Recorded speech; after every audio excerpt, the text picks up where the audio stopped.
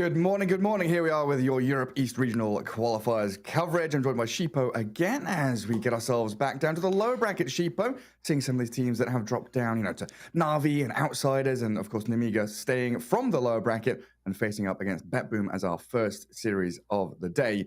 We can take a quick look at the bracket and the schedule. And Sheepo, what are we looking forward to throughout the rest of the last 2 days? It's the penultimate day, nearly done with Europe East, aren't we? Yeah, I mean, hype obviously for that Outsiders Na'Vi match. That's going to be the big one. Yesterday, my closing words on our broadcast before Odie and Fog took over was, man, I'm really looking forward to Hellraisers. This team, man, they're my team to watch. And then they got 2-0 by OneMove. God damn it. Actually cursed them. But what can you do? OneMove, I mean, they were a Div 1 team last tour. They're definitely not bad. This isn't super shocking for me. I'm excited to cover these teams again today. BetBoom, obviously, like the biggest question mark because they have been doing some insane shit with this first pick Visage every single game, no matter what, not ever faltering. It's not working anymore. I think it's like at 3 losses in a row or something. Like, at what point are we gonna adapt? Yeah, because I did it 3 times against Na'Vi, right? And the series went 2-1. The 2 losses definitely didn't look good, though, did they? Oh, yeah. Yeah, he won 3 games with it, sorry, and then lost 2 in a row. Yeah, it was super rough. The losses were rough. Really, really difficult. Like, they were always on the back foot, and, props to BetBoom for always trying to find ways back into the game. But putting yourself at such a deficit just from, like, not just the drafting stage, but literally your first pick, you're giving away the Dahaks playing that hero more likely than not. But yeah, we're getting close to the point where we have our 3 teams, because top 3, that's what matters here in the regional qualifiers, as we can have a peek at the schedule and see the remaining games for today. Of course, starting out with BetBoom against Namiga, moving on to MG against Move, and then Outsiders Na'Vi, that upper bracket to see who goes to the grand finals. Outsiders Na'Vi are already top 3, so they have guaranteed themselves that last chance qualifier spot, so they're just looking for the direct invite to TI, and then later on, TBD versus TBD. That should be an exciting one, Sheepo. I love TBD. That's my favorite team. I have their jerseys. See who we've got matching up later on in that best of 3 as well. But it looks like, Sheepo, we've got a draft ready. Game 1 is already underway. Guess what? What? They didn't first pick Visage. Oh, they didn't. They didn't do it. All right, so to be fair. They were picking Visage at the end of first phase in their first few games with it, right? So this does align with that. And then they were just like, well, this is working. We should just first pick it. They can't beat it, obviously. And yeah, then they got kind of slapped down a bit. I mean, even in that Visage win versus Na'Vi, like, it didn't look good, right? They struggled really hard. The lane was difficult. It was playing into that Marcy Enigma. It was like impossible to lane. Really, I think noticed on their off lane, like he stepped up quite a fair bit for BetBoom. Yeah, and I think after laning stage, right, we really pointed out Lil's Enchantress. That was one of the key elements, it felt like, in terms of taking objectives, controlling lanes. So it's nice to see them first pick Eng and actually ignore the Visage so far in that first phase. Faceless Void is going to be the closer to that first phase of picks. I love Lil, aka Seneko. Yeah, Seneko. My brain just lagged hard. It's okay. It's like 8 a.m., 7 a.m. for you or something. Wow. I mean, Lil did have some good Enchantress games when he was still in the core. Yeah.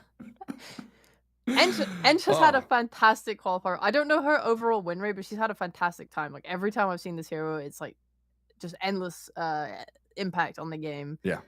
Really easy for her to just play the lane, rotate, anything she wants to do. She can go defensive items. She can go offensive items. We've seen the Dragon Lance, Hurricane Pikes, semi-carries. We've seen the pipes, auras, defensive enches. She's just very multi-purpose, and I think I've seen her and Undying kind of being valued the highest towards these first picks for a lot of teams. I got these lane dominating supports in there. Namiga, though, Primal Beast Phoenix. I mean, we're starting to see some new opening picks when you've got second pick now. I mean, Primal Beast, he looks pretty strong. Wait, did Primal Beast win all of his games the past couple of days?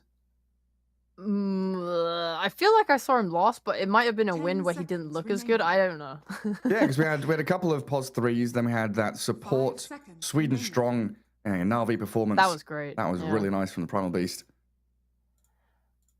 He's definitely looking really, really short. Like his stocks are going up. I think at the beginning of the qualifier, it was people were a bit scared to touch him. It felt like, and now he's I don't know. Now he's just popping up a lot. So I'm looking right now on Dota Buff. He's played 1, 2, 3, 4, 5, 6, 7 games. Hmm. And he has a 57. 57% Yeah. win rate. Yeah. So not the best. Well, it's still pretty good, but not 100% like we were like we were going for. Yeah, but still looking pretty solid. And maybe it's one of those things where, like you were talking the other day about people trying him in scrims, playing him a lot in pubs and stuff like that, preparing for it. And then it's that kind of snowball effect where one team picks it and everyone else is like, oh, right, they've shown it. Well, we'll show it as well. Come out with this kind of surprise Primal Beast. And then everybody's playing it. Could be, yeah. I definitely like it a lot. I'm happy. The happiest I was with it was when GPK played it mid. Like it was against that Lina, which I thought was going to be a really hard matchup. He seemed to do just fine.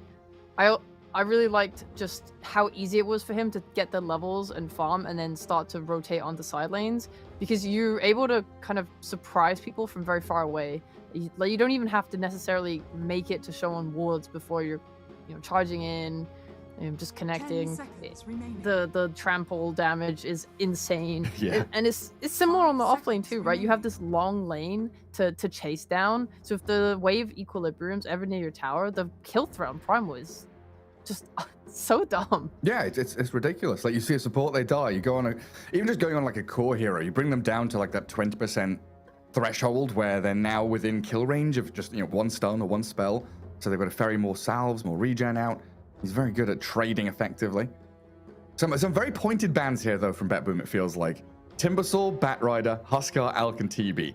Obviously, we know, Mallory, you've been talking, bigging him up about this Timbersaw mid. Are these a lot of his heroes as well? The Huskar, the Bat? Mallory, yeah, the Huskar is definitely his. The Alchemist is their carries. He likes that a lot. I mean, this team has a fair bit of cheese in their belt. Okay. Oh, but... Who's this? It's Bounty Hunter. It's Bounty. I don't know what role it is, but it's Bounty Hunter. That's pretty cool. The hero got buffed. The Janata cooldown got much lower levels. Like I think it was like 12 seconds or something before, and now it's 9. It's just like really nice. It helps him trade a little bit more. I've been seeing. We saw Bounty not carry. Actually, yeah, a little bit of carry and core Bounty Hunter get traded around a little bit even before this patch. I thought he would go. I thought his pick rate would be much higher than it ended up being. Yeah, we expected him a little bit like at Arlington Major. I know pre-Major, Saberlight, I think, was one of the players that was playing Bounty the most with that kind of Axe build, right? Running around and just spamming Shuriken on people. Yeah. We didn't get to see it that much. It's a shame. But I'm hyped. Like, Namiga's draft right now is so fun to me. This Primal Beast and Bounty Hunter should be a treat. And obviously, to talk about BetBoom a little bit, they have finally diverged from their Visage strat, which is good to see. The Faceless Void, I think, is a good response pick from Primal Beast Phoenix. Like, in a lane, I mean, even with this Bounty Hunter picked up too, they don't have hard lockdown, so if the Faceless does max Time Walk, he should be able to lane pretty safely. It's got an Enchantress as well, just to kind of secure that space if that is the offlane heroes. Obviously, you can still put the Primal Beast mid, but the only problem, I guess, is there is also a lot of like trading damage that it feels hot. Like if you time walk off a Janata, for example, right? That's on cooldown for quite some time, and that gives you space to try and go for that kill or just go for a hard harass. That's a good point. Is this Mars pick kind of trying to block Namiga from having Mars Phoenix, or does it have its own merit on BetBoom's team? It might be both, but Notice is a really good Mars player. Okay. I felt him kind of playing that offlane kind of carrier-ish role, right? We had some criticisms for his Tidehunter and buying the Ags first every game, but when he's playing these other heroes like his Dawnbreaker and he's going Deso, he's definitely scaling really effectively. He's also played Mars already once in this qualifier. He went the, what's it called, the Falcon Blade into the Deso build. He went very much core carry, so he's just that backup player there for BetBoom to rely on. Yeah, and overall, I think we've had some criticisms about some teams lacking damage in drafts. Like overall drafts have had some holes in them. So it is nice to see, players like Notice kind of adapt to that and say, hey, we need more damage. I'm going to buy a Deso on my offlane hero. So you can have as much push as you want, as much team fight as you want, but if you don't have actual damage to put into your team fight spells, what's the point?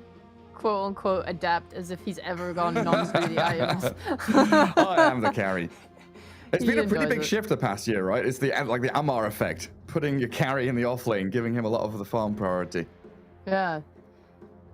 They have one support left to pick up now on BetBoom, and Nemiga not quite sure, honestly, just because the Primal Beast and Bounty Hunter are so flexible. I'm not sure if they need like a mid, or if they want to put Primal mid and they want an offlane, or if this Bounty's offlane with Phoenix and they need a pos 5. I think there's a lot open. If I had to try and like match lanes, I think we'll just be seeing this Morphling versus Mars. Typically, Morphling is pretty okay against Mars.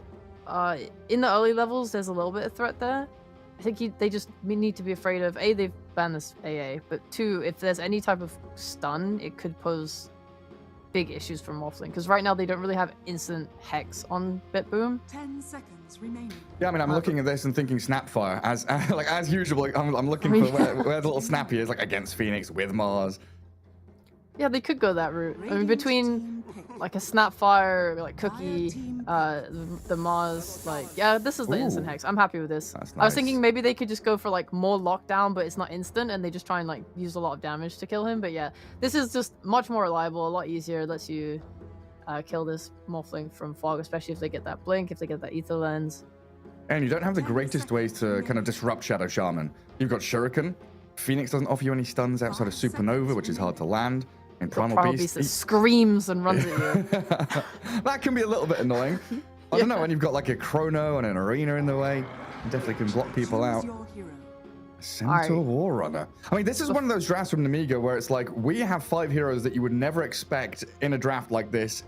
Everything you've practiced and trained for, out the window. This is a new game completely. No, wait, I'm just gonna, hold on, let me roleplay his Twitch chat right now. Pog, Centaur, Pogchamp, card, Pogchamp, card. Ags. Ags, buy Ags, please. Oh. I think after the patch dropped, everyone spammed it, and Centaur got picked because he did get buffed. He got the extra health regen that lets him lane a lot better. But no one has bought the card. I don't think I've seen it once. No, me neither. I was gonna ask you, have we had it in a pro game? I don't know.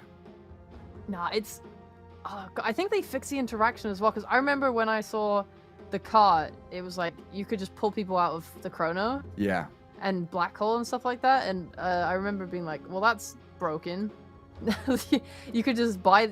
I don't think it even feels bad to play Centaur versus a Faceless Void and have, like, Ether Lens. Like, if you have Ether Lens plus a neutral item that gives you more cast range, like a Telescope or that other one, it actually, you can pull people from the center of Chrono. Like, unless he has the Chrono AoE talent at 25, you can just save anyone no matter what. Just grab him, take him away. Yeah. That was pretty crazy. Right.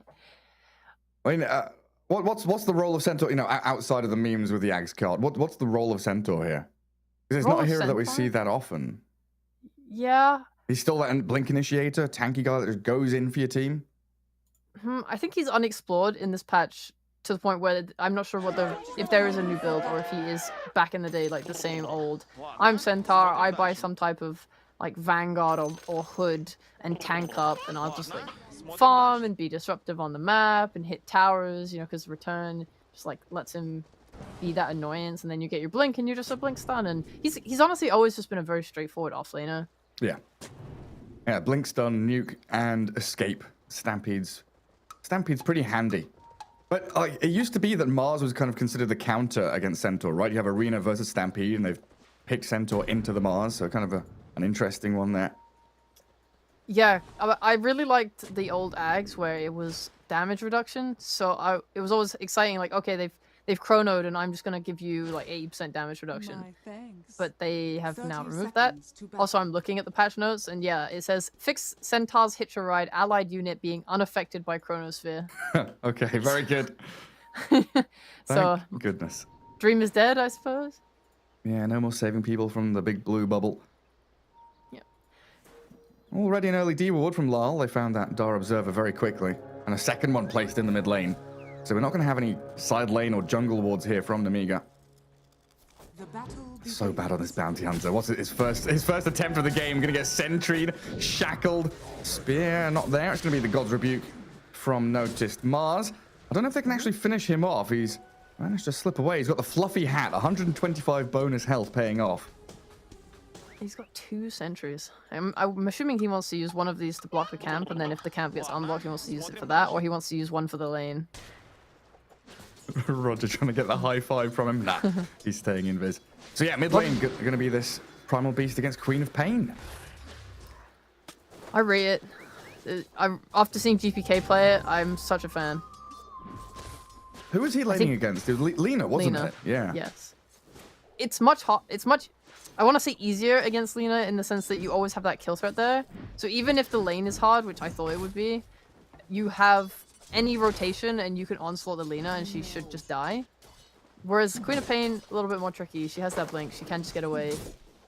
So we might just see Malrine playing more for the side lanes, or we might see...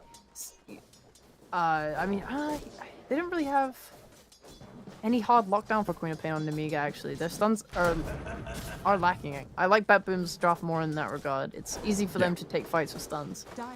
Yeah, far easier. That's the same thing, right, with the Shadow Shaman Shackles. They've got a few things to deal with it, but if you've already spent those, it can be a bit difficult to stop the Shackles. Down this bottom lane, Phoenix. Yeah, Hellscream having a pretty good time here against Seneko. Fiery Spirits trading against the Ench, forcing Dahak back. And maybe here with Retaliate, with Fiery Spirits, there's a lot of little damage instances over time. You can't really trade that effectively. Like, Time Walk isn't going to regen you up against any nuke damage because there isn't any. It's all dots. Yeah, it's not pleasant, that is for sure. I don't think that... I mean, yeah, you get whittled down and then like a hoof stomp into a double edge could easily kill you. I think he might want to get a raindrop just to secure himself later down the line, potentially. We'll see what the Centaur even skills. He might just go for a max Retaliate build and cut waves and just try and farm really hard, because that... I think that would probably dissuade the Ench, especially if he gets a Vanguard too. And how quickly he's getting there, right? This double ring of protection makes up for the nerfs in armor he got. He's got 8.4 HP regen a second on Centaur, so he's sustaining himself in lane even without the ring of health or the Vanguard.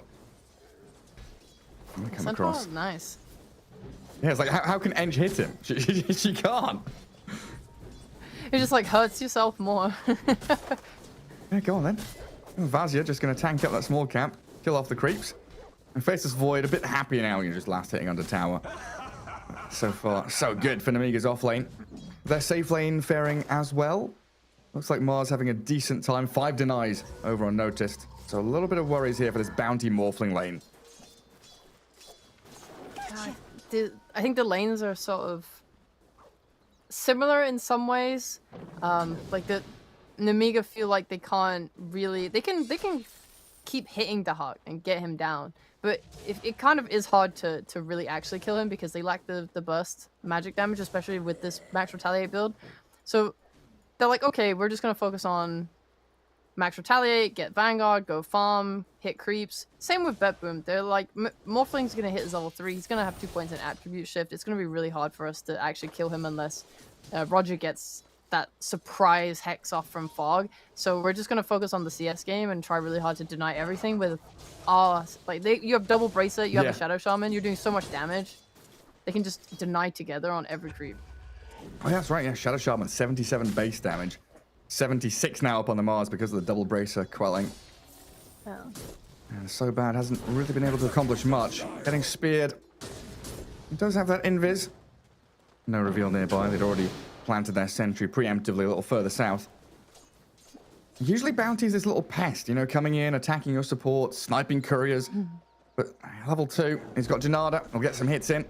But it is harassment and an uncomfortable lane for Kiritich so far. Down bottom, Hellscream.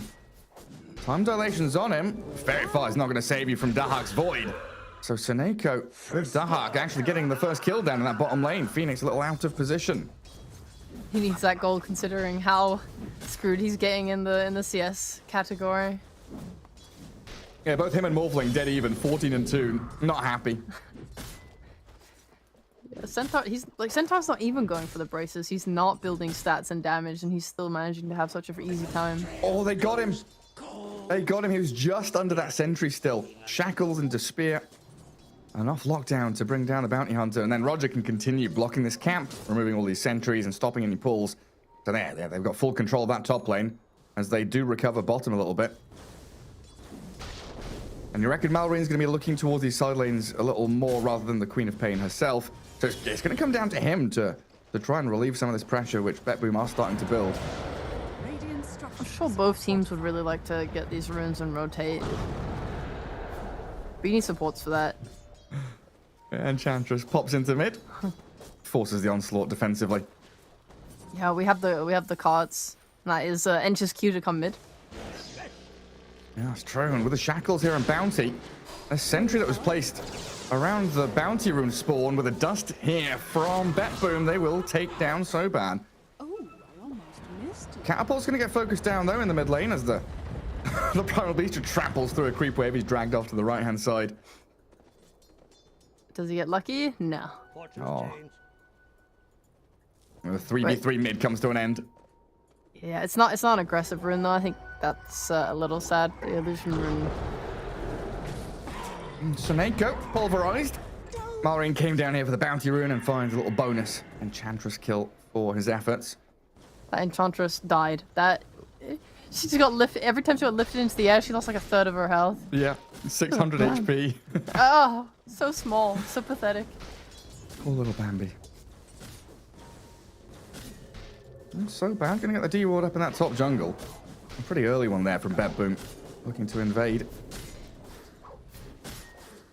Morphling has his Morbid Mask now, so he's kind of okay in terms of surviving in the lane, because I think the worst part about playing against this Mars and stuff is just how you get clicked and clicked and clicked and you force some more strength. Centaur in danger. Yeah, time dilation on him. That's slow. Pretty irritating. And with Roger coming down here, impetus shots and the final hit from Shadow Shaman. Kill off the Centaur. And BetBoom making some very swift moves to try and get the core heroes up and running. They know, like you're saying, right? They know the Notice is perfectly fine top. Every 15 seconds, he's just spamming spells onto the Morphling, shoving creep wave, and potentially able to drag things back if he pulls his large camp. Yeah, but the point I was trying to make was that before Morbid Mask, you'll just get clicked by this double brace of Mars, and you'll be forced some more strength, and then your damage is so low that it is really hard for you to contest the last hit, so your CS becomes quite skewed. But after the Morbid Mask, it's like not as bad, at least, because especially when the wave gets pushed into your tower, you can just like click up, you're full health, you're not super strength, and you start to recover that CS. And they will TP Malrine up here. Nice little sidestep there. Notice a little ballerina just pirouettes on the spot, turns around. No more uproar, no more rampage. Does have the pulverize though, as Malrine and Kiritich turning into Mars mode. And they'll get this kill eventually. Took them a little bit, but Primal Beast with his first movement, getting a big kill on that very farmed Mars. It's nice. Nice to rotate. Just noticed we've seen how he plays. When he's so gritty and he likes to go for kind of like trying to be another big core, you don't want to give him that farm because he will make good use of it. Looks like Primal Beast wants to get back into mid. I don't think they would ever kill the Queen of Pain, but they're going to scare them with the loud noises of the Primal Beast. The drop response to Primal Beast is not bad, because you can't kill Queen, right? But you also can't kill Faceless Void. There's definitely a world where it happens. I'm not saying it's impossible, but he feels awkward, right? Like, yeah, it's nice to shut down Notice for the reasons we stated, but also, who else are you really trying to go for?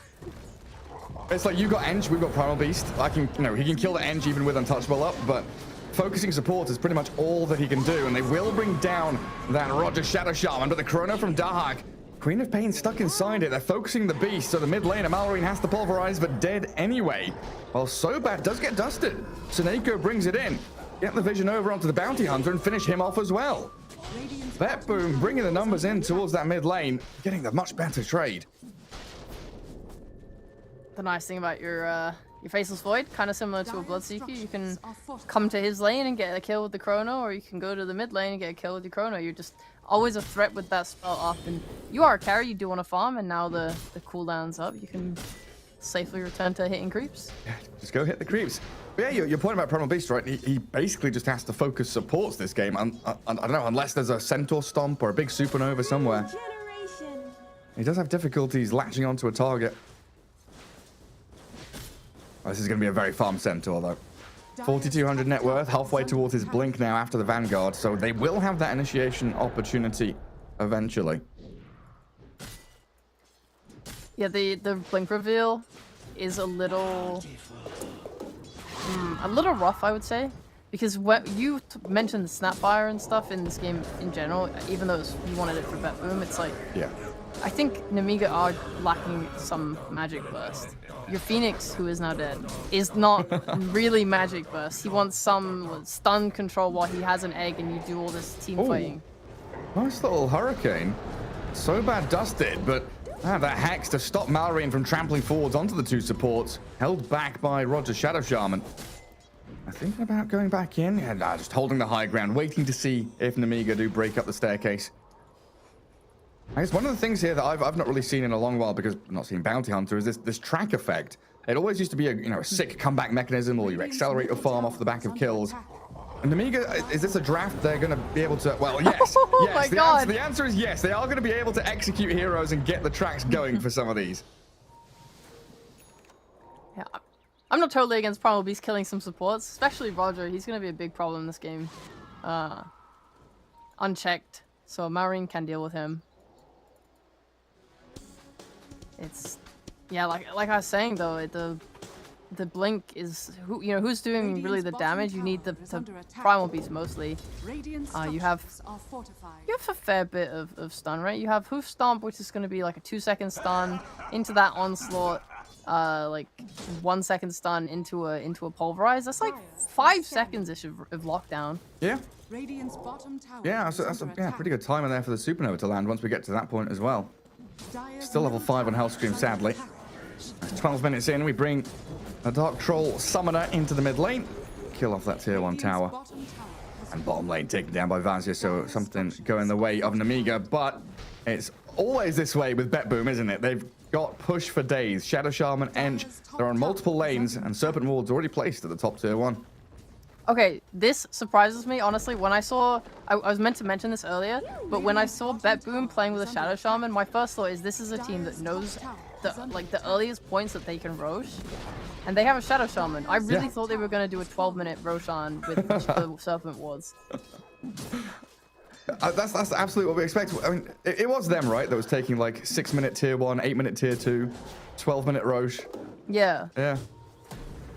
Oh, no. Crazy fast move. Centaur misses out. The debut of the blink not paying off. That was meant to be an opening for Malrine, and we're starting to see that, I don't know, the shift or the struggle where Malrine's level 9, trying to get that BKB rush going, and Centaur really has become a much more powerful through farm than the Beast. But they'll shift up the top, and now the Centaur blink gets the payoff. Get themselves another little trap kill. Yeah, but you're killing Enchantress. Lal and the Hawk both haven't died this game yet. It's nice and all, and if it's gonna get you to an item that lets you kill those heroes, sure, that's okay, and you're happy with that. But the Hawk's got his Maelstrom, he's hitting creeps, Lal's been hitting creeps too. Like, Malrine's trying to rotate so much, he's like a level under the Queen of Pain, and he's quite far behind in net worth too.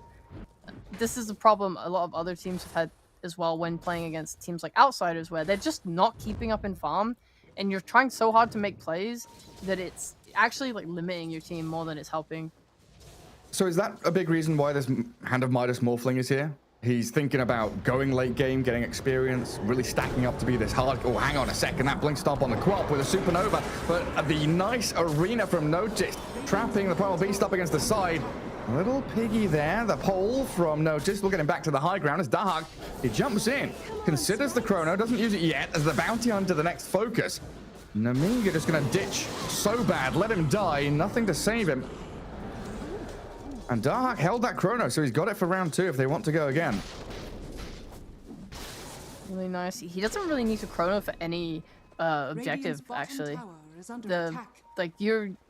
Oh wait, do we have Serpent Wars? They could Rosh. They do. They could Rosh.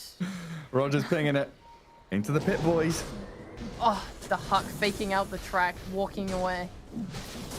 Well, yeah, pretending to go to farm ancients. Yeah, Guys, I promise it's not Roche. I promise. yeah, it looks like Namiga not falling for any kind of trickery here.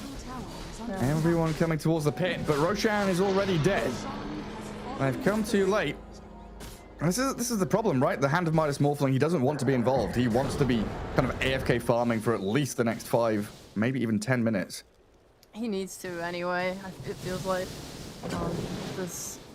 his lineup is so awkward.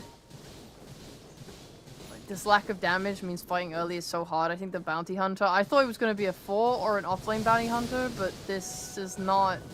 Like pos 5, your top lane's super weak as a result. His spellcasting is not that great. You know, he's max Donata, but because he's pos 5, he's only level 7. He doesn't even have max Shuriken toss. Like, obviously, the track gold has been nice, but it's not making up for how little you are farming as a team.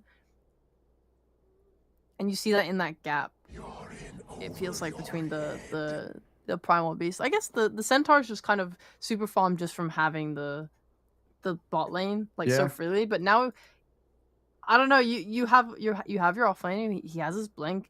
Are you gonna do something with it now? Or are you just gonna keep farming? Like, do they just need like a BKB Scotty on this Morphling for him to finally carry? It feels like they have slowed down a lot on Namiga. Just because they don't really know what they're meant to be doing other than farming. Yeah, exactly, right? That's where I feel like the problem is. They want to be doing stuff now, and they do have, okay team fight. They've got good catch, they've got decent ways to, zone people out, pick off targets. But they're up against Chrono, they're up against Sonic Wave, they are up against overwhelming team fight from BetBoom with this arena. So if they do go for a pick-off and there's reactions from BetBoom, they're always going to be in a 5v4. BetBoom will bring the numbers, they'll have every ulti available to them, and your Morphling is just not going to be involved. So it's kind of a toss-up of, do we go fight now and maybe, lose out in these fights, trade, give this Morphling a bit of space, or do we chill out and then wait for Morphling to be ready to actually have proper 5v5s? I kind of feel like this game might devolve into this split-pushing, wave-cutting from Namiga very soon, honestly. Like sitting down in the bottom lane with Bounty, cutting waves, Morphling trying to hide in the Ancients. Their split pushing is very bad. Yeah. We've seen some nice heroes with split push recently, but these are not one of them. Bounty Hunter hits very lightly. He will not be. If anything, Phoenix sitting in waves trying to push is probably better. He's actually level 6 at 15 minutes. This is really sad. Like him especially needs to get levels. We see these top teams like delegating lanes to their supports to really just kind of help elevate their levels. Like, you want Phoenix to be getting level 12 at least, just so the Supernova is like that more powerful, has that many more hits, makes it just really hard for BetBoom to actually kill it. Because right now, I don't know. BetBoom have quite a few heroes that can just stand there and hit the egg. Yeah, just like Void can just jump in, Chrono on top of the egg, hit it, make sure no one can stop him. We'll get back underway. Queen of Pain starts the Aegis for what, over 4 minutes. Barely any time has passed. So it feels like BetBoom probably just ready to group up and go for that next objective, whether it be invading that top jungle, getting some vision down, because currently triple sentries there has removed all of their observer wards. I don't know, at this point, are you afraid as BetBoom of this Morphling? Do you want to go hunting for Kiritich? No. No, Suneko, he's gonna be the one that gets hunted, but the arena, the save on Suneko, the engine's alive. They've kept him up and running, and that Sonic Wave is gonna clear through Sobat and Vazia. And this is the thing, right? How many heroes does BetBoom have here? 5. 5. I can count. All. Every single one of them. It looked like Namiga were like, gonna go in, get a kill, maybe turn that into another one. Then BetBoom were just like, nah. Don't even spend Chrono.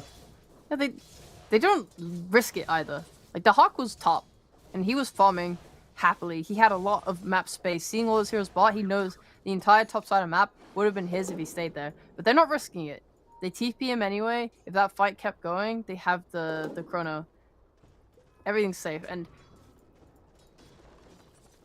that is just going to not try and give Namiga that space back into the game. I do want to see them go for this top tier 2 tower soon. They have the Serpent wards up now. So something they could do if they want. maybe they also want to take the bot tower, and that way it just makes the triangle that much more invadable for them, and just try and keep Morphling as far away from creeps as they can. Yeah, close that map in around them. Seneko back on the dewalling mission. Loads of sentries. I wonder who's buying all these sentries for the Dire, because they are spending a lot of money to try and beat Seneko at his own game. Looks like Bounty is the most poor, so I would probably guess him. Well, he started the game with 2 sentries, didn't he? So he's probably bought like 10 so far. We're trying to keep that ward coverage around the Ancients. Double observers looking down to the bottom rune spot where a DD has spawned. Bounty's just going to be the one that takes it. Make sure that BetBoom don't get their hands on it. While the Shackle's on a Phoenix. He does have dive. Roger, not even going to try and hex him. Gets away from the trample of the beast. Even Serpent warding here, but Mallory just keeps on going forward. Gets through the Serpent wards, pulverizes Roger down. And Lal not able to fight back on his own. Does jump in, aiming for Phoenix, but has to back away now. They've all TP'd out. And So Bad will retreat away from Dahak, who does have the shard already.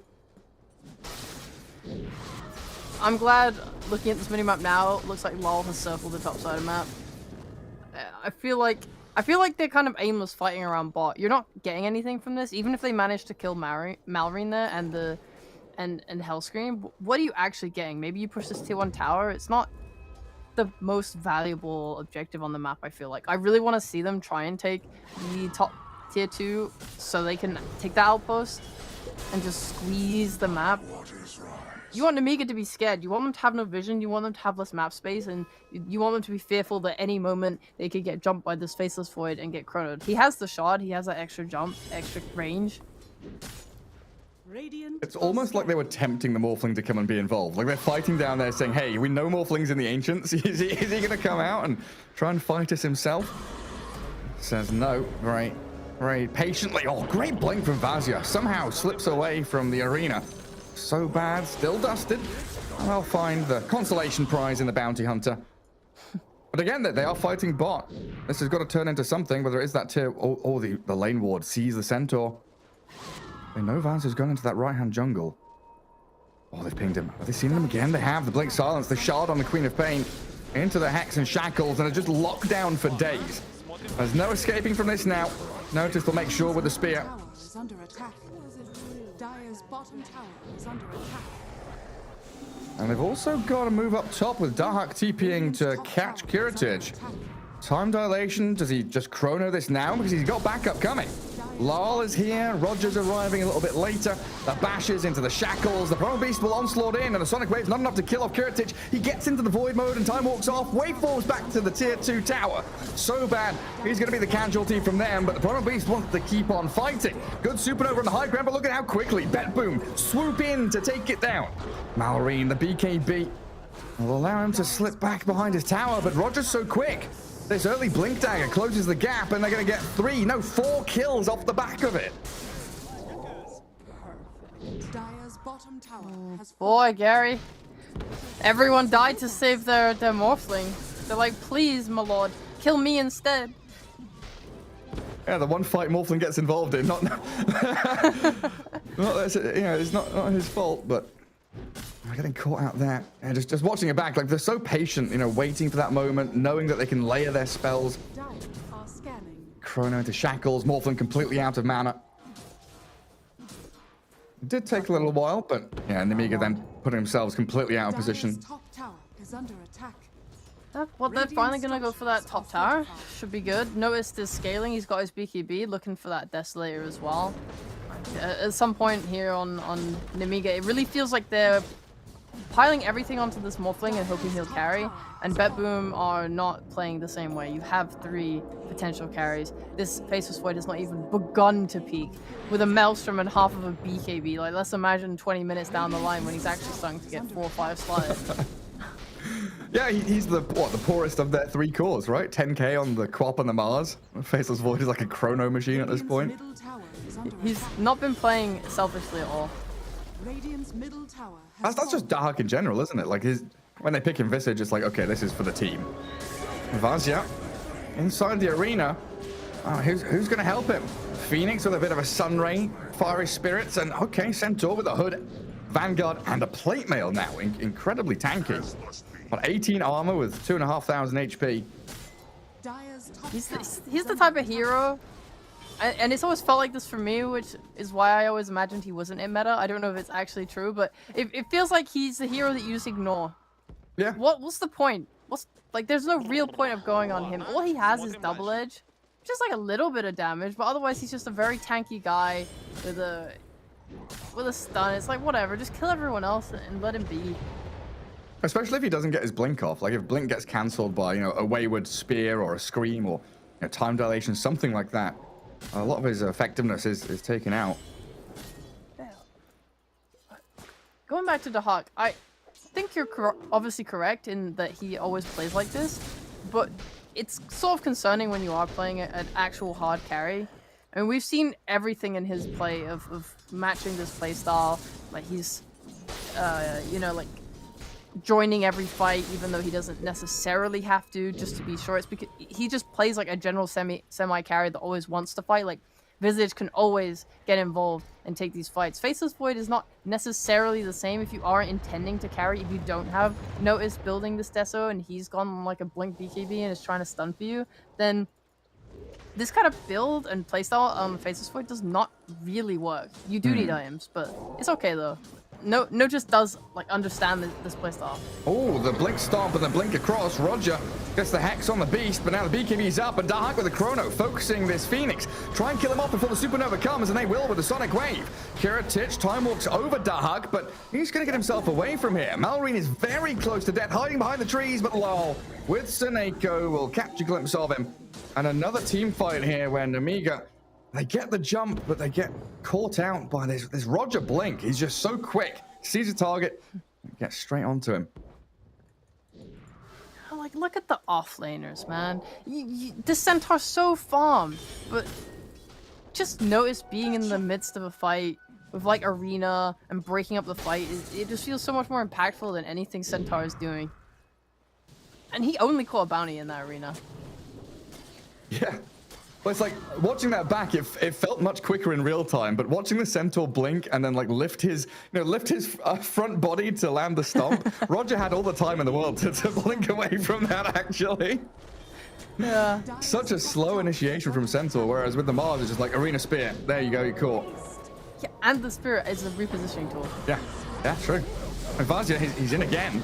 Noticed, repositions the Centaur back, onslaught in towards Roger. The dieback of the Shadow Shaman as Kiritich, the tanky Morphling, undealt with by Dahak.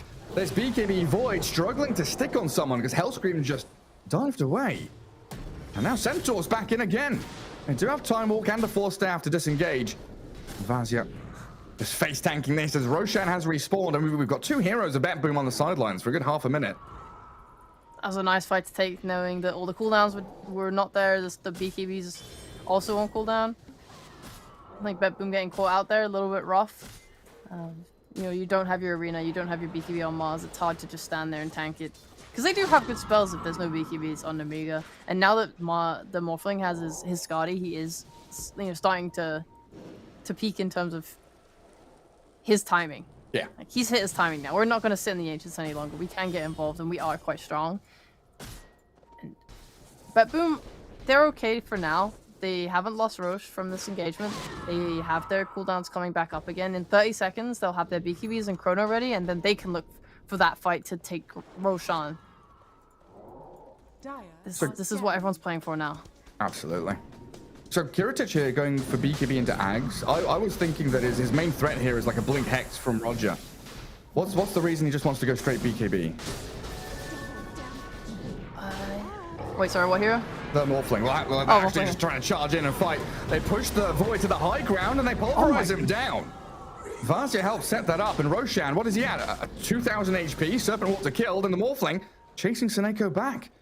Lal has a DD rune, and there's no buyback on Dahak. This Roshan looks like Namiga's going to come in and snipe it. Notice wants to stop them from doing it, but misses his spear within the arena. And Kiritich is breaking Roche down. Notice with a BKB, Supernova on the edge, but Notice grabs the Aegis. Lal blinks away. Mars, he's already done his job. The tip from Roger, well worth it. Well, Seneko, he's gonna get Ripped apart by this primal beast. So bad we'll take him down as noticed. Yes, you got the Aegis, but you lose your life for it. Well, thank God he got the Aegis. But my God, what the hell? Why is BetBoom walking into Roche as if Namiga are like 20k net worth down? You're not playing on... Like your cooldowns. You're not playing... Like, you have Chrono up. Well, coming up, sorry. They just walk into the pit with no Chrono and then take a fight like that. You can't do that. Like, there's a reason that teams play these high grounds for like 5 minutes sometimes, waiting and poking and trying to force like cooldowns. There's a reason they smoke and do wraparounds. There's a reason they always smoke and seek a fight before Roshan. It's because of stuff like this. Yeah. Like, boys, we have the element of surprise. We can go into Roshan and take it. But no, Namiga, they have eyes. They can see you. I'm not fully keen on how BetBoom approached that, but I think at least they got the Aegis, so it's not something they have to worry too much about. And they do still have that Chrono to fight. Yeah, now it's go time again. But Seneko may be going a step too far forward. He's a pretty tanky Enchantress with his Force and Drums and a 2-man Chrono. Dahak, again, his eyes are only on the Phoenix. Switch to the Bounty Hunter now while Valzir trapped within the Serpent Wards. Dahak back in towards the Centaur, and they do spend these big cooldown ultimates on 2 supports and the offlaner. So the question has to be asked, what's next? What's the objective they get from spending these 2-minute cooldowns? Just map space? They did not take that fight around an objective, so it's not super obvious, but they took that fight kind of based on it being available to them, not because it was, a thought of like, hey, we want to take this fight and take Roche. Hey, we want to take this fight and take a tier 2. I think they're just chill to get the kills, open the map up. Like you see right now, if you drew a line on the map of where BetBoom is versus Namiga, they are going to get more farm out of this right now. So I think they're okay with it. You don't get any objectives really, but I think it's fine. You're probably thinking we're just going to keep farming, get our Faceless Void really up to this carry position, and then aim for the next Roche, baby! A nice little morale boost team fight. Like, yeah, we can do it. 8 minutes from now, we'll fight for Roshan for real. And hopefully have Chrono for it. Noticed. I'll run back away from that Morphling. Namiga? Yeah, they're all grouping up down bottom. Okay, it's the shard. The Morphling's shard lets him morph through his stun now. Does this count for Chrono? That's a good question. I think so. I want to say yes.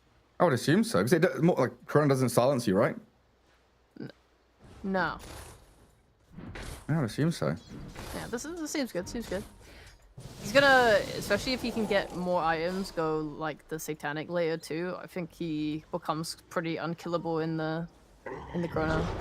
Radiant's bottom tower is under Man, he's an absolute beast. 18k net worth. His BKB is about to be delivered as well.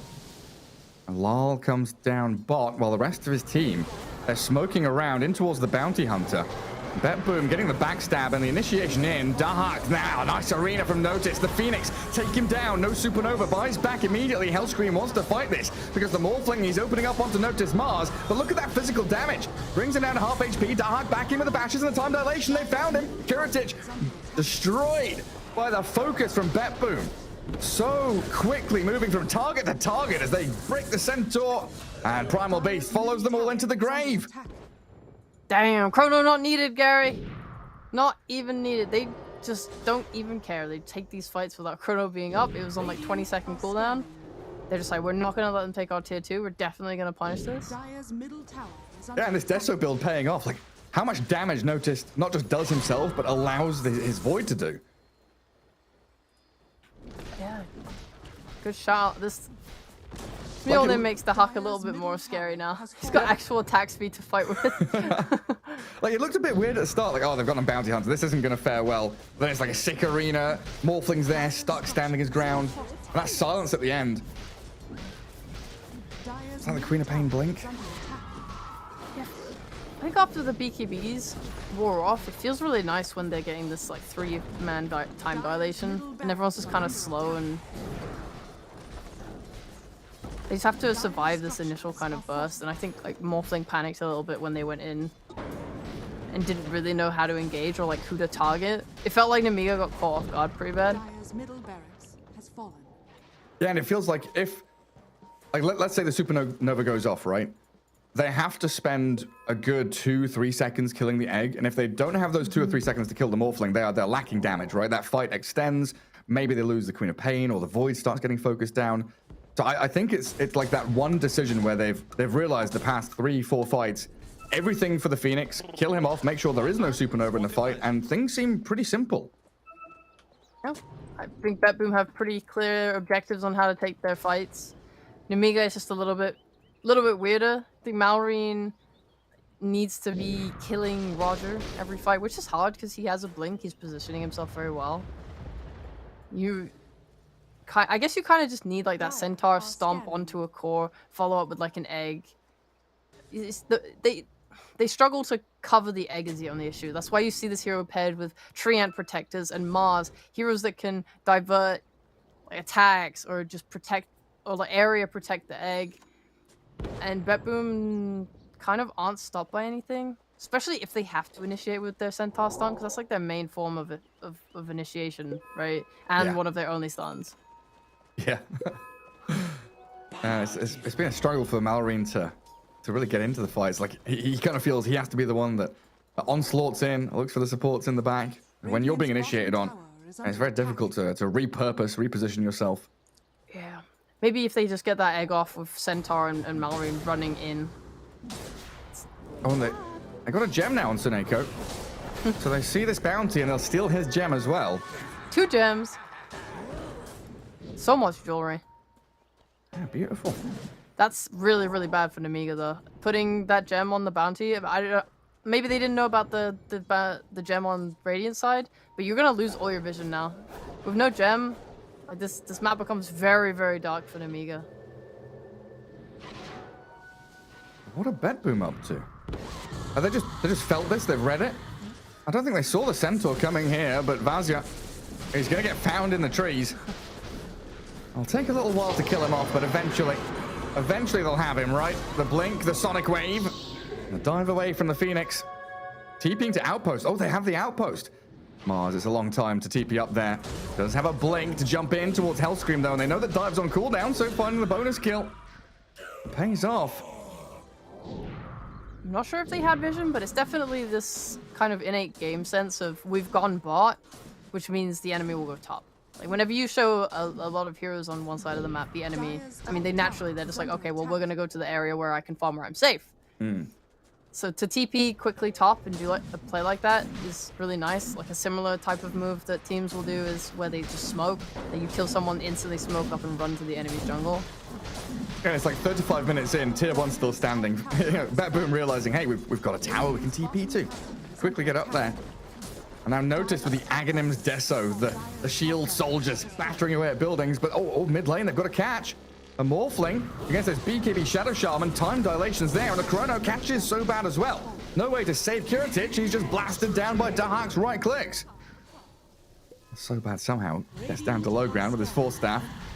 Off he goes. They have so much stun for this Morphling, it's so hard to play. Even with that strength morph, all you're doing is losing mana.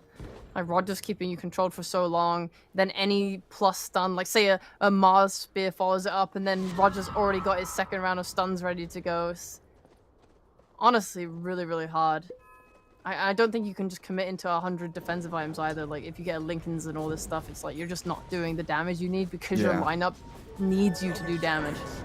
That's why I was curious about the Lincolns versus BKB, as Vazia just initiates straight up onto Suneko. And again, this Enchantress incredibly tanky and the Bulwark keeping her alive, but this Supernova getting through that percentage base as Malrine disappears. Morphling, time, walks, and dilates onto Roger, so at least something there, but a double buyback from Namiga, Morph and Primal Beast, both spending a lot of money to get back on the battlefield. It might pay off, though, because Roshan's spawning in about 15 seconds. Oh yeah, they could get that for sure. There's no Chrono as well to contest. Alright guys, don't lose hope. Stay in the pit. Don't lose hope. Back. No, go back in. 1 second. No. Guys, check the pit. No. Bounty Hunter, your one job is to go in the pit right now. Right now. So bad. Don't live up to your name. Well, he got the gem. He got Seneco's gem. Alright. Oh, they checked. They found it. Let's go. All right, that should Yeah. be free roach for Namiga, and that brings this game to something quite interesting, I think. Is it free though? BetBoom, they like these moves around the Roche pit. Roshan half health. Chrono on cooldown for 35 seconds, but they are wandering towards this Roche pit. Onslaught up to the high ground. Mallory just BKBs up, trying to keep them back away from the Morphling who grabs the Aegis. And Namiga, they snipe it. But they're on the run now. BetBoom just charging forward. Look at them even checking anything in the pit. Any shard? Anything left? No, it's just gonna be Roger dying. But a spear from Noticed and a sonic wave, but it doesn't kill off Kiritich. The Sunray keeping him topped up while Malray turns with the help of the Supernova. The focus from BetBoom straight onto the egg. Dahak takes it down with his BKB. And now the Morphling has to waveform away, but he's going to get over that arena barely. Time Walk's ready. Dahak saved the spears from Noticed, catching 2 heroes at a time. Oh, look at the ranged bash from Kiritich. Does going to catch onto Dahak, but no reveal. He's away with that Trickster's cloak, hiding in the trees and getting a 2-man Chrono defensively to TP home with a blink stop. Ooh! Vazia doesn't land it. All right, no one could have predicted that. No hate to Macenta. Who wouldn't go on top of the cliff? The Hawk just outplayed Giga Huge Brain. Yeah, you saw that fight though, right? The Phoenix, with nothing to defend the egg, it's so impossible. But I guess the one nice thing is that BetBoom are committing their low BKB like times to have to kill it, and then it does give Namiga a little bit of breathing room afterwards. It's just, you know, Notice so good getting that double spear. Like, Fortunes change. he's just able to keep the Hawk safe, and the lack of lockdown on Namiga just makes it so difficult to take these fights. Like, you're never really keeping Faceless Void down for long enough to get him. Yeah, I'm wondering how different that story would be if the arena was a few pixels further to the right and caught the Morphling inside, and maybe they have enough damage to kill him. Yeah, that's true. But yeah, every time they have to focus the egg, again, it's just like 2 or 3 seconds where they're not hitting the Morph, they're not hitting the Primal Beast, and they're able to actually get their spells out. Unnoticed, Ascardi Slow is going to catch him, another little defensive spear. Arena going to try and stop them coming in, but Malrine has the blink over the Colosseum. And Namiga with a new lease on life here, finding pickoffs, taking charge of this bottom jungle. They're 2 racks down, but it doesn't seem to matter. This Morphling's king of the game. They gotta keep up aggression because of the way that BetBoom have just used their spells in the last minute. Like the defensive Chrono to TP out, defensive Arena to TP out. They don't have their big teamfight spells right now. If they want to take objectives, if they want to take a good fight, right now is when it's good to do so. They have their spells, they have their BKBs, they have an Aegis. Like, you are in the power seat right now on Amiga. I think BetBoom showed earlier that they were willing to fight bot without Chrono, but you're definitely weaker without it. Radiant's middle tower is Careful, under attack. careful. How big a deal is this Morph Ags, by the way? Because I know you talked about it the other day against your Medusas and your big stats carries. Against the Faceless Void, stealing his attack speed seems nasty. Dude, he's got a rapier. He don't got. He's got a rapier on that courier. Sorry to change the topic, but he. No. Oh my god. I saw it queued up. I didn't think he'd just go and finish it, but apparently, yeah. It looks to try and kill off Seneko, but Dahak. Time walk in, time walk back. And Kiritich is bringing buildings down. The Axe is cool, 100%. The Axe stealing, especially against his Faceless Void, who, like, let's be real, he's pretty underfarmed already. Like, if you take his stats, he's gonna struggle pretty hard in these fights. Like, losing the attack speed that you need to get off your bashes, to get off your damage from time lock. It's pretty devastating. They've got to think about their base, though. That is. Tier 4s are dying. Bounty should deal with it, really. It's like the most useless member of the team. It's gonna be the Primal Beast. Kill the catapult. And Radiant Vision does see them retreating. You have to give up your position to do this. It's sad, but that's just the problems of having two racks taken.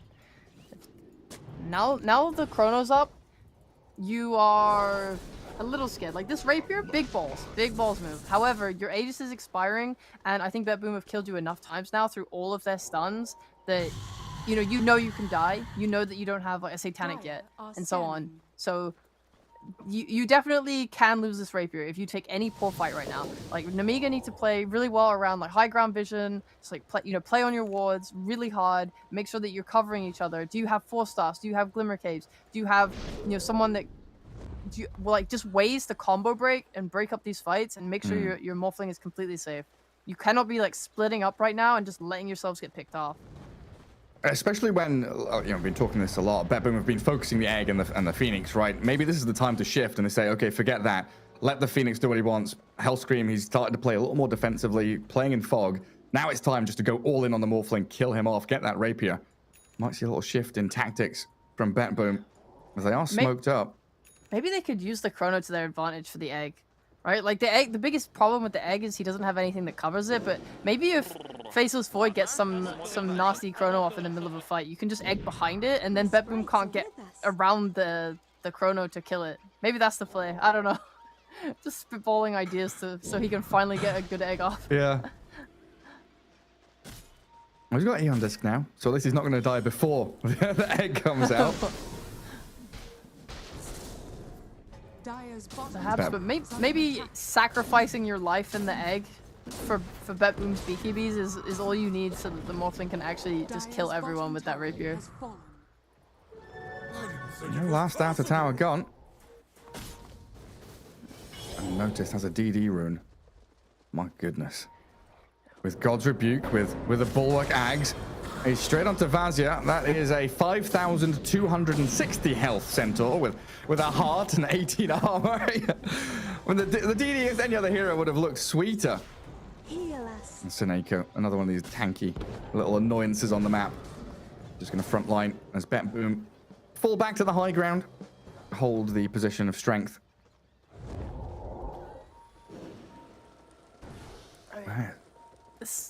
The fight should be good if you can get the morph off on the Faceless Void to start a fight. You become so hard to kill with the time walk, with the stays. Oh, ooh, Jesus! Who's thinking about going? Nice smoke Centaur. Smoke broke and Vazia can't even hit the Enchantress. Take down that Wraith Pact instead. And so bad here. And another great thing about this bounty, you're keeping tabs on people, knowing where the initiation's coming from. You don't really have that many ways to dispel off the track. So Namiga see them coming. Trying to clear out this mid wave to make sure there's no easy way here for BetBoom to kind of push in mid, then swing bot to keep both lanes trapped up against this dire base. And someone always has to keep coming back to contend with top as well. We talk about the poke and prod type gameplay that we've seen a lot of teams do, especially when trying to contest Roche and get things out of each other. I really love Vazia's like item build that is allowing him to do this. Like, how many times did he poke in that fight? Just constantly going in, stunning, double edging, hoping to try and get anything, try and get a Wraith Pack, try and get a BKB. If he can get that for his team, then suddenly Namiga have a way into the fight. You saw Morphling is just sitting far, far back, not risking anything, not giving away his life. They want to use Centaur to try and just get stuff from BetBoom so they can set up for a good fight. Yeah, but where's the Ags? I mean, that's true. Where is the Ags? I mean, eventually, this game goes long enough. He has to get the Ags, right? Like, there's nothing. You can't just go, well, I guess I'll get a Moon Shard instead of that. He has to. That's so bad. Again, right place, right time. Starts getting the tracks up onto BetBoom. But a very quick rotary spawn means they are already inside the pit. Serpent wards, Dark's right clicks, and another DD rune for Noticed means it's a pretty quick one. Roshan about to die. Dark even BKBing up to make sure that Namiga didn't get an opportunity to jump. Back to the scared mode. Namiga, get in your base. Stand on that high ground. 5 minutes. Yeah, just chill. Wait it out. Let's take a look at buybacks, because this is another important thing. Morph doesn't have one. I think he has other items he needs to get, like Satanic. Later game, the way these carries play with their rapiers is they'll just keep buyback plus a second backup rapier, and then they start to play unafraid. Because right now you're afraid. You lose this rapier, it's a massive blow, but later if you have a backup rapier, it's like, okay, fine, I can die and I can buyback, get my next rapier. We don't lose any real ground.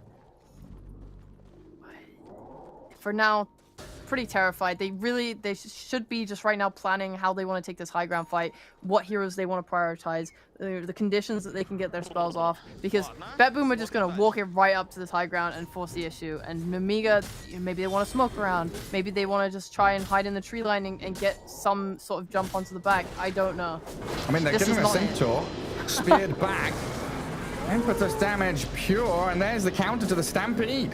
Centaur caught inside the arena while Dark time jumping back in and out again. Sonic Wave even thrown for good measure. Vazia's still alive, but finally dies, and now the focus on towards the Enchantress. Malrine goes in to get the pick off while Namiga buy back the Centaur. Dark, yeah, he's really toying with them in this time walk. Yeah, that's the bad way to start your defense. Getting speared back like that is pretty costly. And they'll go back again. They've still got this Aegis for 3 minutes. Did someone eat the cheese already? I saw it was on the Mars. Oh, it's on the Enchantress now. That's where it's gone. She's holding on to that. Animals. Oh, Dahak. They saw the Phoenix for a second there. They've lost their Mars, though. The Sonic Wave pushes them back. They're all inside the Chrono, but I don't know. Can they do enough damage? Dahak just has to time walk away. The Supernova lands, and BetBoom struggling to pick off any of these heroes. Morphling just shreds through them with the Rapier, and the stun from Centaur catches the first life of the Void. Malrine buys back on this Primal Beast as Dahak respawns straight into this Morphin Centaur, who hex him, catch him, pulverize him, and he's dead. They're focusing barracks with the Serpent Wards, but I don't think it's going to be enough. Seneko died back in this. The Morphling showing how much damage he can output, and they'll kill everything off before the buildings fall. God, what a stressful fight. Knowing you have to deal with all these heroes and Aegis, plus they're trying to get your racks so badly. They execute it really well. This is finally, we see the power of getting the egg off. Wait, what happened here? Morphling sold his treads. Did he sell his treads to try and get buyback? Because he's now bought brown boots again. Something's happened there. Oh, wait, yeah, we can see it back. How much damage that Sunray does. Yeah, okay, Mars, you're tanky, but not against this Phoenix when he's let free to unleash all his spells. Was the Hawk halberded or something? It felt like he didn't act until he got his BKB off. Either way, that Chrono, they just did not have damage for. I think Mars going up like that was very... I mean, like Namiga, this is what I'm saying, right? Namiga have planned for this. Like, if they walk up, we go. We burst them, they have the damage. This new shot on Morphling, it just makes you so confident. Yeah, and speaking of confidence, they go straight in towards Fountain, but the two-man spear inside the arena. Dahak now able to actually do some damage. Allows him, with that BKB, to batter into Vazia, and the whole situation around buyback is becoming apparent now, because Centaur's about to die back, but this Morphling with his Rapier still, finds the Mars with the Pulverize. Kritic with the Refresher Orb now gets another BKB off, and 3 heroes are down. They'll find a 4th with an Ultra Kill for the Morph. Oh, I don't see what Dahak can do here. You can buy back your Queen of Pain, but it feels like Namiga have this one locked up now. God, this will go down as one of the greatest Morphling performances of these qualifiers, at least. Queen of Pain returns. Malrine, Eon Disc. He's got that side device to turn and hex, but he's dead. He's gone for 2 minutes. Can't throw this now. Kiritic is on the buildings. Waveform away, though. Doesn't want to go for throne. So they got a lane of barracks. They got some tier 4s, but BetBoom, they're on the chase. Hunting Kiritic. Get the Chrono. This is Rapier that's going to be on the floor. They should have the lockdown and damage here for sure. So bad can't save his morph. They've hexed him and found him. Dead, but with buyback. Immediately pops it and gets into the game again. So scared, you don't have a backup Rapier, you don't really have a backup item either. Morphling's just become a whole lot weaker with only that Morbid Mask. He bought a crit. Alright, he'll have a Crystallis as his budget Rapier. You said buybacks were important, Sheepo. They sure are. Look at that swing. 5,000 gold going to BetBoom. 1,600 to Namiga. And how many? 5 buybacks? I guess if you include like Seneko and Primal Beast, whoever bought back in the previous fight, nobody has it anymore. Everybody's spent their buyback in the past 2-3 minutes. And the throne is open. BetBoom straight for the jugular. Namiga down 3, so a 2v4 now. And the straight up Hex onto the Morphling. Is he going to get the shift off in time? He's time dilated, stunned, controlled. Kiratic in trouble, the Morphling dead. The throne is open and the comeback is halted. BetBoom somehow find their opening. Oh man. This is so sad.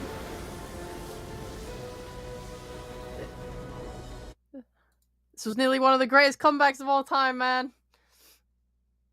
But not quite. Stopped at the last hurdle. Yeah, it looked like it was going to become a struggle for BetBoom at the end. And honestly, you know, props to Namiga for finding team fights, finding ways to actually combat the Chrono, the Sonic Wave, all these big abilities that BetBoom had. Yeah, geez, I'm really impressed by Namiga's like resilience. Resilience. They saw openings. They went right for them. I think they had like a good head on them about how they wanted to take their fights going into the late game using Centaur. And yeah, he's not like the strongest hero in terms of initiation, but him putting his body out there and just playing up in BetBoom's face and trying to make them uncomfortable was really nice. But obviously, BetBoom are the winners. Big props to them. I think it felt very hard for a little while with how like the Huck is underfarmed, I'd say, compared to other carries on Faceless Void, but he's still making it work. He's still getting the really good chronos. I think Rogers, blinks, and stuns all game were extremely on point. And yeah, they just I think their draft was just a lot stronger, and they looked a lot stronger throughout most of the game. Yeah, I mean, they had a couple of weird little moves, like trying to go into that Roshan without their cooldowns, but Let's not talk about that. In the end, it didn't matter. They found their path to victory here in game 1, and just really hope here. You know, Namiga have shown some really great performances. Hope this doesn't upset them going into game 2, because that can happen in some of these regional qualifiers. You go up against a better team, someone who maybe you think you can upset, take a couple of games off of, but getting a loss like that can definitely break your team morale. So here's hoping that game 2 is going to be another close one, maybe a victory to take us to game 3 as we have a quick break and return with the rest of this series.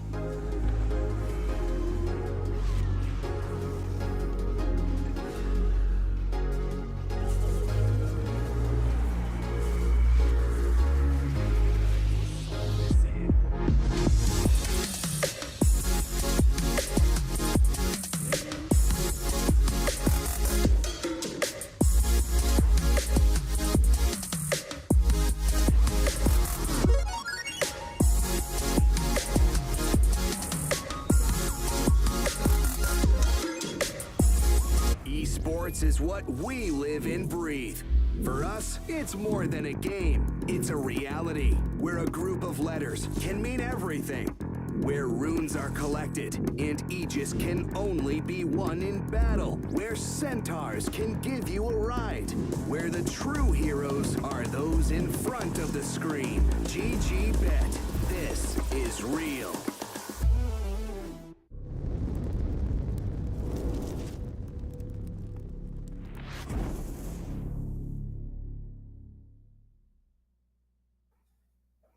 Welcome back. Here we go. Our best of three between BetBoom and Namiga continues at game one. My goodness, we had a Rapier Morphling, comeback after comeback, and great team fights in between. So close to Namiga taking game one. But BetBoom showing, that experience, that resilience to keep fighting back. Sheepo going into game two. What can we expect here from these two squads? Oh boy, I have no idea, Gary. You gotta adapt pretty well from that first game. I think the most exciting thing for me was that Dahak has given up on his Visage. He is experimenting. I think his Faceless Void, whilst it could have been much greedier, as other carries tend to play, I think his spell casting was absolutely on point throughout the game, and he was a very big part of helping them win. So what is he going to play this game? That's the big question. It looks like they've valued the Quap instead, which I think is fair. Lal played really well on that. We will see some bans coming out from Namiga. I think getting rid of Notice's Mars makes a lot of sense. He's very comfortable on the hero. His two-man spirit, like when you get that shard on the Mars, we saw how effective that was. It was so nice. It was like, especially when you've got like a hero trying to defend the Morphling, right? You've got two heroes kind of paired together, and all of a sudden both of them being speared up against trees and arenas. Like they're the center. Oh, I'm watching the stream back. Sorry, I'm like, we've got a replay playing. I just watched a replay. Like Centaur literally jumps in to try and stomp to save the Morphling. He's like, both of you speared. Done. Yeah, I love that one. That's the exact spear I was thinking about when I said that. Made that comment. I was like, that was just nice. It just is super nice. I think Mars is still in a great place, even though he keeps getting nerfed. I just see people adapt. Like, okay, fine, you're nerfing Braces, you're nerfing Soul Rings. We're just gonna buy a Falcon Blade instead, and we're still not going to care. Like, to be honest, the Ags nerf where you can't, the little guys don't attack anymore if you're stunned, that's not the end of the world. It's still good. Mars is still gonna do all of the rest of his stuff. His shard is still very powerful. So respect, good ban there. And BetBoom 2 giving a respect ban to the Morphling, which I think is, must feel good for Namiga.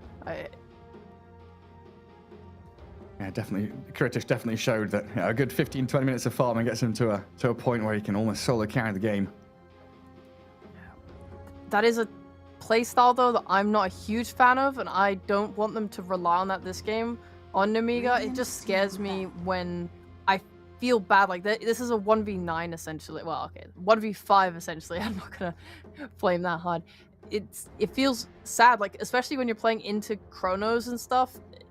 You are always at this mercy of dying through a BKB, through whatever you have to defend yourself. And your win condition becomes so much shakier. Like, Namiga nearly winning that game was insane. Like, the skill that it takes to take a lineup like that and push it that hard is very impressive.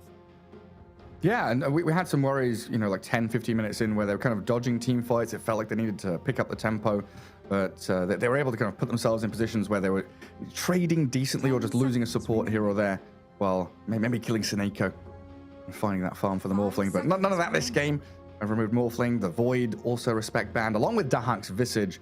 I'm very curious to see what hero pool Dahak's going to have. How do we expand this? Do we go back to Nature's Prophet? Because that just hasn't been a hero since the Arlington Major had such a flop with Nature's Prophet. Given the base attack time buff, I want to sit down with Dahak and ask why. I want to know. I don't understand. I thought Nature's was stronger now, but I think people are really upset with the removal of the Shard. Just losing those two big treants, I think they were a massive part of allowing you to push in lanes and have a lot of map pressure. Just make yourself kind of really difficult to deal with. Your Rang obviously became weaker as a result. The new shot just not as good. And I don't think the base attack time buff really makes up for it. I'm assuming that's what they're feeling. And the hero has completely disappeared, so I think pros are starting to feel the same way. We will get Primal Beast this time on BetBoom. That's pretty hype. We don't know where it's heading. It could be the 3, could be the 4. I mean, it feels like Undying here going to be in the hands of Snako, Lol with the Queen of Pain. But we've seen this Primal Beast go across a couple of roles. I'd be pretty happy to see it as an offlane or a support. I like a lot that the hero is something that can fight and do stuff. Because when I looked at these openings for both teams, the main problem for me is no one that jumps in. Like Marcy's going pretty ignored this game, but I like her a lot. I just want something that can rotate mid, something that can get kills, something that can jump. Like Nemiga right now, they need probably to pick here with them an offlaner that can just start a fight for them. Otherwise, you're going to have this problem again where you're just chilling and letting your carry farm for 20 minutes because no one really can make plays. Like Lina as well, she's a greedy mid. There we go. The Great. DK Sky combo, that's beautiful. What we like to see. Yeah, you have a clear condition now for Nemiga to start making moves on the map. Lina's just going to chill it up, farm mid. If she has the option to rotate, she'll take it. Maybe she gets a rune. Maybe a support will come mid and then they can just like smoke to a side lane. You have a lot of options there. And Dragon Knight, he'll farm his blink. And then they'll start to smoke up and look for some plays. Maybe Chen can run mid and take that mid tower with the creeps, the cart. I don't know. They have a lot of ways to pressure on Nemiga. And BetBoom taking out. This is a hero. I think this was the Huck's second most played hero in the DPC after Nature's Prophet. Oh. Obviously took Nature's whenever he could, so the out games are much lower compared to the Nature's games, but it's not something that is new for this team. Yeah, very nice. What does this Viper band tell you? That Viper's quite annoying. And we don't want to play against it, yeah. just get it out of here. Don't want to play against it. Any heroes that come to mind specifically? It's going to be a position 1 that they're aiming for. Nemiga here, it looks like. Like, does Bristleback come to mind? Who pairs well with a Chen? Or is it just any melee hero? Just any melee carry just does not want to be against the Viper. I mean, it could be. I think they're just covering their bases. It is hard for their heroes to play into Viper. If this Primal Beast is a pos 4, you are usually wanting to pair it with a ranged offlaner, so they're probably just thinking about ranged offlaners that cause issues for them. There's not that many. Like DP got removed in the first phase, and now Viper will be gone. Enigma was banned in second phase too. Like Bat's out of the question. Honestly, most annoying ranged offlaners are already gone. So yeah, this just makes sense for me, this ban. I don't know what if they want to put the Primal Beast on the offlane though still. Like this could just be like a 4 that BetBoom are going to pick. They get overall last picks, so they'll get to decide based on the carry they see if they have like a good offlaner that can combat that. It's like 2 very different thought processes here, right? Nemiga banning out these potential 3s, and then BetBoom banning out 1s which are good against the melee 3s. Like Ursa Slag, pretty good against the Primal Beast against any of these melee offlaners. So I'm wondering if BetBoom just go for like the Dark Willow for Roger, something along those lines that gives them a bit more team fight. Yeah, I'd definitely be keen for that. I think this Ursa is just mostly a massive problem for Alchemist, more so than the offlane matchup. They just don't want anything that can kill them. I mean, they've removed like the Morphling and the Terrorblade, all these Skadi buyers. They got those out of the way earlier before they even picked their out. So it's nice. It's like they clearly have a vision and idea they're setting up for this out. Their bans all make sense for it, and Lifestealer is pretty okay. I think if we've seen anything from Europe East, he's just gonna buy Midas. Although I will say I really enjoyed that Lifestealer with the 9-minute armlet. Yeah. That was like really just taking part, like coming mid, helping his team fight there, taking the mid tower, and the way the team played around it was really nice. It was like constant like smoking to the Lifestealer, playing to the Lifestealer, and helping him get involved while still letting him farm. Oh man, do you have the problem where if you see or hear someone yawn that you yawn as well? I just watched the player cams and lol had a massive yawn and I'm like, yeah, okay, here we go. Thanks for saying that. What's it called? It's contagious, infectious, whatever it is. Contagious yawning. Infectious. Infectious. Is the word, I think. Look at Dark, he's a little spaceman. I've not seen this set before. It's the Halloween one, isn't it? It's like it's like the little sniper one. He's got a little Martian suit on. That's cute, I like it. Usually Lifestealer does not ever get picked with Razor still in the pool. Or maybe they just don't rate this hero because new patch got nerfed, don't care. I would care. I would care. I would really care. Yeah, same. And then yeah, Roger going to be on that Primal Beast, so they do swap it over to the 4. Like you were saying, the ranged offlaner, Razor, the last one in the pool. I think a lot of people forgetting about it as it has He escaped my mind too, I'll be real. I'm not even going to lie. I was like, Viper's gone. I think we're good, yeah? No, perfectly fine. Good. They banned Tide Hunter, which is an okay idea, but I've not been really impressed with Noticed's Tide. And yeah, this Razor seems much more devastating. I think the kind of BKB timings that BetBoom are going to get is going to be really hard for Nemiga to deal with. It feels like all these lanes are going to be hard for Nemiga. I mean, are you leaning one way or the other with these drafts? Or like overall, way more for BetBoom, bro. Yeah. Okay. I was feeling the same. I was just wondering if this is like a bad read, but no. If you're going that way, I am fully backing it. Yeah, I think their lanes are good. I think that they have really nice ways to skirmish early. I think a Chen is... I think obviously Chen can pressure, Chen can do things, and you're not totally helpless on what you're doing on Nemiga. I kind of already laid out earlier like the timings and how they want to play. But BetBoom can fight back. If you are trying to take a fight mid on Nemiga or something and you have a tombstone laid down, like there's definitely potential there for a really good fight. You're just like running in with your Razor linking, Primal Beast charging in, even as a support, like it's gonna be a big problem. But I'm mostly scared for Nemiga for when BetBoom hit BKB 15 minutes on Razor. They're looking for fight. Yeah, they want to go straight in. Roger. Onslaught's forward towards Kiritich. Now she's going to force Nemiga to back off this bottom rune. They want to try and turn, though. Undying oversteps straight into that Dragon Tail Light Strike. Big decay, though. Seneko will be that first blood, but maybe an attempt on Malreen's life. That is halted quickly. They're able to retreat. And now Nemiga, the ones on the front foot, from high ground down to low, catching Lal. Slow him with that concussive, but he blinks away just in time before the Dragon Tail can land. Noticed. A target instead, but the onslaught again from Roger into the back. They want this Lina. Very fire, buys a bit of space, but Dahak, the one to grab the kill. A 2 for 1. Razor and Undying for your Lina. And first blood for Nemiga, while high ground held by Dahak and Roger. Kiritich, he's got Feast level 1, so he's going to get stunned and punched away. No regen on this lifesteal, as we've been seeing this Blades of Attack first item. Jesus Christ. First blood going to Yelena. Not too great for Lal. I think Malreen will hit his... Oh, he actually bought a stick, so he's not going to rush that bottle. But he's definitely happy with that first blood gold. I don't think as a mid you're ever happy if your opponent gets a first blood. Yeah, maybe a little happier when the Lina died a little later, but yeah, got to spend some of that money before dying. That's probably why she bought the stick, right? Try and use up some unreliable gold, get that money spent before dying. No, that was after she died. Okay. Sorry, I was watching intently. I was like, oh, that's bottle good. Gold? Bottle gold? That's good you noticed. Yeah. I did like at the start of the game as well, Malreen dropping the Davai Bratishka. Let's go, brothers, and good luck.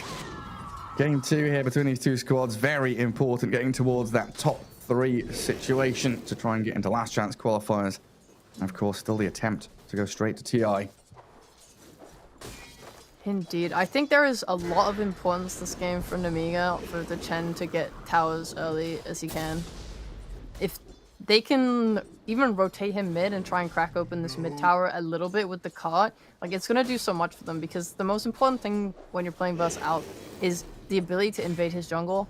I think like Arme has talked about it in the past, just like how good he feels when that is not something the enemy can do. Because even if you're Nemiga, you get your Blink DK, you're running through the jungle, the main jungle, and putting deep wards down and searching for him.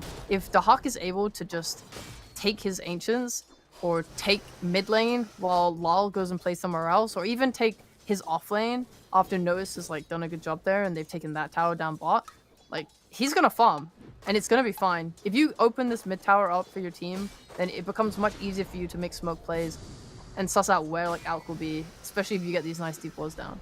Yeah, something Chan is very adept at doing. This bottom lane doesn't look particularly happy for Kiritich. Wave is at the Dire Tower. Razor has already drained a bit of damage from him. They're able to play pretty aggressively on that lifestealer, while Seneko up at top just spamming decay, keeping Hellscream and Vazia at bay. So Dahak completely free farming, seemingly untouched so far. That's the dream. Thank you, Enchantress. Thank you, Undying. That was better. Definitely see the strength of Undying and why everyone's been first phasing him or first banning him. Yeah, look at him go. Concoction launched. Still has stick charges while down bottom. They take down the Chen so bad. Up against this level 3 Razor. And Roger unlocking the the trample since he's hit level 2. Good little rage to get away from the plasma field, but now that's on cooldown for quite a while. And notice going full on laning stage build, double Wraith Bands.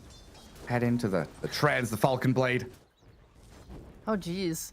I've liked seeing the Falcon Blade as a replacement for the smaller bracers and stuff, but he's just going both. I mean, Wraith Band's got buffed a little bit, the attack speed. Just a bit higher, so this build is quite strong for his laning. And it's like similar to his Mars build as well, right? Double brace, a Falcon Blade here, double Wraith Band. So bad getting gone on again. Trample, onslaught, a little bit annoying, but Roger, he's being munched up by this Kiritich Lifestealer. They don't have any slows remaining. Another hit will do the trick though. Notice unable to drain enough damage to save the Primal Beast. No gold for you. I always enjoy the meme about Razor with the leash, with the stag link, like for walking the dog when it comes to Lifestealer. It's nice. There's 2 dogs in this lane. You got a Primal Beast and a Lifestealer. Radiant's middle tower is under attack. Yeah, we used to have it back at, what is it, like TI4, TI5, maybe even TI3, where it was like Razor against Lone Druid. And you just walk the bear as well. Yeah. Lots of unruly Oh, wow. boys running around bot. Roger really wanted to kill that Chen creep. So close. Onslaughted for it, but doesn't kill it. The Harpy Stormcraft are going to keep spamming Chain Lightning. And everyone's buying boots in all these lanes to try and give them that move speed advantage to chase or to run away. Like up top, Darkhawk went boots very early on, pre-Soul Ring, rushing straight into phase. Bottom lane, both of the Dire heroes have boots. Yeah. I mean, bot, the offlane on BetBoom, they love move speed. Like, you're doing more damage with your trample on Primal Beast, and Razor just wants to keep up that static link. His boots are so value here. Looks like Maureen is winning mid in terms of the CS. Like, I think Lal was forced to leave the lane for a little bit to go get the top bounty rune just because he's sustaining like a lot of harassment there. It's a little difficult for the Queen of Pain, right? And we see no Shadow Strike points, just going max Scream. You're never going to get it on the Lina, because you walk up to Lina, you try Shadow Strike, she hits you with Light Strike, 5-6 hits into you. That trade is never worth it. Yeah. Radiant structures. Maybe. Oh, nice Thought you had that, didn't you? Oh yeah. The 6-minute runes are approaching, and Hellscream's gonna head down there for it. Snako actually had so little resources, he's being forced to walk back to base, which I think you're pretty happy with, because even if he's not mid in time for contesting the mid runes, he's gonna be able to refill Lal's bottle for him.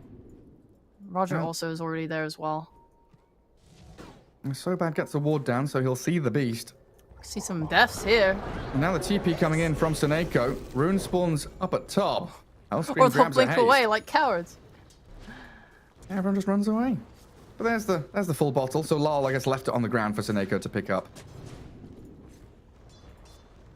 Give it over to him. Oh. Yeah, a lot spent here by Lal with the wand, the raindrops. Just trying to keep himself in the lane. A good 10 CS behind the Lina. And we've seen a few little different things from these Linas. Is this another game where we get the magic damage build, or is it okay to go the right click this time around? The best times I saw him going magic build was when they were playing against high armor heroes, or just had a lot of physical damage already in your other cores, like Ursa, where you don't need to have more physical damage on top of that. I think like you're pretty happy with Lifestealer being your win condition this game, where you don't necessarily have to go the physical damage. I do think it's nice. Of course, you're playing against Undying. You are the one that has to hit the tombstone, so having the ability to just hit hard and fast, but it's fine. You can go the magic damage and still do that. Yeah, you sure can. You got the attack speed to do it. So Bad again, feeling the pain from Noticed and Roger. This Chen has basically just been fodder, dying so the Lifestealer can live. But it's not been an easy road for Kiritich either. He's bottom of the last hits out of all the cores. He is doing decently net worth wise though, not spending a lot on the regen. 3,000 compared to Razor's, well, also 3,000. Yeah, you're okay with it. I actually was wondering how Primal Beast would impact the meta, and seeing how he's been dealing with Chen in this game is actually pretty hopeful, because at Arlington, Chen was the big bad, right? people were trying to figure out how do we counter him. Pros were saying, well, we haven't figured out how to counter him. We have no idea. I think we just have to ban it. If Primal Beast is actually something good here. It's pretty cool. Yeah, oh, Light Striker right there. Malrine able to kill off Roger. The Sonic Wave from Lal, still aiming for this Lina. Zombies are chasing her. Try and get away back up that high ground and kill a Skyrath Mage instead. But Lal, he wants more. He blinks forward. Oh, there's a little back and forth for the Lina there, thinking about it. Just get away. But yeah, you're right. If you compare, you know, Primal Beast to some of these other melee supports like a Clockwork or an Undying, they just do not handle the Chen, the Enchantress against these creeps. But it feels like, yeah, against Enchantress specifically, Trample against the Untouchable, very nice. As he charges in towards the Lina at this point.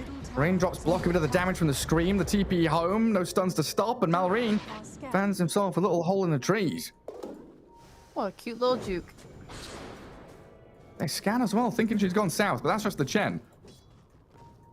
And Lal completely out of mana. Can't really stick around to fight here anymore. Yeah, Lina's doing a good job of dodging these ganks and not getting kills. I think it sucked for BetBoom on the original 6-minute rotation because the Undying did not have Tombstone, which made it a little bit hard to fight. And I think that's why they kind of backed off and let Nemiga just have the rune. But this time, Undying was a bit late as well. So the Tombstone came a bit late and it just meant that Malrine didn't care. He was fine. It's a shame. They committed a lot to it. They committed this Queen of Pain. All did not get killed. Yeah, it probably doesn't feel amazing as Roger. Another little initiation there, but no follow through from the rest of his squad. But while they're making all this noise and, you know, committing cooldowns and stuff into mid, down to bottom jungle, what's happened up top? Dahak has stacks, and they're not contesting. One of the big things that you kind of wanted from this Chen, this Lina.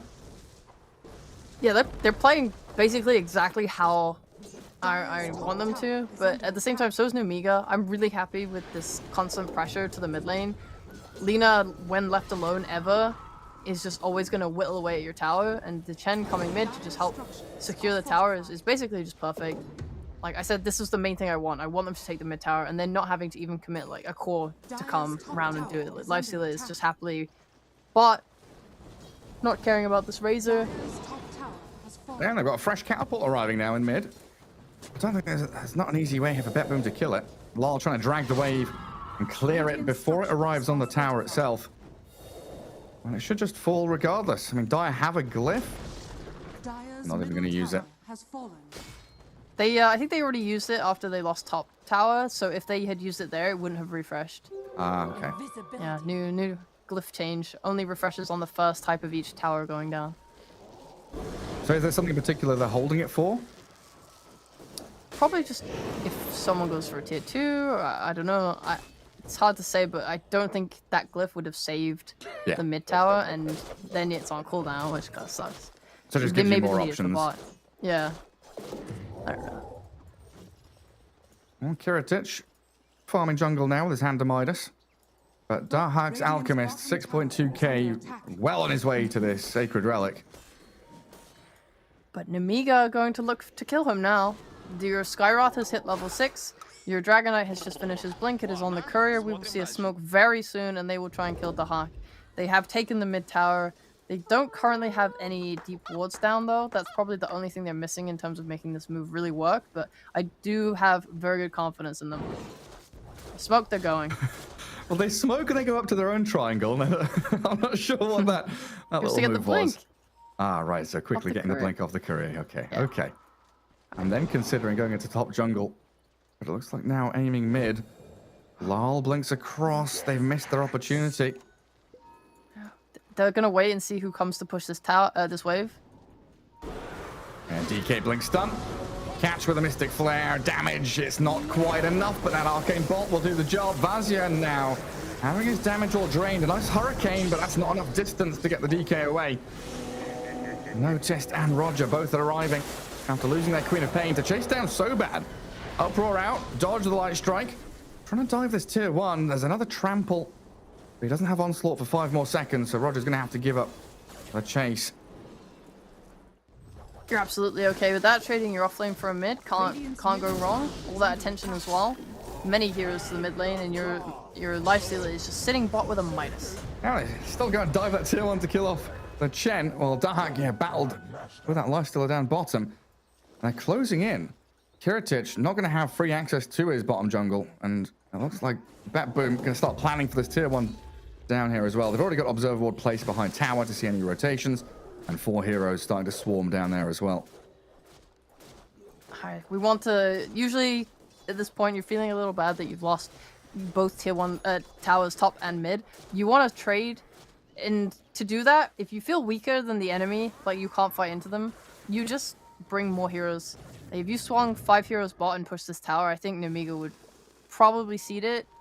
They don't have the best team fight spells, so it's not that beneficial for them to try and fight back. I mean, they might anyway. They might feel like their biggest value comes from just defending their towers to the end of their lives. Yeah. Right? Like, yeah, if we don't give them our towers, then we will outfarm them and we will hit our timings. Then sure, yeah, you can fight it. But sometimes maybe you could poke at top or something and bring some heroes up there and force some TPs. Lifestealer shows himself on that lane. He does have Infest, but he walks away from the creep wave and he's just dying to this Notice Razor. Infest into the Chen, get away, but the tombstone dropped and Roger straight onto him. So bad. Will get shredded by the trample and a double kill for Notice. Brought out by the Razor while Malrine is TP down, but he's blocked by the zombies. Oh no! Dark just got his Radiance and all of a sudden involved in a pretty big team fight, getting 3 kills off the back of that aggressive I mean, you said they wanted to try and defend his tower. It might not be worth it. They try Definitely not. Yeah, that's usually the problem. When they bring a lot of numbers, you sort of feel like, unless you're really set up to defend, you have proper formation, someone's covering someone who's baiting, all this stuff. If you have a big team fight spell you can lead with and then follow it with damage. Yeah, that's usually how it works. But to TP like that, 1 by 1, it is not good, and you will feed into it. So yeah, good move by BetBoom. Poor defense by Nemiga, but you've got options available. Right now, they're looking for their smoke kill with the Dragon Knight Skywrath. These guys are just going to keep playing together. I mean, that TikTok chat wheel line couldn't be more apt. Time is quickly running out here for Nemiga because, I mean, Alchemist is accelerating at a tremendous rate. Already 10k net worth of 15 minutes. Dire's top tower is under attack. And it's just another minute until he has his BKB, isn't it? Maybe 2. Well, very quickly, nonetheless, Invasia, Elden Dragon form, it runs out. He gets the Dragon Tail down to try and TP out, and that's successful. Hellscream, same story. Your moves on Nemiga are not successful right now, though. So even you get that TP out, okay, you lived, but you didn't kill anyone. You're meant to be shutting down this Alchemist, and he doesn't care. I think BetBoom are adapting really well just to Nemiga's like playmaking. They know that Lina wants to farm, they know that Lifestealer wants to farm, so they're not really part of any ganks. It's just this Dragon Knight and Skywrath running around together. And you saw Roger, like when the Hawk was farming the triangle, Roger's just standing at these entry points, at these stairs, and it means that any smokes, like this is why they were playing on the other side of the jungle on the Dragon Knight. They're just sitting there because they know if they walk into the triangle, there's just going to be a support that breaks the smoke and they won't get the kill that they want. Yeah, and usually with those kind of moves, you kind of expect to gain a bit of traction elsewhere on the map. Like, okay, they hold out top a little bit, but bottom lane got pushed in hard by Noticed. He got that full lane to farm out. He didn't react to that move into mid because he knew he didn't have to. Notice is going to have his BKB in like the next minute.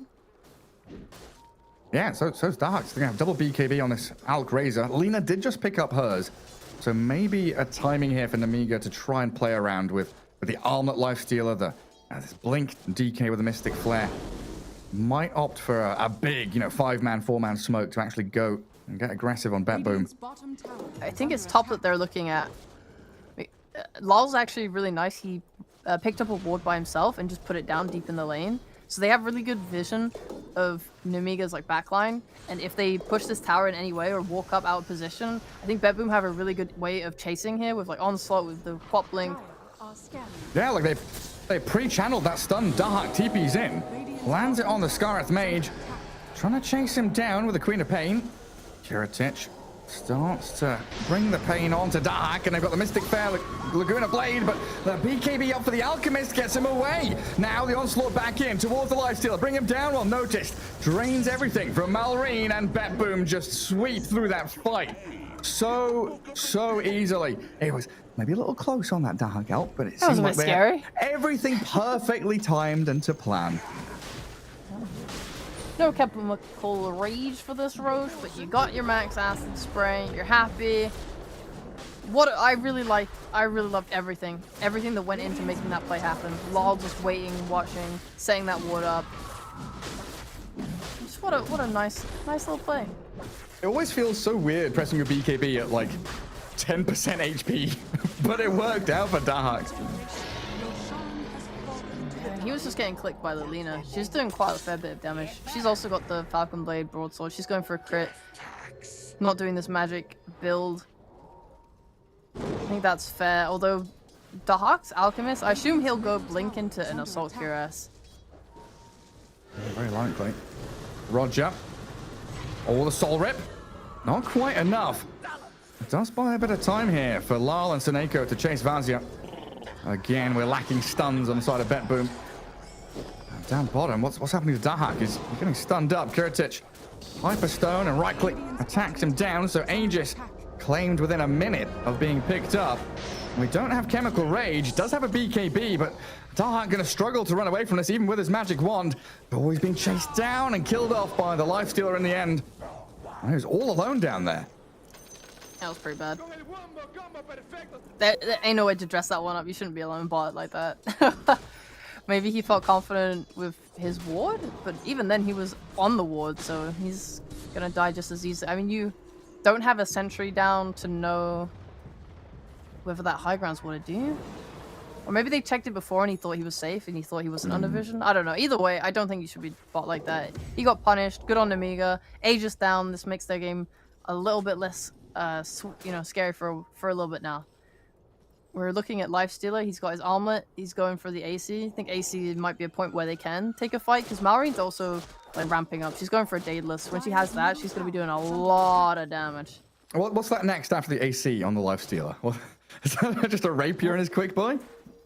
Yeah, classic. It worked last game, right? Casual. Not really. I'll see if he decides to go straight for it. Skadi, of course, going to be a nice option here against the Alk. I think maybe Skadi into Bastion might be a little bit more reliable if he chooses not to buy the rapier. Maybe. A little bit. A little bit. And smoke from BetBoom. Heading out across the map, migrating over the river. Malrine is invis, though. They're not going to be able to see this Lina coming in, and Radiant has scanned, so they know something's coming. Immediately running away from that mid-tier one, not even bothering to defend it. And Queen of Pain with a very tanky build. Goes for the casual cloak on top of the Sange, heading into what looks like Aghanim Shard next. There comes a time when you must accept that your mid tower is dead. Holding on to it for 20 minutes alone was really, really good. Any team that ever has their mid tower up is in such a position of power. Well, even though it falls, they do TP Hellscream in there.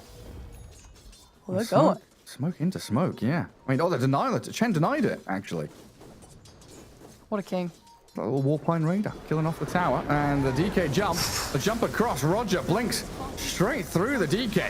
And now with a static link on the tombstone, Kiritich has to jump out to try and fight Notice. No, he's just going to rage TP. Nothing to stop that. While Dahak arrives with a concoction to catch the Dragon Knight.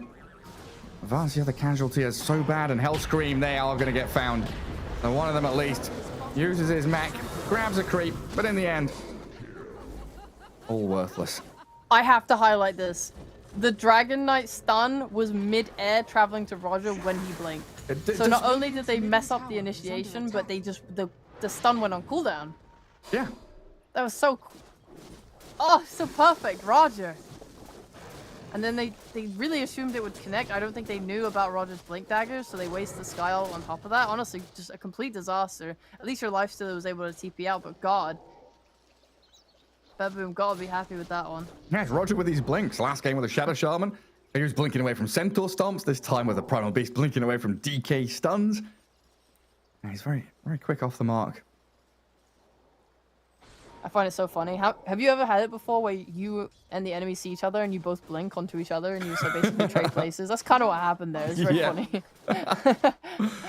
Roger was just as aggressive, like, I'll get you. We're both going to initiate. And they find the DK again. Roger, blink, pulverize. Everybody from BetBoom surrounding him. And they're trying to cut through here as well onto So Bad. Notice just ignoring the Dragon Knight swiftly up to top. And it looked like Nemiga were trying to prep themselves to go back, invade that top jungle, maybe think about tier 2. Get some wards down, but just halted in their tracks by BetBoom. Dahak has slowed down a little bit with his farm, but it's been due to him getting involved in a lot of these fights now. Slow down his Assault Cuirass a little bit. But he does have that Blink Dagger. There. I suppose he'll try and finish his AC. You're kind of winding down, waiting for next Roche. They're making nice plays, but at this point you want to just set yourself up so you have your next item timing, your next power spike, ready for this Roche fight. Who have they got? It's the Lina. Roger with another initiation. Don't even bother to BKB. Lol with that Sonic Wave puts him on a streak now. 5-1-6 after a pretty sad laning stage. This DD rune, though, could change things for Nemiga. We do have this Infest Bomb. If he jumps inside the Dragon Knight, try and catch people out. But I don't think they should force it. I think just gonna farm with it. Get his BKB. Yeah. It's a farming DD. Yeah. This is always the biggest problem with playing an offlaner that has your only real form of playmaking, is that you get so caught up in playmaking, you don't finish your items, and it's hard sometimes to turn your brain off and just say like, yeah, okay, I gotta relax for a bit. Roger, notice they got Blink on Razor. Straight onto So Bad. And yeah, they lose the Primal Beast here to the Lifestealer. The remnants of that double damage rune still paying off, but the concoction, the stun. Nice Hurricane, tries to get him low ground, but it doesn't quite work out. Vazia will allow him to infest in, and Dahak bursts down. Didn't manage to get off his BKB to survive, but his Tombstone and the survival of Razor and Queen of Pain allow him to hold high ground until that Lina opens up on them. Malorine will try and turn and fight, continue this one, even under the Tombstone, so a little risky from him. Light Striker Ray not going to land on Lal, allowing him to blink into the back lines. And now this BKB wearing off means Suneko and Lal trying to finish off the Lina, but the amount of damage he does just with his Chrysalis is insane. And the preemptive that gets on the Light Strike. Oh, Malorine, what a play! What a stun! That is god tier. He knew where she was going. That wasn't Oh my god, I've never seen someone predict something like that in my life. Like, Dire are the ones that put down the ward for the vision. He just simply guessed that that would happen. What a player. Malorine has been so impressive to me this whole qualifier. Watching his Timber mid, watching him play, oh my god, what a beauty. But at the end of that, I don't know who comes out on top, but that feels like a victory for Nemiga just with that one move. Just for the morale alone, after that stun, oh. Hey, Oh, like you so happy. trade your Alk for your Lifestealer, you trade Razor for DK, Primal Beast for Chen. Everything looks dead even going into the tail end of this fight, watching the replay back. And then Malorine just stands tall, strong, alone, gets back under this tier 1 tower. And as the BKB expires, just watch. He knows where the Queen of Pain is going to blink. Preemptive Light Strike Array lands it perfectly. And just before the blink is going to silence her as well. Like that is right on time. God, what a king. Seriously. Mad MVP. I don't even care if they lose. Alright, well, the game is back to being reset. Everyone's thinking about the Roshan. That's why everyone's swinging top. We want to be setting down our high ground wards soon. We might see this one come out on the triangle high ground cliff there. BetBoom, they might play either on one of the 2 high ground cliffs. Yeah, this one on the south side. We're going to just look to see if we can initiate with Roger. Mostly, I think Alk probably wants to be on the second initiation, because if he blinks in, he has to do it with a BKB, otherwise he'll get stunned by Dragon Knight. So at least if you let Roger do it, you're kind of tanking, then your Alk can go in, your blink on Razor as well. Just gonna allow them to kind of get the key targets they want. Someone needs to kind of go in and give vision for them, or either team wants the other to kind of go into their vision. Yeah. But they shouldn't give it away. They shouldn't. There's no way. Yeah, both teams look at them. They're doing exactly as you say, just playing under their own high ground observer wards. Nemiga going to make the first move though. Okay. Smoke is 5. BetBoom need to keep playing on this cliff, and then if Seneko, or let's say Roger maybe, breaks the smoke, then it should be a free fight for BetBoom, as long as they're under their vision. Yeah, they're trying to reposition. They moved away from their observer ward. They're going to smoke now themselves, and it's another one of these reads where the smoke from the Radiant's going to expire before BetBoom make that first contact with them. High ground vision, though. Malorine under the obs. The jump from Roger. Is he going to make it? In they go, but Malorine shreds him. Dahak losing his HP quickly. Needs the Soul Rip to heal him, but the high ground tombstone might be the difference maker. As noticed, BKB wearing out, and they focus on the Lina, but she turns with Laguna Blade on the right click. Physical damage is enough. Kills off Lol. Healed up as well. Malorine destroys them. The artillery turret, Lina. God, what the hell was she life stealing off? I kept thinking she was gonna die, but she just kept healing. This Chen. Chen, Vlad's mech, Hand of God, everything. Yeah, seriously, that extra heal off the back of the Hand of God, man, that went so well. I mean, Roger put down the ward, but the problem is the smoke's breaking under Namiga's vision, so they get their BKBs off, and your initiation is then nil. Like, that was such a mistake. They can't be happy with that. I mean, Roger's just not ever gonna get his ult off in that situation unless he sees someone else that doesn't have a BKB. And another huge light strike array there from Lina as well. 3 heroes caught in it, so there was no turnaround from BetBoom when they're all trapped under that stun. And we can see how quickly Dahak dies. Yeah, he was 5,000 net worth ahead of the Lina, but he goes in, he takes 4, 5, 6 hits. This Daedalus starts really doing some serious damage. Yeah, they have a lot of physical damage. This AC is so nice too. Everything's buffing them up. Like, the Hawk needs like a basher of his own, which he's got queued up. Like, the only way you can really deal with Malorine at this point is controlling her with stuns, with bashes. You start with an Abyssal Blade, and then hit like another bash proc, and she's just gonna suffer a little bit because she'll just get a Satanic otherwise and just heal back to full if she's not controlled for a single second. If she gets BKB Satanic at any point in the fight, I do think it's too hard for BetBoom to sustain through it. Is she now the hero you static link every fight? Because it feels tried. like, yeah, I feel like she's the one doing the majority of the damage. Yeah. They'll try and go on her. Chucking boulders, soul rips, daggers, everything towards this Lina, but she's got 3,000 health. And Soban's back here with all the heals as well. Gem up on the Chen to remove all of the BetBoom vision. Very nice. Love a good gem when you're ahead. Yeah, and an Alk lineup being 5k behind. Feels incredibly sad for BetBoom right now. I know, and I mean, Notice didn't destroy bot, but he's still free farmed. It's rough to see. He needs this refresher orb. But even then, it looked like it felt bad. This crit, this Daedalus, even though Lina was linked in that previous fight, it still felt like she did more than enough damage. And Razor was the one that was forced to back off. He's linking her, but it doesn't matter. She's clicking him so hard. He's like, I gotta leave, man. This hurts, man. I'm gonna die. Ooh. Yeah, and Seneko, he's spamming Soul Rip. He's got so many targets that he needs to heal as well. Now, one person's getting clicked by Lina. Lifestealer's on another one. Then you've got Mystic Flare and Dragon Tail to contend with, while Chen is healing and sustaining everybody on his team. Whereas Undying only has one target that he can focus.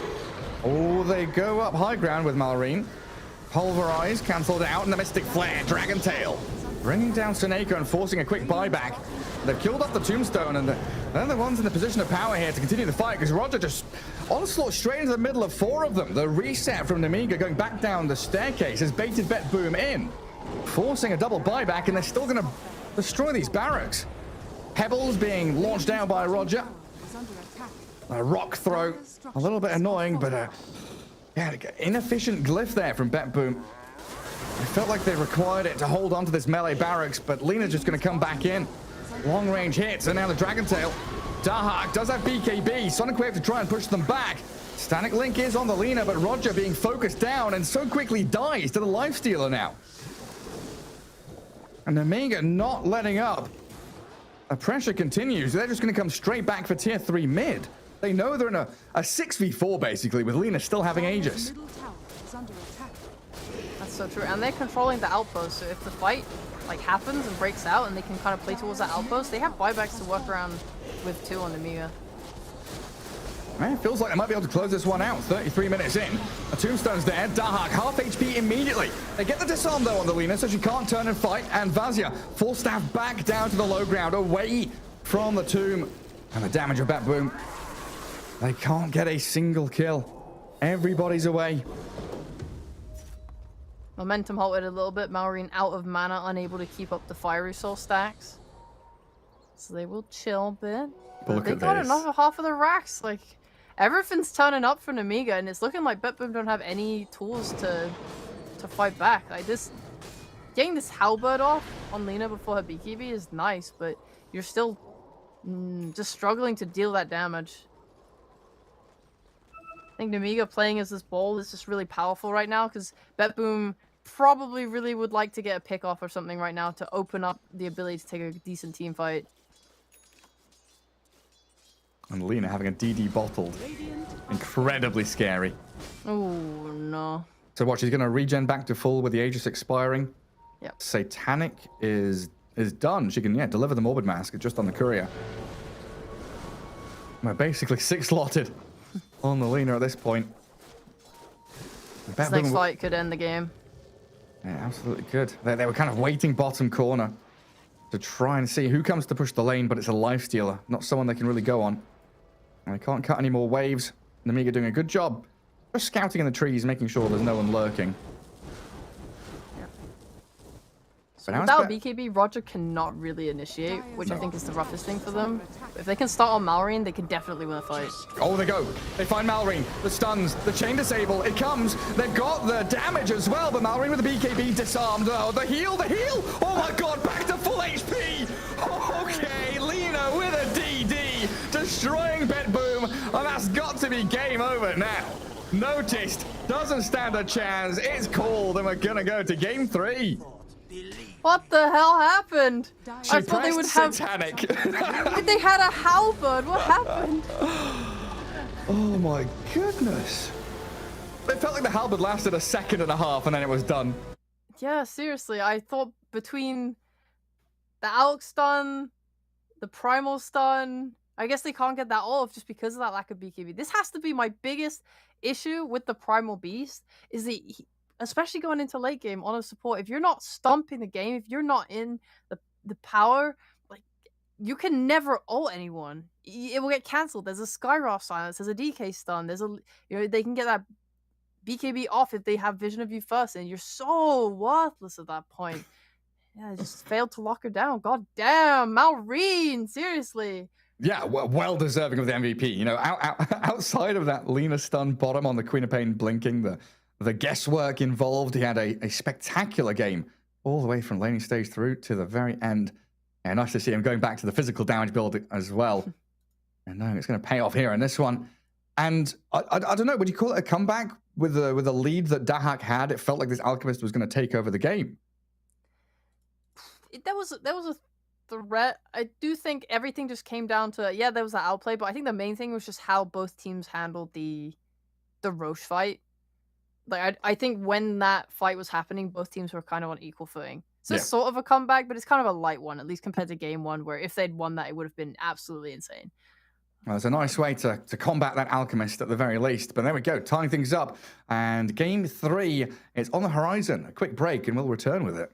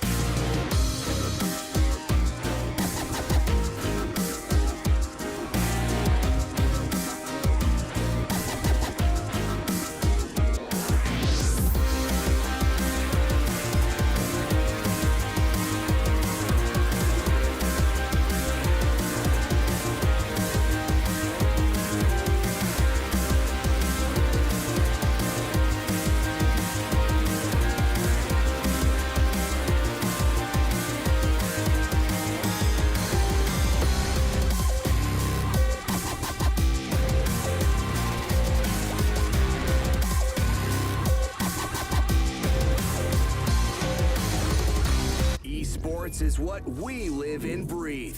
For us, it's more than a game. It's a reality where a group of letters can mean everything. Where runes are collected and Aegis can only be won in battle. Where centaurs can give you a ride. Where the true heroes are those in front of the screen. GG Bet. This is real.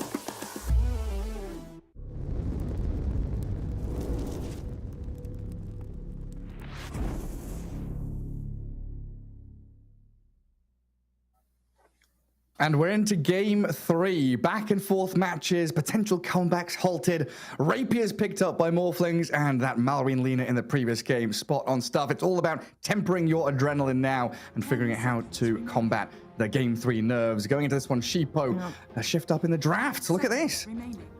All right. We were talking about this during the break. We were thinking, are they going to ban Lina? Are they going to let it through? I personally thought that they would not let it through, because I mean, you don't want to let Timber or Bat through. I respect that, but at the same time, BetBoom prefer first pick. They take it every time they can. They won the coin flip, I believe, for this third game and took first pick. And I thought, well, they don't really want to first pick Lina and take it away from them, because that's usually a strat some people go for. So I thought whatever they pick on 5, I thought Amiga would respond with the Lina, but they did not, which actually genuinely surprised me. And this gives BetBoom the space. Like, did they want to take Lina? It doesn't feel like that much of a LoL hero. I really like LoL on these, like, playmaky stuff. Like, the Park Cottle Void Spirit, I think I was in love with back in Tour 3, anytime he played any of those 3 heroes. Radiant team They kind of jump from Fog heroes And Namiga taking the Yeah. Enchantress Void, which is what BetBoom had in game 1 as their opener, isn't it? Put me on the spot, why don't you? It was. Yeah, it was. Oh, sorry, It was. I'm just checking dirt buff. It was what they They took it on grabbed. 5 and 8, as opposed to 10 this seconds 6-7, remaining. like two together. Okay.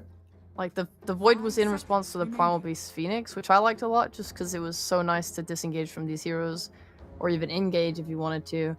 Very much like a good counter to 2 heroes off the bat. Whereas this Faceless Void into Undying is not. It's nice, yeah. You're not really super threatened by the Tombstone. Your ability to disengage from it is good, but BetBoom get a response pick into it, and they are gonna go back to Visage. Now this was my second thought. After the Lina, I thought, okay, you're on a game 3 potential elimination. Are you Yeah. gonna panic and go back for your Visage? Is it panic? Is Is it confidence? It's your comfort, but I don't like it. I just don't. I It's don't like, know. You know, you're on death row. You're asked what do you want your last meal to be. Instead of going for the lobster and steak, you're like, yeah, I just want a cheeseburger. Go for the Visage, the comfort food. But I don't think he's bad at Visage. That would be insane to say. Everyone that knows the Hawk knows that he is fantastic at this hero. Yes. He is so respected. But you have to notice this trend. No one's banning it against him anymore. After Stockholm, it's been this kind of downward spiral of teams like kind of hesitant. Some teams didn't ban it in Tour 3, some teams did. Some people let it through and just tried to figure it out. After a while, this hero kind of stopped working. This nature's, also kind of 50-50. And Yeah. like teams, they don't care anymore. No one's banning it. They figured it out. It's felt much more that they've first banned the Chen and the DP, right? And I'm kind of looking at a Beastmaster or something for them to ban out as well here as an Amiga. Because it's felt like a lot of the teams have decided to remove the other elements to this draft where it's allowed BetBoom to go for those, 8-minute tier 2s, 12-minute Roshans, whatever it may be. Get rid of the other heroes that enable the Visage with even more auras to stack up that lets him play faster. Because we've seen when Visage goes behind in lane, he really can struggle. Yeah, I definitely rate this Beastmaster with Visage. I bet Boom, they like that. They love Marcy as well in the past. I'm not sure quite how they feel with it now, but the Marcy can use Psychic on the birds and really buff them up. It's just an aggressive support that can make plays for you. Yeah. They might be lacking a little bit of wave clear if they do that, if they have Undying Visage and Marcy together, but your ability to be aggressive and run at an Amiga is quite high.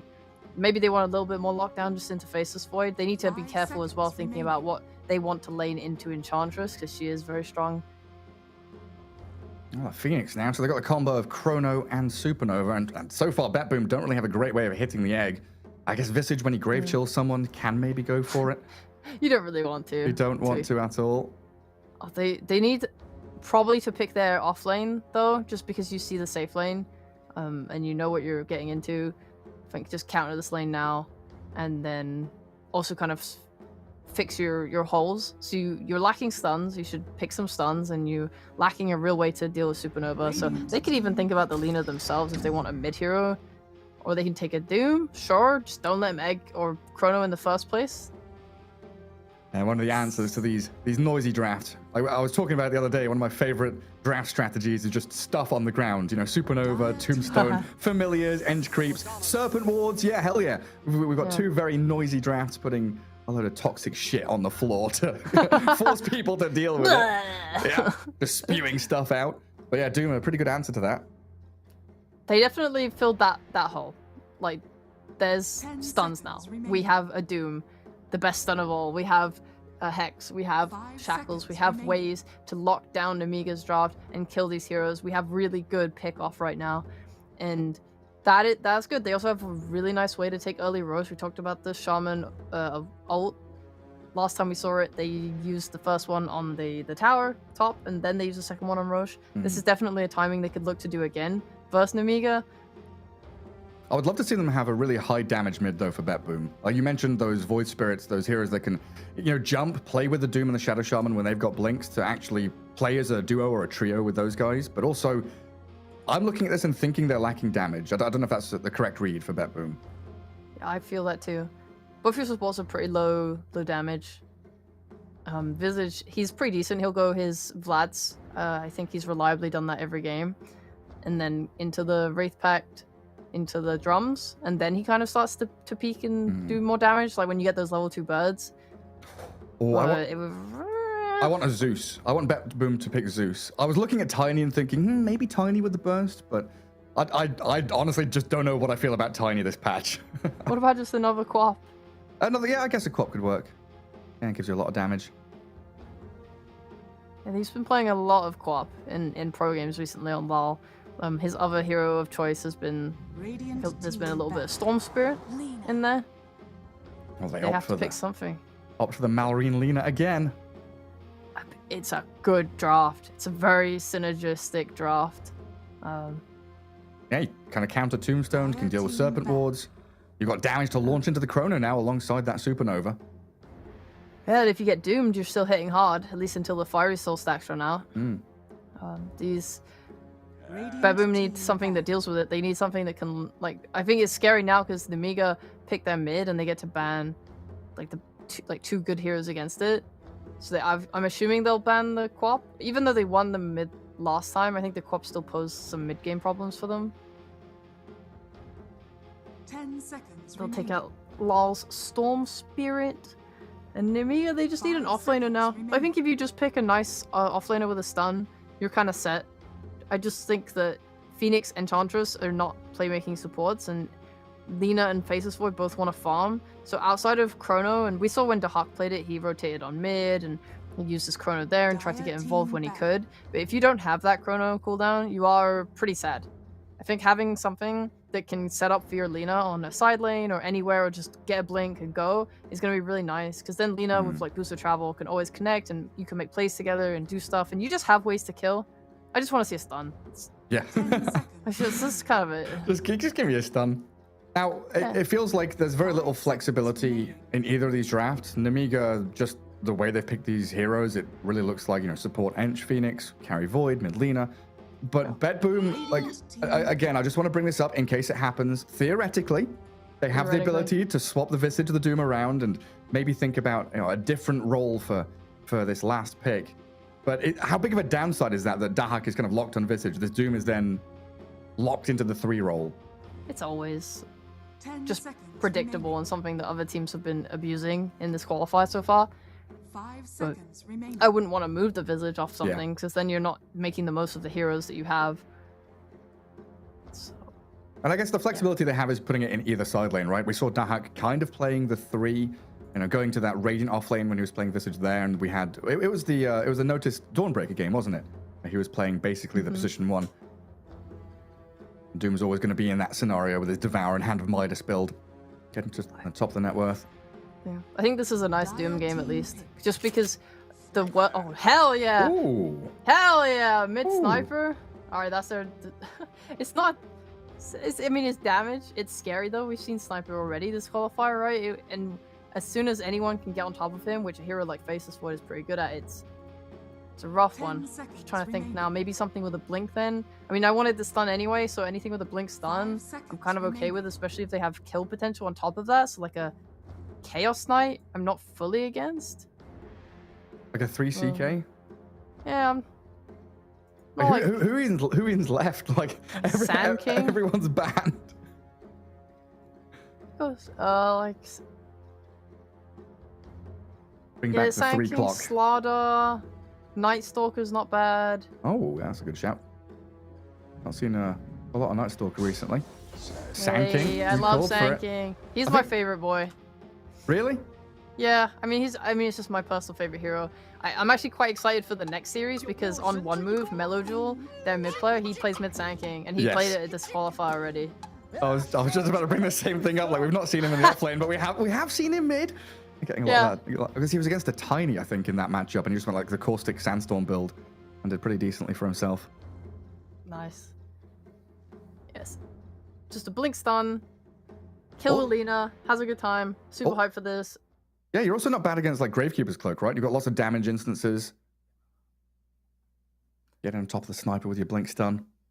Yeah, it's definitely not bad. I think the BetBoom are just gonna really have to make sure they're getting the right target with Doom each fight, and then they can be okay. It's just a little difficult Like when you pick this Doom, you usually are like this anti-carry, like offlaner who makes it so the enemy, if you are having a full protect 1 type draft or even full protect 2, it's makes it very difficult, especially going into late game with your refresher and so on. But this game, let's just say that they doomed the Faceless Void and there's no longer that chrono. Maureen is still going to be going absolutely ham with her like Right. machine gun, physical damage. You have to just really be careful, and then you're going to have this counter initiation with your Sand King and stuff. Maybe even Ench could heal. Maybe you're able to get these heroes out. This disengage with like the egg. You have Sunray. Like you have a lot of instances of heal. You have a lot of ways or ideas to disengage, and it's not the end of the world playing into a Doom. Yeah, that's why I kind of like the response to that Doom, right? Because it looked good when you're picking Doom into the Void. Like, okay, that's my target like the entire game. Then Alina comes, then a Phoenix and a Sand King. You're like, depending on what the game state is or how these team fights break out, I kind of want to maybe Doom the Sand King in one of these. Go for the Lina if she shows herself. It's going to be very dependent on how the fights start and how Notice can progress with his item build as well. Like how quickly he gets that Midas into Blink. Yeah, I'm just trying to think like. Get those synapses working, Cheapo. Yeah, I know. I'm just like breaking it down. Sand King as a hero, I just want to touch about him a little bit more because he's not been picked so much. He's been nerfed a few times prior to this latest patch. He received a lot of nerfs to his damage on his Sandstorm and just general like spells. And I think they removed like some of the damage on the talents as well for the Sandstorm. Shard. Yeah, the shot. Yeah, all these things made him much lower in damage and just less effective.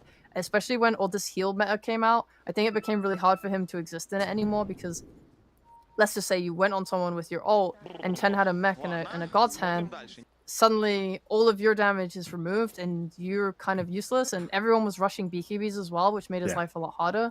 So these are all the problems he's faced. Looking to the new patch, I don't think many were fixed. However, they changed the Burrow Strike a little bit so that his level 1 range is now as much as a level 2 stun previously, which means that the value point is a lot stronger and you can just max Sandstorm freely. I don't think he's unplayable, and I'm glad to see him in this game because I do think he fills what Nemiga needs. But when you get to this mid game and BetBoom do have BKBs, it is a little bit scary. The one saving grace is that Visage does not want to buy a BKB. Yes, that's a very good point. Visage, not the kind of hero to go for that. Wants auras instead. And yeah, I think there's still the problem with some of these Blink initiators. I think Mars is probably the primary example that I bring up, where we've seen the move away from Mars kind of rushing Blink after Brace of Soul Ring. Right now he's like BKB, Deso, Aghanim Scepter, because Blink Dagger really is like the opposite spectrum of a Hand of Midas. You are investing into aggression. You're investing this 2,000 gold and you're forcing yourself to want to fight, need to fight, have to use this investment into finding kills and getting pickoffs. And if Sand King buys that Blink, I don't know what his build's going to be this game, but we used to see that kind of Tranquil, Soul Ring, Blink into Yules. If he goes that kind of build, it can fall flat really quickly.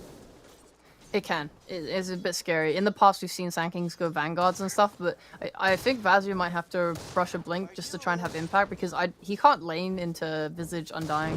Sand King is a notoriously weak laner. He usually, especially at level 1, he usually needs like 2 points in his spells to kind of be able to contest, but I don't think that's possible into Undying straight up, which is why Hellscream bought boots on Phoenix, and he's just going to drag the waves and try and get those waves around to Sand King because laning not possible. I think in a lot of pro games past, you'll usually see like some Wraith King or Troll Warlord, and they'll just stand in front of the wave and really zone out Sand King, and you have to just rely on your support.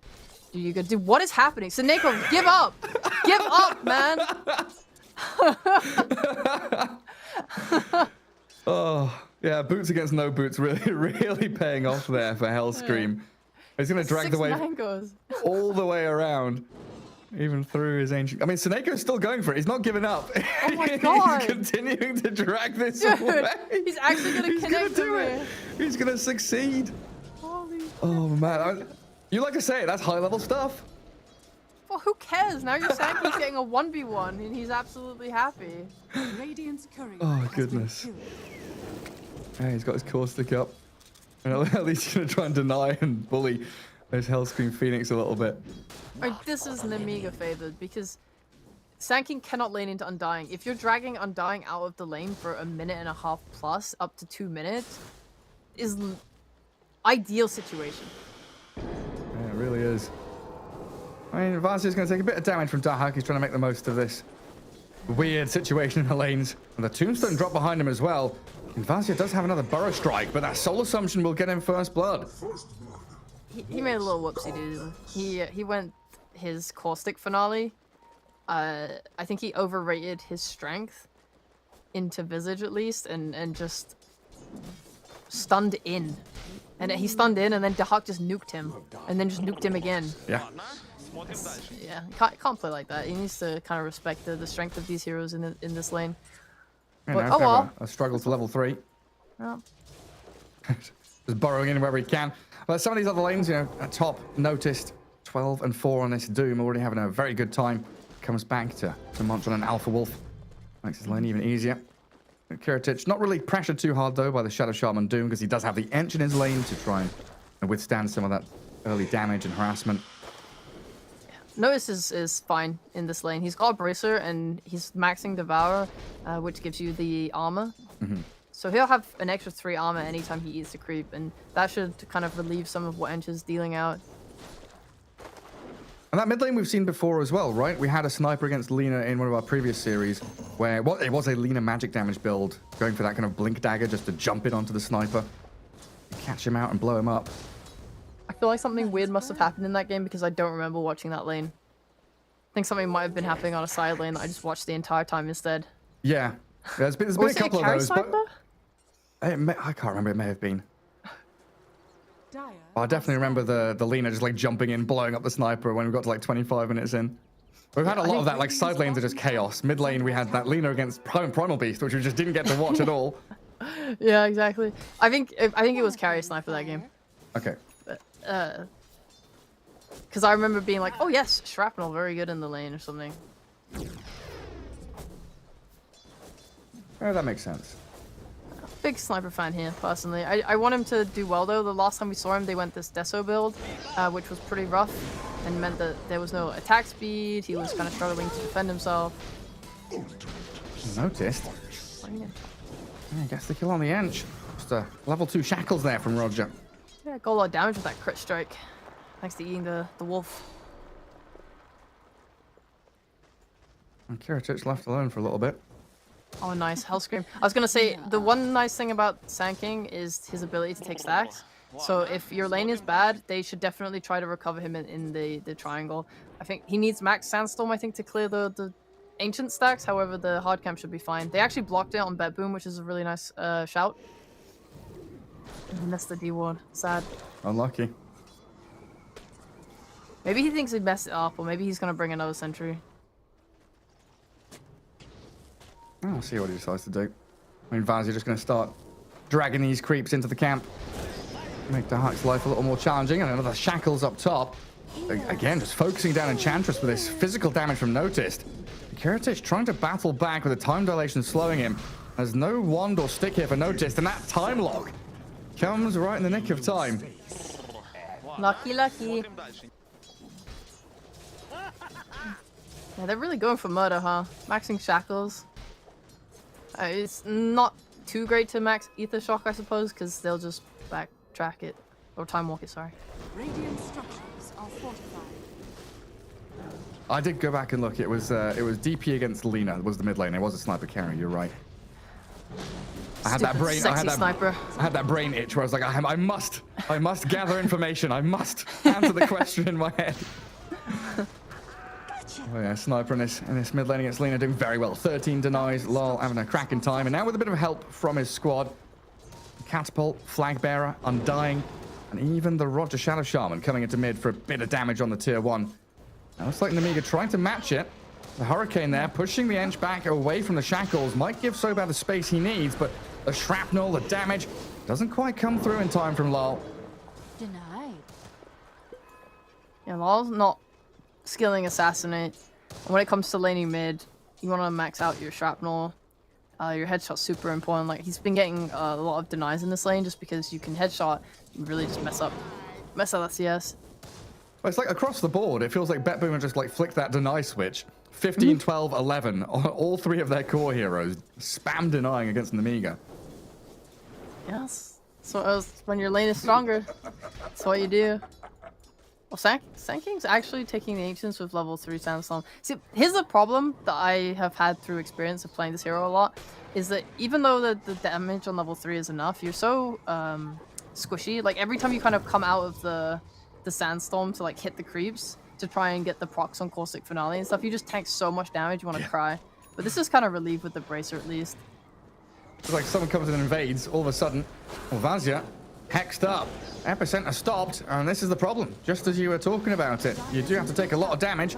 But Roger getting turned on by the Phoenix of Hellscream, needing Dahak's arrival while Malrine dies elsewhere. The Chrono popped up by Kitterich to kill off the Doom. Vazia does finally die back towards those Ancients while Roger survives on a sliver of HP. And now Dahak can just connect to mid, finish off his tower. Man, that's such a nice invade. They had the ward that just showed what was going on. And this is my problem, right? Is it because you don't have the max Sandstorm, it takes so long to kill the Ancients. You're tanking so much damage that just one invade does just kind of ruin your day. Yeah, and you've kind of decided to go for these laning items, the Null and the Bracer, so Blink's going to be a little more delayed. Got some catching up to do on that Sand King. Try and come down bottom. Because usually you would go Soul Ring, so this is just kind of making up for Soul Ring, I think. Oh, yeah. That's true. Yeah, no Soul Ring, no Tranquils, nothing like that. Kitterich onto Seneko. And finally, Undying kill, and they've also got this Light Strike array on Lol. A sniper surrounded, Laguna bladed is very far there to try and get the kill on Hellscream, but it doesn't work out. Namiga swarming into mid. I think the reason he turned him Dragon Slave the Creep was so that he would get the XP to get Laguna Blade. Oh, nice. Malrine, a very smart player. I want to say that's what just happened. I love Malrine, man. Watching him play makes me happy. Please let that have been the case. Wait, oh, we can watch it back. Yeah. See Seneko dying. Faceless Void, an easy one there for him. So what is it? This move here, the Dragon Slave? Yeah, you see at the top of the screen on his icon, he didn't have a point for his ult. You're right. He turned, Dragon Slave the Creep, and then got it. Dude, what a king! I love this guy! I love this guy! I want him to succeed in life! Hype it up, Shibo!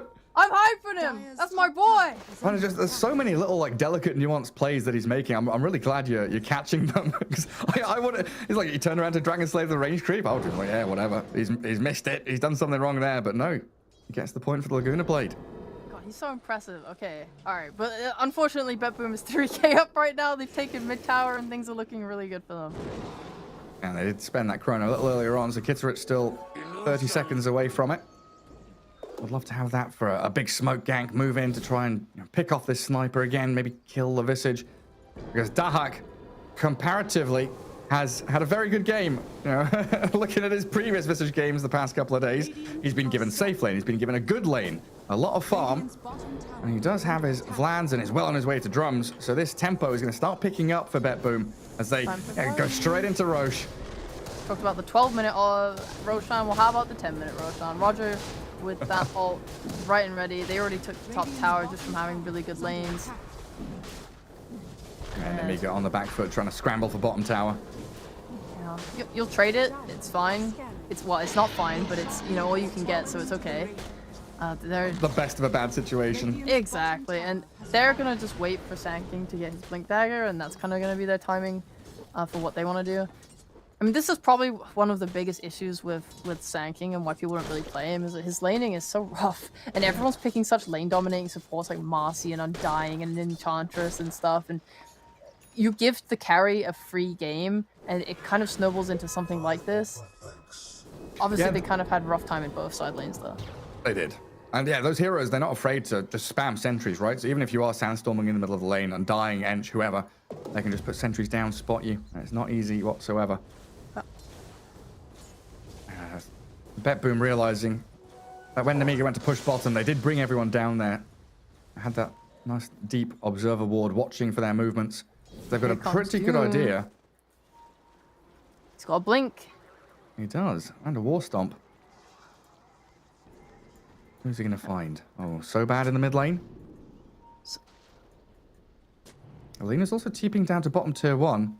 Oh, tense. She's waiting for the respawn of the Ancients. Oh, well, it's not going to spawn. Sentry wards are in the way, so they make the jump into mid. They'll catch the Enchantress. Slowly but surely whittle her down, but no kill. Yeah. I talked about this in the past with you, right? Usually you smoke to the Ancients during the start of a minute, because that's when heroes arrive to go farm it. Literally just exampled by Malrine. They show up in this triangle at 50 seconds past the minute. It's already been farmed. Void is already like swung top to go farm the other side of the jungle. All the jump in. A Blink Dagger reveal. Darhak, he's being burst down by the epicenter. They've got the Soul Rip heal, but that Sunray does take the Aegis away from him. Kiritich holds onto the Chrono while Vazia just trapped here. They take the one life away from Darhak. They trade the debut of the Blink for it. Well, down at bottom, oh, look at Roger. He's got the catch on Malrine. He tumbles toys into the Serpent Walls to finish the job. Now Kiritich Chronos. That's a Chrono for... No, oh, God, no. Oh, it's a disaster for Namiga. And they might lose the... Wait, the Void has no TP. He's got Time Walk. It's okay, he can jump. Cut through the trees. He goes left. He goes south. Roger's going to find him, though. Roger sees him. Hello there, Tumbler's toy straight back into him. Do they need to doom him? They might just chuck it in for good measure. They've got the shackles, the lockdown, plenty to burst him down, and Dark picks up the kill. This is not good, bro. They wasted their ult. They died on both cores. What a god Roger is, though. So he just solo killed Malrine, right? Yeah. Okay. Yeah. Okay. Rough one. What can you do? I mean, I guess it is a Lina that hasn't really bought any items, saving to bots. So that's 2,000 gold sunk into your savings account that you're not able to really access yet. Yeah. And The another boost smoke. of travel is... Oh, this Lina's gonna die again. Please don't die again. She's gonna die again. Malrine, you've got to make some big brain plays to escape from this. Stun yourself. Stun yourself now. The Doom's gonna jump. There's the blink. He tried. He lifted his arms. He knew it was coming, but the Doom is there. Noticed. Focuses straight on the Lina. Roger back into the Phoenix. Catching with the shackles. Has a Hex still, so we'll find him before the dive. And there's no mana for Supernova. Can pop the wand and maybe get it off. Hellscream will launch the egg. As Darhak on the run, being burnt alive and battered by the tower hits. A good punch back from Namiga, getting that kill on Darhak and the two supports. Okay, great punish. Great punish. Malrine did die, but he's got his boost of travel now. We're on the comeback. We got Chrono up in 40 seconds. Oh, they get some free birds too. Nice. That's big for the Sand King. Nice. It's obviously not, you know, the greatest game that you've been dealt on Namiga, and you've been forced to use some spells. You've been kind of like pushed out. Like you're losing your map space. You haven't taken mid, but the game's not over. We just need to get more farm on Lina. Yeah, and it's not going to happen when Roger is solo killing Lina over and over again. He just finds the jump. Look, they had dire vision near the large camp further left. And you see her walking back into the jungle. I mean, Roger's playing like a carrier, man. He doesn't care. Look at him farming up too.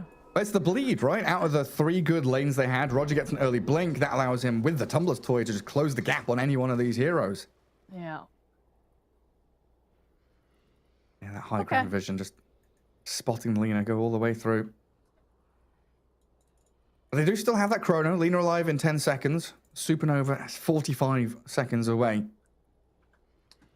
It's like, where do they play into? Is this a smoke towards Radiant Triangle? Do they just want to wait for next Roche to spawn?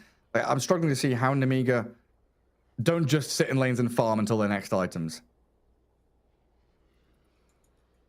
Some things I'm just not meant to be. trying to look at ways for Namiga to come back in this game, and I think just their overwhelming team fight gives them that space. But BetBoom are farming, doing their normal thing. I think Roger's making so many nice plays that it's really just giving them the space to do what they want. Like Sniper, he's getting quite tanky as well. He's got that Mage Slayer, he's got magic resistance, he's got a Dragon Lance, he's going for a Satanic. He's trying to be just in a place where he can cast his spells and do damage without, you know, instantly dying. Going for, I think Glass Cannon Sniper, like we saw the last time it was played, is Fun. hard to pull off. It's fun, but it's hard to pull off. And especially when you're playing into like Faceless Void and heroes with jump sanking that can just kill you. You don't want to be this guy that's a liability to his team because he's getting caught out and dying instantly at the start of every fight. You don't have a Chen burst heal this game. You have an Undying at most. So itemizing like this makes the most sense, especially since they're kind of relying going into late game on just having like a Refresher Doom, a Visage as well, who's going to like scale up. He's actually kind of going defensive too. He's got a Hood queued. Maybe he wants to go a pipe, and they just think that, yeah, if we can just survive through this Time Lock magic damage, this Phoenix magic damage, this Sankey magic damage, all will be well. Because he has a Wraithback too, right? Or he has a Wraithback too. Yeah, coming out on Korea. Yeah. And I guess, one of the things about Sniper, you mentioned that, always struggles against those gap close heroes, but there is an element of him being able to scout them out and maybe cancel blinks, with a well-placed shrapnel or high ground vision. If they're able to see them coming, Lal has some answers to it. And if we've got that vision, Mage Slayer against Lina, against Sand King, a lot of these magic damage heroes, that reduced spell damage really can hinder their efforts when they're trying to get in and burst someone down. But the more time that passes, the more physical damage Lina and Faceless Void lean into. It's good to be. I mean, obviously quite far off of Faceless Void, but Malrina's queued up that Dragon Lance. He's probably going to get that crit again and just try and fight from like far range. Sniper is typically the hero that people pick into these ranged heroes because he outranges them. Right? It's like, okay, Lina, you're going to do all this crit damage, 1,000 damage per hit, whatever. I don't care. I'm going to outrange you and just headshot you, peep you, push you back, keep you off of me. The only problem is with this tanky build, he's not got the attack speed to really do that. Or the damage, even. It's like more relying on kiting with like your Doom, your Shadow Shaman, even like the Undying Tombstone as well. Yeah. Keep them at bay, allow the Sniper just that extended team fight to keep doing the little plinks with his headshot. Yeah, I think their fight is pretty straightforward as long as they use their vision effectively on BetBoom just to make sure they're dooming the right person. I don't think they care about Sand King. Like, just again, to reiterate, this hero he's lost a lot of damage, and Wraith Pack got added into the game, and then Wraith Pack got buffed. And he's honestly suffering being a Sand King nowadays. So I don't think you care about that. You're definitely dooming either Faceless Void or Phoenix in these fights. Probably the Faceless, because you have a Sniper. If this guy eggs in any kind of generic place, they can probably just peep it down. And you also have a Visage who's going to pop drums as well. I don't think you care about Egg. I think you definitely have ways to deal with it. So Faceless Void, dooming him, or if he gets his chrono off, dooming Phoenix, you're kind of set. I just got the Doom onto one of those two before ultis. I guess if they get their ultis off, maybe you consider dooming the Lina. Maybe, yeah. Even then, it's kind of like, for now, at the very least, she is super poor. Look at this net worth chart. She's at 4.7. wow. She's so far behind. Roger has been shutting her down, hunting her, finding her. Roger is playing out of his damn mind, and Malrine is suffering as a result. He's just trying to go for a single Dragon Lance, let alone thinking about something like a BKB. So his ability to stand and fight is quite weak right now. Yeah, and then Daedalus and Scarlet and stuff like that way down the line. Something Nemiga can look forward to is this next Roshan fast spawn in like 3 minutes. They've got great ways of fighting in these close quarter battles. Get a nice little choke point. Get your chrono, your supernova down. Isn't that when it can respawn? Yeah, fast spawn. Oh, it is spawning in 3, or it may? No, the fastest, it may spawn. Like the fastest it can spawn is 2.5 minutes from now. Radiant's bottom tower is under attack. Yeah. Right, I got you. What were they calling? The Golden Roshan, I think Sun's fan and Trent and stuff were trying to get the name for it. When it's immediate spawn of Rosh, or like less than 30 seconds, it's the Golden Rosh.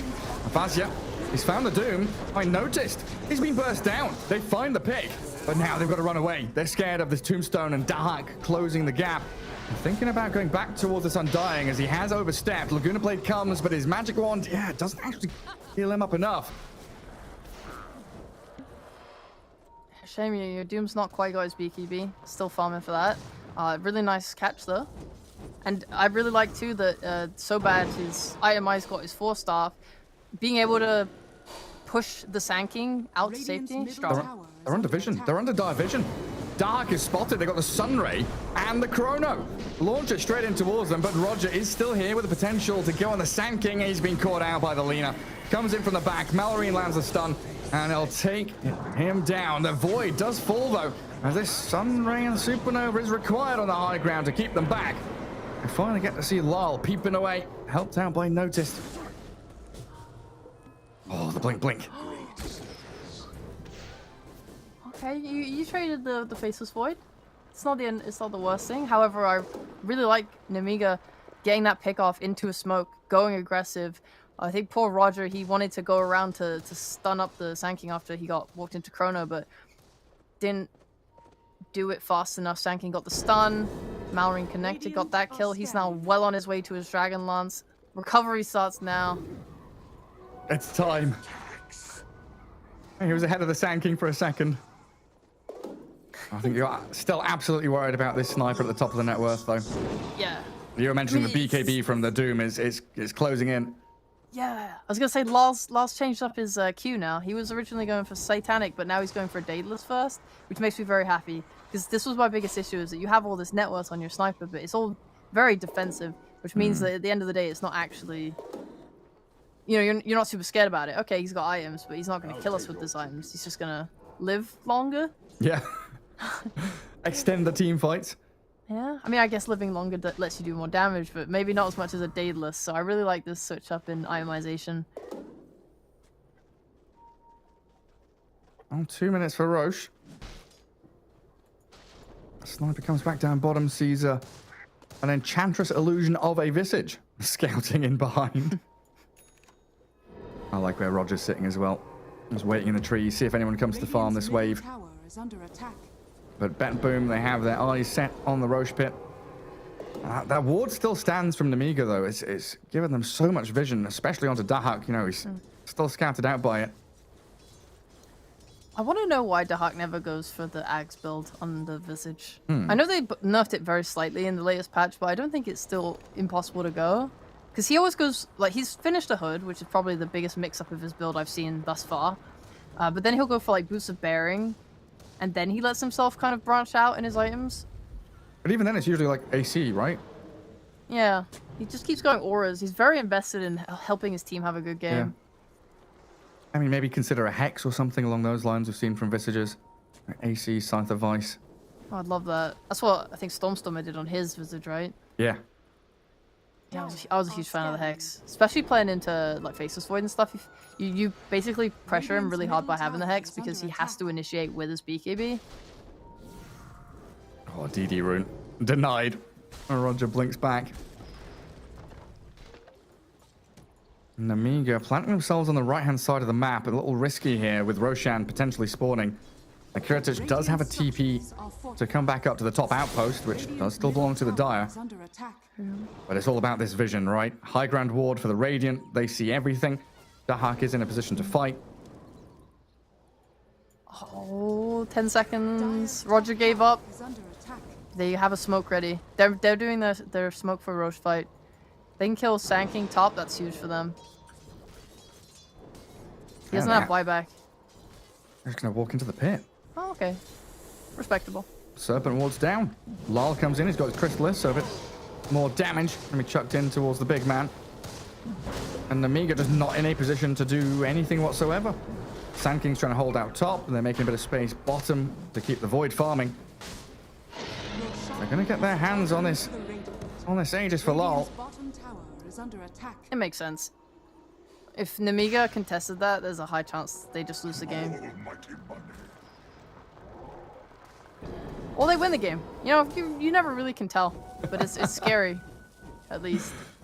Yeah, it really does mean they have to cast every spell like to perfection, right? The Chrono has to hit Sniper plus 1 or 2 heroes. Supernova's got to be timed. But they are looking to set up for top. Vazi's in the trees here waiting. I just don't think that's not a go. He was just pushing out the wave. He ain't going. Okay.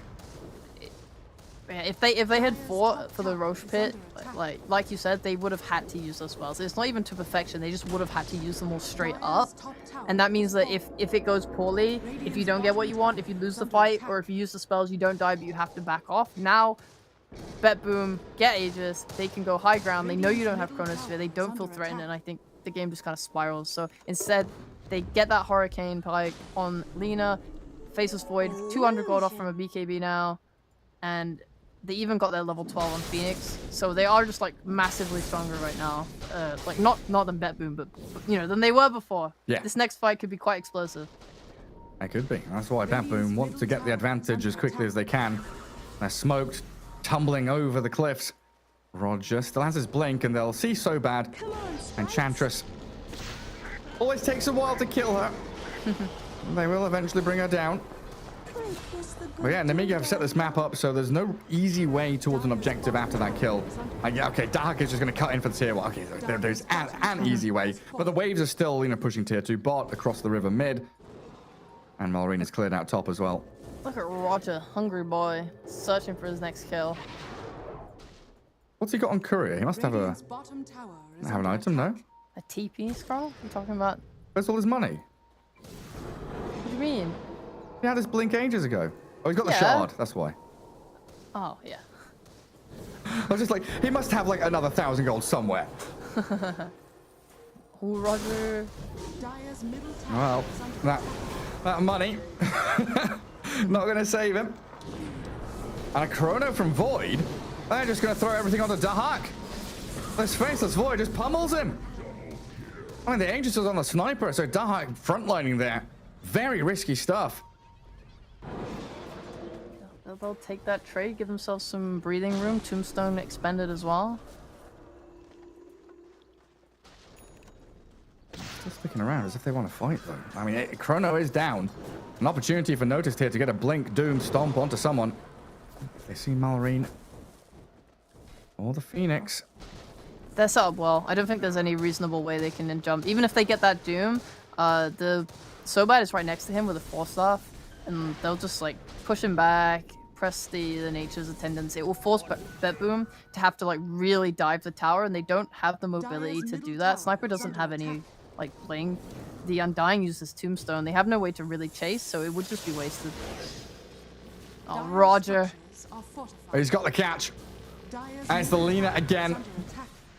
Notice comes in, swoops in to look for the kill, and it will be the Dooms. Roger, he's such a king. He just doesn't care. And he has the damage to do it all nearly by himself. Yeah. Yeah, this Aghanim shard improves his damage significantly. And now Dahak's respawned. They're back on the tier 2 mid. Creep wave arriving, so then we're back to a regeneral protection. And Lyle still with 1 minute left on Aegis. Chrono on cooldown for 1 minute as well. Knowing they do have this timing to poke at high ground, he just concussive shots up there as well.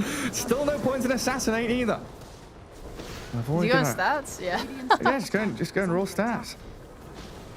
Nice tier 3 doesn't last that long either up against this Visage with the familiars. They have no Chrono to contest for at least another half a minute, so this should be a Rax for free. I mean, Vaz is TPing back. They might consider going with a Supernova and the Blink Stun, but look at Malrine. Half his HP is gone just from Lal right-clicking him from super long range. Glyph up the barrack, so they will survive. A good tier 3 take by BetBoom. And Nemiga holding on. I think you're right, though. The patience there from Nemiga. I personally probably would have jumped into the Sand King saying, team, we're going in. Let's go. Time to fight. Defend our buildings. But it wasn't a good, EV play. Keeping a Rax you can't be unhappy about. And it does mean that they have this Chrono back up. They can take that fight. And just need to be mainly careful about Doom. I think Notice is being so careful with it. He's not trying to waste it ever across this map.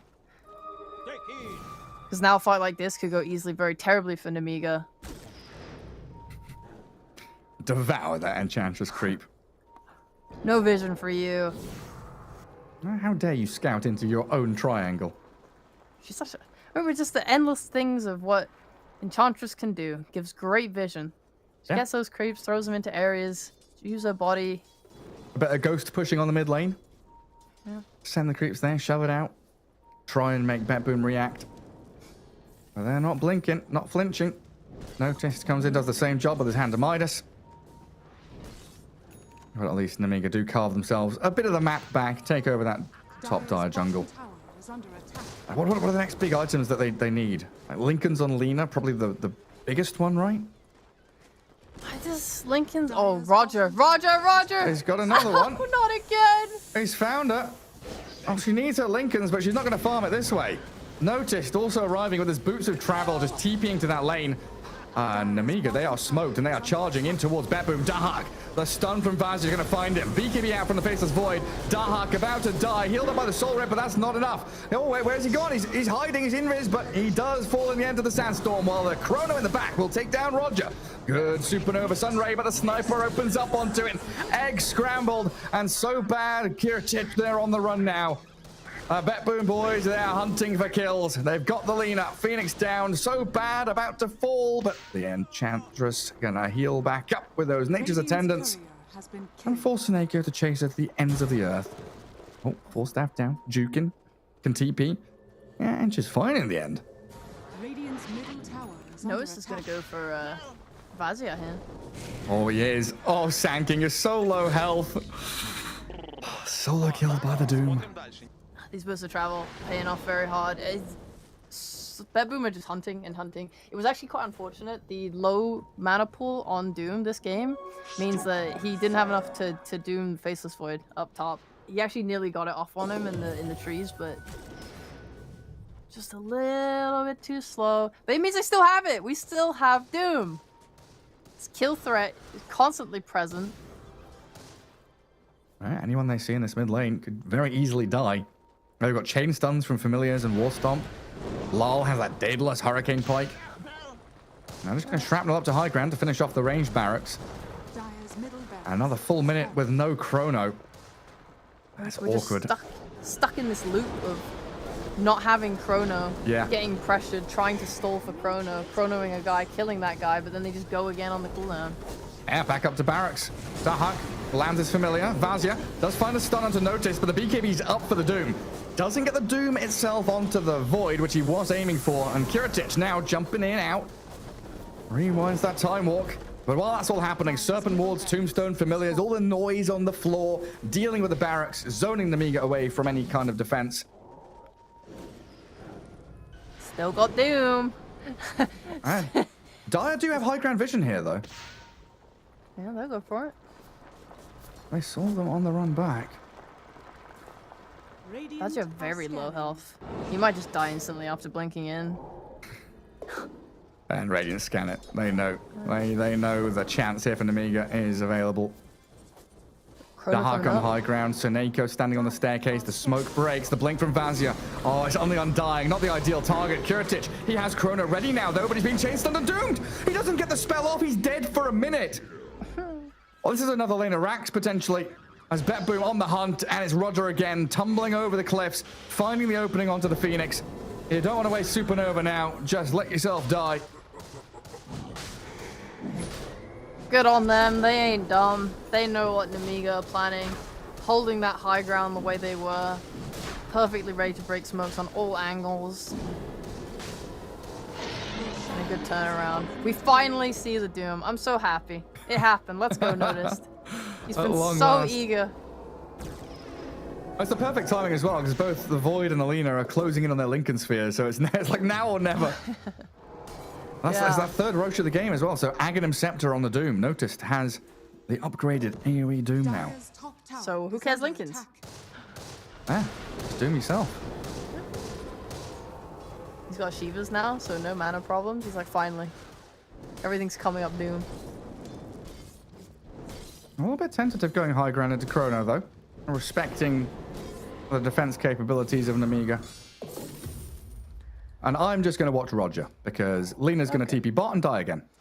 I'm so ready for it. Roger's waiting. Oh no, he's showing. He's on the wave, never mind. Lena's like ping, ping, ping, ping, ping, ping.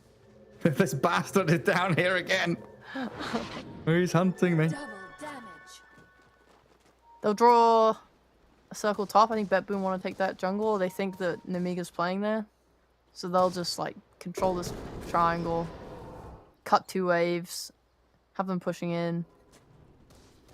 Someone will always have to be in the base on Namiga dealing with this wave. And then Roger, knowing that this is the way, he will now go and look for his assassination top. And Doom has boost of travel. If he gets this catch, he can just TP to this tier 1 tower top that they still have up. And we're looking at potentially a dead Sand King. Yeah, I mean, how are we looking buyback-wise? I don't know. How are we looking buyback-wise? Let Dire have most of theirs ready. Void is like 300 gold away. So they'll have that defender's advantage when defending their base with buybacks. So they could throw a couple of lives into BetBoom to try and spend Aegis, spend a Doom or a Cheese. Void's like despair mode. You know, how happy are you hitting 30 minutes into this game and the only source of damage you have is a Maelstrom? Mm. You got Midas, you got BKB, you're buying a Lincoln's. It's like, Jesus Christ. And then you're only gonna... His plan is to upgrade his Maelstrom, so now then you only have a Mjolnir. Yeah. Then you go for a Skadi, and then you're still not dealing mad damage. I mean, I know you're relying on Lina, but I think this carry might be one of the saddest carries to itemize on. Yeah, then you look at the sniper and it's like, Daedalus, Moonshard. Yeah! He was gonna go Satanic, and then he realized, hey, wait, we're winning. Damage. More damage. Damage. Yeah, BKB Satanic next for him, it looks like, though. Every lane trending towards the Dire base. Yeah, BetBoom trying to push this 21k net worth lead towards victory here in Game 3. Now that now that Sand King has a BKB, I think the high ground potentially becomes defendable. Just because it means that he can kind of force BKBs from BetBoom, or like force people to show up and appear. If he blinks in with ult, then he kind of draws heroes out and gives Faceless Void the space to get a Chrono. That's just how do you deal with this? Lina has to try and kill Serpent Wards and Tombstone. Kiritich time walks in to kill one Serpent Ward. So bad, it's just getting punched down by Lal with his long-range clicks. And the barracks is forfeited by Nemiga. They realize that there is just no way to hold them back. It's really hard. And they got a catch. Roger gets the Hex. Shackles on the Sand King. They're not overcommitting for this, though. Forced down for move away. The BKB from the Faceless Void is spent. Time walk to get off that damage from the sniper because he was taking a lot. That was insane. To watch your top racks fall and walk down onto the low ground to try and farm a camp as if they wouldn't have detection. Forced a lot. You don't have your BKB on your carry anymore now, which means that bot racks is going to be even harder to defend. How do they have to take this? It's honestly really hard to say. Like, they have to just kind of go. I think they just have to go in with Sand King and like use his BKB as a resource. Kind of felt like they can't allow them to come high ground. You know, once they plant Tombstone, plant the Familiars, they've set themselves up for this jump with the Doom. AoE onto the Faceless Void. He's down. Does buy back as the Sand King doomed up as well now. A lot of problems here for Nemiga, but they killed the Shadow Shaman and Seneko will drop too. A couple of pickoffs off that. Buyback of the Faceless Void, but Sand King getting burst down by the Familiars in the Soul Assumption. No buyback for him. And BetBoom going to try and close this one out. Malrine focused in the back by Notice. The Chrono lands on the sniper, sure, but the damage is lacking. Severe problems now for Nemiga as Notice gets the disables. Faceless Void dives back. A Supernova will land, but Hellscream can do nothing but dive away back towards his fountain. A 5 versus 3 now, and you've spent all of your teamfight ultis. This one looks all but over. It's onto a sniper with Aegis as well. It's not going to end well there. I think he just felt super pressured. Feels really hard. I honestly just think Sand King has been playing way too conservatively. Like, your damage is not that big enough to be holding your ult this way and waiting for like a perfect setup. It's not going to come. It's time for the Malrine outplays. Come on, show us some Malrine magic. Let's Stun get yourself. some kills. Stun yourself. In Dark into stone form, Sand King can't really initiate. I got the Light Strike Array on the Undying, but oh, Laguna Blade, just pitiful damage. They can't stop this aggression from BetBoom. Game 3 swept through. And a close fought series, Nemiga. I mean, they fought real hard for this, but unfortunately the road ends here. Sad for Nemiga, but can you be unhappy with this performance? Not at all. I honestly am I've been very impressed with just how they've been this entire qualifier, like taking a game and making BetBoom sweat. I mean, maybe you know, maybe this was like the one road they wanted before that. You're looking at the top where Navi and Outsiders are, and those are like the goals to strive for. But BetBoom's kind of like that gatekeeper for lower teams that you just kind of have to get past, and that wasn't meant to be now. Yeah, we used to have Team Empire. Like you bring up the gatekeeper. BetBoom have like replaced Team Empire in that regard. You know, we had Navi and VP and Navi and Outsiders, of course, now as BetBoom, that team holding back the tier 2 squads. They're in the 1.5 slot here in the Eastern European region. And now they're one series away from guaranteeing at least last chance qualifier slot. So they're through to the lower bracket semi-final. They need to win that to get into the lower bracket final, where of course there will be the loser from Outsiders versus Navi. But Sheepo, we've got another best of 3 coming up very shortly. Mind Games against OneMove. Do you have any thoughts just quickly before we move in towards that? Give me that mid-sanking. Yeah, before we get there, I just once again want to point out that I think Namiga are great. I think they came second place right in Div 2, so they are actually moving up to Div 1 next tour. So that will be very exciting to see how they compete there going forward. You know, making BetBoom this close, I think they're going to just have a really good time in Div 1, and that should be fun to watch. So great from Namiga. Thanks for the good games. Good luck forward for BetBoom. It's nice to see. Obviously, the Hawk went back to his visage here, but it's nice to see him branching out a bit still too. They got some tricks up their sleeves that they're playing with. Ending a series with a visage win, going to feel good for Dahak, as we will take a quick break and return to find out who BetBoom will be facing up against, as Mind Games against OneMove is coming up next.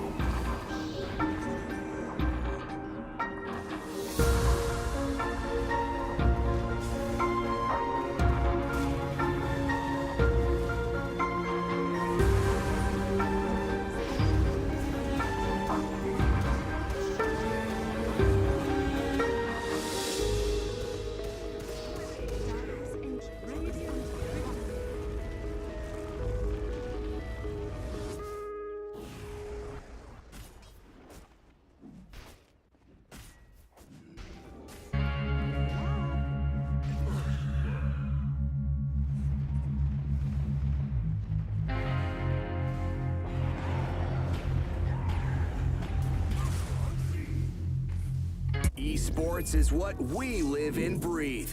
For us, it's more than a game. It's a reality where a group of letters can mean everything. Where runes are collected and Aegis can only be won in battle. Where centaurs can give you a ride. Where the true heroes are those in front of the screen. GG Bet. This is real.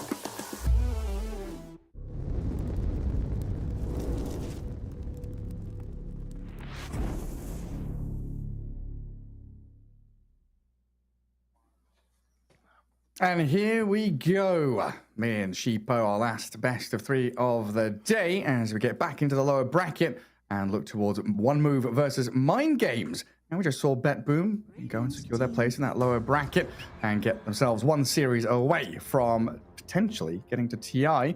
Sheepo, this series, this qualifier, super important. The pressure's on for all these teams. Super important. You don't say, sir. Yeah, it's hype. It's hype as hell. It's actually 10 seconds remaining. so big. I'm sad seeing players like, I think we were both so 5 impressed with seconds someone like remaining. Malrine from last series. Like, Yeah. seeing them not being able to go to TI is honestly quite saddening. I think like he deserved to be there. Obviously, if you lose, you don't deserve anything. But it's still sad. Like, the quality of Dota is just so high nowadays. There are so many players on so many different teams who are shining so bright, and you only get like this small amount of people that can actually make it. Dire team pick. You know, it wasn't meant to be. BetBoom moving on. Now we have OneMove and Mind Games, and we haven't casted OneMove together, right? No. This is our first game. Yeah. Yeah, I've not seen them in a while. Old Gambit team, of course, being released by the roster now under OneMove. Oh. 10 Still all together, though. seconds remaining. Yeah, it's they're. 5 seconds. I think I was remaining. expecting Hellraisers to beat them, but it doesn't surprise me that OneMove won. Obviously, Div 1 team, not not bad at all. These players have been around, some of them for a very long time. Like Smiling Knight, I remember him standing out back on Empire Radiant team in the day. Oh, like this team is nothing to sniff at. Yeah, and it's definitely one of those things, like you mentioned, Empire, they're obviously the ex-Gambit team. A lot of these players have played together, and we've kind of moved on from, the old days of CIS having these mixed teams and people swapping rosters every 5 minutes. We have had this squad together for several months. A lot of teams are staying together for years now. We're having the more concrete, team dynamic. It's not just skilled players coming in and, playing well or being shiny and flashy. They do have that nice cohesion with, great drafters, great captaincy, and making sure that everyone's all on the same page, locked into their strategies. Yeah. Same thing for Mind Games as well, with Big Num and Slayer. They've been captaining teams for ages, bringing in some hot new blood. Indeed, OneMove did okay.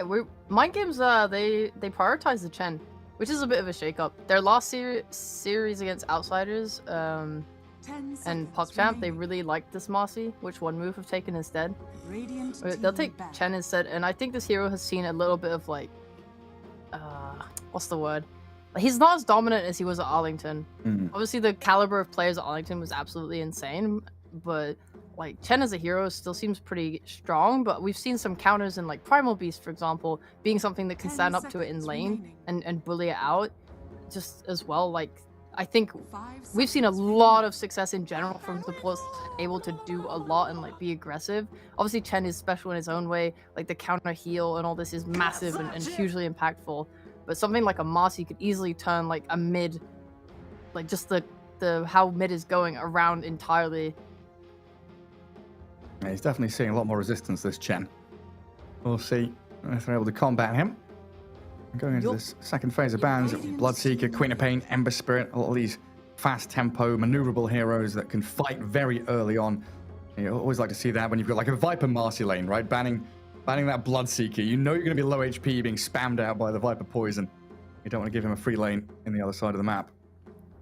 Gods, yeah. Viper is 10 seconds still remaining. quite difficult to deal with, it feels like. I honestly thought we would never see him again after the 5 nerfs to the seconds cost of remaining. mana. Of mana. Poison spit, whatever, help!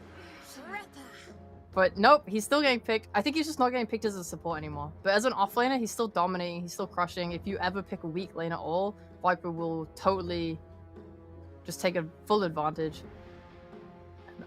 right now, I really like OneMove supports 10 a lot. seconds Like, remaining. like a lot. It's got a lot of damage, a lot of playmaking potential. Like, this mid lane is 5 going to be seconds absolutely remaining. terrifying. Mind games need to make sure that they're picking something that is okay laning there and potentially getting ganked hard. Yeah. Get away from this rebound dispose, like the 2000 range initiation just comes out of nowhere from the fog. I guess Pango could potentially fill that role. He can go into 3, go into 2. Not sure where he's heading yet. Minecraft definitely plays Pango. So it can be the mid if they want it to. I don't think it's that bad. I know people have tended to enjoy having Puck against Hoodwink, and now that Marcy is buying BKB and not really going the blink, like the blink's not even effective against Puck anymore, right? Because you're not stunning when you pull Puck back, so you can always get off the phase shift. Yeah. So Puck is generally a hero that people like a lot. You shouldn't die to Hoodwink's combo. Phase shift very impactful here against everyone. Also Viper very low mobility. I think they want to put the Pango mid, but I would love to see a Puck. Well, that might just lock it in place. Yeah, Pango mid, Visage off lane, Luna safe lane. So they've got a really nice, well-rounded draft there, honestly. Push from Visage Chen with the Luna Blessing. They've got team fight from the Pango Luna and a Sand King straight up. Mid tank, yeah, boy, I prayed for it and it happened. I mean, he's played it already this qualifier and stomped. I think he went 7-0-17. Oh, I just wow. feel like those were the numbers. He honestly 10 dominated seconds really hard remaining. from mid. Radiant team banned. That's hella hype to see. I want to talk a little bit about this Mind Games picks because, funnily enough, I was literally talking about this with my friends last night, and I was like, I'm going to bring this up on the cast tomorrow. Even if it doesn't show up, I don't care. I'm just going to talk about it. And what do you know? It shows up anyway. So Luna, buffed. Buff. Her 10 aura is now seconds global remaining. at nighttime. Yep. And it affects the birds. 5 It is seconds really, remaining. really potent combo with how much Visage has been around. I am surprised that we're not seeing it more. Team banned. Obviously, it kind of sucks when you're covering BetBoom because you know the carry is the Visage, which means that there's no space for Luna in that draft. But in here for Mind Games, this is great. This is really exciting. And you have all these auras from Chen as well. Like, this is a very scary lineup to kind of play into. Yeah, it comes online very, very quickly. And you've got the added threat of like familiars flying over trees, scouting Hoodwink, scouting Sand King if they're trying to get the jump or scurry 5 away. seconds remaining. I get into these last bans. Still looking for one of our supports for Mind Games. And it looks like our mid lane for OneMove, the Sand King, so they need their carry still. What kind of matchup do you want to pick up here? Like into a Luna, you want someone who can farm reasonably fast, but also you want to fight with your Sand King and Viper, right? Yeah, you could take something like a Monkey King. I think TI10 was like the tournament that made me most impressed with how much a Monkey King can farm and fight at the same time. And I think he's only just been buffed since then into this patch, seen a lot more of him around. I really like physical damage in general just against the birds and making this, like, Visage wants to kind of stand, hit you with birds and do his thing, but when you lay down that Wukong's, it's very hard for any of these heroes to really sit inside of it. Even Pango is like at risk. You could, oh no, Bloodseeker's gone. And you could, Bloodseeker would have been sick against Pango, right? yeah, Radiant do something team that's banned. really good at holding. Like, you could always just try and out-survive Mind Game's timing. Because you can either play into the timing or you can try and beat it. Dire team And Viper and Sand King will be able to fight and do stuff, which could Radiant give the team space pick. for like a later core, like a Medusa type thing. Or if you feel like you're gonna get too like pressured by that, you just go Bristleback. Wow, yeah. Fight into it. Fight and farm. Go for it. Go wild. And this last pick of Baden, gives them a bit more sustain, a bit more push and save against the Sand King and the Hoodwink. But Knight on this Bristleback, good against Visage, very good against scaling early on with his tankiness. Yeah, I like it. I have seen some Visage players still be out the Bristleback. Like, it's not a guarantee. Because if you are able to dumpster him in the lane, get all those nukes out, then sure, like there's a potential, right? But both your supports on Mind Games are very passive. Yeah. Like they're very healing focused, healing centric. You're gonna hit this timing as your team where your Visage has got a Wraith Pact and your Chen has a mech and stuff, and you're able to just stand behind your Luna who has a BKB or something, or a Manta Dragonlance. I don't know what she wants to buy, and just hit the towers. Go. Can OneMove do anything about it? I don't know. We'll see. Yeah, I mean, Mind Games also don't really have like a Spirit Vessel buyer or anything like that. I guess Luna can think about Skadi a little bit later on. But like maybe Aincrad with this Pango, like a Diffusal Blade, has always been one of these kind of soft counters to heroes like Bristleback. The tanky strength cores who rely on their mana pools.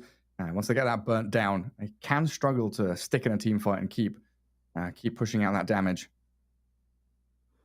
Yeah, that was definitely like a big thought of mine. The only problem is usually when you're in a fight, you get a lot of stick charges. He'll have a 1 for sure. So even if you manage to burn his mana, you usually just aren't suffering too hard. Yeah. Between like if you still go that Soul Ring, if you have a wand, it should be enough to sustain. But still, it's something to think about. The two supports are lacking severely in damage to kill Bristleback, and if Bristle has a really good start in lane and they aren't able to pressure him really hard, then he's gonna have a Vanguard. Like this Visage will be doing no damage to him as well, and your Luna does like ideally she can probably like poke and get involved in like mid pushes if she wants, but she wants to farm the triangle. She wants to hit her timing, which is the whole draft idea behind this mind games. Yeah, I mean, we've had like the full protect ones in the past, right? And now we've moved on here where mind games have the one protect one in every one of their lanes. Everyone just trying to buff up and protect the cause. Yeah. I don't really have that kill threat. Whereas, OneMove, they've got this Viper. They're going to be super nasty with Marcy, Hoodwink, Sand King. They've got loads of stuns and ways to actually gap close and maybe even kill off these supports in the early laning stage. I really appreciate you taking the load of the analyzing at the start of each game so I can do my predictions. I've forgotten. Well, I've not forgotten. I've just not been bothered the past couple of times because I know I'm just gonna be wrong. Yeah, but even if you get 1 right, it's not bad. I got like 3 wrong in the last game, I think. Okay. I'm just waiting for the tree one to come around again so I can guess. I can guess like 500. That time when we were guessing, I don't know, just ridiculous amounts of trees get destroyed in this game somehow. Yeah. The out game was great because they were like, who has the most net worth? Oh, 10 really? minutes or 15 minutes, and I was like, oh well, that's nice. That's an easy one. Easy peasy. Oh, a little steal there from the Marcy. Comes in behind. Does get the 2 for 2. And Dino and Slayer are like, hang on a second, someone's stolen our bounty rune. Oh my god, they're going for brutal murder up top. They've kept both supports up here. Like I don't know if Abaddon can mitigate that amount of pressure if Yeah, Luna's gonna have some struggles there. I think they were expecting the Chen up here. They've blocked the He camp. shielded himself. Marcy disposes him. Slayer. You're already shielded. Does have another one in a second. I think he just knows he's dead. Yeah, gets bushwhacked up and first blooded by Afterlife. With the poison place. That's great. Nice first blood attempt. These two supports are going to be so scary all game. Yeah, no matter where they are on the map, they're offering so much disable and damage. They will come down bottom of the Hoodwink, though. Make sure that small camp is all controlled up. Chen opting not to block it. Leave it open so he can steal some creeps. It's a shame he ain't done it, but I really like seeing Chens who put a ward in like the main body of the jungle so they can see the medium camp from the low ground and they don't have to walk all the way up to take creeps, especially if the camps are getting blocked quite a lot. I think I saw it at Arlington or Genting or something where a team was doing that.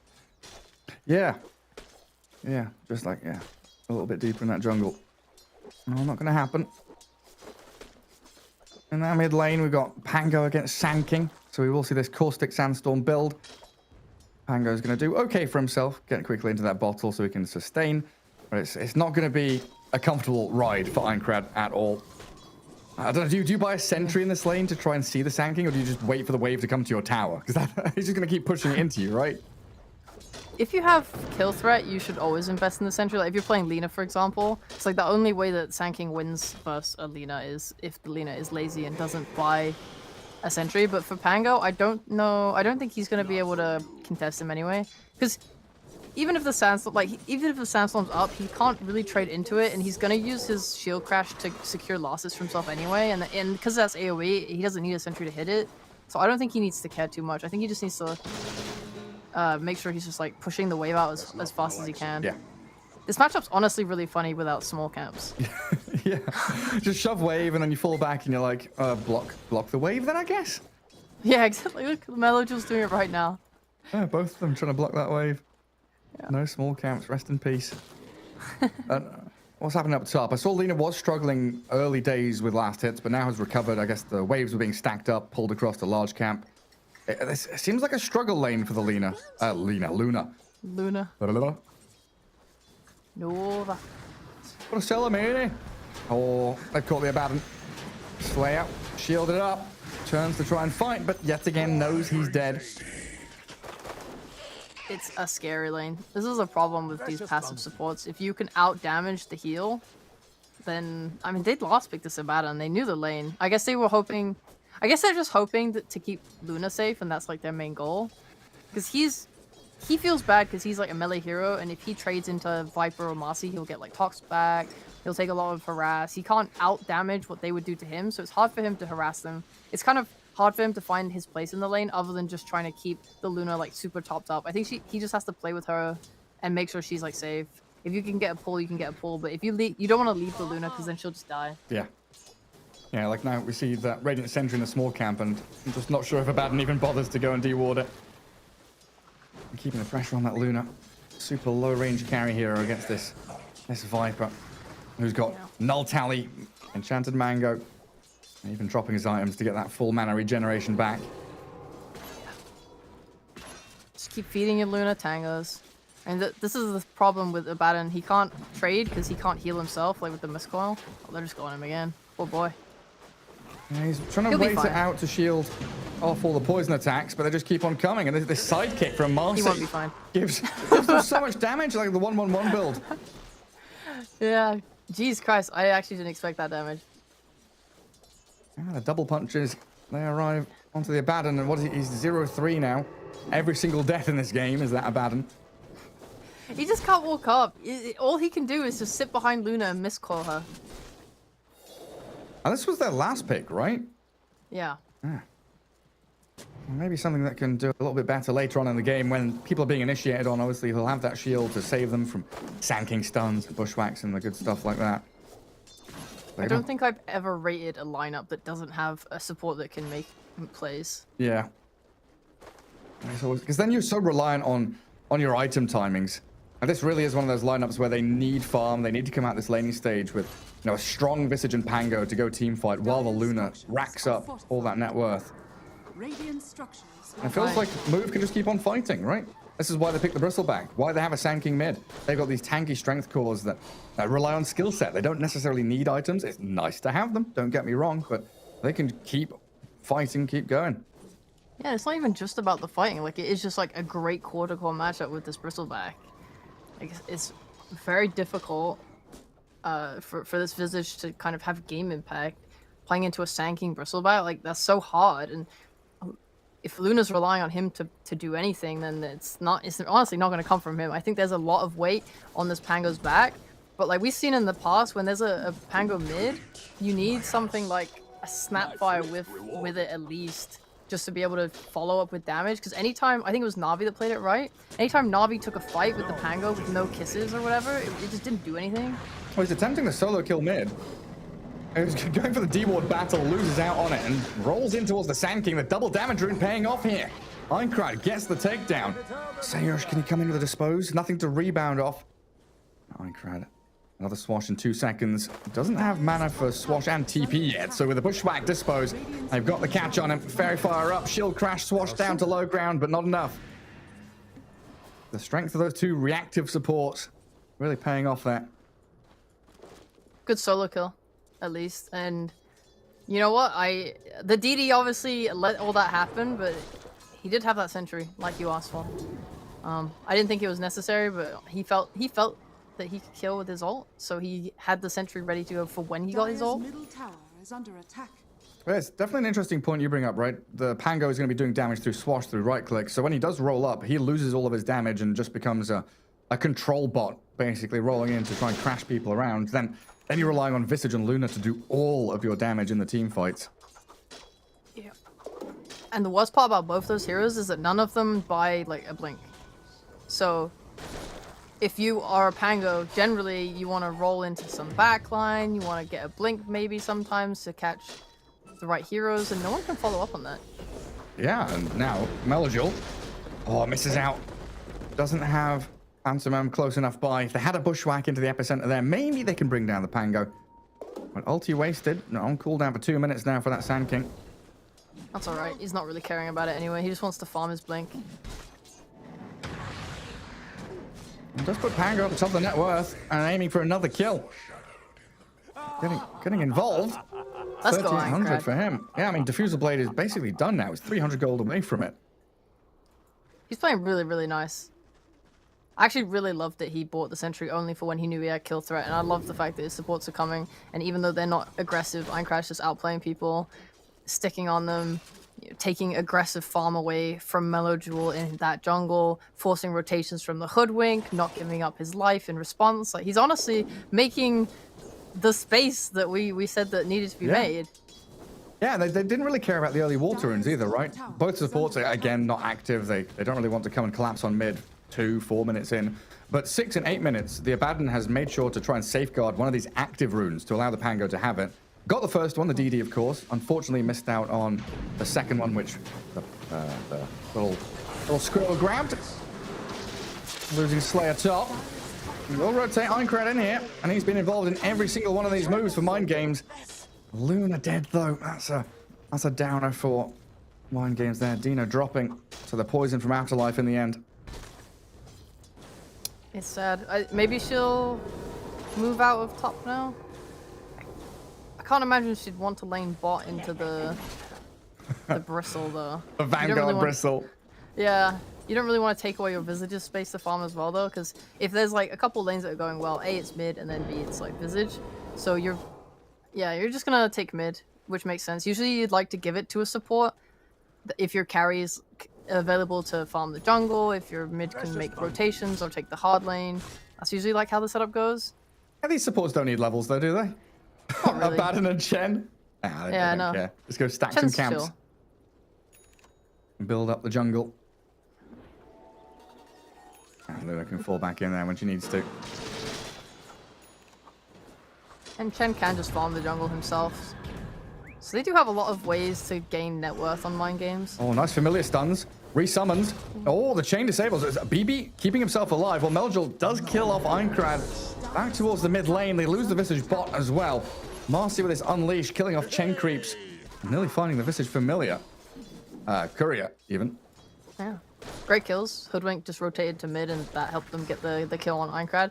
Finally putting an end to him.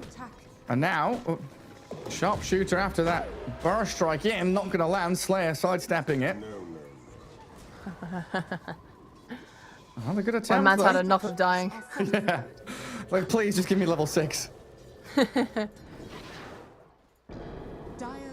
Oh, that is definitely one of the strengths of their two supports, though. Abaddon and Chen very good at breaking up high ground, giving vision, and not really caring about having spells cast on them. And Hand of God. So that borrowed time. Aincrad down bottom, though. Onto the Bristleback, and he's completely out of mana. Soul Ring and Stick. Trying to be utilized here by Knight. But surrounded by the familiars, the Chen creeps. And that Diffusal Blade swashbuckle. Incredible damage from the Pango. Radiant's bottom tower One is man, under one attack. dream. Look at this Pango go. He's got to. Got a lot of heavy lifting to do this time. Let's have the haste rune as the Abaddon gets jumped by Sand King. The sentry's down, so they see this SK inside the Sandstorm. Even through the Hand of God, though, they can burst down the Abaddon easily. Aincrad considering continuing to fight here. It has You have that a blink haste rune. stun? Yeah, it's risky. Don't want to jump into the Mind Games ball. Visage is there as well. Like, Bristle's got his Vanguard, he's got his Soul Ring, he's feeling really good. He'll just go for that Ags. Sadly, there's no Ancient Stacks from though. Radiant's bottom tower Yeah, all been cleared out. We should kill BB here with this smoke. Find the Visage easily. Here's the epicenter, or tries to. The familiars land. The Slayer dies up top. Unleash from Sayesh down bottom, though. And BB will get pummeled into the ground. And Big Nom, he's stuck around here for a second. Trying to gap close on him with another blink stun. They will find the Chen. Meljul getting on top of target after target and body blocking inside the Sandstorm. But BB, great micro on these familiars until Marcy jumps into the middle of two of them. Aincrad is here to clean up the mess. the punch battle between them. Come on. Come on, Marcy. Minecraft TP'd. He spent a little bit top just staring at Afterlife going, can I kill this Viper?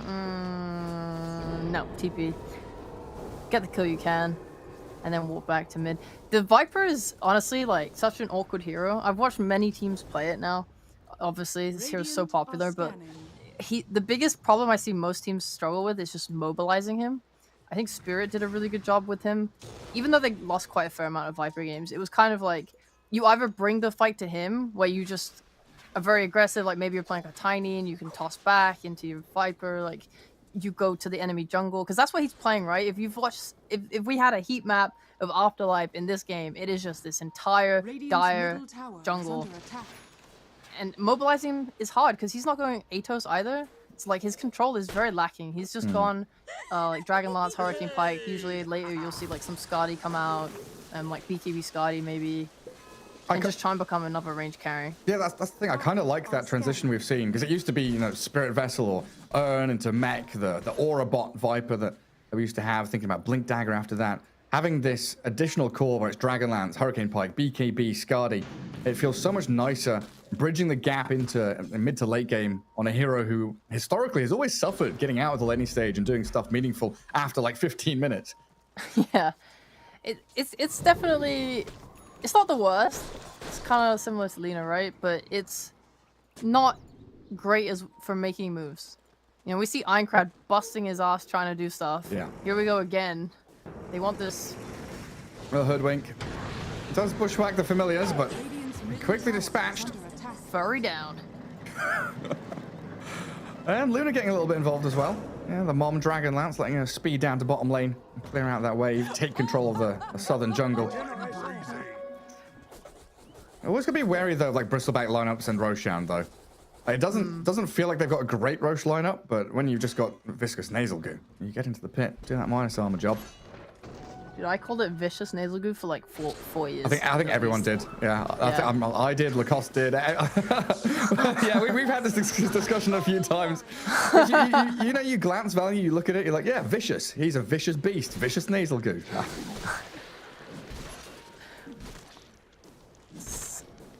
I think everyone had the same problem with the Weaver, like calling it Germinate attack, but it's not. Oh. It's Germinate. Yeah. Anyway, to underail, yeah, there's Viper. He's just tanking top. It is great, right? The side effect of all of this is that most of Wang Game's cores were forced into the boss side of the map to try and farm, and we do see like a little bit of a net worth. Little tiny gap, just a tiny gap. It's like Luna at the top, and then the rest of OneMove's cores. Yeah, getting themselves primed. This Aghanim Scepter for the Bristleback, not too far away, and he is taking control of that dire jungle, making sure that there's no Luna farming up there, and it looks like they're gathering as 5 here. They don't have too much in the way of vision to actually see past where the Bristleback is. They've got a decent observer ward that watches towards the bounty rune. And the Epi channeled. Who did they see? They caught a glimpse of the Visage and burst him down very quickly. That's the Panga with an arcane rune getting in with the roll, but he doesn't have any backup arriving. He is all alone. So Aincrad gonna have to roll away to safety. Yeah, he's fine. Afterlife has a friggin' Hurricane Pike. Like, even if that roll kept going, he's so tanky just from the stats that he's bought, and then has a 4-star on top of that. This is the second time I've seen the Wraithband Null Talisman build up. And that seems pretty good. Yeah. It's like we were saying earlier, right? The the kind of Falcon Blade, Null Tally, Soul Ring, this trifecta of items. We're seeing a bit of switch up for some of these players. Even the Ring of Bassi is starting to go out of favor now to the Falcon Blade as well, it feels like. Yeah, I'm seeing Falcon Blade on every one of every, like, strength heroes, agi heroes, int heroes too. Yeah. Everyone likes the Falcon Blade. Lena's big fan. Well, there's your Roshan, Bristleback with Aegis. And he's closing in on that Aghanim Scepter, so it really is OneMove. Their time to shine right now. Your mind games still need BKB on this Luna. Aincrad, what is he going here? Is Mage Slayer, it looks like? I don't know what a Mage Slayer is built of, but I will go with that. Cloak, quarterstaff. He's got a cloak. He's got quarterstaff queued. That sounds right. So he needs Sage's Mask and Robe of the Magi to finish it off. Oh, you're so smart. So smart, Gary. Thank you, thank you. He knows. But what? But why? Dire's top Spell tower damage. I guess Bristleback, Viper, Sankey, they're all spell damage, It's right? a lot of spell damage, Yeah. yeah. It's like all spell damage, pretty much. So, it's definitely a good item. They're on just a countdown type deal, I believe. They understand that this Bristleback is going to be really, really giga strong when he gets Ags, and it's like, okay, well, what items can we finish to allow us to fight when he hits that timing? Because you have to match the timing. You can't just get run over and just say, okay, well, we're going to lose all our outer towers and just give up and stay inside the base and hope that we can make a comeback fight. Because your lineup's not built for that. So what can we buy? We can get our BKB on Luna. We can get a Mage Slayer and just allow us to find ways to take this fight. Can we get a Wraith Pack? Yeah, we got that. And they'll build the Assault Cuirass to give them just a little bit more durability versus these Quills. Chen's going pipe. Yeah, exactly. Just bulk up as much damage reduction as you can get. I think that's honestly a really good approach to it. Next, they've got tons of sustain, loads of ways to keep this Luna alive. If it does become that hardcore 4 protect 1, Luna is the be-all and end-all in this game in terms of carry heroes. Just get Dino as much farm as you possibly can. And that'll be BKB ready for her, so they are ready to kind of TP to outpost, defend their top jungle if they want to. And Big Num with BB already kind of prepping, poking to see who's up here. I'm super glad to see that in terms of aura delegation, you have the Visage getting the AC and not the pipe. Because it means that if they want to turn him into a second core later, like with Ags, they can. Yeah, much easier to do so. But here we go. Ags Bristle, frontline. Chen army getting cleared through by the Sanking and the Hoodwink. They are charging forward to try and crash into this SK. Eincrad lands that Rolling Thunder, but the Bristleback, he's pummeling into BB. Being held back a little bit by the loosened beams, and Eincrad has actually kept the backline away. But Mind Games might be losing their Pango now. Shield crash thanks to the shield coming out of the battens, getting out of the Bushwhack. And Mind Games, they lose their tower, but they don't lose too much else in the meantime. There's a good little back and forth. Didn't even have to expend the mech. Did you see the Sanking? It was the funniest thing ever. What happened? He walked to the high ground, you know, next to the stairs in mid river, like to the left. He was standing there at the edge of the river, like trying to get knocked down to low ground by Pango Roll. But someone forced him down on his team, and then Marcy, I think, tried to dispose him, and it ended up disposing him back onto the high ground. It's so silly. So it's here. So he tumbles toys, goes to the cliff edge. Yeah. Oh, that's where he wants to be pushed down. Doesn't get knocked down. 4 staff just. Oh, right. Yeah. And then the rebound and the burrow strike. Just get me out of here. This is funny. It's just a little funny thing. Bright and breezy. I'm glad they called that on cam. Yeah, that's good. Okay, so Dire's top tower this is fight under was pretty attack. promising.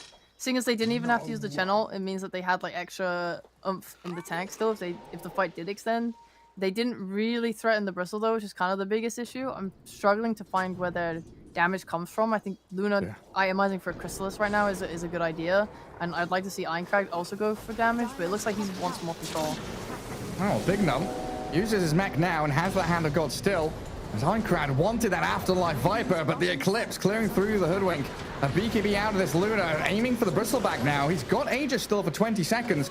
Even if you kill him once, he's going to have to retreat away from this outpost nonetheless. And Knight just keeps on fighting. His first life not even expended. The sidekick with a lifesteal battering into BB. Luna facing off against Seosh, but Melojul's in. The burrow in the epicenter going to clear through this Luna quickly as Knight, his Aegis, 10 seconds remain. And he's still just battering and bashing his way through BB's Visage.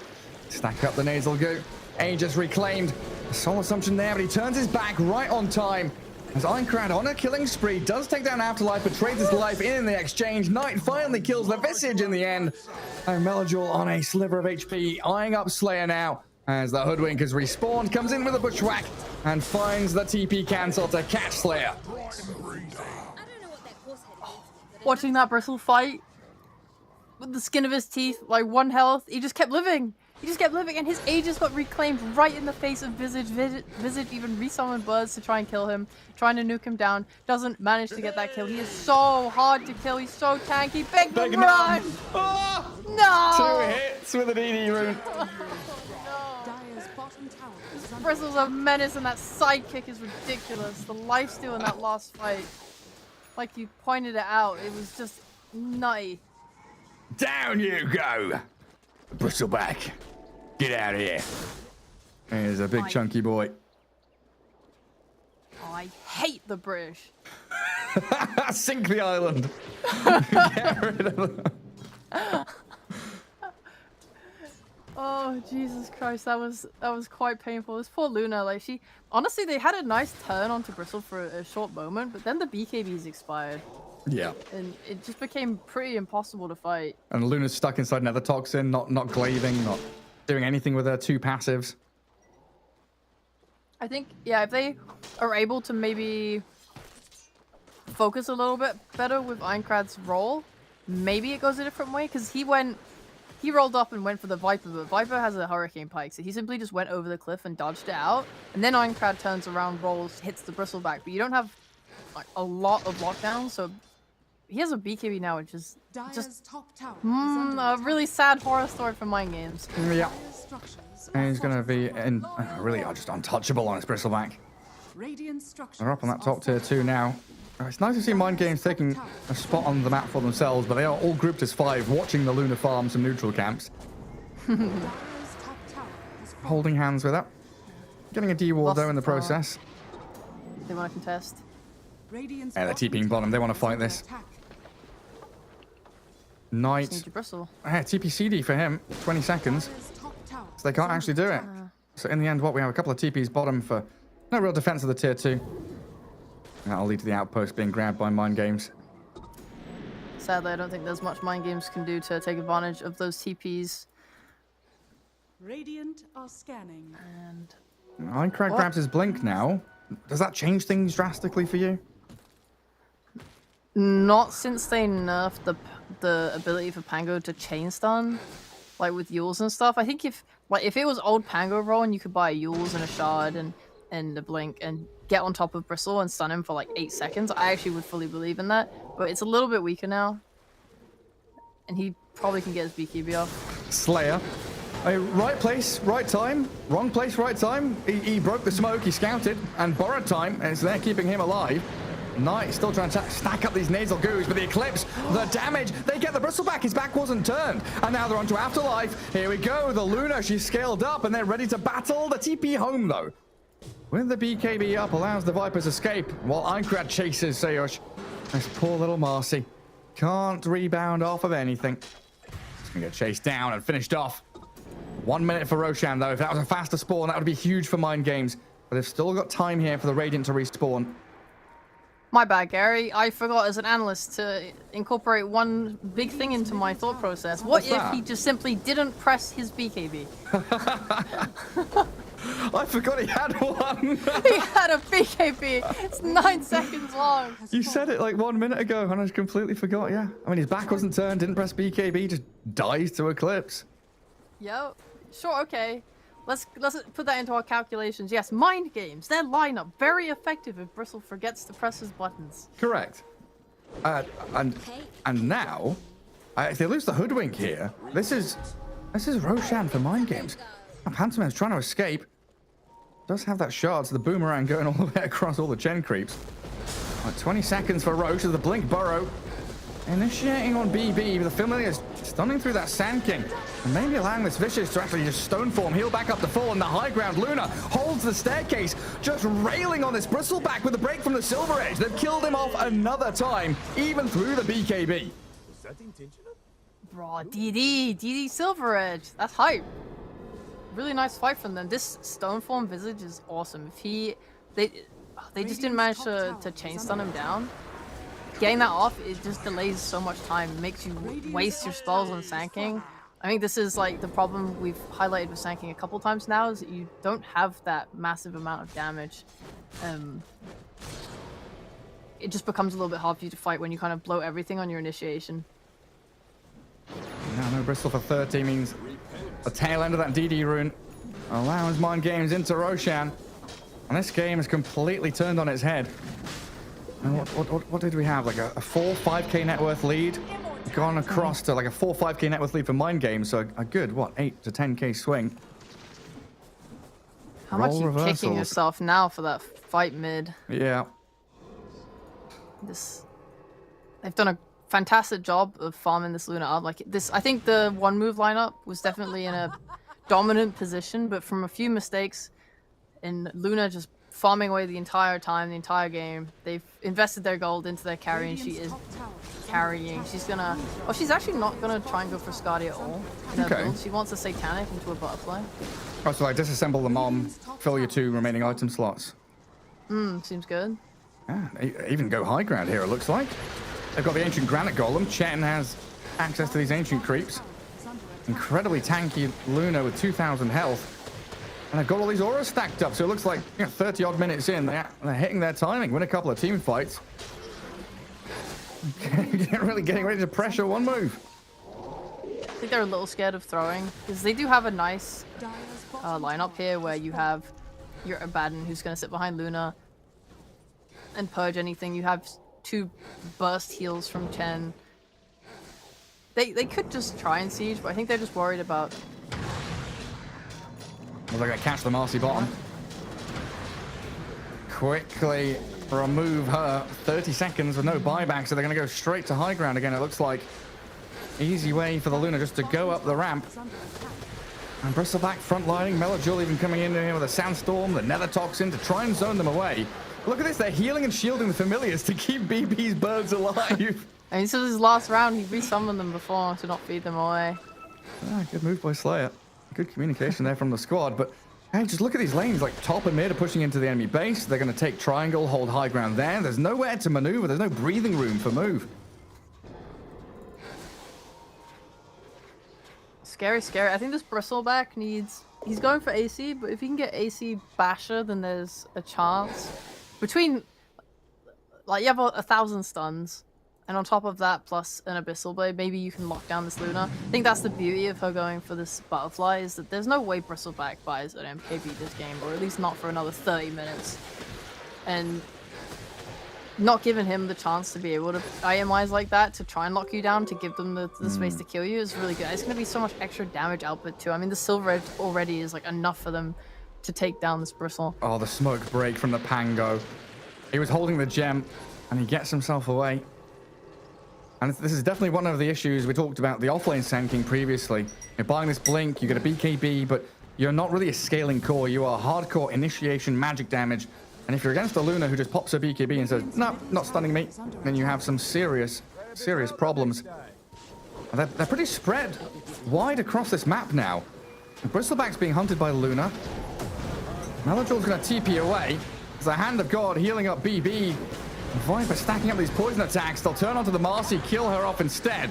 And get the trade, though, move. And the BKB Sand King looking to try and turn and maybe fight into this Luna. She's holding Aegis still. An awkward one there.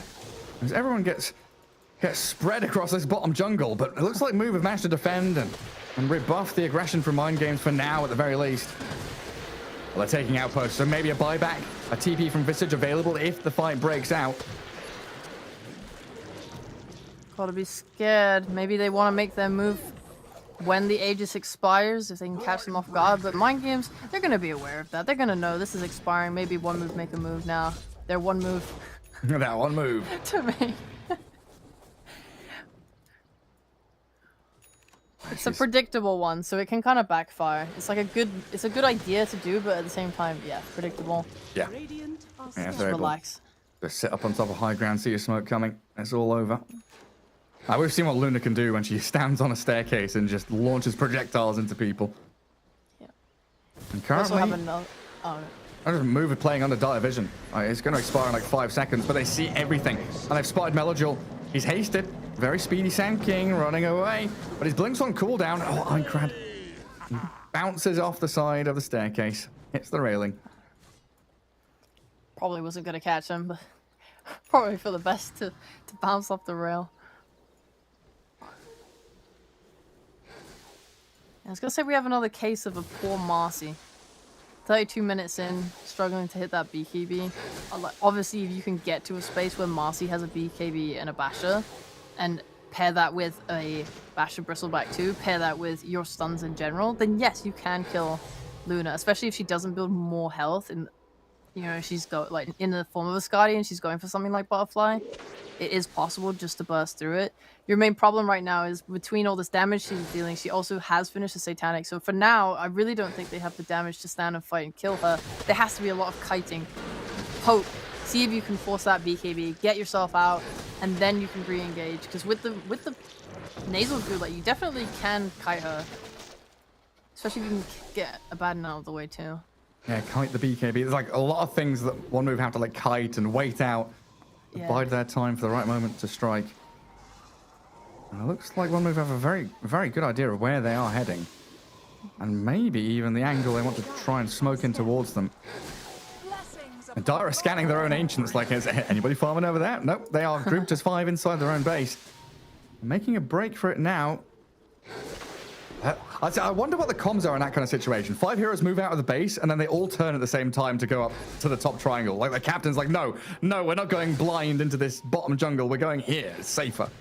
I think they were moving bot because they thought they weren't there, and then they realized that you see the wave top is like pushed near to the top staircase of the triangle. Usually if a team is holding that space, they will have pushed that wave out by now. And because they didn't, I think they just read, oh shit, they're in the bot jungle. Go top, go top, turn around. Like they weren't smoked during that move, so I don't think it was an aggressive move meant to make the play. They just wanted to get out onto the map and farm. Take control of some land. Yeah. Get what you can. Please, a couple of neutral camps, please. Anything. Yeah, I mean, you gotta forego your buyback and just try and get as many items as you can so you can fight. Like, Bristol's bringing his AC out now. I think we're nearly close to this Marcy BKB, which could be big. I mean, it's scary. Luna's kind of tearing through everyone with her glaives, but whatever, man. Can't factor that in. You gotta be brave, gotta go in. Yeah. Afterlife as well, We saw what happens when people don't press their BKB. You know, Bristle did it 10 minutes ago. If Luna doesn't press her BKB, could get blink burrowed, battered down by Bristle. There's lots of bees in this game. There's birds, there's BB, there's Bristle. We're gonna have bashers soon. There's Bango, Babadon. Bushwhack. I'll give you a real one. Love Budwink.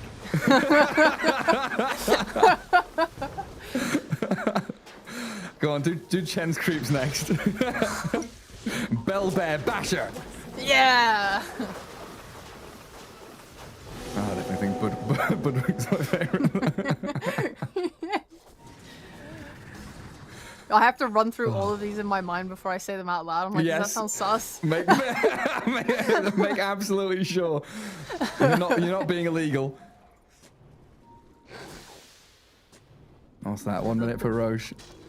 The biggest slur of all, the British. Well, no, you said it incorrectly.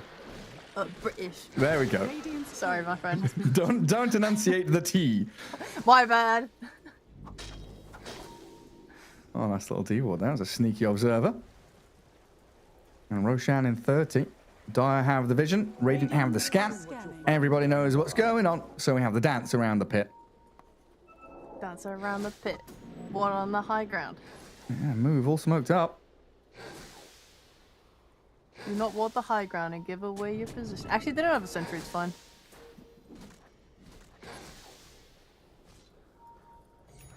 Playing it safe. Mind games. They want to make that move. They just want to get in there with the Pango roll and run Luna in with her BKB. Satanic, she should be completely fine. Meanwhile, OneMove. I think they need to... God, I don't even know who they can start on. The problem is whoever you start on just gets saved by Abaddon. Yeah. And like Pango has Lincoln, so he can't even be jumped. So if Icrad's the one showing, that's perfect for mind games. Viper trying to frontline. The Lucent Beam into roll. The drums popped, the crash back in, the Viper blown up. Buyback's available, but that was a very quick kill. And Mind Games into the Roche pit now as Icrad tries to de-ward. Does get the Observer. As they're inside the pit and Bristleback just face tanking a ton of damage there. Holding onto his BKB for the right moment. Needs this Viper to arrive to really force the team fight. So Chuck spells in, Goo, Bushwhack, Epicenter, Blink, Burrow onto 2, but the Abaddon has his ulti in the hand of God 2. Dino turns and fights. He's still got Satanic ready to rip into these heroes, but he's inside the Nether Toxin. When BKB wears out, he could have some problems. Soul Assumptions flying into the Bristle. He's got Mage Slayer on him, but another Burrow there, catching the 2 of the Melojul. Reinitiates, the heals, the Luna, she's still alive, finally brought down. But they've got this Visage, caught up with the Bushwhack, Pantomime and Afterlife, forcing Mind Games back. Luna does buyback. They want to return to the Roche Pit again, and Afterlife, potential dieback for him, but Melojul, another big burrow from him. The Sand King owning these team fights, clearing through them, but he's going to lose his own life. Dead for 100 seconds, and unfortunately for them, Knight is low HP, low mana, and Aincrad has another Rolling Thunder to crash into the Hoodwink, find the Viper in the back lines, and Dino, his buyback will pay off dividends. A big-time victory in the end, a triple for Luna and Roshan for them. Classic Dire advantage. TP to your outpost. Rejoining the fight. What? Disgusting. Hey, yeah, it's rough. It's rough. I think Mind Games made the right choice committing their buybacks. It's a little scary, but Luna secures herself the Aegis, so she has 2 lives anyway. And you saw how hard it was for OneMove to take her down. Like, there was so many engagements, re-engagements onto her, trying to control her through a Satanic, and just like hitting and hitting with multiple heroes, and just, it was so hard to bring her down. And you've committed buybacks, sure, on Mind Games, but you've also committed buybacks on OneMove. So now all Mind Games need to do is just get those hero kills, or even just walk up and force the issue, and OneMove is scared. They don't want to lose their heroes. I mean, they have Bristle. They have 2 lives on Bristle. Yeah. That's kind of most of it. There's a DD on this Luna right now. Yeah. And Aincrad, he's in on the Hoodwink. Little roll up. Still has the Rolling Thunder. And how quickly these buildings crumble. Oh my god. There's an earthquake shredding through the Radiant base. She's still got DD for like 5 more seconds. Yeah, onto the tier 3 top we go. Assault Cuirass, Wraith Pact. Radiant's top tower is under attack. I've got this Lunar Blessing stacking up tons of damage. What is the Rolling Thunder? Aincrad, he's trying to aim the Hoodwink, but Melojul and Knight, they're onto the Visage, the Hand of God, the heals. He's actually back to full HP. Wraith Pact not being focused either. And the Sand King, he's going to get caught out here by Aincrad. Another little swashbuckle in, but he doesn't finish the job. Focus down, Lincoln's popped, does get the kill in the end, as he's shield crash, bought time for his team to take down the tier 3 tower and now break the Bristle. Luna opens up.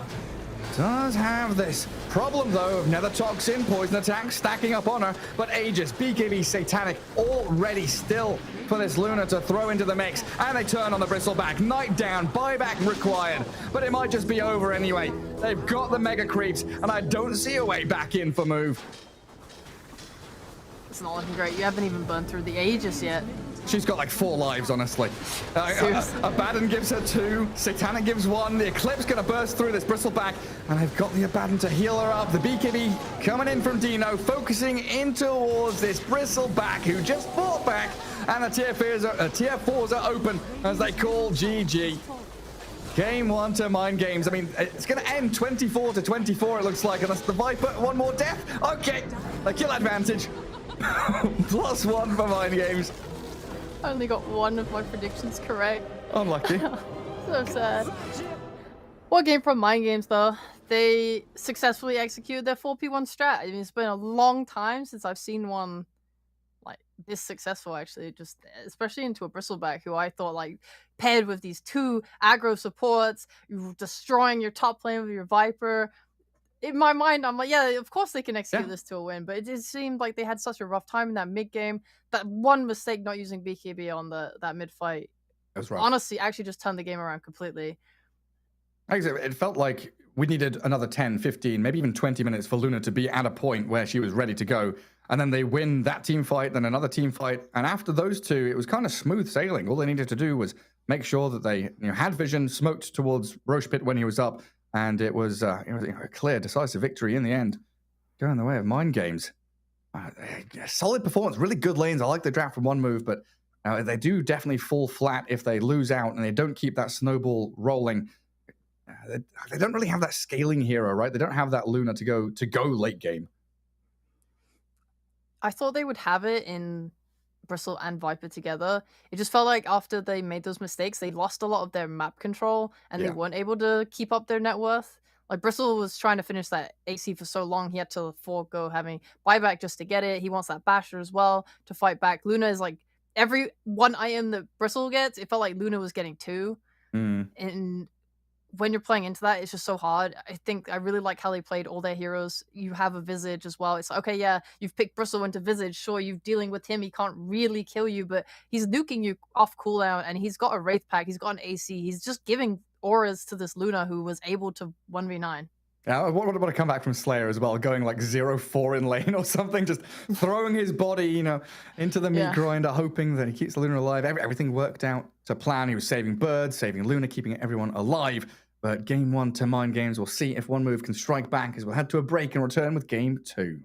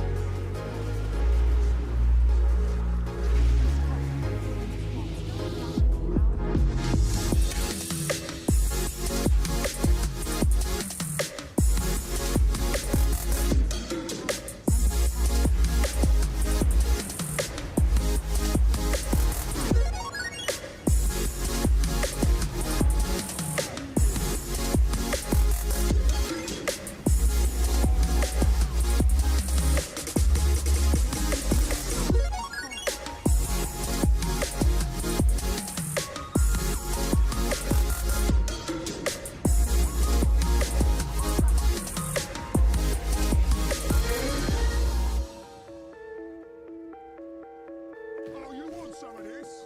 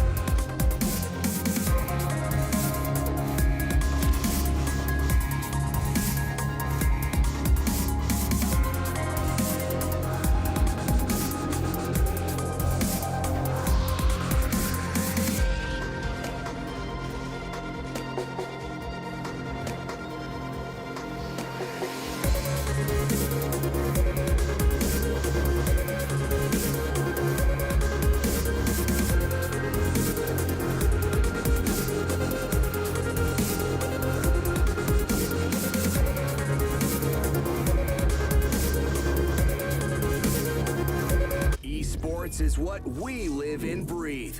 For us, it's more than a game. It's a reality where a group of letters can mean everything.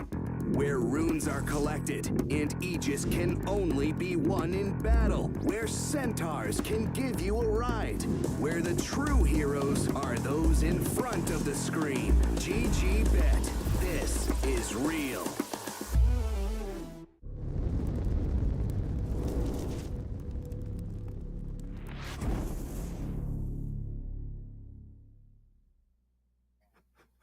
Welcome back. Here we are, continuing on with our best of 3 between Mind Games and OneMove. Mind Games, a pretty decent comeback there. A few sloppy mistakes from OneMove, not keeping that snowball, that steamroller going though, Cheapo.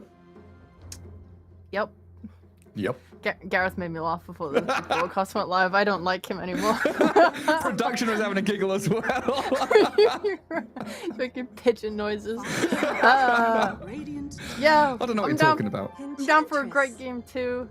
I think both these teams put up a pretty decent fight. It just a couple of mistakes from OneMove, of course, that really just led to them losing. But before that, they were in a position to win. There's no reason why these teams aren't like even and can't take this to a game 3. Absolutely true. And I'm a big fan of this. This takes me back. Chen first pick, Enchantress response. The classic. The Zoos coming into play. And we get to see a DP today. We're seeing something that no one ever gives to BetBoom anymore, a Visage ban. I think it's just a hero that is so natural and easy for him to play Wraith Pact and have really good impact. It's a natural ban. I think it's just annoying, and I'm down for them to get rid of it, especially if they feel pressured to pick a carry that they want to be able to deal with that, but also has to deal with the other carry matchup. Like, if it just makes drafting more complicated for them, then fair enough, get rid of it. We have this Queen of Pain instead, so she should have a good time mid if this DP decides to go mid. I think we've seen enough now that of Death Prophet offlane to know that it's pretty good in a lot of roles now. I even think it's viable as a support, but I'm not sure they would. I think an Enchantress Death Prophet support duo maybe not the greatest, so probably won't see that. It's like a last ditch. Hey, we need something here. Put the DP on support. I mean, that Siphon is so powerful. I'm honestly not against it. Just requires a team to take the plunge and have scrim with it, and I'm not sure that the scrims leading up to this event is going to be focused on trying out a DP support. There's other stuff. Yeah. Like we're seeing this on Dying and all that. So, Primal Beast. Yeah, exactly. Primal, big one, big boy. Yeah, He's not banned. He's not banned. That's the thing. Do we expect Primal Beast now to start getting banned? I mean, here in particular, we've seen him do very well against Chen and against Enchantress. Do both teams want to ban him out, or both teams want to be able to pick him in the second phase? Maybe DP's happy to play into Primal Beast, even though you don't do percentage damage with your Siphon anymore. Primal Beast wants to run on top of you and try and kill you, and I think DP's fine standing her ground and just fighting back. So I don't know if she cares. I also don't know if they'd even want to play Primal Beast as a 5, assuming this is offlane. It's something to keep in mind when the draft progresses, but I don't think either team is that hard-pressed about it. I think DP doesn't mind him jumping in on her. I think Queen of Pain can just blink away, so the matchups aren't all... They're not terrible off the back. 5 seconds remaining. And get rid of some of these annoying offlaners and irritating carries instead. Timbersaw, Beastmaster, Ursa, Pudge. And usually when we see this Ursa ban, it's because you want to pick one of these tankier offlaners, someone who wants to kind of sustain in their lane alone. Yeah, they could be planning for that, or they could just think that this hero synergizes really well with Mind Games lineup, because the one thing that Ursa sucks at is pushing towers. Enchantress and DP really make up for those weaknesses, and it lets them take Roche very easily and just sort of run you over. So it could go both ways. Say goodbye to Lena. Get rid of that. Yeah, Lena's been a menace. Love watching Lena these qualifiers. She looks so strong. Winning all her lanes. I mean, she defeated Quap pretty convincingly in our previous games. Pretty handily, yeah. Now, you know, I miss the days of Oracle. I think as a support, he was so fun to pair with heroes like DP. I'm just thinking fondly, you know, oh, I'm DP, I'm running in, I've been Oracle ulted, I'm coming out on full health no matter what. Can't stop me. Yeah, I was an Oracle main for a long time. I went from like a Warlock to Undying to Warlock to Oracle. I was just, watching insane replays. Is that fun for you? Well, I don't know. I got to this point where I was playing ranked and my boomer reflexes, they're slow. I'm not pressing buttons that well anymore. So I got to a point where I'm just like, I'm going to sit behind my carry. I'm going to make sure they have a really nice game. I'll hide in the trees. I'll go and die for them. I'll put my spells on them. Everything will be fine. I suppose. If that's what you enjoyed. I'm not sure I enjoyed it, but okay, I don't know why you did it then. It made things less painful, It's reducing the pain of playing solo ranked. Okay. Well, I have good news for you. Healing supports are they're pretty much back if you want to keep playing Warlock. They are. I'll try to come back with this Chen Enchantress. Try Warlock again. Oh, Mars for OneMove. So adding a bit of team fight flair to their bit of push and nuke downs that they've got. This Clockwork is definitely a hero that is much to think about when you look at OneMove's lineup. It's easy to kind of react and say like, oh, well, why would you pick this? Like Queen of Pain can always just blink out. Like Chen's gonna tank Battery Assault with his creeps. It's not the happiest matchups for what they saw, but I think what they do have is the ability to hook in and push back with cogs into like a DP silence or something like that. I think the Clock, if he is blocking these camps, can trade really nicely with Chen early on if they want to put him in that lane. I don't know if they want to match the Enchantress. I think I've seen a lot of very effective Clockwork vibes across multiple regions over the last few patches, so I'm down for that as well. It makes things nice. Yeah, I still feel like there's some parallels between Clock and Primal Beast, and I think if we saw some of the other teams here, we'd see that position for Sweden Strong, Primal Beast or something be picked there instead of this up against the Chen. Yeah, you're right. Clockwork does have that just guaranteed initiation, super long range, lockdown. It's also BKB piercing, which is Yes. always a plus. It puts a lot of threat on whatever carry OneMove want, because you have Enchantress and Clockwork who have the impetus damage, the hook. It makes you not feel entirely safe, even if you pick something like a Jug or a Lifestealer and want to go for that magic immunity. Ember Spirit. I think overall I'm happier with OneMove's lineup though. I just think that Mars makes everything so straightforward. Do you feel the same way? Like you see Mars and you're like, everything is well in the world. Yeah, it's like the same thing as, Enigma, Tidehunter. It's like, okay, Blink Ravage, Blink Black Hole. But he has the added pressure of being superb in lane stage, Yeah. Wait, Enigma is also really good in lane stage. What do you mean? Yeah, I guess you're right. I mean, there are some, counters and people that can kill Eidolons and stuff like that. But yeah, you're consistently dragging the wave back. Yeah. Yeah, Mars is dumb. But in a nice way. I mean, they keep nerfing him, but my boy stays strong. I think this shard is super powerful.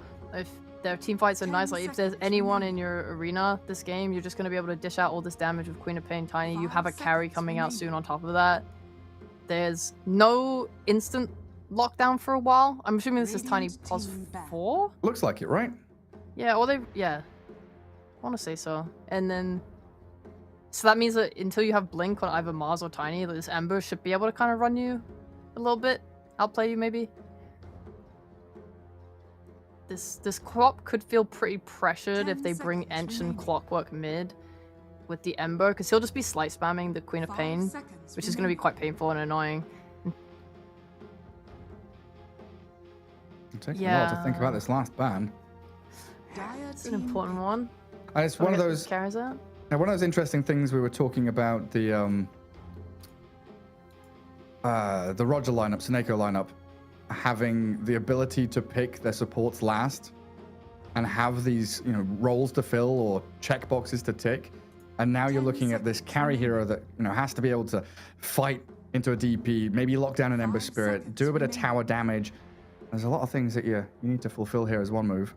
If they want to just run at you, they could just pick something simple like a Razor. Okay. They don't have to lock down. If they do want to lock down, then your options are a little limited, and usually stuns come with melee heroes, so DP will have a nice lane against you. You could always take some kill threat like a CK, but I'm not super keen. Ooh. Or you could pick a melee and a ranged hero. Wow, Combine the two! It's so good. It's That's not bad. Troll Chen, pretty nice lane together. Yeah, I think the biggest problem Troll usually has is trying to lock people down and have a space where you can just hit and hit and hit and kill. And Mars is going to let him have that. You also have this BKB piercing route now as well, which adds a little bit of threat back to Mind Games. And there's the carry pool is getting smaller. Maybe Mind Games are the ones that want to pick something like a Razor now. They're kind of lacking teamfight control for Ember and Death Prophet to do a lot of damage, but the biggest one you think of in that situation is Faceless Void, and he's out. I don't think there's anyone else that can do that. They could pick something elusive, like a Weaver, but I don't particularly like that into a Tiny Mars. There's also the option of putting Ember as the carry, right, and picking up a different mid hero. Oh yeah, you could do that. Is there something there that you'd... I don't know, that thought came to mind, not necessarily in this game, but I think about like GPK Necro last pick. You know, they do the swap around and suddenly you've got this Necro that's going to be destroying people. There's an Alchemist is going to be their carry, it looks like. Ow. Good old Al. Good old Al. I'm not against it, but it doesn't look like... I don't see this and go, wow, they won. Yeah. Free out game. The last pick Alchemist. I think Troll is one of those carries where if he can get off his ult and just hit away at Alchemist, he will kill him. Yeah, even if he's, you know, a little bit net worth behind, 2-3k net worth behind, Troll can still fight into him. Yeah, it's an interesting one. He does add another stun, though, there for Mind Games, so they're going to have that ability with the Clockwork Enchantress to bring a couple of stuns to the table to remedy that lack of team fight, the issue that you pointed out. It's always going to feel, though, with spears and tossbacks, arenas, that OneMove will have the team fights, the displacement abilities they need to be able to get around the maneuverability of an Ember Spirit or the tankiness of a DP and an Alchemist. Yeah, I'm with you on that one. I guess the most important thing now is just sussing out how the lanes will go. If it's, you know, impactful in a way, like an Alch that gets destroyed in the lane, set him back really hard, take the tower early, go in his jungle, that kind of thing could really impact a game like this. But you're getting a last pick Alchemist. You should be pretty safe and secure in your thought that he's going to get to be able to just farm the items that he wants. You're laning into Mars Tiny, which isn't the strongest lane. It's okay, but it's like a double melee heroes. It's not like as strong as like a Hoodwink Mars, for example. It's not ideal, but they've got ways to play around stuff there. So how important do you think this Enchantress around early catapult waves is with like DP ult and stuff like that? Is that something Mind Games really have to push the issue with, pressuring tier 1s, forcing rotations? Or are they pretty happy to, you know, do the classic create a barrier around our Alch and let me farm stacks? Mind Games should definitely defend their towers mid and stuff. You have Ench and Chen on both sides. I've seen Enches rotate way more often for these mid lane towers than Chens, but it's not out of the question. Like maybe 5 minutes we see some movement there. DP, of course, she's off lane this game, but she has her ult that's always going to be able to pressure and deal damage too. Like I've seen how many times the DP just comes mid and clicks the tower until heroes respond and have to back off. There's a lot of ways to pressure tower this game on both sides. Plenty of ways. It's also like a game of rotations or something that you can consider as well. If Ember gets a rune, for example, or leaves the lane or wants to go somewhere else, Queen of Pain, it's usually very easy for her to just shove the lane in and then just hit the tower. So OneMove we might see the mid tower going down first on Mind Game's side. Potentially. I really don't know. They both can do it. Yeah, there's a lot of potential, like back and forth, you know, poking at tier 1s. Maybe we see the mirroring, right, where one team's like, right, we're going for tier 1, enemy goes to the opposite side of the map. His brain is I'm definitely curious to see how they want to approach these team fights as well. Like, I'm always going to be looking at this Mars item build. Where does he get the Falcon Blade? That's the big question. It is the big question. If he gets the Falcon Blade, it's GG. They GG, literally might as well won. call GG on Mind Games, yeah, as soon as they see it. I love winning. That's such a strong item. Mellow has the best item build queued up. What's he got? Tangos, Quad Branch, Verify into Aghanim Shard. That's all she needs. Forget Bottle by Shard. Yeah. And so this Tiny, you kind of touched on it earlier on. It's a hero that has felt he's fallen out of favor with a few nerfs to toss, you know, the range and stuff like that. It's still a solid position 4 hero, right? Yeah. Yeah. Yeah. Yeah. He's all right. You're not a fan? In my dumb ape brain, I'm like, yeah, there's no way he's not like bad. He's fallen off really hard in pros mine, so clearly like there's some problem there, but I think he's fine. Yeah, he's got boots first. He can drag waves, get his level 2. And we did start to see a shift away from like Avalanche or Toss level 1 to this tree grab, so he's trading hits a little more effectively and punching back into this lane. Yeah, see what he decides to do. The big thing about Tiny is just at the end of the day, he'll have a blink and he'll have a way to reposition a team, like anyone. it's a little rough into mind games, I would say, because I think DP doesn't mind being in the middle of people. Oh, he's already popping his. Concoction, yeah. Okay.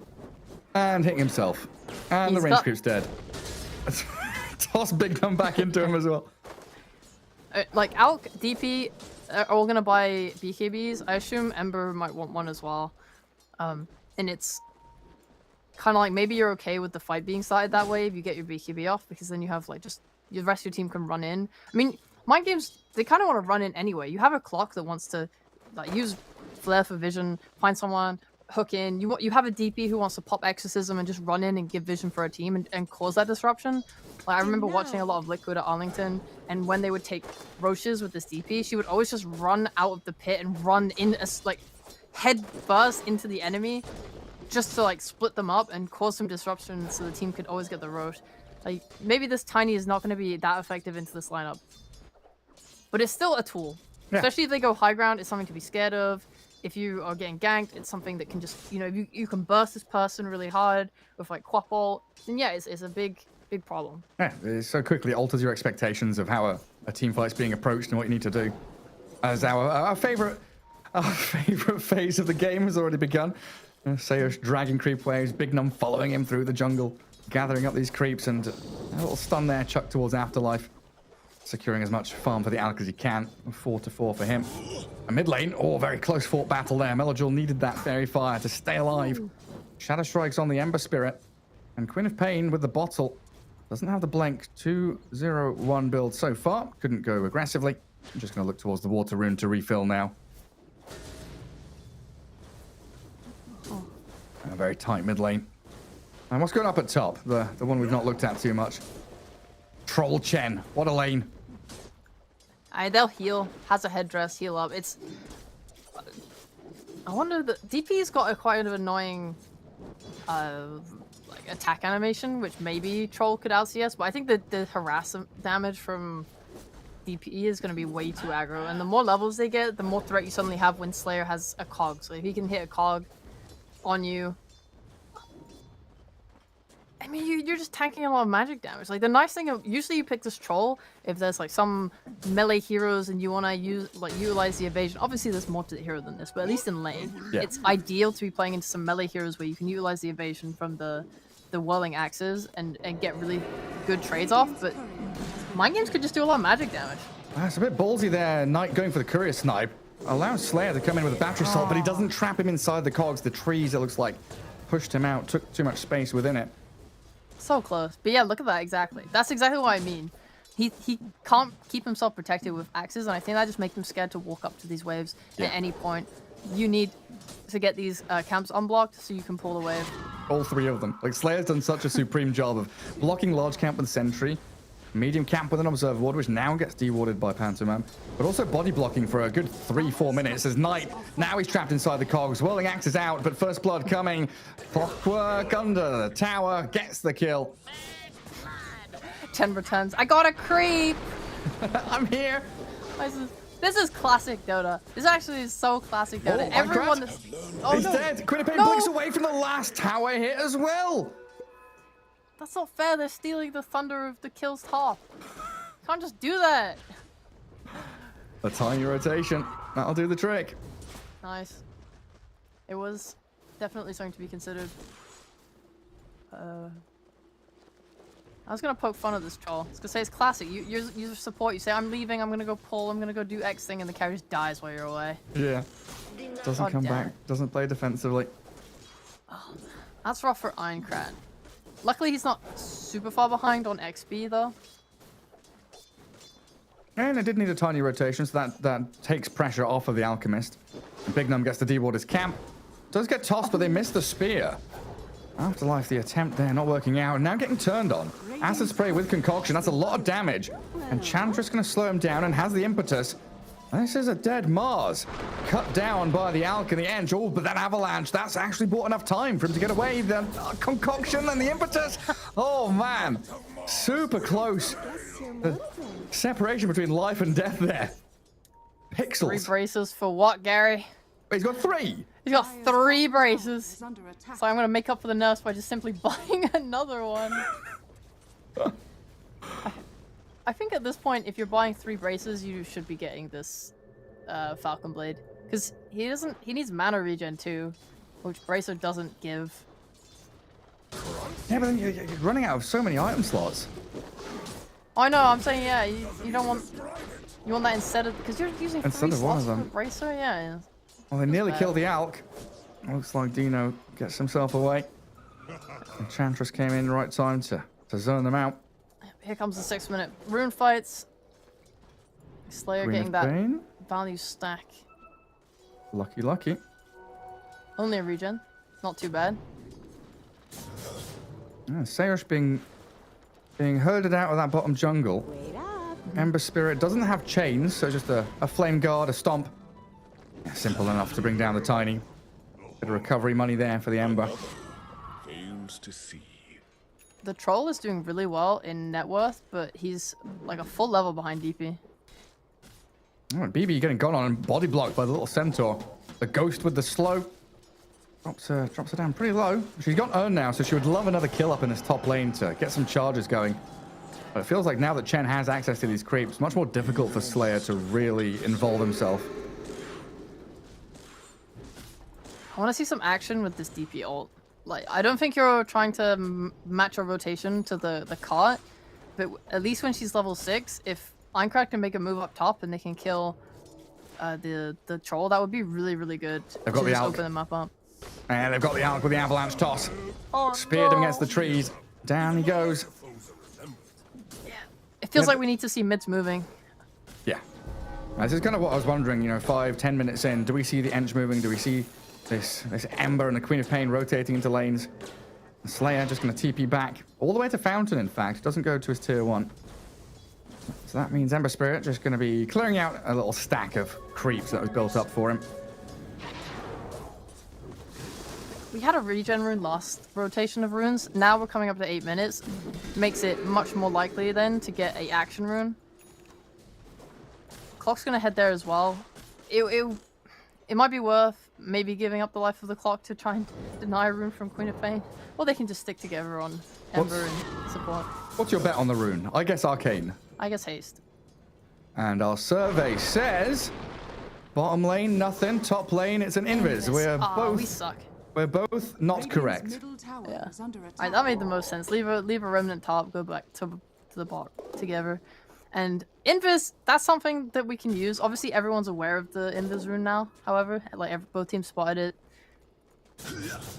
Knight's playing pretty much entirely under his tower anyway, so it's... Honestly, like, this top lane, I was going to say, is it's just in such an unfavorable position because it's just been pushed into this tower the whole time. Getting this pull-off is quite nice. You want to force Troll away from his tower to potentially get a kill, potentially harass him. He's been super happy free farming, and it makes rotations impossible. It's so hard to get there with those chain creeps in the way. I'm just looking at this Queen of Pain item build, heading into Orchid, something that I feel like we haven't seen in a long while. It's been much more about that Kaya Sands shard, scaling. But what do you reckon here against like an Ember Spirit who no longer wants to buy a Yule Scepter or something early on? I think it's not bad at all. It's also like Hesitation in your voice there, Sheepa. No, I'm considering. I'm like, okay, You're well, doing a think. Alk is a hero that usually dispels a lot of things with his ult, but silence is going to be really effective against him as well. Right, if you can ever catch him without his ult up, that should be just like a free kill. It's nice against everyone, honestly. I try and exploit the pre-BKB timings. Because usually, like, this Ember Spirit, I guess, wants like Maelstrom BKB, Alk wants Radiance BKB. So you have a good like 5-minute window or something where they won't have those items yet. And it is just a lot more damage. Well, now it's time for Exo to take top tier 1. Alk dips into jungle. 10 minutes in. This is the laning phase breaking down properly. Big Num just going to try hold on to that bottom tier 1. But he's being eyed up by the Tiny, the Mars, and even the Chen now. Coming down into that bottom lane. Alk just farming happily through neutrals. Dire are scanning. Chill game, Alk game. Radiant's bottom Troll Warlord Battle Fury game. He wants to try and match the farm of the Alk. Keep his net worth up as they do Arena the Trees bottom. See Big Num's Enchantress. That is The arena being spent, but they'll get the tier 1 in the trade for it. Radiant structures are I use the fortified. glyph to delay the inevitable downfall of the objective. The glyph reset. Go on gonna hit Afterlife. anyway. There we go. Radiant's bottom tower has fallen. Alright. We've I used know one you- DP ult. 60 seconds until she can use another one. I think she'll use that one to pressure mid. That's And the we way are of things. Yeah, we're just waiting for out items. It feels so bad. I wanted to see Ironclad try and kill this troll, but it really feels like they don't have the lockdown to do it. Like, he'll always just get his ult off. They need to start on him, have the silence go. You have a 3-second silence, maybe with clock ult and a DP ult's damage. I'm not sure. It seems so annoying to execute. Oh, Slayer in such a good spot. If he dies here, I don't think he really cares, but he's actually going to go aggressively and play towards the Queen of Pain, bringing Ironclad up here as well. They've got the cogs pushed back. A little toss there from Sayush, and Move going to lose their Tiny. And Clockwork, I would have been fine with him just dying because it's protecting the Alk to take his stack a little deeper in his own jungle. He actually gets the kill on Tiny as they bring both cores in there. Chen still trying to play bottom jungle. Big Num, the one that they're eyeing up, but yeah, Afterlife cooldown on Arena means he can't go for it. The pressure is mounting on Move right now. Radiant are pushing tier 1 there in that top jungle, and making sure to keep tabs on everyone. I just want to see some pressure going in on these mid towers. What a bounty! The DP ult is back up. I wanted to see them poke at it. Just kind of force a reaction. Like, Troll doesn't want to respond to it. He wants to be farming. I mean, maybe the issue is, like, the fear is that if they go anywhere near this tower, if Mars just, like, TP's in the trees next to the tower, they can kill, respawn. Oh, Slayer. Little miss. Missed it there. They do get the courier snipe. That's Voidstone gone. He's still a little distant from the Orchid, but a little delay there of the Queen of Pain. And Chen even sent a couple of creeps for the Dupey to finish off. She was farming a Centaur camp, and 2 more Centaurs appeared, and she kills off quickly. A little bit of bonus money for them, but yeah, you were saying, I also expected the same thing. They kind of sweep through the top jungle, come into mid, but they've just planted themselves here. And it is the idea of this trying to limit the amount of camps Troll has to farm? Like, they don't want Troll farming top jungle, they want him forced to be near Ancients, which he doesn't clear that easily. I mean, anytime you can take any map control, it's a good thing. BB's just running at Mellow Jewel. This is just like a worst case scenario for you, man. Yeah, I mean, Blink's on cooldown for another 4 seconds.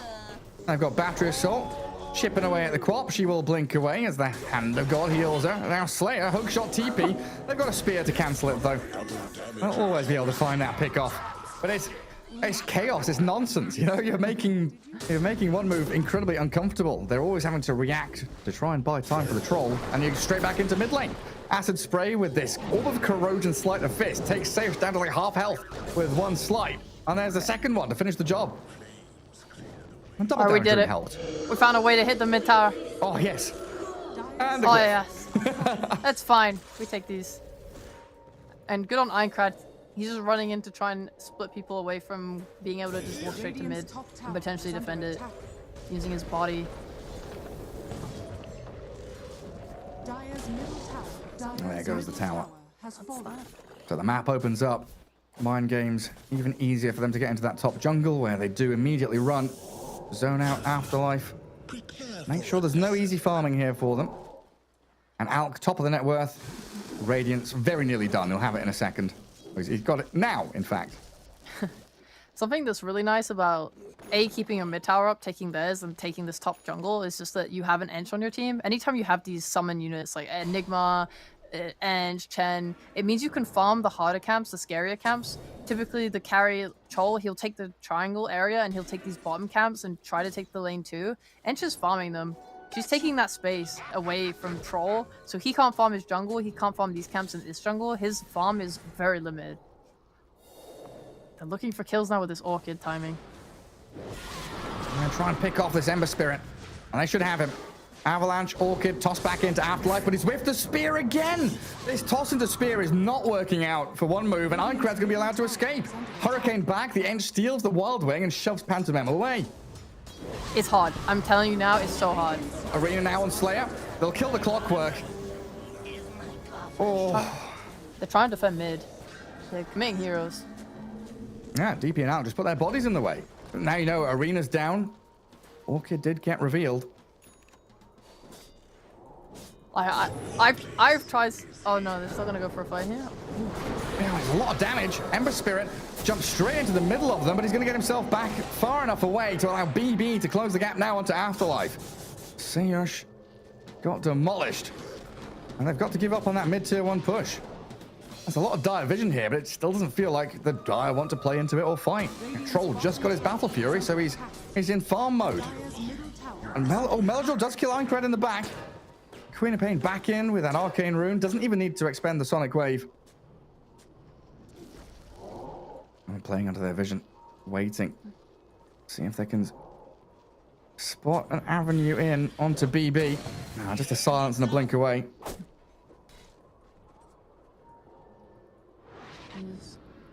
Lots of fighting. Don't get that mid tower. You're not mad if you mind games. But they're not getting as much net worth as I was hoping they would have, given that they're keeping map control like this. Yeah, like Ember especially. And getting involved in these scrappy fights. I think it's always going to feel like that when you've got an Alk on your team, right? Like everyone else is going to forced into selfless positions while Alk is being selfish. And Clockwork moving into that aggressive position. Maybe allows them to go on this Queen of Pain, but the Hand of God in a blink again in a second. They missed that silence. Will allow Melodrol just to get away. I think Ironclad's trying to finish a Yules versus Orchid instead of finishing his Maelstrom. He's given up his farming item just to survive. That's obviously a massive benefit for the Orchid. And Queen of Pain going it, it's totally pressured Ironclad and made his game much harder to play. It's like Sayu's really close to his blink as well on the Tiny. OneMove, hitting a lot of timings. I think there's been like 3 minutes now since Smiling Knight had his Battle Fury. Crawling towards that BKB, gonna be a big one. I think when he has that, they can go ahead and fight on that team. Alchemist getting his BKB. Another one. Oh, and Ironclad, he saw the Tiny and he just remnants away. Melodrol just a little slow on that blink initiation with the Orchid. They're just trying to take these fights. Like, OneMove are trying to take fights as far away as they can from Troll to give them the maximum amount of space. Well, that wasn't a fight. Not a fair one anyway. It's good. It's so good, though. It's just every single time they run up here and run at heroes and make these fights happen, it's just time that Mind Games can't coordinate a smoke. If the game settles down, maybe Mind Games are like, alright, OneMove are playing top. Let's smoke to bot and try and kill this Troll Warlord. Or every time they're buying a thing like Orchid, it's making Ironclad go, God, I can't go and make plays. I'll die. I have to play it chill, play it more like a poking game. Oh, nice Orchid. Stops any hookshot play from Slayer. But just look at all this attention they're taking. Yeah. They're not gaining any objectives off of it on Mind Games. Their net worth lead isn't really increasing. But can they... Yeah, they want like a kill to go Roche or something, right? That's the idea of trying to play up here. They want some kind of go on a Quap or a Mars. Force them to use ulti or a couple of spells. The one thing that I will say is pretty bad is it is taking away a lot of scalability from OneMove. Mars, for example, going that triple bracer, Falcon Blade, he did go back for the Falcon Blade into a blink, is fine and all, but he's spending so much time running at heroes and trying to fight that it means that he's not getting his BKB, his net worth is lagging behind, he's not going to be able to get a Deso like we've seen Notice go. And Mind Games don't even care, they're just going to walk into the Roche and take it right under OneMove's nose. Yeah. Crowd with that last second sleight of fist trying to get the last hit, but it belongs to Dino. That's big for them now. Now that this has aligned with them getting the BKB on Alchemist, it kind of means that they can take that fight. I mean, they're not waiting for a Troll to peak. They have, well, okay, they might wait for Exorcism, but they should just keep brawling top. Well, they're going to try and finish off this Alk, take that Aegis out of play, and they do it quickly. How many times have we seen this Alk with Aegis just go to a lane and think, I am invincible, I cannot be killed, and then he dies? Yeah, a lot. he could have BKB'd, okay? He got God's Rebuke. Like, that has to be one of the slowest reaction speeds, or maybe he just didn't want to waste his BKB. I don't know. I feel like keeping your Aegis is more important, but he had quite a fair amount of time to react there. Dire's structures are Yeah, now doesn't have that backup plan. No safety net, but a great hook shot from Slayer. Slides in towards the forest on the left side and finds Afterlife's Mars. And rallying around that clockwork, finding that line. I do start to take this top jungle again, angling towards the tier 2. But no Exo for a minute means it's a bit difficult here for them to really set up a team fight. I think OneMove are once again kind of content. Quap is about to finish BKB. Troll has just finished BKB. They've been holding up for so long. They managed to sneak, assassinate that Aegis. They honestly can fight. I believe they have this mech ready, this Chen heal, Hand of God ready.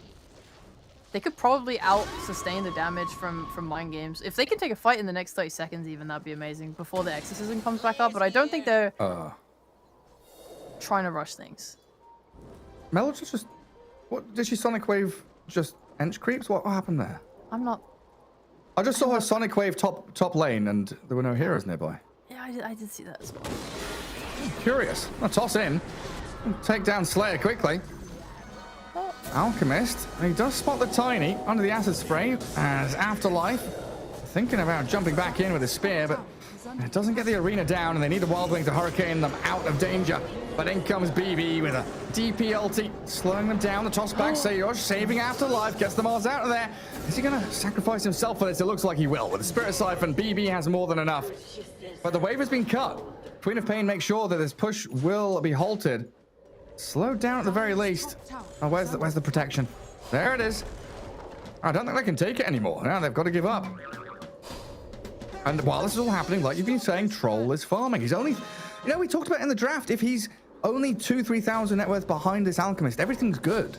Mm-hmm. Everything is pretty good. Oh yeah, also, around that whole fight, double Dire Observer wards. I feel like that's something that Mind Games have been a little lax on, is they're moving into this top jungle and they're not dewarding. They're not removing the vision from the Dire. And Big Num's going to get caught here because he is under Observer wards. And he's Slayer's pinging it out now, saying, "Hey guys, we've got to sort this out. We've got to deal with this vision." I honestly can't believe they're getting away on OneMove with as much as they are without having a carry. It is just, he's 0-1-0. He hasn't taken part in a single kill.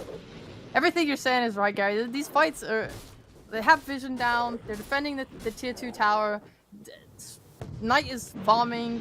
Things are going well for OneMove. They will hit a peak point soon where they feel like they want to get him involved. They bringing the Basher out now, going for Skadi. I don't know.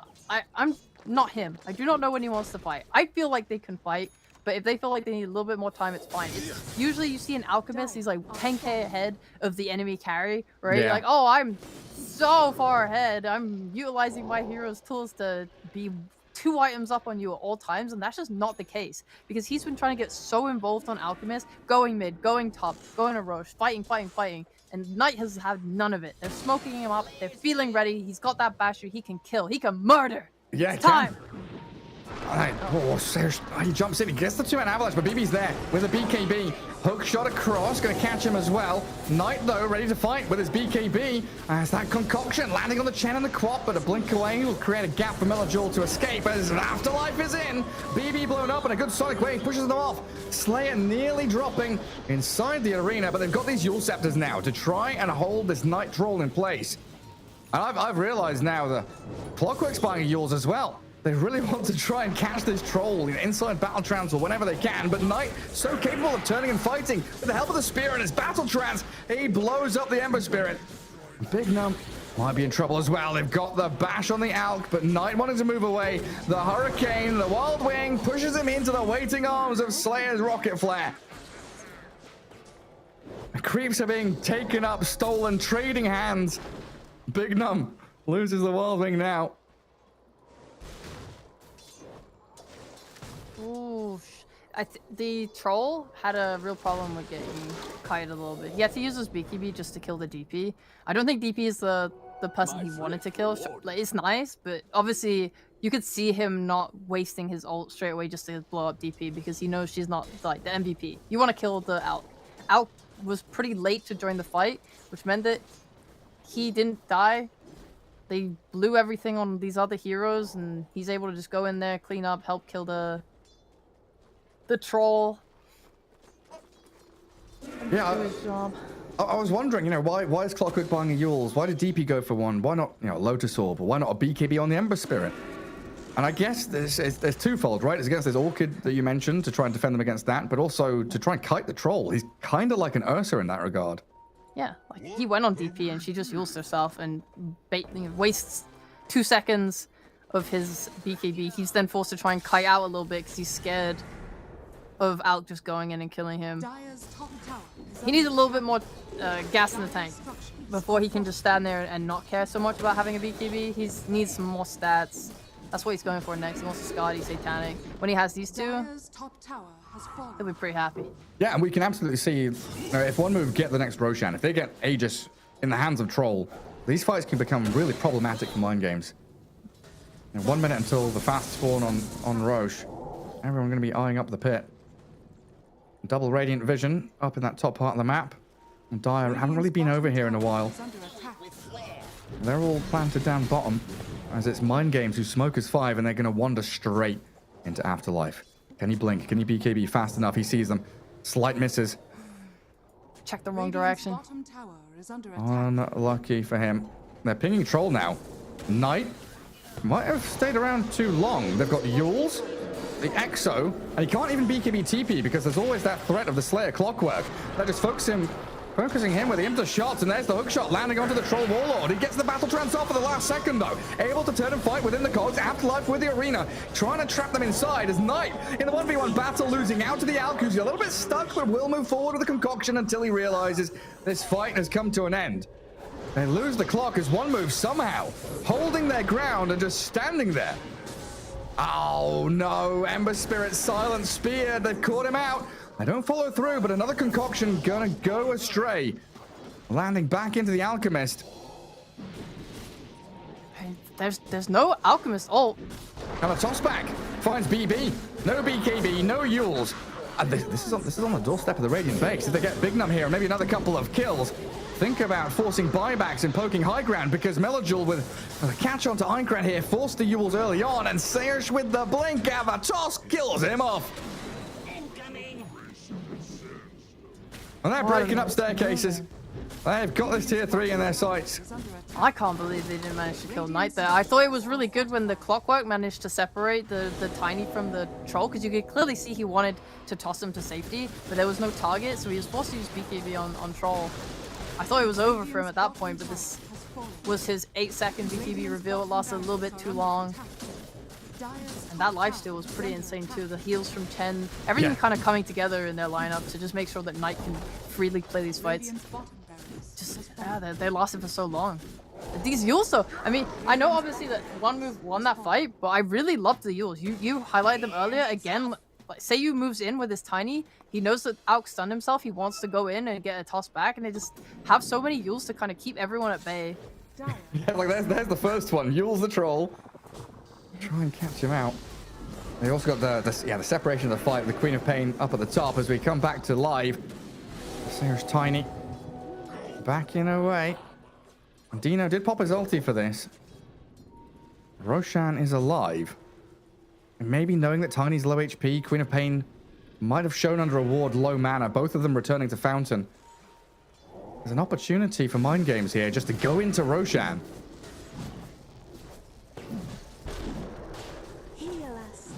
Are they going to be able to sneak this?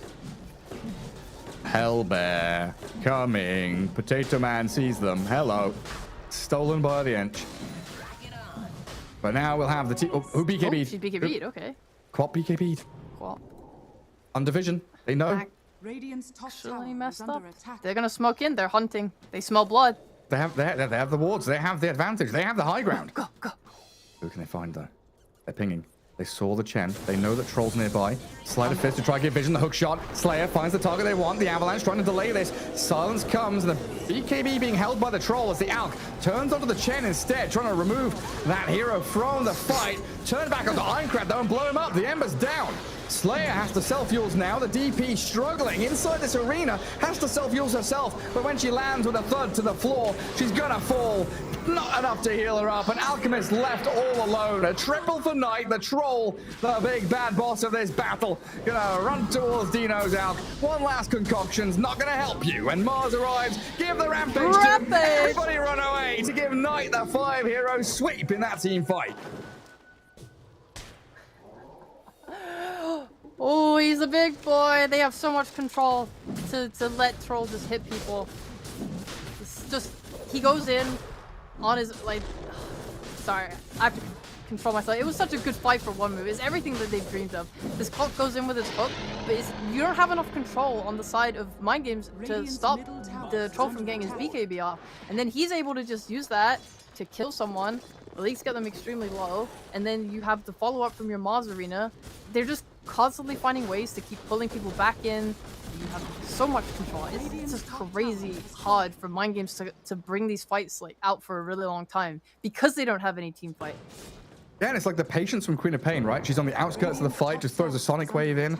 Afterlife held his arena until BKB's expired. I think that's a huge part of how they controlled everybody in that team fight as well.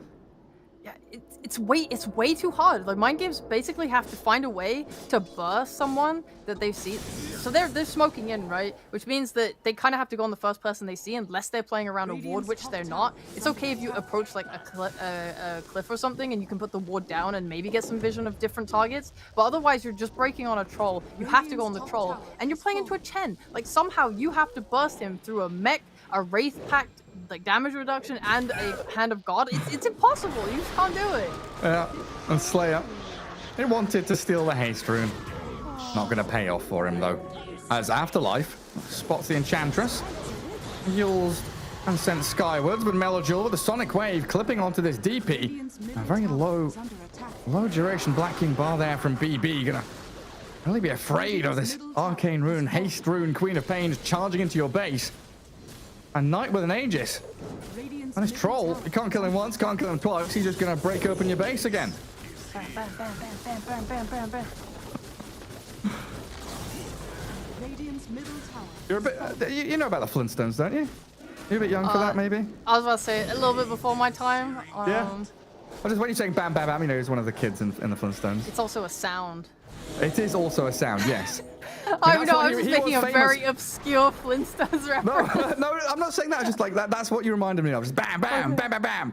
That's what he was known for. You know, having a club and Gary. battering into things. I am a little. It's time to retire. I am aged. Yes. Yeah. Got that pension going? Yeah.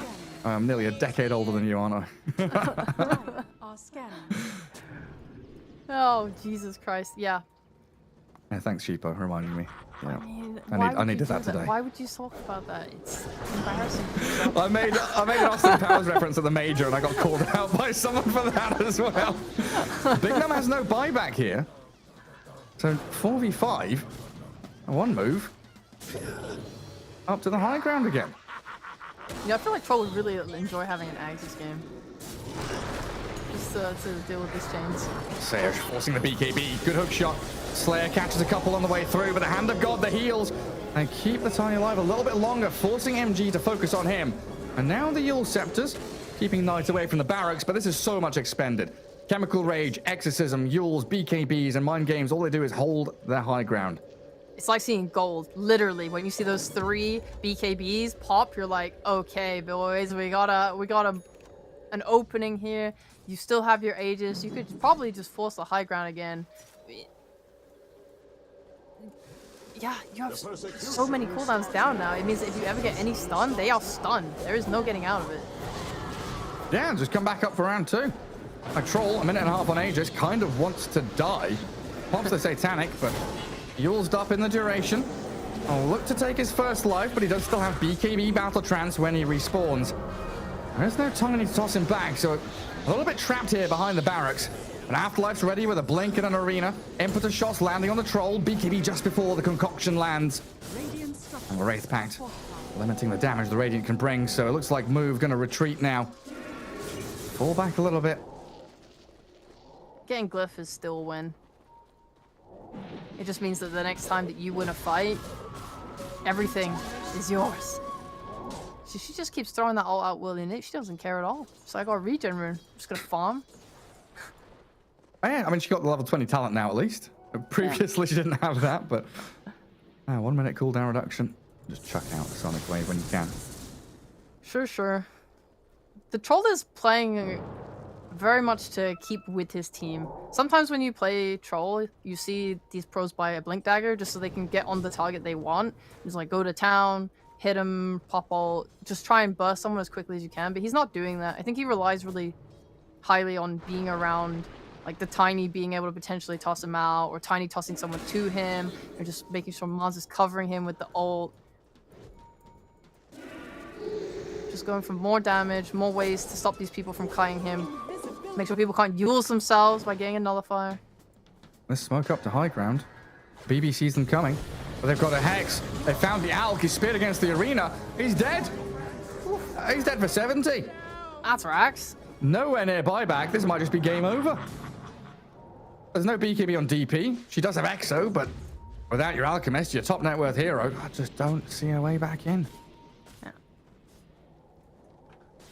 Yeah, they're prepping themselves. Push out that mid-wave, clear out top. Different angles to approach the Radiant base. A nice Troll Warlord. What did you say he was? He was 0-1-0, like 20 minutes in? Yep. 8-2-5 now. He has done it. He has come online. Radiant's middle barracks are under attack. Radiant's middle. I mean, you have to give massive props to his team, right? Because whilst he was like going 0-1-0, literally not taking part in the game at all, is a feat is only accomplished because his team did such a great job of giving him that space. Yeah. Oh, the Hex again. Einkrad. Oh, he's trying to play with him, but he does have buyback available. Alchemist respawning in 10 seconds. Slayer still trying to play forward on this Troll Warlord. BKB Battle Trance. He's ready to continue fighting in range mode. Got off his Satanic as well, but the Yule Scepters stopping him from regenning. They've actually caught Knight out and killed the Troll. The defense of the base. The Ancient being held. Einkrad back in onto the Tiny now. And they'll rip through him with the Impetus hits. Okay. These Yule Scepters, they're paying off. Actually so annoying to deal with. Oh, he's actually giving up on Satanic? You've battle tranced? Yeah, you're Yulesed. Yules. You're relying on a BKB that's only 6 seconds long now. And he's realized this. He's angry. He's buying a refresher. Screw you guys. Screw you. Stop it. Stop it. Stop putting him in the air. Stop purging everything I have. Alka's buying an Ags. Who's it going to be for? Ember? I'd assume Ember, right? Probably. A Clockwork double hook shot? Maybe there's time for Bignum to carry the game.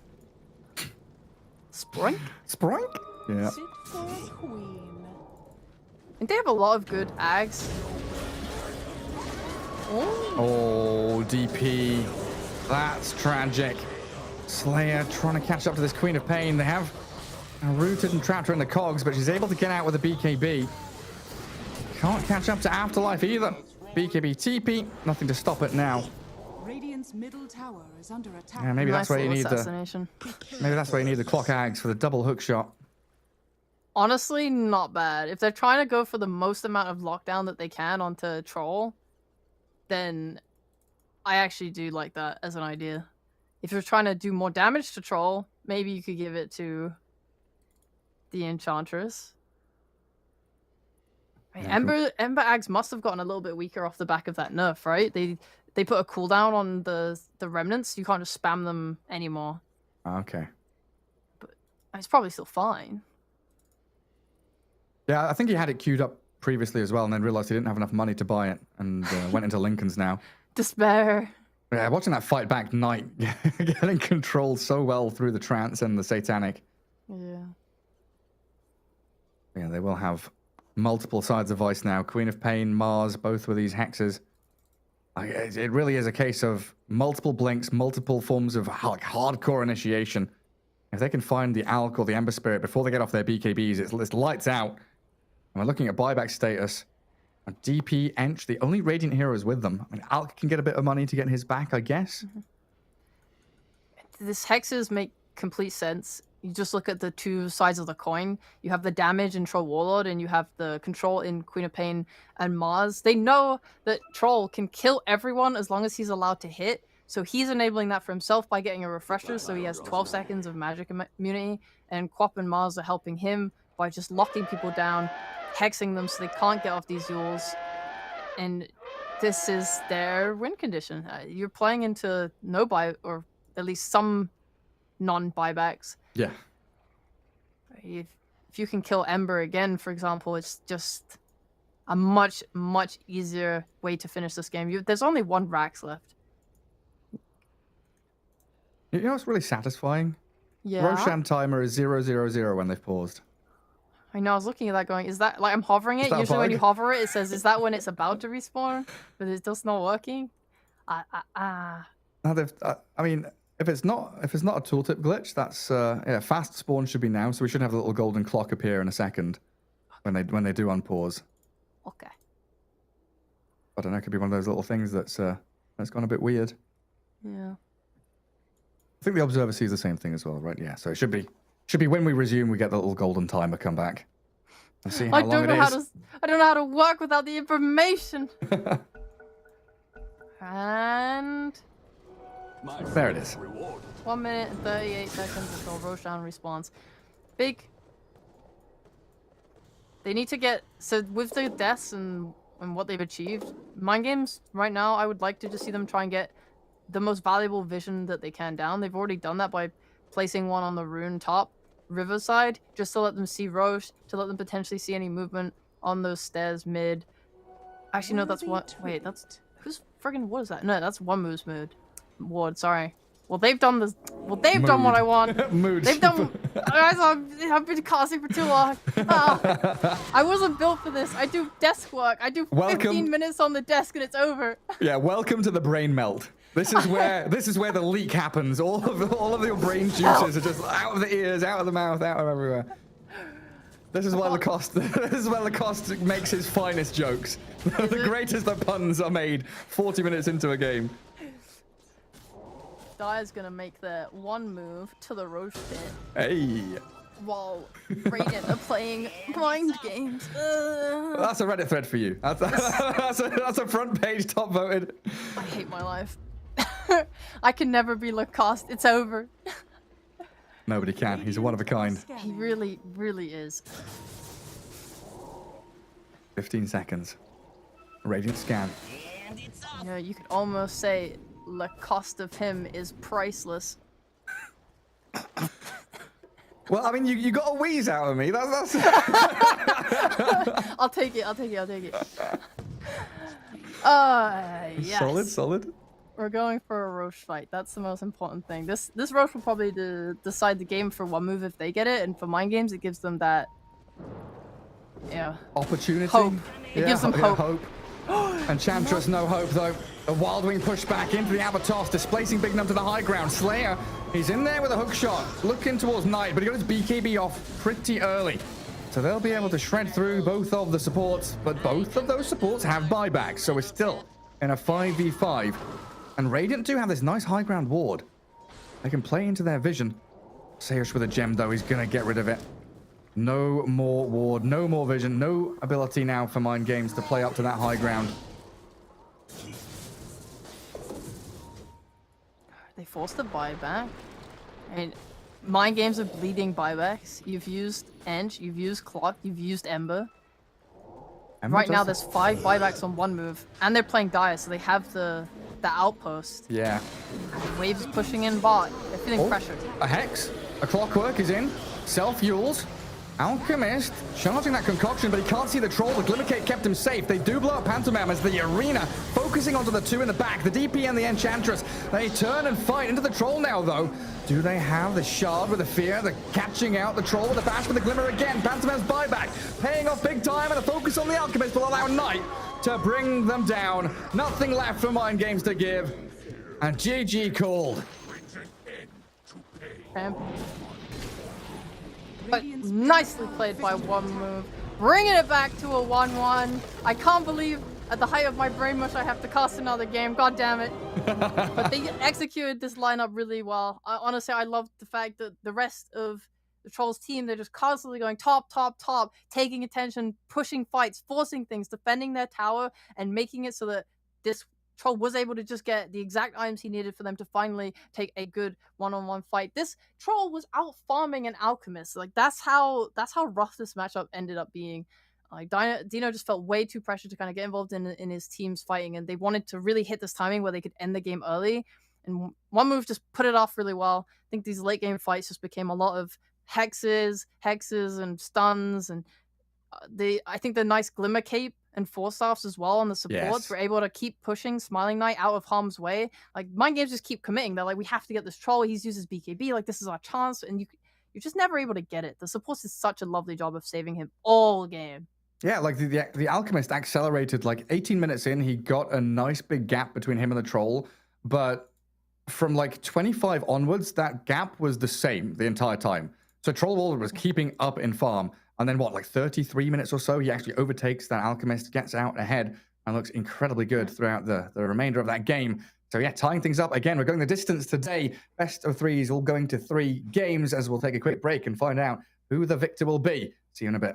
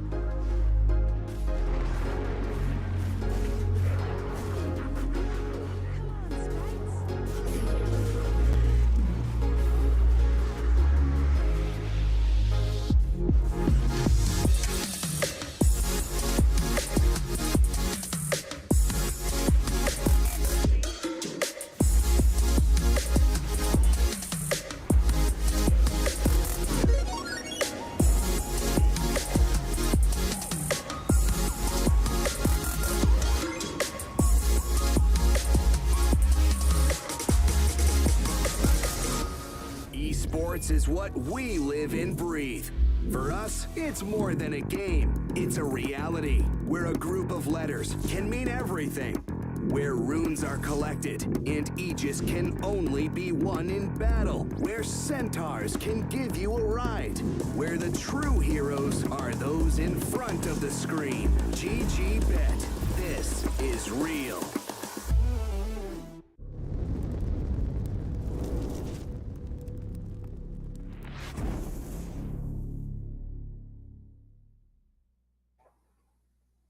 One more game separating these teams to keep their TI dreams alive. They've got this one best of one, then a best of three to try and secure that top three coveted slot to head into last chance qualifiers or directly to TI itself. As we have our draft unfolding in front of us, Sheepo, Mind Games against OneMove. Let's hear it. The dog. We talked about the Chen counter. It's the Primal Beast. Oh my god, happy. 10 seconds remaining. They to had red team Ench battle. available to them if that's what they wanted to do, but they decided they hate deer. And they like prehistoric dinosaurs. I love it. I don't know if this is going to be the full pairing for the Death Prophet, or if they Radiant even want this team DP to go mid. Yeah. Once again, quite flexible. But this opening, honestly, it's pretty the same, right? They just swapped out Ench for Primal. Yeah, it is, right? And the other side as well. Chen, Queen of Pain was the same opening we had from OneMove previously. Are the bands all the same? Bat, Undying, Visage, Marcy? 10 Yeah, seconds identical. remaining. Ursa, identical. So the only change here is yeah, you're right, 5 Primal Beast for the seconds Enchantress. We've got a repeat on our hands. Nice, I love it. I like the Primal more than the Ench. The Ench, not to say it had a terrible, like, game. I think the lane was fine. But it definitely, I think this Primal Beast is probably an upgrade. The only problem I have with Primal Beast now, after having seen more games, is, like, we talked about it a bunch of times, but this BKB problem, where if you were behind and your team needs to come back, Primal will, like, the support will rush a blink, and he blinks in and can't ult if the enemy see you, if they cast their BKBs, 10 seconds or remaining. if you just blink in and you can get stunned or silenced. OneMove don't have anything like that to deal with it right now, but in the next phase, I'm sure that they will pick something that has some stuns, and it will make Primal Beast's life really hard on support if he's struggling. Yeah. If he ain't, though, That's when he really starts to shine. I mean, what could they do if he's not the position 4 here? Yeah, put the DP mid, I guess, and have him as a 3. I'm definitely curious to see what they line up there for BB. Same bands again, right? Timber, Ursa, Pudge, Mars though being respected. Mind Games getting rid of that exceptional performance out of Afterlife in that previous game. 10 seconds remaining. I don't know. I was surprised about that tiny performance. I've 5 seconds. fallen back in love with the hero again in the position 4 role. the hero's really not that bad. I loved how they used it. Usually, there's a lot of Radiant ways that team people battle. drafted him, giving him like, an offlaner that was chilled being alone so the Tiny could roam, or they would pick some combination like with the puck so you could snap the coil. I really liked OneMove's usage of him saving the troll and stuff like that. I mean, he has a 10 lot in his seconds toolkit. I don't know if Tiny will ever really be that bad, and it's kind of his laning 5 seconds that remaining. you can keep trying to nerf to make him worse, but then people adapt. Maybe they go the tree level 1. Maybe they go back to buying boots, because for a while people were not buying boots on Tiny at level 1. They were buying stats and trying to trade in the lane and toss back and kind of fight a bit more. But like we saw that game, boots, cut wave, don't care, didn't ask, Get level 2. get level 2. No matter yep. what. And definitely one of the key things, and probably more important now with all the XP changes and stuff like that. Getting these position 4s that really do rely on that second spell. Have all these lane shenanigans going on with wave dragging. Was Dawn banned in this series at all? I can't tell. Remember how don't- contested she is. No, she's not. I don't think so, no. Some teams really love Dawnbreaker in Europe East. No, Feels like every other series, it's like first ban or second phase ban or first phase pick. yeah. Radiant team pick. Oh, look Oh, there. respect ban Tiny. Enchantress. Oh, they went back do. for Ench anyway. Yeah. And yeah, coming back to this, I mentioned it in the previous game. Enchantress was always considered as kind of a counter to Chen. didn't really feel like it that way in the previous game, right? You just had them swapping creeps back and forth. It feels like Chen now is in a place where he just matches the Enchantress no matter what, but offers way more, big AoE heal than she could ever dream of. Yeah, I guess it depends on how the drafts play out. No, because Chen's big buff is that he will always limit your ability to initiate on his team, and he will make sure that if they have a big core that needs to live and needs to be alive, and that can be their win condition, then it makes it really hard for Mind Games to play. But if Mind Games draft consistent damage where they can constantly go in and out, and they're not like, okay, we've used like what did they have last game? They had Alk, like Amber. an Alk and a DP, and if they're using this exorcism and running in, and then OneMove are like, okay, they've hook shot it in, we're just gonna toss out our troll or force off our troll out or glimmer cape our troll and heal. He's fine. Alright, they've wasted exorcism, they've wasted their BKBs, get back in there. Then it sucks. It's like you either need to go extreme one way or the other, right? You need extreme nuke damage to kill someone, or even just the Chen before Mech and Hand of God are used, or you need to extend the fight past the point which this Hand of God and Chen burst heal are really effective anymore. They can always just go this route of trying to destroy the lanes as well, which these supports read like that to me. DP2, an offlaner that you always wins her lane, always gets the tower with her level 6. I say always, not guaranteed, do not quote me. This OneMove, though, the response with DK Mirana is cool. DK able to sustain in lane burst Enchantress due to the high armor, and the stun into Mirana arrow combo, just gonna reliably make sure that they're able to get kills around the map. Mirana also like a nice higher damage support to pair with this Chen who's more healing focused. So they have damage, they have way to take tower and objectives with DK now. They have ways to make their moves on the map. I think Mind Games are kind of missing that. If they have the DP, she's not a blink stunner. She kind of wants to just walk into an area and take it and just be strong with Exorcism and BKB. I think this is a nice pick to pair with that idea. The TA being able to rush that Deso and take the Roche, get the Aegis. I think OneMove kind of lack a way to take the Roche right now. And that should come from their carry. Whereas TA totally fits that bill. And I guess it's it feels like Mind Game's lacking a bit in that team fight, like AoE control. Like Chen's army gonna struggle to contend with that. DK Mirana's always gonna be able to get the jump, the Sonic Wave, big AoE damage. But they don't flash farm that hard, 10 seconds right? Like remaining. if On TA's OneMove? getting her, if TA gets her Deso BKB timing and DP has her BKB too, they could just try and run over OneMove, because DK will get his blink and then he'll spend 3-4 minutes running around trying to get Hunting kills people. with blink. Yeah, Yeah. and that's when he starts to fall behind on net worth, it feels like. Whereas DP's like putting herself in that dead lane, just like shoving out, pressuring tier 2. Yeah, I'm assuming that OneMove might try and play the same way they did last game, where they have this almighty carry that will just carry the game later, and they'll just try their best to fight before that. What could I carry? I mean, this TA position 1, DP3, I guess you still have the flexibility between both those cores. But TA usually is like the carry in a game, right? You don't often pick another scaling core. She's going to be taking a lot of the farm. So who's the hero that OneMove picked to deal with the TA? You could Just not go do troll TV again? as- Yeah, you could. It's not the worst. Seriously. 10 seconds remaining. They have this counter pick on Mind Games, because even if they put carry TA and mid DP, they can take an offlaner here to counter your carry. I guess another They option don't. is always like matching farm with Medusa, Luna, but yeah, they opt for the troll again. Knight is feeling himself on his hero.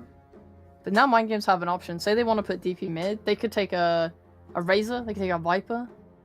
I think Viper might be pretty decent actually with a Primal Beast in lane. The only issue with this is it severely limits your ability to play make on Mind Games, and you are super relying on hitting your timing, getting Aegis, and kind of rolling over OneMove. Because if they play as AFK as they did last game, where Troll wasn't involved in a kill till 20 plus minutes, then that's punishable. Oh, the Visage is first banned, isn't he? Yes. Damn it. I just did an ooh. What about Visage? Yeah, it's long gone. Oh, a puck. Choose your So that means DP mid, DP offlane, puck mid then? Yeah, I would assume so, yeah. that's the way they're going. Puck was counter to Quap for a long time when people would kept going dagger build, and you could just dodge it, and you forced her off it and made her feel weird. But I think, didn't Queen of Pains, they started to just max the Scream instead, and they just walk up and like hit creeps and CS and stuff, and it didn't matter so much anymore. And then you have your shard as well, which kind of tips the scales back in your favor again. Yeah. You can threaten her for sure. She can also threaten you. We saw last game the impact that the Orchid Rush had and how it forced Ember off of trying to go Maelstrom into going for a Yules. The same can apply to Puck. Puck wants a Witchblade. He usually rushes it instantly. Whereas against an Orchid, you're getting kind of scared. You want to buy a Yules, and now the damage output of Puck is a lot less. Yeah, we always had this trio of heroes where it was Storm, Queen of Pain, and Puck. And whoever it was, there's always this battle of who gets Orchid first, who gets Yules first, and do I have to buy Yules because they'll get Orchid before me? And you had these mind games of buying little components and figuring out which way you want to be heading. I could definitely see Melajul, kind of faking out an Orchid, forcing some part of Yules we built by Ironcrad, go back to the Witchblade, do this and go there. Faking it out, that is... Like buy the quarterstaff and then just go psych. That's the thing. Orchid's changed now, hasn't it? To like Claymore and Voidstone. So oh yeah, Jesus. A little more challenging to do those kind of tricks anymore. But yeah, definitely curious to see if we get those Yules, those Orchids. If Melajul decides to go for the more standard, I guess, the Kaya Sanj build. Definitely a lot of options for them. But a very similar draft to what they had in their victory in Game 2, as it is Mind Games trying to change things up and swing that momentum with this Templar Assassin in the carry role. It's a good pick, and I think it's hard for OneMove to contest the Roche Pit, because usually you want a spell that gives maybe some vision, or we've seen these... I think the most important thing they'll be using is Chen. So unlike Enchantress, his creeps last forever, so if he gets any creep, whatever, it doesn't matter. He can just throw it in the pit to give vision and show Roche and show if TA is taking it, and that's kind of it.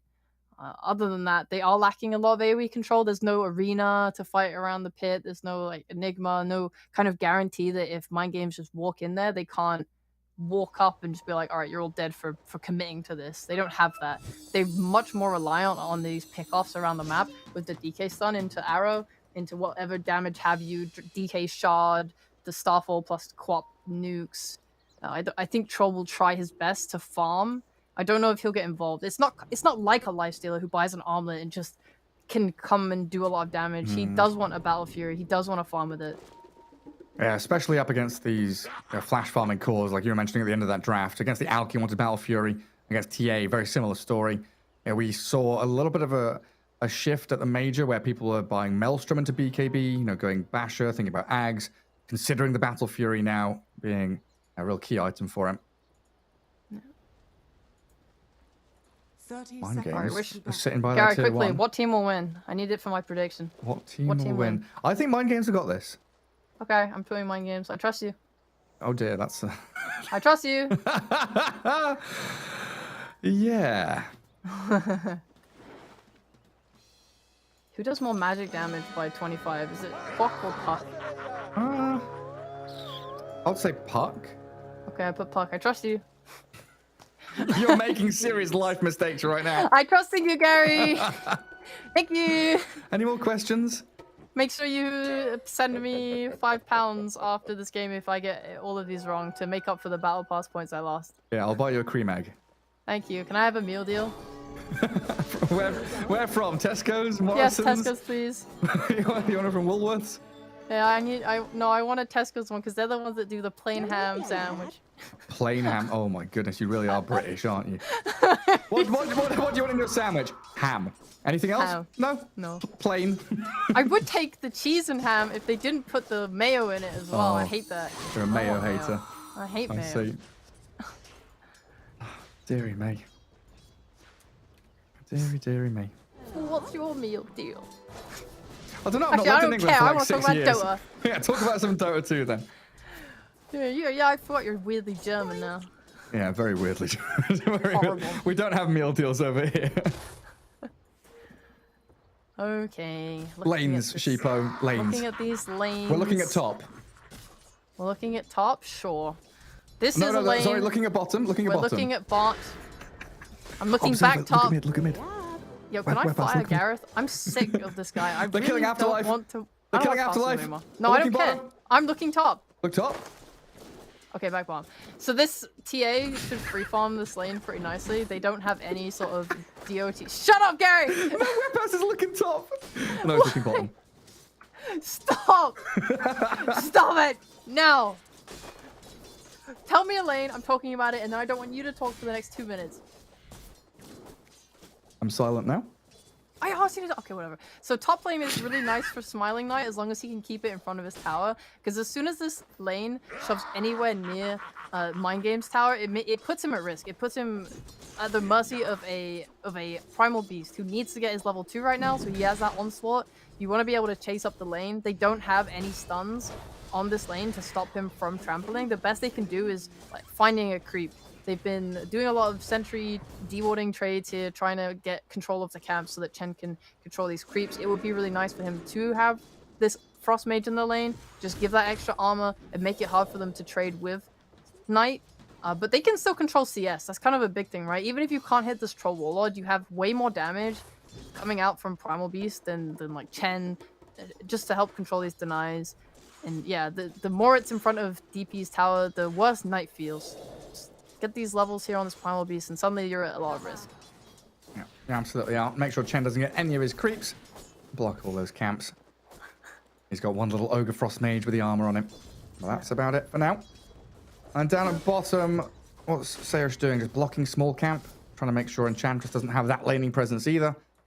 They've managed to keep the DK out of the lane for the most part, but he's still getting good last hits in here, and he's got level 2 Dragon Blood now, so he's perfectly happy. Yeah, it will be a trading farm lane, like on OneMove's side. That's what they want to do, because I don't think they feel comfortable killing. Maybe they can kill Ench if they can kind of wear her down with Mirana and get that connect with Dragon Tail. Like Bigdom might have to be afraid to walk up maybe if Afterlife plays on the left side of the lane.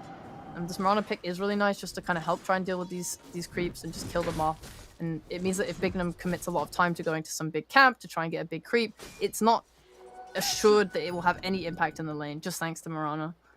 And you don't want him to waste his time like that. Towards his medium camp again. That's the second or third game in a row we've had that exact same observer ward blocking that exact same camp. Making sure Ench doesn't have access to all the creeps.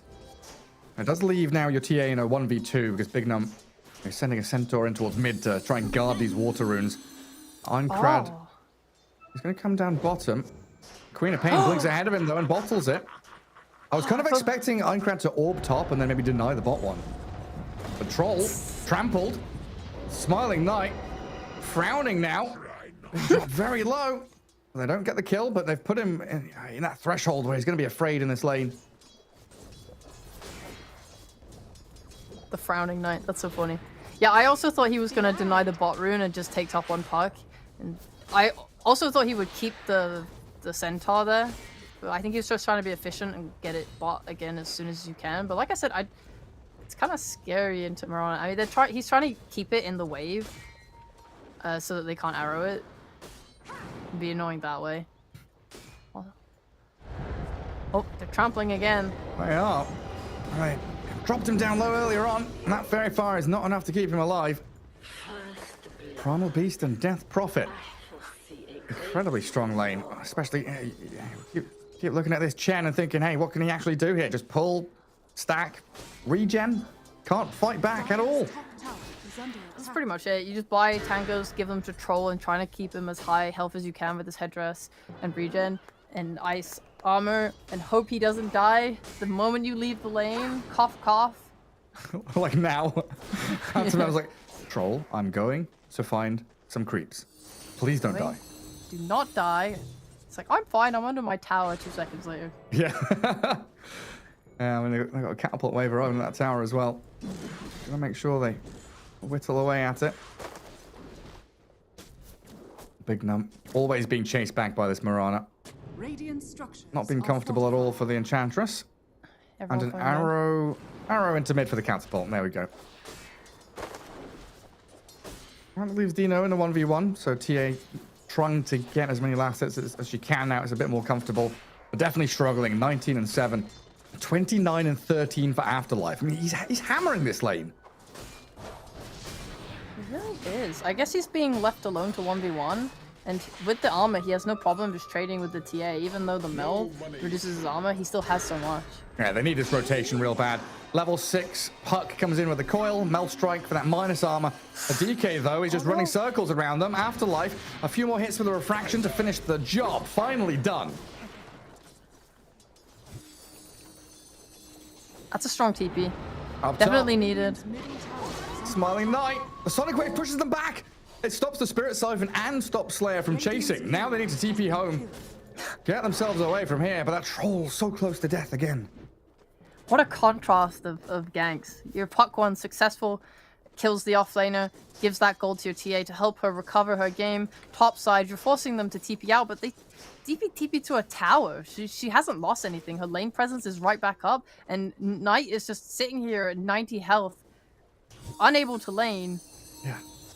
Dire's middle tower is under That's attack. difficult. And BB's going to be looking for those own charges quickly. And they can that get it. mid Probably lane. is close back to the lane.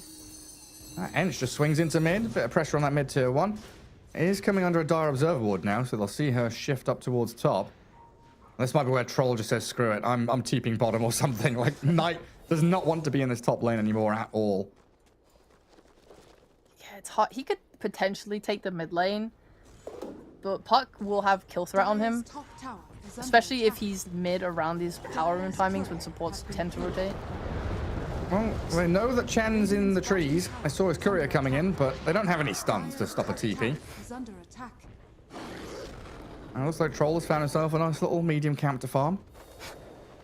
Off Oh, to the goody. large camp. Here we go. Jungle time. This game is so much better now. And both of these carries are really being thrown under the bus a little bit. Like TA, her tower's pressured by the DK. DP doing the same thing top. EXO is ready, so likely just going straight Dire's into top that tower objective. is under attack. TA's game is a lot better Radiant's than bottom Troll's tower is looking under attack. forward into the future because she can farm jungle much faster with the spill on the side blades. She can go take the ancients. For Smiling Knight, he doesn't want to buy a Morbid Master the same way Morphling does, so he has to rely on just trying to get this Battle Fury in. Radiant's Slow bottom and steady. tower has fallen. There's also a... I don't know who stacked this ancient camp, but I would be so mad if I was Troll. How is he gonna farm that?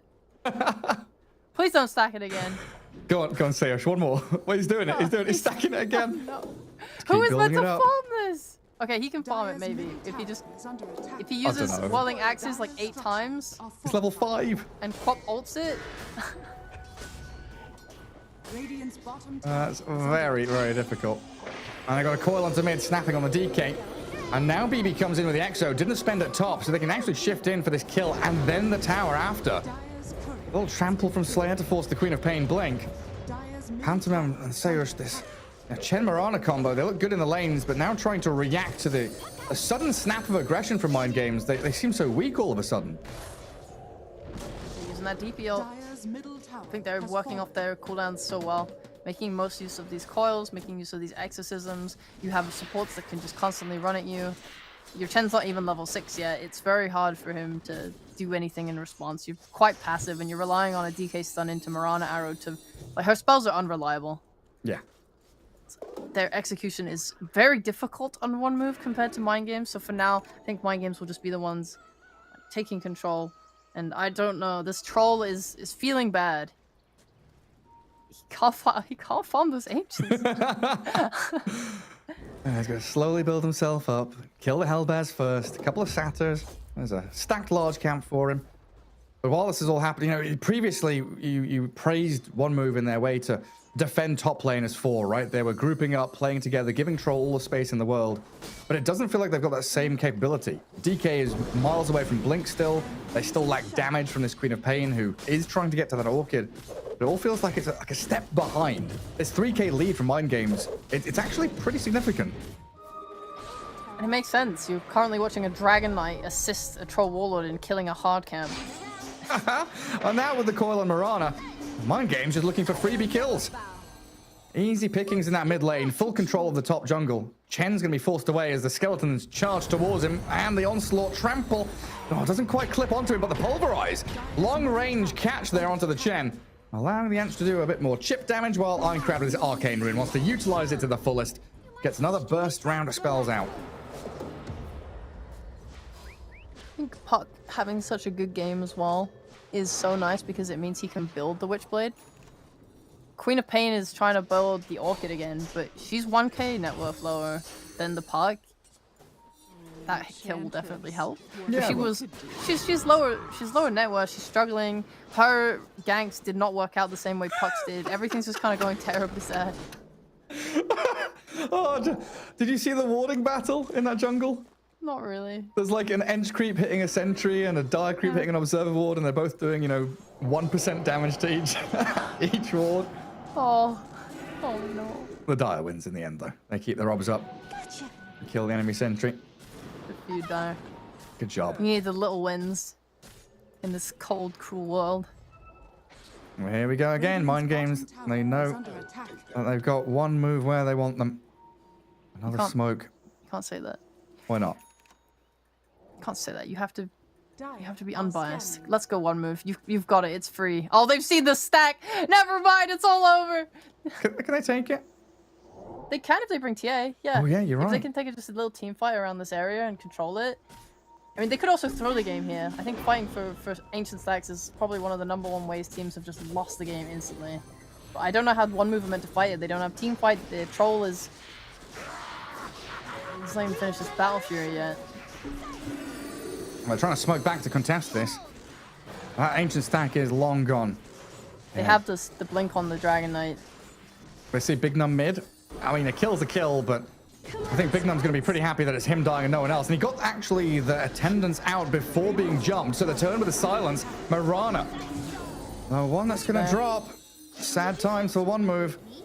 And now they are running quickly back towards their towers for any kind of defensive positioning they can find. We predicted mind games, right? Yes. All right, yes. we're good. Yes. All right, let's keep going. This is quickly looking pretty terrible for OneMove. Like you just saw there, they can't even kill Pos 4. Pos 4, yep.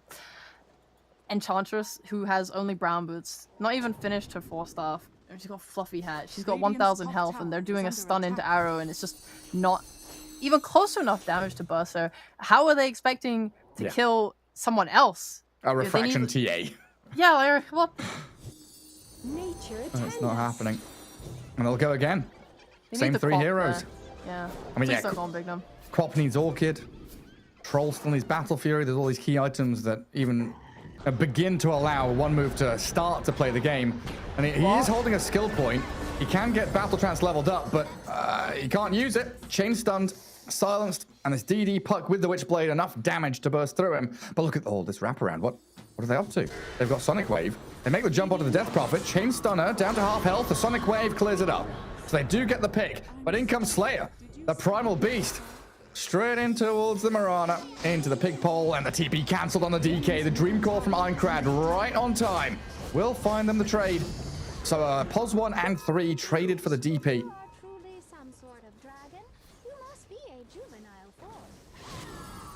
Did you hear that? Did you hear that flame?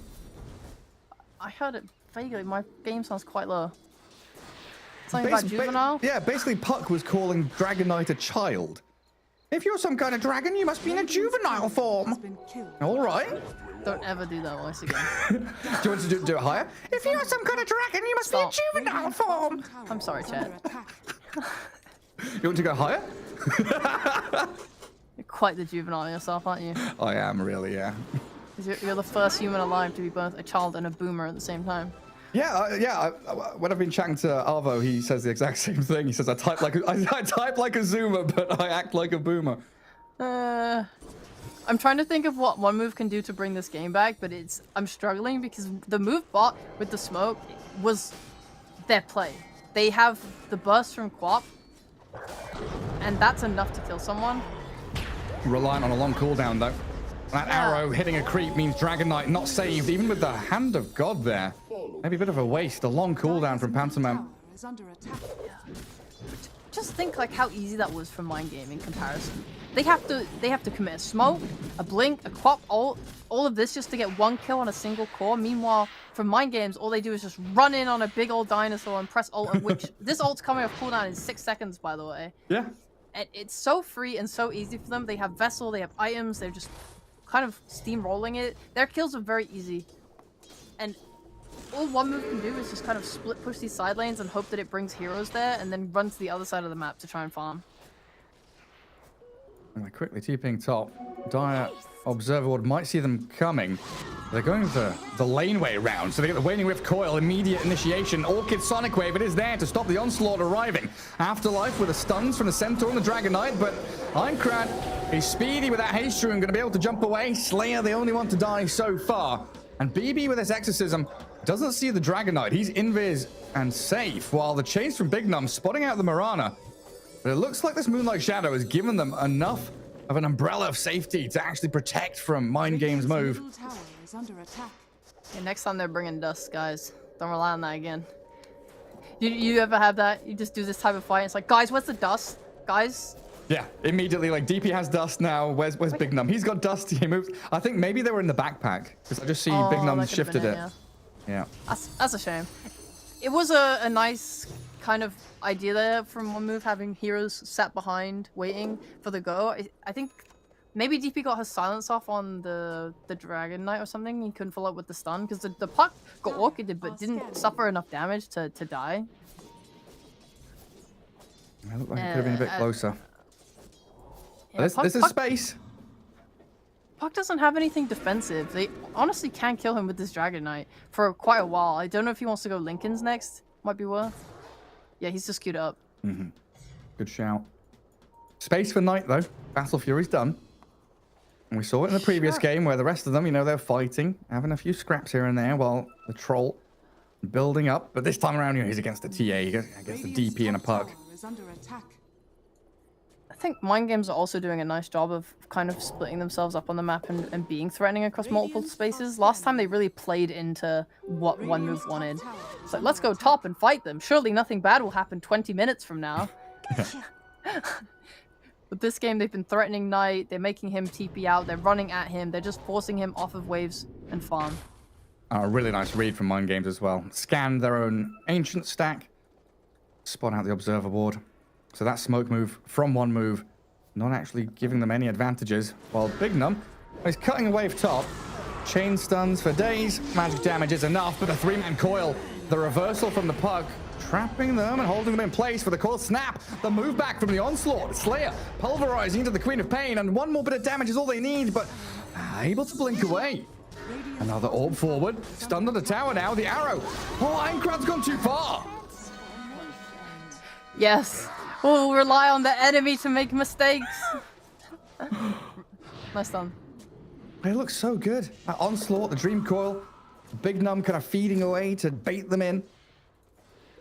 OneMove with a response. And now Troll can continue farming safely for another couple of minutes. Mind Games are ready to Roche. They're desperately looking for the fight that they can take where they can just go into the pit afterwards. I think they're a bit scared of trying to do it otherwise. Just because right now, for example, they don't have any vision in OneMove's jungle. There is that threat of losing a fight potentially. I mean, maybe if OneMove show bot right now, maybe TA would swing in and try and do it. They do have a ward that's been showing Troll moving between the bot lane and the triangle, so they know where he is. Yeah, if these Cop and DK show on bot right now, I think they might go Roche. And DK, there he is. Pops out into the lane. Go, go, go, go, go, go, go! Very quickly into the pit. Alpha Squad, roll out! Roshan! Alright, there was a Warpine Raider in there. So move. No, this is happening. Can they stop the Alpha Squad, though? No! Alpha Squad gets the Aegis. What can they really do? They don't have BKBs. They don't have team fight spells. It's really hard if you're not set up. When they were posturing a lot around top, then there was always that threat of them jumping Mind Games with Orchid and killing them. But when they're showing like that, you just know it's free. Radiant's Too bottom hard to tower mobilize your is under heroes attack. up top, especially since Afterlife doesn't even have a TP. Yeah, he can't reposition himself, and now they're going to find the Chen. Coil did snap on Afterlife. I'll chase him down, like you said. No TP, no escape. He's going to get chased down to that bottom lane. Couple of swift kills off the back of that Roshan now. And Mind Games, looks like they're angling up towards the triangle to limit how much farm that Knight can have. But I think he'll be able to clear these Ancients and run away. 200 gold from his BKB, not bad. Slayer? Okay, I thought he was going for the troll, but just going for the Chen army. Yeah, T-Sam creeps. Whacking the Dire's middle Centaur tower around. is under attack. Last time Smiling Knight didn't take part till he had a Basher, which he got after his BKB. So even though he's finishing his BKB right now, I don't know how cheeky they want to be with just trying to eke out as much farm as they can. Obviously, you don't really want to fight into an Aegis just because they're much stronger. They can even tank your troll ult with the Aegis if they need to, if it means killing you. They might try and just wait for this to run out and just try and split push while they can. They have good heroes for doing it. Like Mirana can play around these side lanes. She has her leap. Pop 2 very mobile. I think if DK he has a shard, he can also push out some lanes. Yeah, they're all pretty adept at doing it. And now Queen of Pain has BKB as well. Well, very, very close to it. So she's going to feel much safer doing these split push moves and just expending a BKB to try and TP away. Troll's done a lot of like pushing out waves and then TPing back and forcing Mind Games to run around after him. Good silence from BB right at the end there. And quickly TPing top. Who is it? Einkrad. He's got no blink. It's on cooldown. Coil was ready, but they won't see the Queen of Pain. She's already TP'd home.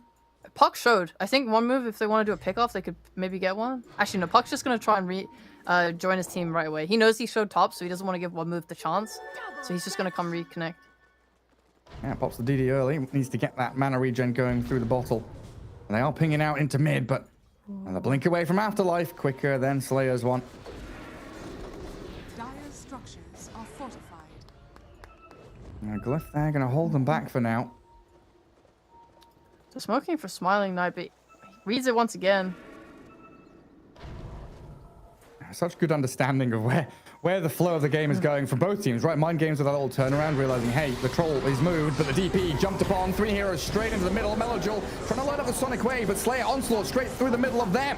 DK dropping, and the DP with the ulti out being focused down by the troll. The battle trance with the roots and net holder in place. Dino struggling to stick on someone and finish them off because Pantomime invis, and the Aegis claimed by the troll warlord. Melojul close to killing Slayer, but he is back in Fountain. But Troll now potentially isolated. Slowed by the TA trap. The second life allows her to open up onto the Troll. But Queen of Pain, no slouch when it comes to right-click damage herself. They finish her off through the Orchid. No chance of refraction and move. Well, that's a good trade for them, killing TA twice.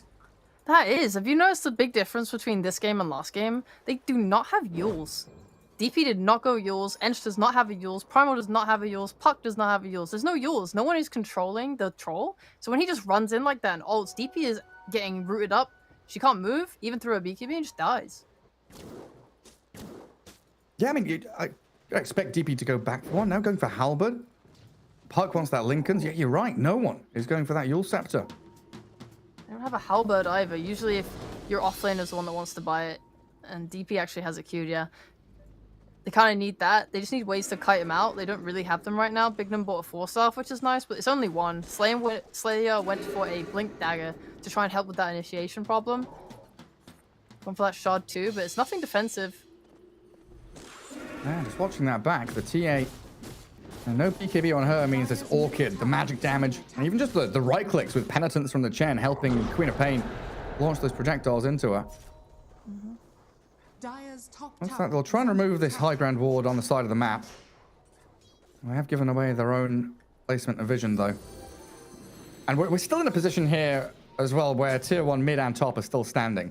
So a little difficult for OneMove to try and get themselves into enemy triangle or play aggressively. But I feel like that's been their game plan for the majority of this series. Just kind of wait for Mind Games to come to them. Defend towers. haste. Hold these objectives. Maybe this troll can do it. It's felt so bad watching this Dragon Knight try to do pickoffs all game. Yeah. Radiant's middle And having tower such is an under issue attack. with it, but I guess they're not giving up objectives. So the tier 2s are all up, so having that control of that outpost has helped a lot.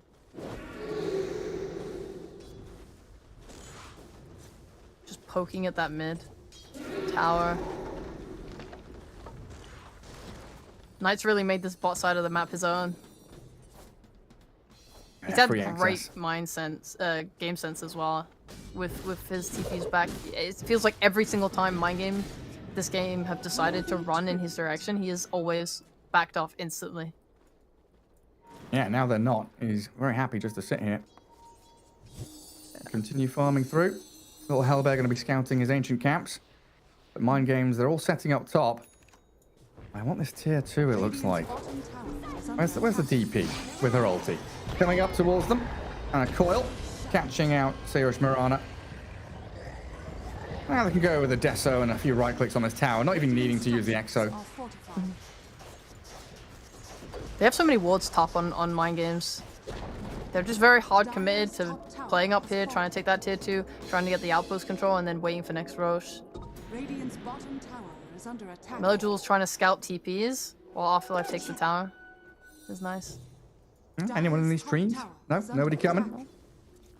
Need that new creep wave arriving though. I was going to give them a really nice bonus of that outpost being unlocked as well. The troll can feel a little bit safer if they do control that bottom part of the jungle. And Meloduel realizes outpost time. Now both teams really waiting for Roshan as we enter 30 minutes, a dead even game. This 1k lead. Barely anything. Ironclad. The more items that Troll gets, the scarier this game becomes. I'm trying to think who threatens him. Is there a hero that you're waiting to see on the map, thinking, I can't go in before I see this? And with a BKB up, I'm not really sure there is. If Puck gets like a 25 talent with this BKB piercing coil, maybe, but otherwise, I don't think Troll cares that much.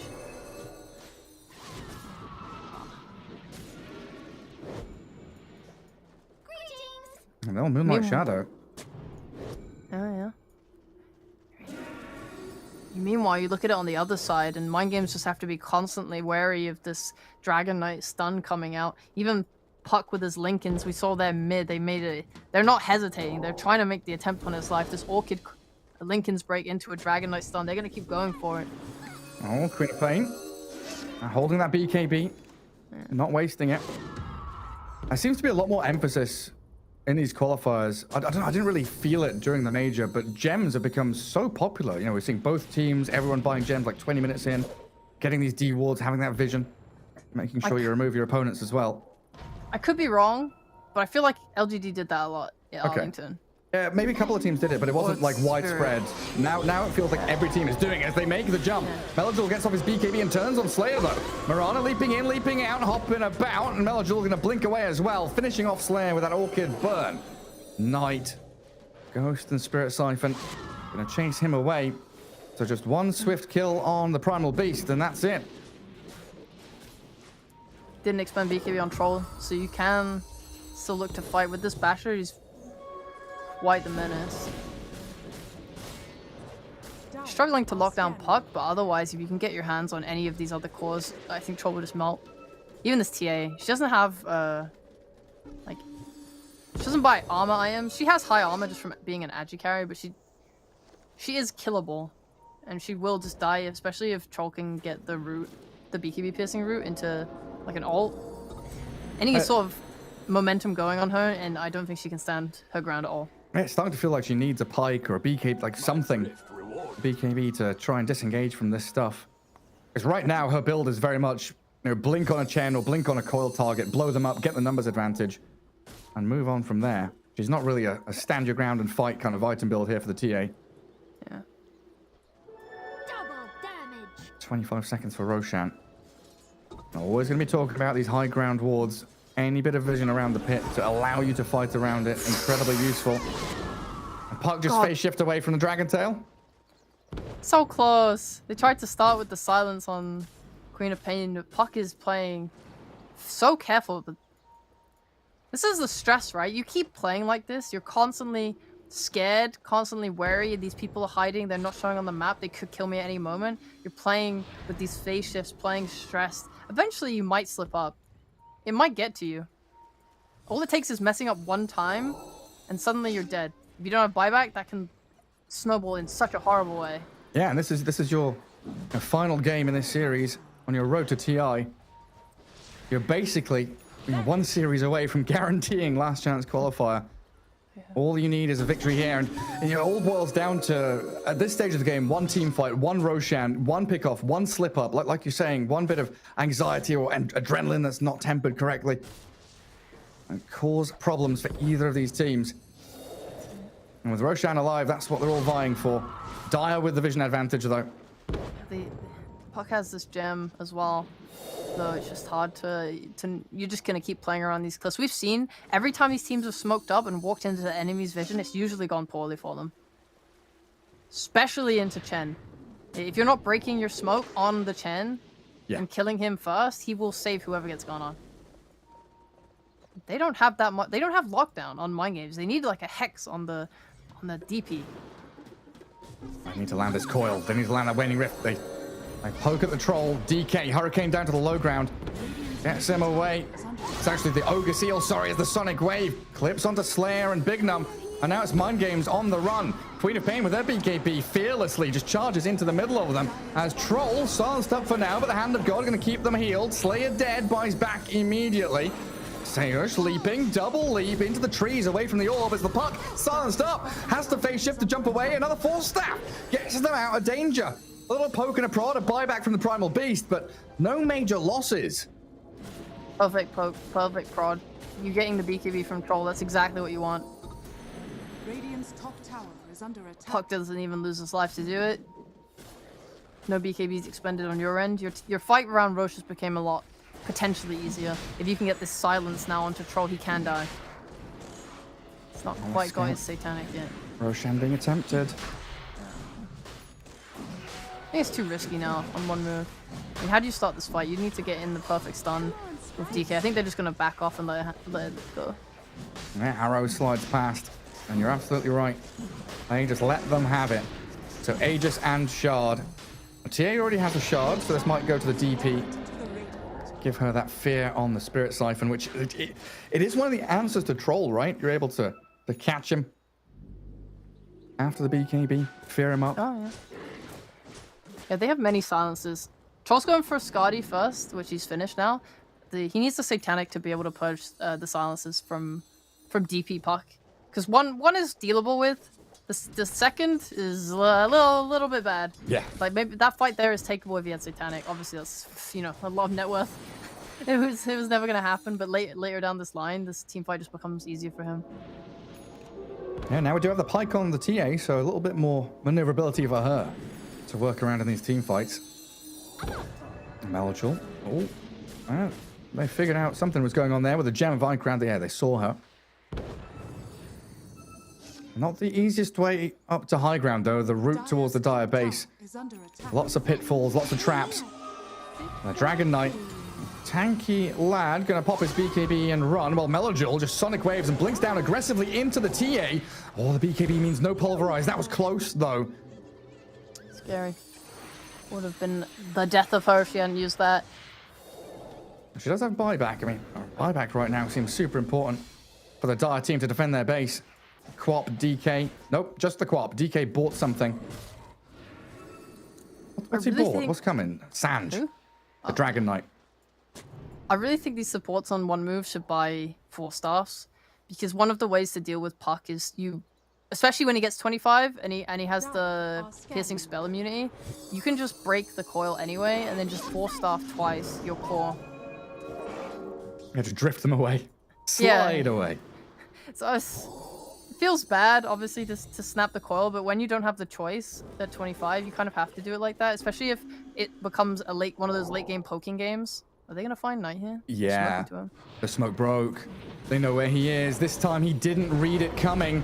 The stun, the boulder toss, pulverize, the BKB required, and he does have a TP. Nothing to stop it apart from raw damage, and it doesn't come fast enough. Spooky scenes, though. I wonder if TA wants the meld hit bash or the refraction instances at 25. The instances should be so nice against Troll. But at the same time, having that bash, another way to kite him. Yeah, another way BKB to especially. lock down the Queen of Pain as well. Yeah, true. Oh, I see the DD top. A prize. They really want to fight before they just walk up high ground, though. Like, TA isn't one of those heroes like, you know, Lifestealer Juggernaut that can kind of just go sit up there. I think they're happy with that move. Really nice. Forcing his BKB means he's just scared now. Like, we saw how easily they backed off from Roshan when they used that BKB on Troll. He feels so threatened. He's scared. He's sitting back. It just means you're going to accelerate your net worth a little bit. You really want to start building that gap between the two teams. Because the more money, the easier the game is to end. The more win conditions you make. Maybe you get a Hex or something. And now, if Troll isn't having his BKB up, and he only has 6 seconds now, it can lead to a kill. Sure can. Someone's going to come and deal with this top wave, though. Tier 2 being pressured by a massive triple wave of creeps. As Mind Games take their objective down bottom. Move the puck up here. Clear the wave quickly.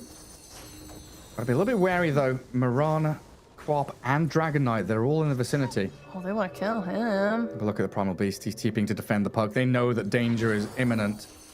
Ironcrad shows on the wave again. Phase shifting, orbing, not jaunting. The jump in from the Queen of Pain. Silence and the catch. The kill on the puck is nearly there, but not quite enough. Slayer gonna onslaught off to the left. Used up as Ironcrad close to death, but not near enough. Slayer is gonna turn back and fight Afterlife now. The TP home will be successful again, but Moran is being caught by the dust. Only one leap and a TP. This time, surely they've got a stun or enough damage. No, they don't. Where are your stuns, boys? I need a replay. Did we Dragon Knight stun the Primal Beast? Yeah, you'll need the replay to answer that because I haven't got a clue. Oh, jeez. It's like Slayer blinked right on top of the puck, right? Yeah, and then he broke the Lincolns. But then he got silenced. I'm not sure what broke the Lincolns. Not entirely sure. We've got some tier 4 items coming, though. Wasn't executed properly, that's the one thing to say. Yeah. Puck living there, devastating. Considering how much they committed to it. Just like their spells, their ults, even their BKBs. It gives Mind Games a little bit of room here maybe to make a play. Their Aegis has expired, so they might just be Chilling for now. Hey, did they get enough done with the Aegis? Like, they didn't build a net worth lead. They're pressured. They didn't. They just kept kind of running around chasing OneMove heroes, trying to keep them in their base. But OneMove are fine. Well, the coil missing top. Not going to help out either. This does feel like one of those games where both teams are so very aware of what's on the line that they're just playing tentative, scared, slow. Scared. And trying to be very deliberate with their moves. Like when they do make a move, it is en masse, the full force. Arrow dodged by the phase shift. The Chen healed back up by the mech and the Hand of God. Queen of Pain and the Troll considering their fight here with the Sonic Wave pushing Slayer around. He tries to pulverize. Well, that closes the door on that engagement. Another cooldown expended though, Hand of God, 2 minutes long. But Primal Beast had previously brought back like 7 minutes ago, so he's dead for 70 seconds.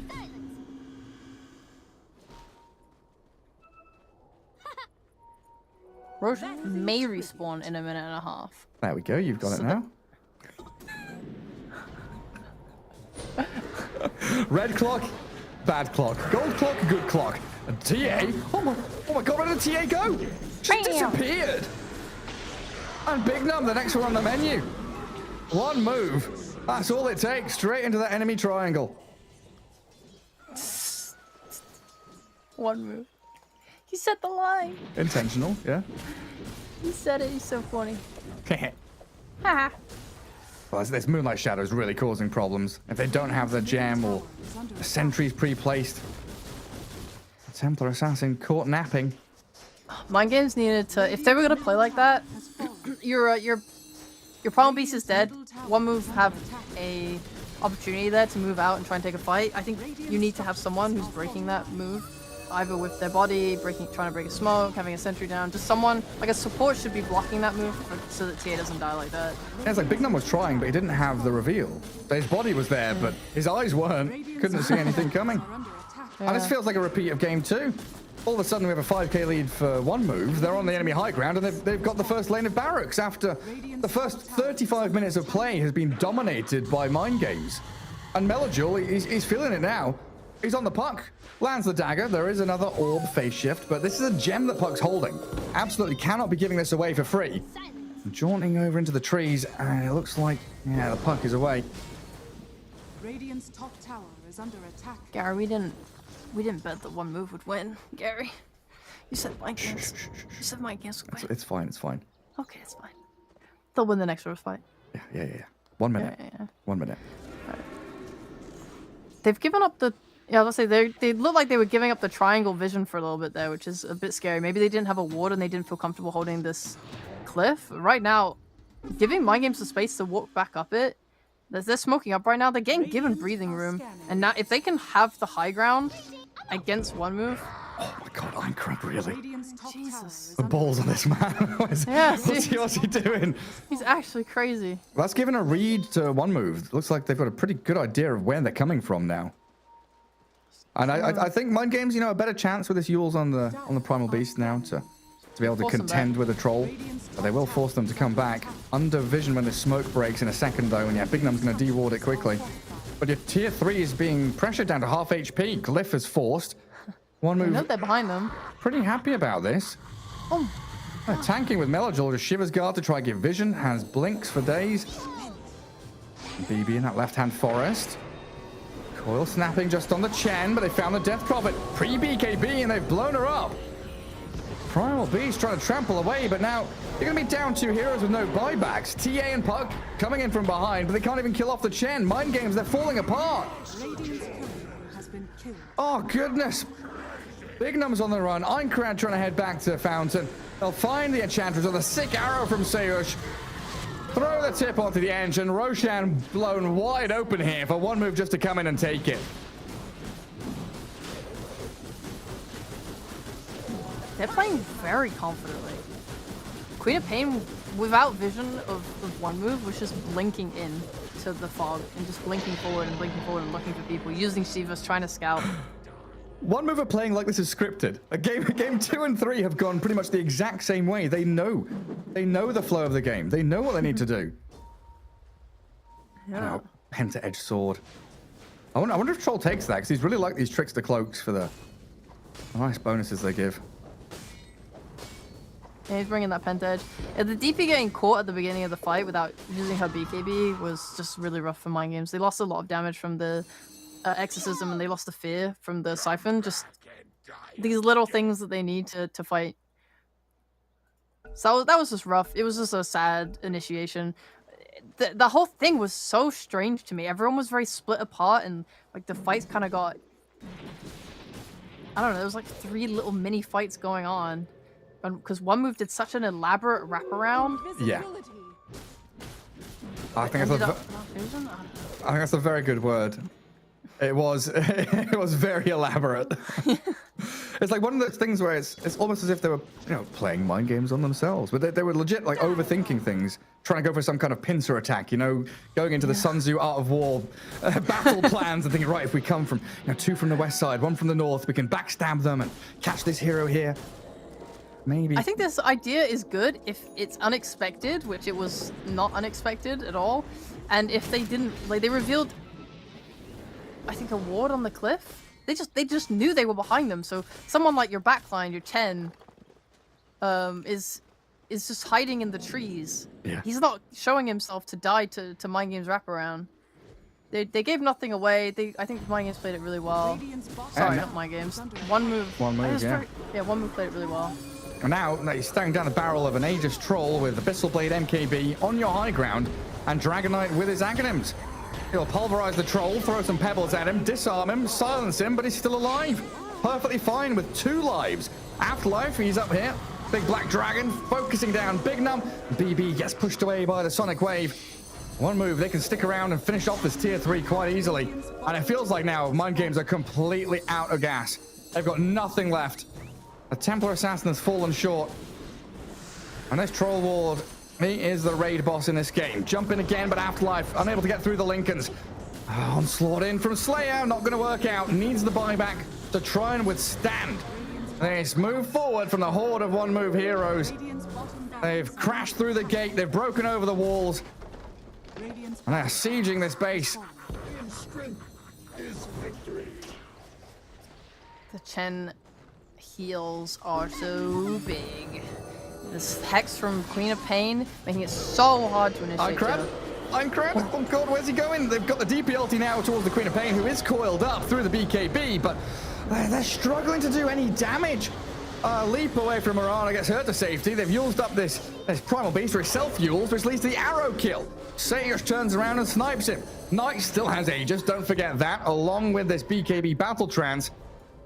So they just retreat to high ground, hold it. Oh, Aincrad goes in again, he's poking, trying to chip away at them and stop this additional push into the final lane of barracks that they have left. for the hunt. Knight's playing up very aggressive just in general. He went MKB instead of Satanic like last game. I think he feels so good. This is true confidence. Like, I don't care, I'm gonna do damage. My mech Chen has my back with Hand of God too.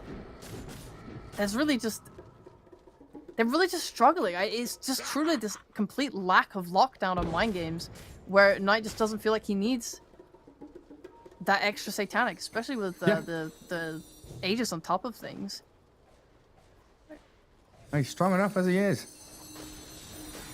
And blowing up that Swift Blink. The Hex completely nullifies any impact this Primal Beast can have. He's gone Yules. Going back to that kind of strat from last game, but it's not useful. You need a BKB, otherwise you're never gonna get to ult anything. He's an onslaught. Go in and die. He actually feels so useless in this position. He's throwing rocks.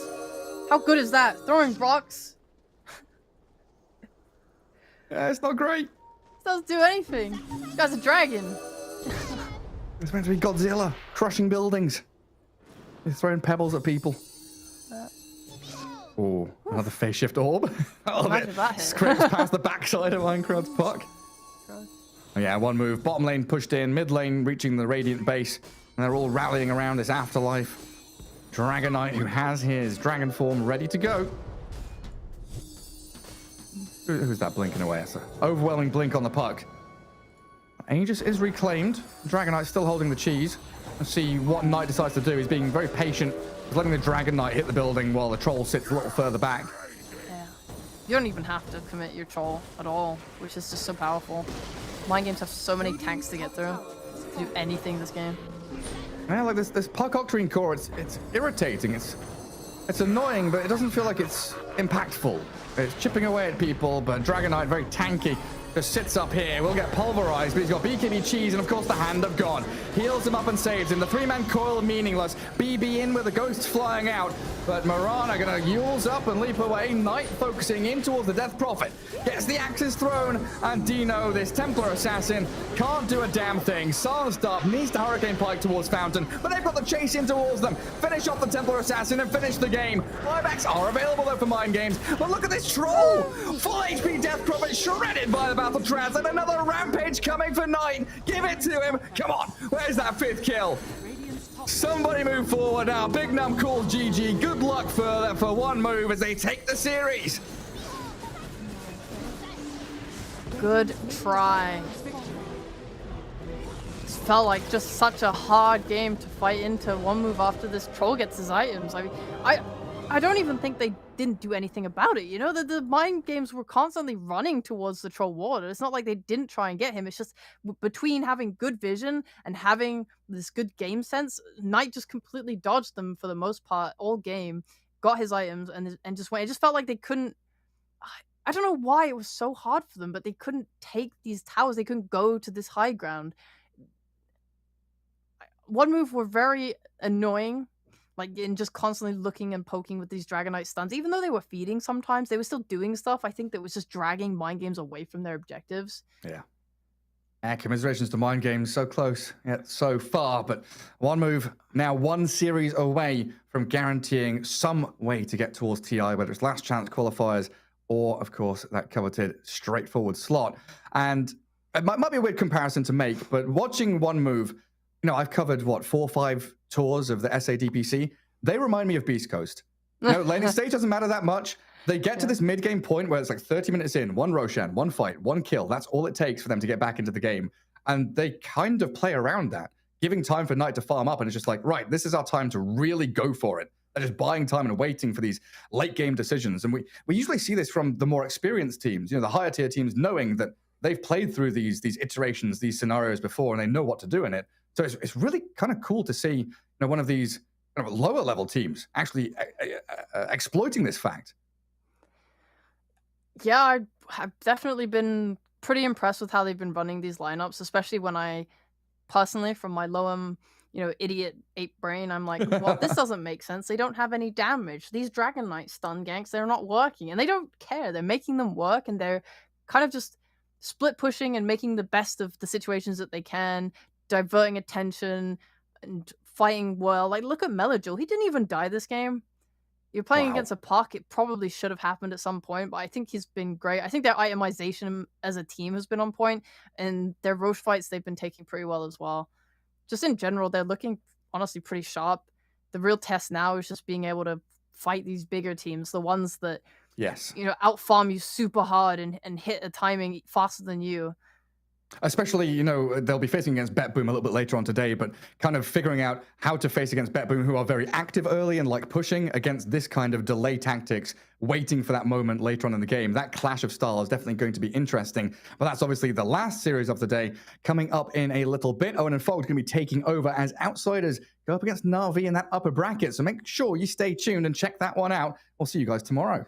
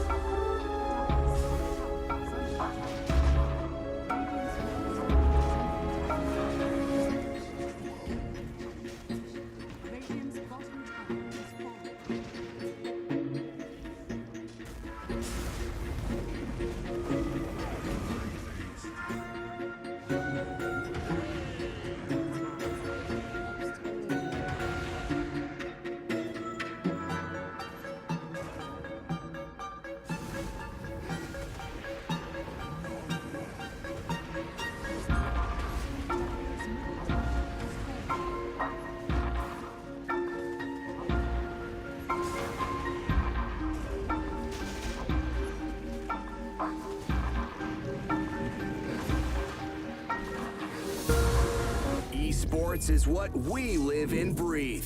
For us, it's more than a game. It's a reality where a group of letters can mean everything. Where runes are collected and Aegis can only be won in battle. Where centaurs can give you a ride. Where the true heroes are those in front of the screen. GG Bet. This is real.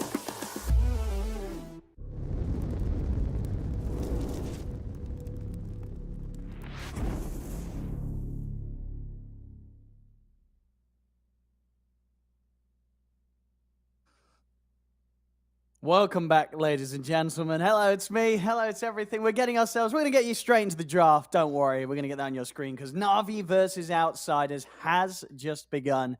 Of course, meeting here in the upper bracket final. Both teams, of course, at this stage, they've already secured, at worst, it's still pretty good, at worst, the last chance qualifiers. They will both at least be going there. But, of course, a win here and then a win in the grand final will take you straight to TI. Of course, something that both teams, they won't be too happy to settle for less. They want to be there. They want to grab that direct spot to take them to the international. And, you know, in terms of how both teams have been doing so far, I know all of you, ladies and gentlemen, I'm sure you've been following every single game so far in this Eastern Europe qualifiers. And shame on you if you haven't. But in case you haven't, just a bit of a recap of the journey that both teams have had. Outsiders, they've come through on 2 series. They've 2-0 both of them. No struggles. They've looked very, very, very, very good. Na'Vi, they've had some great games, some great wins, but in both series, they have ended up dropping 1 game. They went 2-1 against Hellraisers and then 2-1 against BetBoom. And in some of the games, especially the first one of the qualifiers, they did look pretty shaky. So Na'Vi definitely have to step it up a bit more if they want to be able to tackle Outsiders here. So I think, as most people would have had coming into this qualifiers, Outsiders pitched as the favorite team to get that top spot, to get that straight spot into TI. But anyway, without any further ado, we have the drafts on the screen. Apologies for solo cast at the moment. Fogged should be here momentarily. He's just getting himself connected. I believe he's having a bit of weather issues, of course, in his home city of New York. So he'll be with us shortly. Anyway, opening of both drafts, Na'Vi. They love it. I mean, not just them, multiple teams, at least in this region. I'm excited to see if other regions are as hyped about this hero, but Eastern Europe, they certainly are. Primal Beast. It's coming through as that second pick. So Death Prophet, Primal Beast here for the Na'Vi opening. And over on Outsiders, Marcy. I mean, no doubt about it. This hero, you're going to see this hero all over the world in every region being picked right now. We've all seen the games where a Marcy support just ends up carrying with just a handful of items. It's just the nature of the hero. It's that good right now. So first pick, of course, for Outsiders. And here we go. He's joined the call. He's here and ready to go. Fogged, how are you doing? Are you seeing the draft on your screen? He's not ready yet. We're getting him sorted, so I don't know if you guys and girls can hear him at home yet, but we're getting him on, so don't worry. You won't have to listen to me blabber about too much longer. The band's coming in. Undying, of course, talking about popular heroes in this region, we've been having Undying pretty much every single game of every single series, showing its face as the first phase pick if it doesn't get banned. And then, of course, Lena, definitely a bit more of a surprising one that's risen up the ranks in terms of how quickly it's become one of the hot picks in this patch for this region. Yep. And hello. He's here. I think now I'm live. He's live. We've got him. Hopefully you can hear him, boys and girls. Hopefully I don't have any other issues. I have a pretty enormous storm outside that has been cutting my power for the last like 3 hours, but we should be okay. I just got like things kind of situated, so should be good. I did get to see bands. I was watching on my phone, so yeah, all good. I was listening to you. You sounded great as always. You're amazing. Thank you. Yep. Nice, because I'm sure people in chat were going, "What's this idiot chatting about? He doesn't know what he's talking about." But thank you for covering me, Fogged. Anyway. So what do we got here? And also, what are your feelings, Na'Vi? Because as I was saying, right, Na'Vi, in comparison to Outsiders, Na'Vi at the moment, they're still looking at, they've got a little bit of shakiness, right? Agreed. Which Outsiders at the moment, they don't have. Outsiders are kind of just taking a leisurely stroll through this qualifier so far. And if anything, this is probably, this is the series that's going to be their first potential bit of a bump. Yeah, 100% agreed. That's kind of what I was going to preface with. Super excited for the mid matchup. I think that's what a lot of people are looking at. And the carry matchup, it's V-Tune versus Ramses, GPK versus no one. It's going to be awesome matchup at least to watch in the mid lane. And yeah, I mean the bans, we've been starting to see this kind of new meta kind of form itself, at least in Eastern Europe. As I think you talked about it a little bit when I was tuning in. Undying, the Lina, super popular, especially if like you're trying to get these like Death Prophet or Quaps in mid lane. And Lina overall is just everywhere, especially like these, not just right-click Linas, it's actually Spellcaster Linas. The Aghanims build where you fly and everything too, so you get this flying vision. It's really quite cool, so. Io. I mean, I wonder, does that sort of say anything to what core we could have still to come when you get Io shown here? Ooh, and well, a little bit of a old school counter. I was going to say a classic response there to the Io, isn't it? Yeah. And of course, again, a support that through the patches, through the ages, has been a favorite in Eastern Europe. They've always had those solid Disruptor players over here, and we're going to see it today here. Third pick, Disruptor. Yeah. We don't get to talk about this hero enough anymore because it's just not picked, and we're still question mark in a lot of situations, but the same thing still kind of stands for the hero, is when you're ahead, you can really dictate pace a lot more. It's like if you're the one leading the fights and not running away from fights a lot of the time, the enemy's the ones fighting, so you're going to get these constant glimpses. You're always going to get these better fights. And versus Io, as we were saying, kind of old classic counter. You can outnumber versus the relocate most times. So yeah, this is cool because we see our 2 support duo. You see the Quap that's like 90% chance mid. So a lot of roles at least dictated already. I think Na'Vi also probably has what could be the mid, the 4 position, and the 5 position too, since we've seen Sweden Strong play the Primal Beast. Radiant team pick. Ooh. Okay. Bit of Doom here for the offlane. DM loves this hero. He has for quite some time. I still really like this hero too. I think he's got. Hey, what's cool going on buffs. here? Whoa, Gyrocopter. Okay, we're actually Hell going to yeah. like 2017 right now. I mean, well, I've just got to double check in case I missed it in any of Navigates, but I don't think they've not played any Gyro, right? In the series they've had. No, but I mean has anybody been playing Gyrocopter? I don't think anybody's playing this hero, are they? I gotta check. I'm looking at all of Navi's games. They played one a month ago. They played it in the major. Okay. I remember. They did have one game with it with Avenge.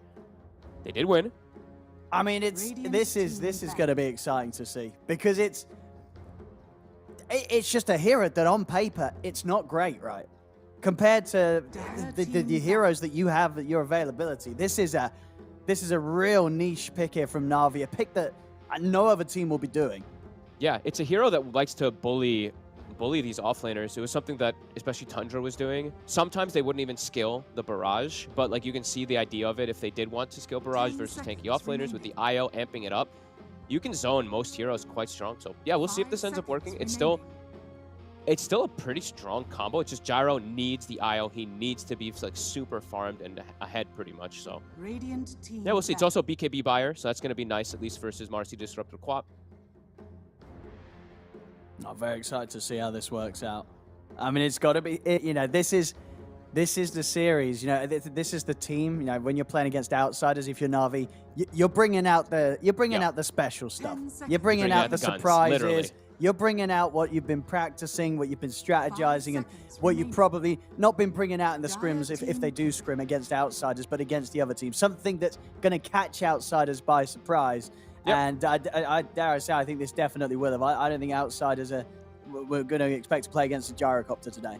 It can make the game really fast-paced too, which I like, and I hope we get a lot of kills because we've been talking about a lot how there's really low kill counts and people prioritizing more of just objectives more and more. It seems like with these like summons and stuff like that. But yeah, I see the bans. We're going back we have to go back a couple years. The Morphling ban versus the Gyro, TB ban, but they get the Razor. This is a traditional counter to the Gyrocopter. It is really tough for the Gyro to actually break away from him for the link, so it has to itemize for it. And looking at the support heroes, his support cast, if it is Primal and Io, this is a little awkward for them to build force for him to break that link in a lot of situations. No, absolutely. And where's the stuns?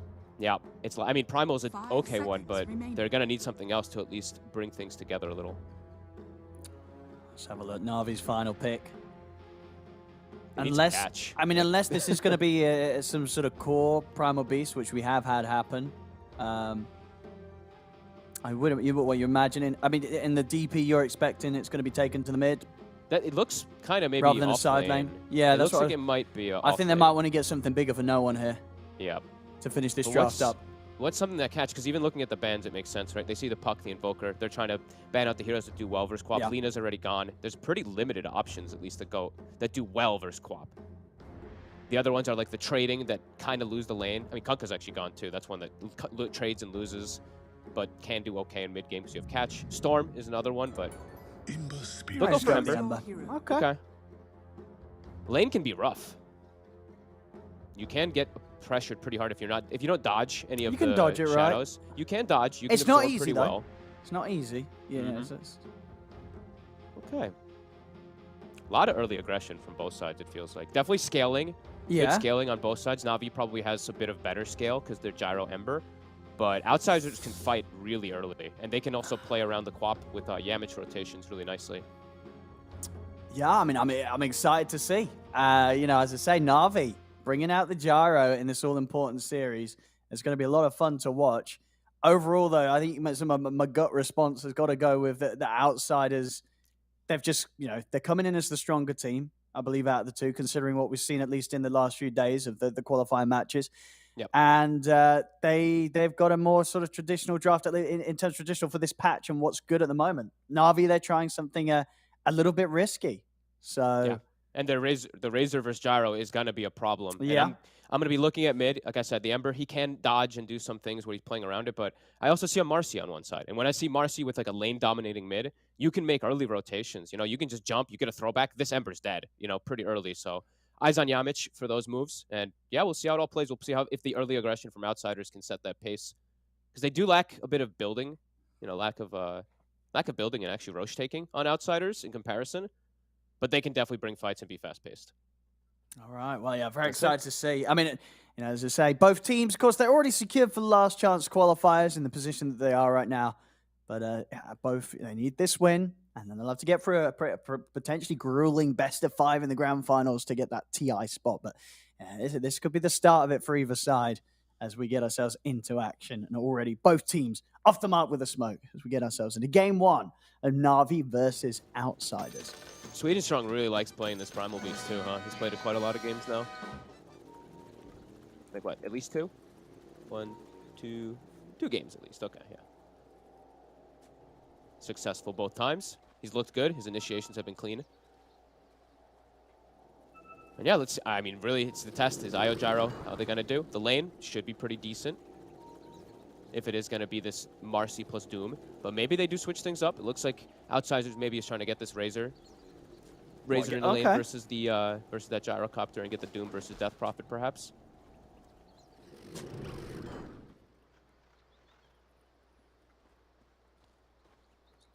And you think, well, that is because they feel that the Gyro IO does have the potential to bully an offlane Doom?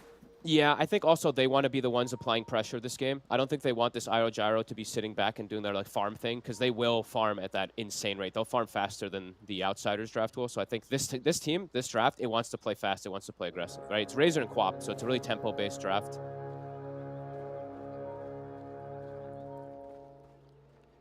And that's a super aggressive draft. So I'm looking forward to the Marcy, you know, rebound catches, the glimpse from crazy far away and all this stuff. So yeah, I think that's the style that they want to go for. And yeah, we're seeing these lanes. So DM's going up top. We see already Na'Vi, they know. They're sending the IO Gyro top to shut him down, and they're putting Death Prophet bottom. Yeah, I don't know if the lane matchup's going to be bad enough that Outsiders will continue to try and dodge it. I mean, do you think they will now try and move it once again now that they know that Na'Vi's recognized this? Or they will just settle for that?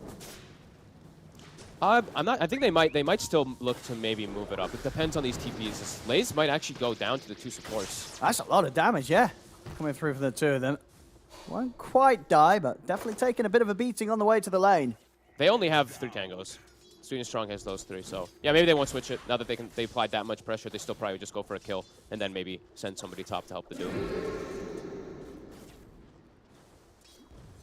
Yeah, I mean, what will they look to maybe try and catch a kill here with the setup of the aggressive tri-lane Outsiders? That's usually what you want to do, right? You stay here till you get that kill and then you break the lane. Na'Vi not really giving them the opportunity though. Keeping the creeps nicely in the tower. Now it's going to push forward, though. So now it's a little much scarier, at least for Lays, to step up. Up top, though, they will... Okay, they get a little bit of a side pull action going off here. So trying to deny anything from DM. But he's got a really good creep. So I think DM's actually kind of happy. He's going to be able to at least slow down the aggression that these two are able to apply onto him with that mana burn. Keeping the tri-lane at the moment. They're sticking with it for a bit. Guess maybe waiting for the 2-minute rune, looks like. Shikoda maybe gets that one and then makes his move around. Watching mid, this constant dagger, bait, spam, he gets it on him. So every time no one gets daggered, I mean, you're going to see the effect of it. 12-4 to 7-1. This is a tough lane for the Ember. Yeah, I guess that is the thing. Whilst there is a chance to dodge with the slight, it's very easy to bait the slight out with the knight, the very open animation that Dagger Cast has. You also beat the cooldown of it. Level 2 slight. I think level 1 slight is not able to actually, it's 15 seconds compared to the 12 seconds. Oh, and there we go. They got what they set up for. This is what they look for when they start with the tri-lane bottom. They look for the kill. They get it. Sweden strong. Caught out by the 3 of them. And we'll see if that's all they were looking for and if they will now split back up. Honestly, I think DM is maybe telling them, guys, like, I'm actually still getting some stuff up here. I mean, he looks all right up here. Yeah. He's level 3. Like, the waves keep pushing into him. He's chilling. Constantly with the Devour as well, too, so he's got, like, 9 armor if they do look to go on him. He's gonna, like, they're gonna have to burn so much if they do ever go for these kills. Right now, this lane setups, amazing for outsiders. Yeah, I mean, there's just no way that these 200 to 0 Doom. Nowadays, with Gyro's damage as it is, even if it's getting amped up a little bit, it's not quite the killer that it was, years ago at that sort of early 2 levels or such. No, I mean, level 3, they could, depending on DM's, like, really far up, and they get, like, 2 sets of rocket barrages, perhaps, but still difficult. Bottom. So Yamich needs a friend. Yamich is, he's going to be able to rebound away, if he even needs to. Yep. Just walks it off. Still got plenty of tangos to share around here on the bottom lane. Nice move from Solo. I like this. It's a little move, but gets one of the bounty runes at least taken away from top. Link. Nice setup. Nice dispose there as well. Keeping Lays close to Ramses. They're trying to get Yamich in return. They will. Lays, he will end up dying. The kill here for the tri-lane of outsiders. And they don't mind trading a support for that. Of course, this means Yamich on his respawn, he could look to go elsewhere on the map if he needs to quite easily. Yeah, could definitely still look to be punishing that mid, as we were mentioning. Easy ganks if he wants to set up onto Ember early. Thinking about it. Just deciding where he wants to go. Maybe waiting to see where the Death Prophet is, too. He's taking his time. Yeah, he's on TB bot. But, I mean, look at the mid. 28-9 to 19-1. It's rough, yeah. It's rough. And Death Prophet died the once, got a kill. Kind of even net worth, but constantly under threat. Bottom again. There's the setup. See if Sweden Strong could do anything to help protect and charge across full try, but already the static link damage is built up. Ramses is going to have the right clicks to take Lays down once again. I mean, this tri lane, not something that we're seeing a lot of teams running, but definitely seeing the effect of it here. Outsiders just showing. Beautiful, like really from Yamich, the body blocks and everything that he's been doing so far. Mid lane. It's level 3, mid. No one is. And he's got the Fairy Fire and the stick charge, but very much living on the edge here against GPK. He's got to go back. They're even pinging him out if he went to go check the rune. Yamich is in the area for him. Yeah, and at that awkward time, where you're pre-level 6 and having to make that walk. Ooh, and they get the mid. I had a second left, Owen. 1 second left, and they get the sentry, and GPK gets it. I think GPK is going to be pretty happy with the start. He's got treads pretty much done, level 6. He's going to have kill threat anywhere he wants to go, and for no one, it's a difficult place to come back to. He has to, of course, come back, but is going to be under threat of just getting killed. He's not level 6. The supports are already making the move. Let's see if they can catch him. Oh, no one.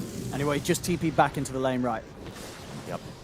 This is very, very painful death. Sonic Wave ready to drop there from GPK. That's no one out of the game for 20 more seconds, and even when he's back, no level 6, no TP available. And it's 6 minutes, so he gets the power rune. It's an illusion, so maybe a little bit of a blessing in disguise there for Na'Vi, that it's not a bigger power rune, but still a strong one here. GPK off to it. Yeah, phenomenal start, and they do make the move. The Razor's still pressuring bottom because the 2 supports can still rotate. Lays level 3. Might be able to even get him here. Slow at the plasma field. Close in on him. And Ramses, I think, is he going to have enough movement speed to chase this? Not quite. So Lays will live this time round. Sweden Strong charging over. really going to be able to do anything aggressive themselves. And if anything, Sweetstrong might have just given up his own life. He ends up getting caught here by Outsiders. They'll take another kill on this bottom lane. Pressure being applied to the tier 1 tower as well. I think Laze is even maybe a little lucky that this creep wave actually follows, because otherwise this tower would have maybe just gone down here. Still an amazing move again. Outsiders looking to just pressure play around their cores. Every rotation working. DM chilling in the top lane, just using that level 3 Devour. He's got the Midas queued. He's doing better than the other, like, 2 of the opposing cores. I mean, even though he's versus his dual lane. No, absolutely. Yeah, he's not getting a crazy amount of CS, but as you said, enough. with the Devour, it doesn't matter, and inevitably he'll have the Midas. So the catch-up game, it's going to be very easy for a Doom in comparison to Laze on the DP. His recovery, it's going to be tough. Yeah, and he's going to get burst a lot of times too. Death Prophet's a hero that, it's similar in a way, not exactly, but similar in a way to Viper. It's like if you die once or twice early, you're very, very squishy. It's just got to be a lot of pressure to see what Gyro, is going to be able to achieve early on, because complete free farm, of course, for him with the setup that he's had up top. Yeah, let's see how powerful what can the Gyro do? We'll see what sort of route he wants to go down in terms of build. He has gone the Maelstrom, BKB, Ags. Does mean it's going to take him a bit of time. It could be tough to get VTune involved early with the relocates, with how good of a start Outsiders cores have had. Kills the Arcane. Nicely done from GPK. Hey, he's really bullying poor no one so much here. And yeah, I mean, we'll see also for the Gyro, because he's gone for the max barrage build, or 3 points in it right now, so his farm will be a little slower, at least when he backs up the jungle and stuff like that. And they have a lot of burst on, and they have the counter pick. They have the Razor versus him too, so even if he is keeping that farm, he does have a lot of negation of damage that will be coming in. Oh, crap. That's not going to be easy. No, DM is actually keeping VTune super low mana. Like we said, like he got the best creep possible, and he's just been burning these two every time they step up. Yeah, it's pretty annoying. It means that there's little chance for him to fight. If any extra member of Outsiders turns up top, highly likely the VTune just has to completely back away from the lane. Is not going to find too many opportunities to use those early points in the barrage aggressively. Bottom lane. Bottom again. Bit of a tough spot here for Laze. He's going down. They've got the glimpse. They'll easily have that control and kill. I mean, what do you do here if you're Na'Vi? Because it's starting to feel very split up. Your Death Prophet constantly dying, in quite an area that's pretty deep on your own half of the map. But it doesn't seem like Na'Vi has the ability to keep Laze safe. I'm not too sure. I think they actually may have... I don't want to say it's not over, but I think they should have broken this top lane a little sooner and maybe sent the Step Prophet up there. Like, it's hindsight, of course, but now it's who does the Gyro and I don't have to play around? There's actually like nobody to play around properly. Oh, it's gonna be a really hard meeting. And Blaze, the glimpse back to base. I mean, tower is under attack. It's rough. Feels bad. It's rough start here for Na'Vi. Yeah, and GPK, because he's had such a great lane, he doesn't need to do what we saw the other day with like this 4 points in Shadow Strike early, 3 points. He has the farming build and the lane domination all under control. So here in the mid, TPs aren't going to come in. Outsiders are going to have to see if they can deal with this rotation from Na'Vi. Looks like they can. They just walk away. There's limited catch, as we said, from the draft. Yep, no points in chain yet. It's only a level 1 missile that VTune can be sending out, and that's it. Just walk away. This is brutal. Midas is already finished on Doom Big now. stacks, though. This is nice. Big stacks. This is, but he only has 2. He actually had to put the second point in flak over call down because he went the fighting build. It's gonna take him a little time. He's at least got the Maelstrom. He does. So, yeah, he'll clear them. He'll clear them. And, as we're seeing, he is the only one, really, with a semblance of early game farm. VTune, he's got the money, but what can he do with it on a gyrocopter in 2022? We're going to find out. Without an offlaner, without a core off, it's a level 5 Death Prophet. The support, the Disruptor 6, Yamich is almost level 5 as well, too. Like, this is... And level 6 on the Disruptor. Hakoda's got the catch hit. Oh, this is really brutal. I thought it was going to be a tough series for Na'Vi, but I wouldn't expect it to look this tough straight off the bat. They have no one to, like, okay, top, they have to, I think you just have to play around Gyrocopter. I think you can't look to play around your Ember and Death Prophet now for some time. Play around the strongest, but you're going to start losing control of the game, or at least control of the map. GPK, Witchblade done. I believe Ramses almost has BKB. So, yeah, Outsiders, they're going to look to fight every time it shows and look to keep pressuring every single lane, I'd imagine. Top, they do lack Static Storm. Maybe they give some respect to Na'Vi here and not defend this tower. Dire's top tower is under attack. Yeah, looks like they'll let it go. Yeah, without Static Storm, not looking to mount a defense. They also have nobody up there yet, so they'd have to like Rainbow TP, which is usually not ideal.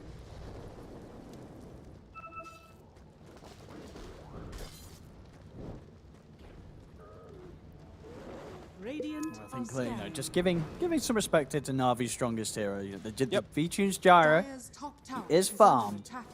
He's definitely still at the top. Of course, just have to watch if he can ever break the link. So other scary, though, he's going to be the scary thing. And we'll see if no one's ever, if he's going to be able to recover. I mean, 0-2-0, a very tough lane matchup, and he's playing into Disruptor.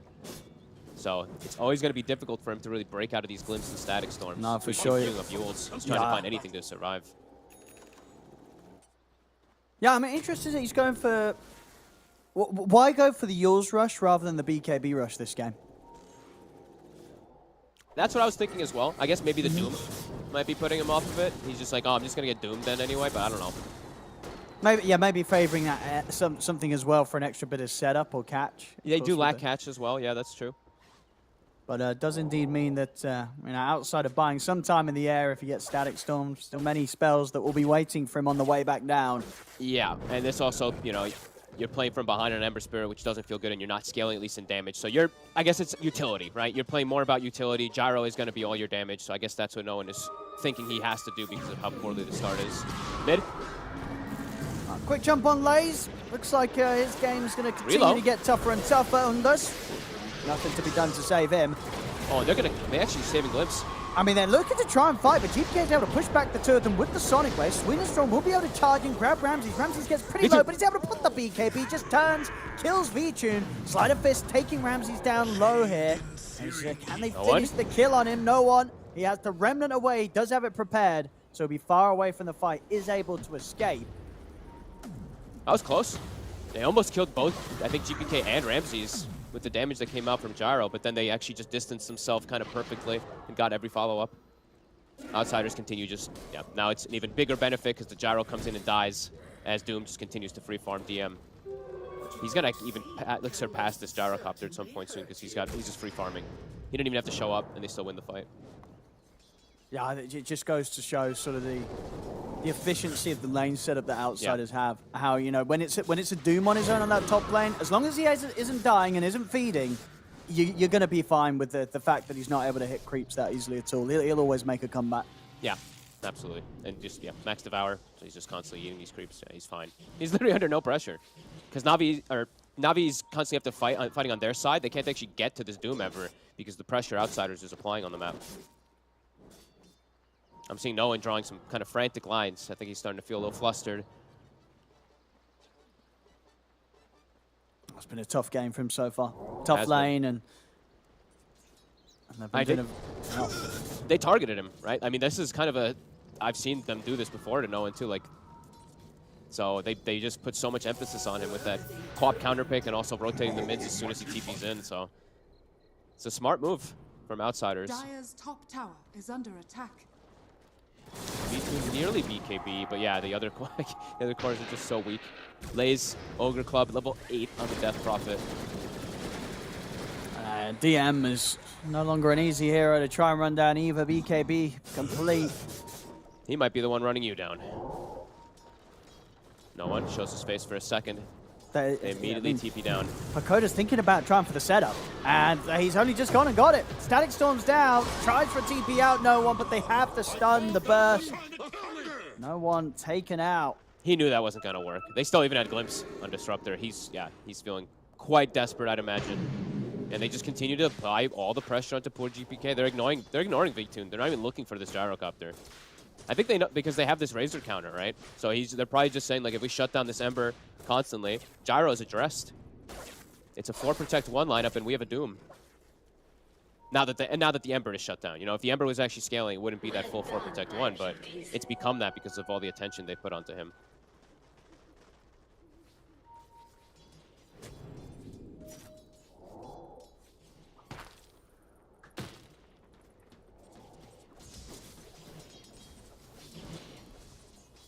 See what Na'Vi's next move is going to be. I mean, V-Tune. Got the BKB Maelstrom done.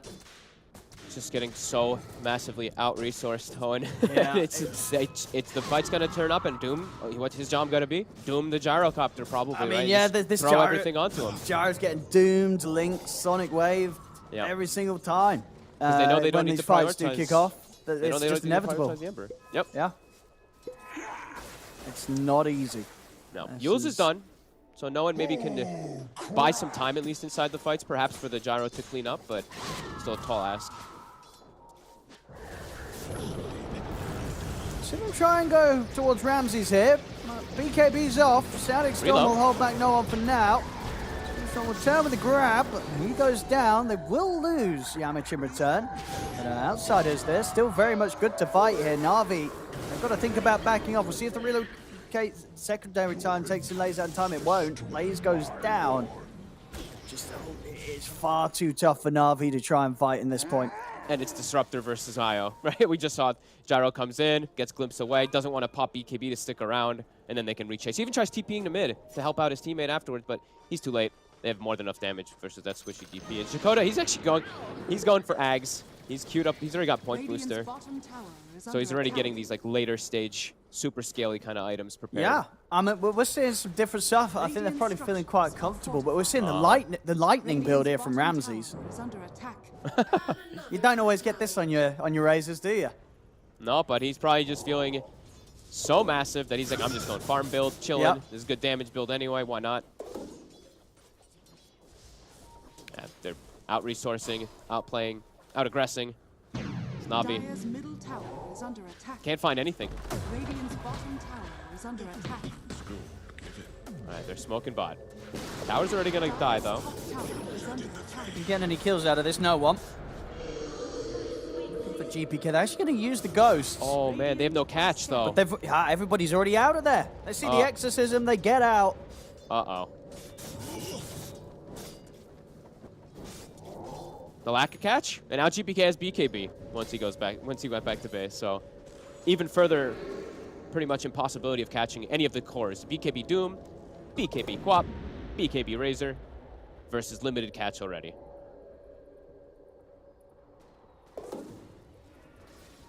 No one shows his face. They immediately run straight at him. You call in the static. Yules will buy him a few seconds of safety, but not enough. This is not the static storm of old times. This has an extra second on it now, of course. So does trip up, of course, even more versus Yules Scepter builds. Even throwing out the tips as well there, Yamich. They're constantly tipping him. To really get to no one. I think they may have already gotten to him, Owen. I think so. 19 minutes in, 13-4, 10K lead, Outsiders. As I said, they've had a clean run so far in this qualifiers. And coming into this game against, Na'Vi, pretty much the second in running team in this qualifiers. But it looking like there's quite a difference between the two squads at this point. Yeah. Total dominance and aggression. Look at the map coverage to the wards that they've placed. Sentries to blanket the whole area as always. It's V-Tune. Did they get the Doom? Ooh, has to BKB. We'll lose solo though. Very well. And they can look to keep going, because all they really had to expend there was a glimpse, and Gyro's BKB is down, so now you can choose what you want. No BKB Gyro, no way Na'Vi can take a fight, so Roche is the option. Yep. Get the Roshan, go straight down top or mid. Yep. Still got easy towers to take here. Yep, you got Static Storm back up in 8 seconds. He's halfway to Aghanims. He also finds a Philosopher's Stone on the Disruptor. Everything going the way of Outsiders.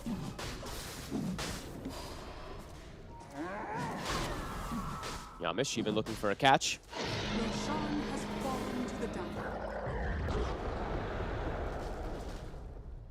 Can they get the glimpse? They lost the vision. They were trying to catch somebody. They knew there was someone in the area.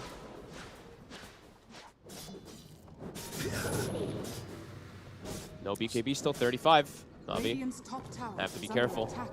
No one's trying to farm a Maelstrom. There's some sort of damage, some sort of ability to clear these waves a bit quicker. How's he going to live? I mean, without BKB, he feels like he's going to do nothing in the fights. Yeah, there's just so much stuff that Outsiders are throwing out. It really does feel like one of those games where unless you have a BKB and the Lincolns, you're not going to have a good time in any team fights as a core. No. You're so squishy, too. Like 1200 HP Ember Spirit. He's cutting some waves.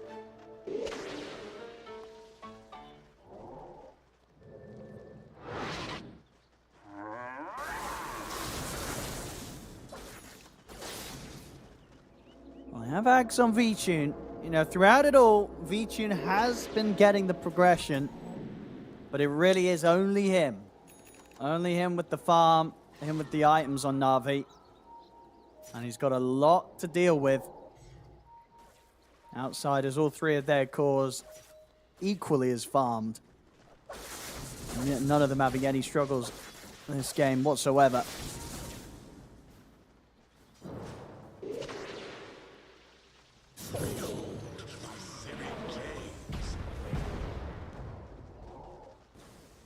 See what Na'Vi can do here. As outsiders ready to push in. Look at the jump in.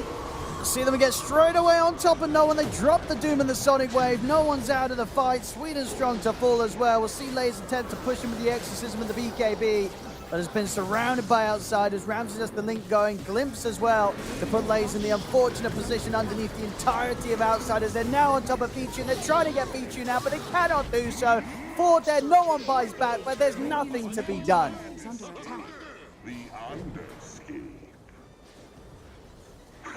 Outsiders relentless here. 23 minutes in, 17,000 lead. We'll see them go straight towards the bottom lane. Silver lining for Na'Vi being that as low level as some of them are, that the respawns won't be too long. I mean, outsiders will back off, give Na'Vi a little bit more of a chance to breathe here. Once again, replay of that last fight just going to show how helpless Na'Vi feel here, playing for the gold deficit that they are at right now. As no one just gets blown up immediately. And Lays, after that BKB comes to an end, not a whole lot he can do. And V-Tune, for all the farm that he has and the backup of an IO, once he's left on his own and everybody else has fallen, he cannot survive against the damage, the power that outsiders have right now. Scanning. Still as well, nearly 2 minutes left with the Aegis. Outsiders, they can look for more if they want to. They can also chill out a bit as well. They've definitely got the luxury of deciding how they want to play this game out with how much of a lead that they've already managed to accrue here, 24 minutes. That's DM. Working on Ashivas next. We'll see Na'Vi attempt for a smoke up. See if they maybe catch outsiders in a moment of relaxation, where maybe they're split up. Ramses is alone, but he has got BKB. If he can get the BKB off, they're probably not going to kill him. I think Na'Vi know that. They may have 4 heroes around in the area, but they're the ones sort of running away from Ramses. Ramses completely on his own. See Na'Vi now attempt to go in. They do manage to get the grab off, and tell you what, they've gone and done it. They're actually able to kill him. Now, can they deal with the rest of outsiders? BK will jump in, throw a dagger. Looks like outsiders will respect the fact that Ramses has gone down, and they back away. So Na'Vi, despite the huge lead that outsiders have against them, they will find a chance to take down one of the cores solo. See if they can do much with this, though. 30 seconds, no Razor, and 20 seconds until the Aegis expires. So Na'Vi, other than losing that bad fight around the mid-tier 2, haven't been punished too much through this duration of the Aegis. Sweet and Strong does get caught out bottom. Definitely at a point of the game where someone's got to sort of tank the pushing the lanes, the side lanes out. Being caught by the inevitable movements of outsiders, and we see GPK going for the full right click now. AC into Daedalus. Wants to make sure that he's able to scale, and actually I'm thinking about a Satanic actually instead. So just trying to go full tank, full right click so he can outlive the enemy cores on Na'Vi. I may have had the Aegis expire, but looks like outsiders are setting up to push once more. Scardy's finished on Ramses. Handsome devil. Radiant's middle tower is under attack. Na'Vi still having to tread very carefully on the map. Dire's top tower any is sort of under hint attack. of a presence of outsiders in their numbers. Na'Vi, they don't want any part of it. Only interested in trying to take the solo kills. As they did find with Ramses. We'll see if they get lucky enough to find it again. There's no one. It's actually... He's queuing up the Basher here. All right. I mean, when you're 18k down, maybe this is the time for a bit of innovation. Hello again. We'll Sorry, see. Owen. Hello. There you go, Fogged, you're back. Yeah, the gigantic storm. I'm so sorry. Yeah, it go looks on. like they tell got the storm to stop. I'm trying. Looks like they got a kill on Ramses, I think it looked like. They did. He was about solo. They were able to find him solo. Other than that, you haven't missed anything. Okay. Yeah, I mean they're still right, so it's still super far behind. We got no one. No one's going for a Basher. Yeah, I mean I think he knows this one's over. When I saw him queue that up, I was like, oh man, like that's desperation at its finest. Dire's middle tower is under attack.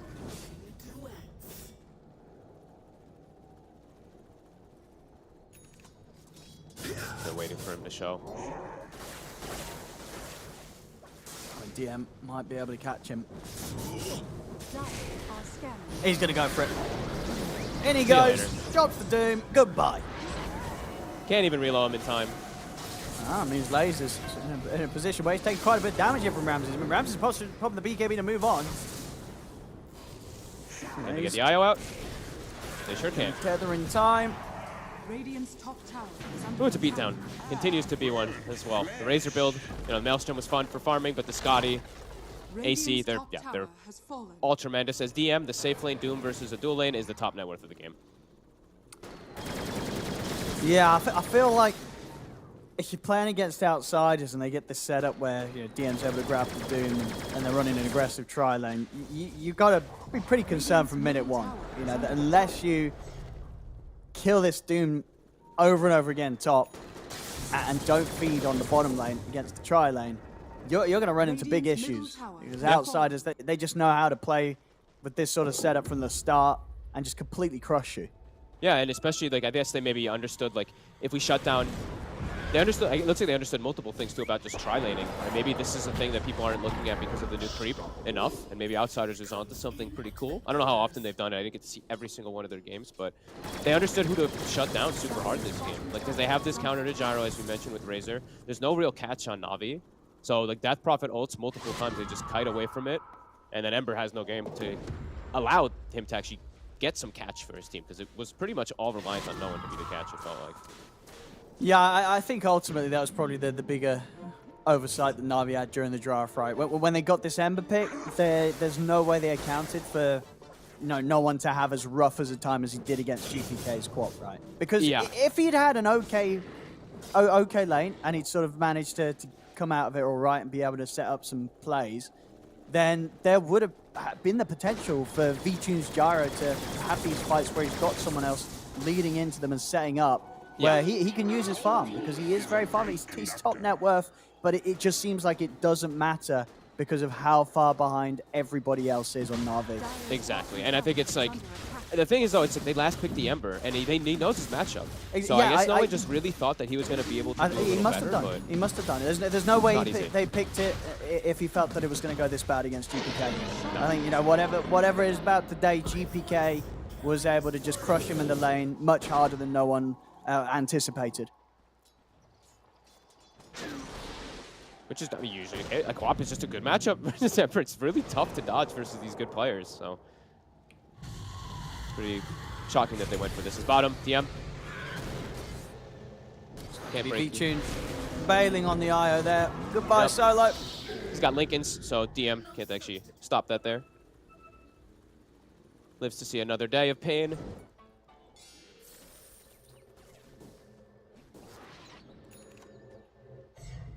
And Shakota, Aghanims is, he did have it a couple of seconds ago, finished up. He also has the +2 static storm duration, so it's 8-second AoE Doom as well on top of their Doom. He has had a phenomenal game. It's difficult to know who to even give the MVP this time around to Outsiders because the two supports are so active, so aggressive to play around this Queen of Pain. Well done, my beauties. A gift from the tempest of battle. Rapiers are queued up by Na'Vi. Pretty much their only way back into this game if they can get them. Yep, Demon Edge already done on V-Tune. But V-Tune, he's getting jumped here. Gonna have to come in with some sort of save, and they'll need it soon, but there's nothing. There's nothing to save him. Almost certainly gonna see this one come to an end here. As no one will jump in. Manages to pick up a kill on Yamich with the sleight of fist. But the three of them dead, no buyback, no one actually getting glimpsed here. They call it. As it was, and indeed they do. 32 minutes in, 27-6, 27k lead. One of the biggest stomps that we've seen in this region, in this regional qualifiers here for Eastern Europe, and it's happening in the upper bracket finals. This is pretty terrifying for Na'Vi, and if anything, just goes to show, you know, outsiders, they are seen as the favorites to get this TI spot, and with performances like this, there's just no question about it. They do seem to be a step ahead of anyone else in this region. Yeah, honestly, you can really say this wasn't even really a game after the laning phase. The laning setup that they got was amazing. Gyro's farming, but Doom is keeping farmed with the Gyro, who's supposed to be full free farm, and it's a sacked Doom. Everything went perfect, really, for outsiders, and I love the aggression that they're playing with. You know, we saw a little bit of some of these games getting a little stagnant, you know, these farming heavy kind of styles. This was not the case. This looked like the Eastern Europe aggression that we'd love to see, especially with the Disruptor. Well, there we go. As you see on the scoreboard, already says it all there. Nothing really going Na'Vi's way outside of V-Tune being able to hit some creeps this game, get some farm. Other than that, it was rough. This was a rough one. Now, on the plus side for Na'Vi, the two series they have played so far in the qualifiers, they lose the game one. And then they win the two games afterwards. So far, it's just all going to plan, all going to the rhythm that they've been falling into with their other series. You know, first game of a series, you know, you haven't warmed up yet, you get in, you're a bit sort of all over the place. So maybe game two we'll see a bit of a different Na'Vi. Let's hope. I hope so too. You know, we don't want any more of these stomps. We want some close action, and we've added so much of that here in this region. So hopefully game two going to be a bit closer, because this game one, outsiders, they'll crush Na'Vi completely for the first game of this best of three.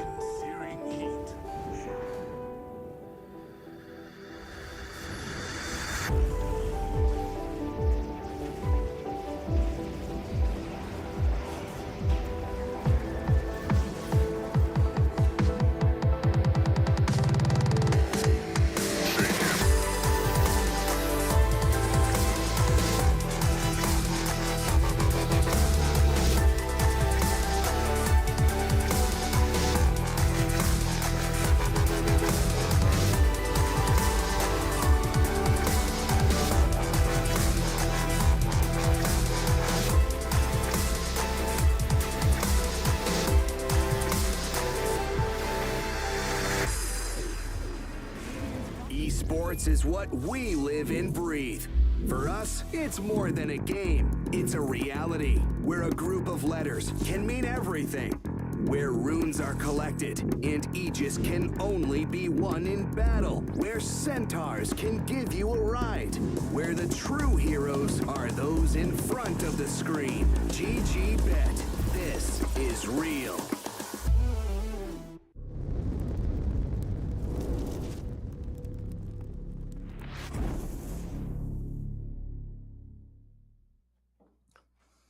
Welcome back, ladies and gentlemen, to the Eastern Europe qualifiers here for the International 2022. We are one game into the upper bracket final, Na'Vi versus Outsiders. Of course, Outsiders, they took that game one pretty convincingly. Fogged. Well, what do we got to see change up here? Because that was a rough opening to the series for Na'Vi. I gotta pick better lanes, I guess, and just especially if you're gonna like see they saw the lanes, right? They actually like moved, right? So they made the decision of putting the DP. They got to switch some stuff up. Maybe a little bit of, I was saying at the end, kind of like it's hindsight to say, but perhaps they should have broken the lanes and maybe switched things up a little sooner, because they just had nowhere to rally. Maybe they should have helped the mid a little bit more. Perhaps a lot of things they could have done, but yeah, a lot of adjustments they got to make. So now we're gonna see a totally different game as we see 3 of the 10 heroes already banned out. So 5 seconds remaining. Let's see. Let's see if Outsiders want to follow suit and ban up another one that we had make an appearance. And the other main one, probably the Undying, whether that's going to be let out of the early bans, was in the first phase bans last game. Yeah, it means all these other crazy heroes are going to get through. What else was it? I'm going to bring up the bans really quick. So it was Chen, Bat Rider, Undying, Lina. So Chen and Bat are probably likely to get through if that's the case. Or Undying gets through. Team pick. Okay, so Chen, Undying are left in. Radiant team pick. So Na'Vi won. Still take the Undying.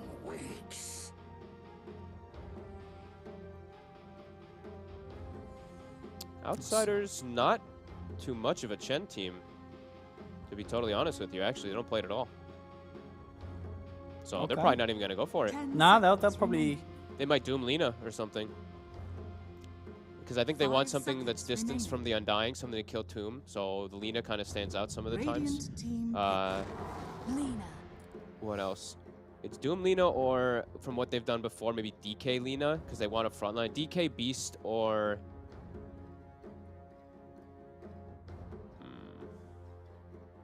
DK Beast or Doom. But the lane's all kind of struggling a little bit versus Undying. They're still going to DK. Radiant team back. Lycan. Oh, instant Lycan there. Okay. Hero to get in the face of Alina, but... Sure. Okay. What's Lycan done in this qualifier? I don't feel like it did that great, actually, so far. No, I feel like we've had it on the off lane, and then that lane always ends up being kind of rough. Yeah, I'm going to check out how 5 seconds remaining. Really fast. I'm trying to think of the reasoning as well, too, right? Like, Nighttime Howl, Undying's Vision, maybe some Vision they're trying to look for some Vision control, and like a Roche, strong Roche taking lineup on Dire. That could be something they're looking at, because Lycan and Dying kind of set you up for a really good Roche in most situations. You're always going to be able to just like win a fight and go Roche. But versus what they're up against, not too sure. Lycan can get on Lina if he, ult and pops his summons. The summons are nice, but... 10 seconds remaining. 5 seconds remaining. Radiant team back. Okay, let's take a look. I finally got it up. Lycan is... Yeah, he has 0... Wait, what? That can't be right. Did he lose every game? Maybe he did lose every game. Okay. I mean, I've not seen him win. I don't think I saw him win either, so I think it was 3 games that he did lose, yeah. So 0% win rate. Marcy's at the top with the most picks. This DK, though, they really like it. It has a huge win rate, at least for them. 85%, 7 picks. Not only them picking it, but they've played it 3 times. Dire team back. Hero is very tanky now with the change. Actually, well, a bit interested to see the Wyvern ban here. When I mean, does that sort of say anything about what Outsiders are going to be picking next? I mean, it's also just its percent damage, which can always be annoying for DK. maybe it still could say something about Or what tanky hero they want. Yeah, and it could have said they wanted the Enigma, which indeed It Na'Vi could. will ban. Yeah. Yeah. The Clockwork and the Wyvern ban. Yeah, that makes a lot of sense. 10 seconds. Navi's trying to remaining. protect this Lycan.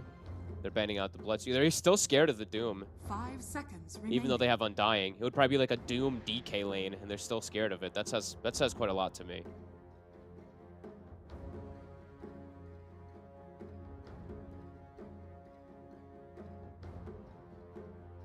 What do they want to get to protect? So right now I think they're still okay with this Lina, any of the matchups that she's up against. That's why they're opting for the other bans to protect everything else. Radiant team pick. You know, I'm glad to not see Bristle. Bristle's actually been ignored this series so far, right? Yeah, we didn't. I don't think we had any every ban game, I think, last but we game. haven't had any Nope. between these teams. So that's nice. That's 10 seconds remaining. They actually put no attention to Bristle, looking at all their drafts. So looking at the 5 games that they've played, remaining. all 5 games they played, even the teams they're up against, Bristle was unpicked, unbanned. Dire team pick. Cool. Disruptor. And they'll stick with. I mean, it was God, good. I'm It gonna was say good his name luck. wrong. Hakoda? I think I think Hakoda? it's Hakoda. I mean, it's like okay. because remember you like say Havorst, right? Like That's the true. X is That's a good point. Hakoda. And he was amazing. 10 Honestly, his seconds disruptor remaining. may have been even the MVP for me last game. If you're playing ahead, 5 like we said, this hero remaining. dominates and makes you dominate even more. And right now, it looks like they're looking to play aggressive again, right? It's a very fast-paced draft with DK Lina. They don't want to sit back and farm. They want to look to hit towers and move fast. So a lot of catch already, too. Their draft already looks pretty decently balanced. So what Na'Vi looks to grab here.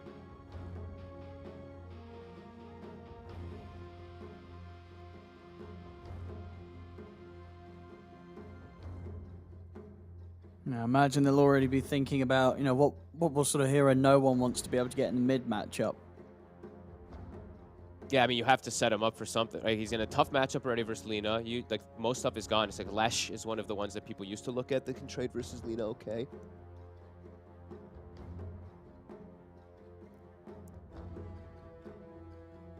One of the old classics was, wasn't it? Was Sniper, or was Sniper not fare too great, or having that range? Like, could you?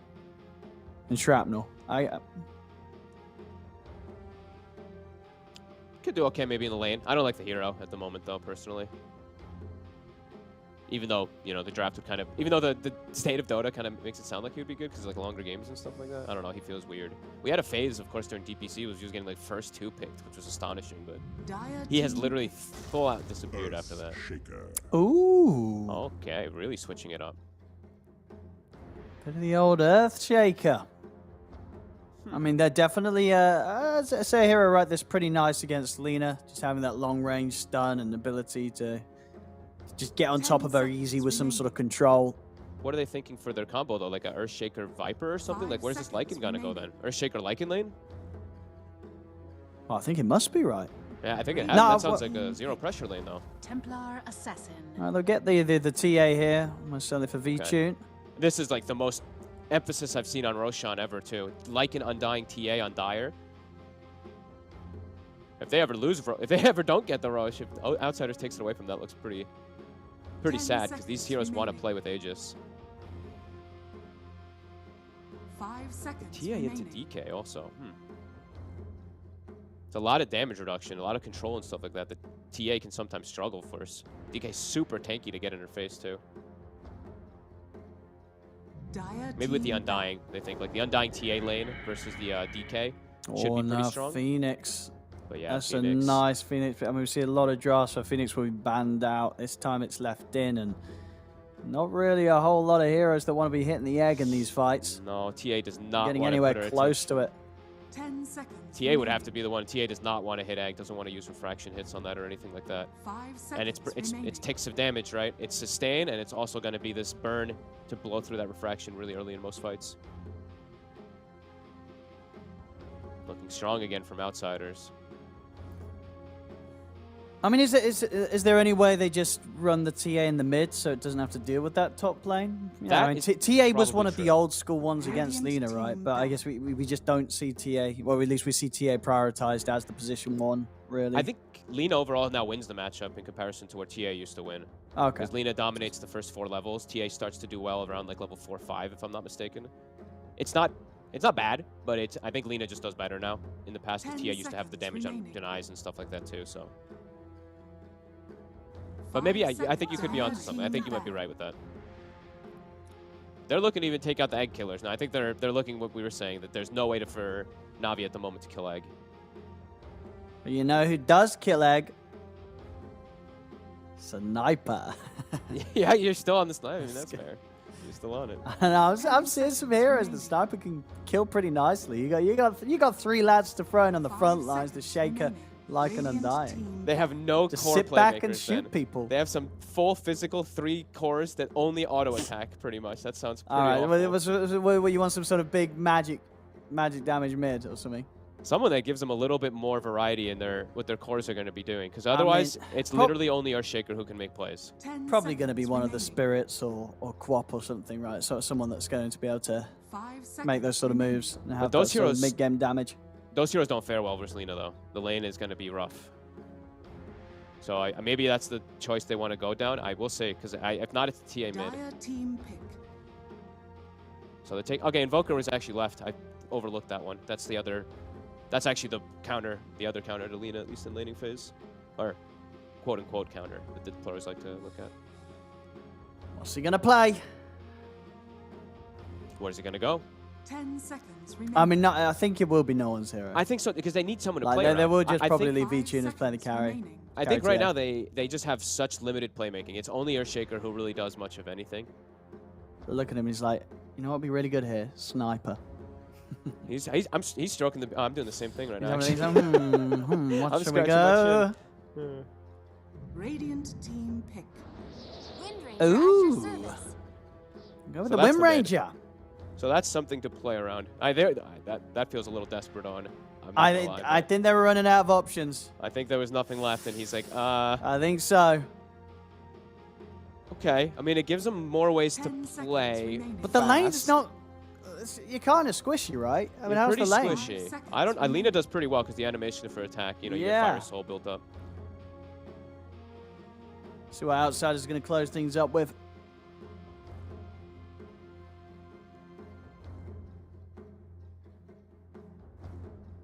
What do they want themselves?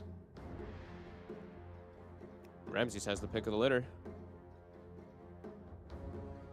The Razor doesn't even look bad again. Troll. Yeah, honestly, Razor and Troll look pretty good. Either one of those. Troll might be a bit too slow for how they want to play. You think so? Okay. That just makes TA and Lycan's game really miserable. That's all. That's true. There's only the Shaker and the Shackle shot of Wind Ranger that's really disrupting you as he's trying to go on a target. Yeah. Okay.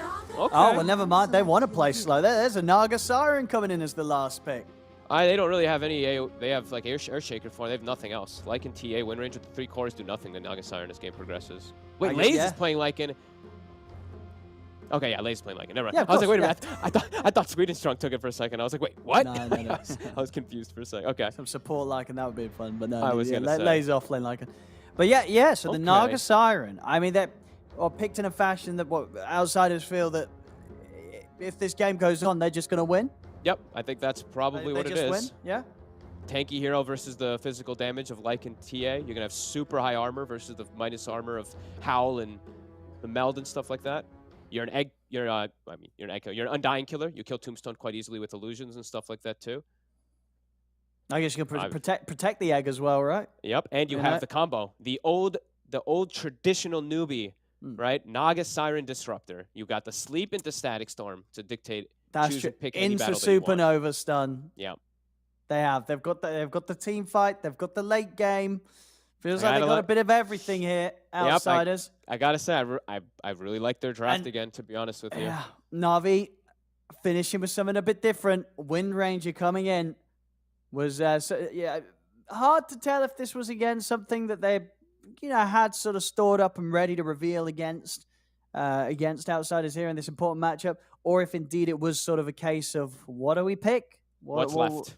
What do we got left to choose from? And Wind Ranger is the result. So let's see what happens, ladies and gentlemen. Game 2 here of Outsiders versus Na'Vi. Outsiders looking very good after game 1. Yeah, let's see how these lane setups also are, right? Let's see if there's going to be any dodging or any moving around. Yeah. I don't think Outsiders really cares too much about the matchups they get. Apologies, ladies and gentlemen. We do have a little bit of an opening pause, but looks like we're all good to go now. It's momentary as teams are ready to play on. Man, GPK is ready to play. Look at these who he said too. Reason pause, and then they yeah, say he wants ready, to get and this, he he wants to get this over with. He's ready. I mean, after that last game too, the domination that he was able to apply onto no one, can't blame the man. Mid, they're using the Wolf to scout to see if there's a ward, so maybe they're going to think that there's a ward there. It was placed afterwards. It was actually the smoked Lina that allowed that to get hit, but maybe they get the D ward because of it. And let's see how this Lycan Earthshaker is able to do. See if they're able to constantly pull the lane back, creep into equilibrium with wolves and whatnot versus this Disruptor Naga Siren.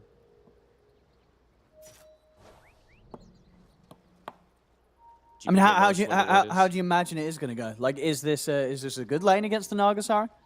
No, I don't think they can apply any pressure to Naga whatsoever. They have to just, tank the sack. They see the ward placed. GPK, since he smoked up and placed his, they saw the ops ward placed afterwards. Nice deny from Nolan. Beautiful. No tip. Someone tip him. Come on, he needs it. He got tipped by the enemies like 4 times last game. Where's his teammates tipping him for that? You got to give him some type of motivation. See, look, Outsiders are tipping each other. Yeah, they know to build each other up with the tips. All right, and let's see how top lane goes too, because it is a kind of weird lane. It's double strength. It's a range strength hero with the Phoenix, of course, but this Undying might be able to do quite a lot of damage here versus the 2 of them if he's off to a decent one. And I like that. Immediate start with the decay, so it comes back up faster as the creeps meet the lane. Let's see how Solo does of securing the TA's farm. Should be able to decently.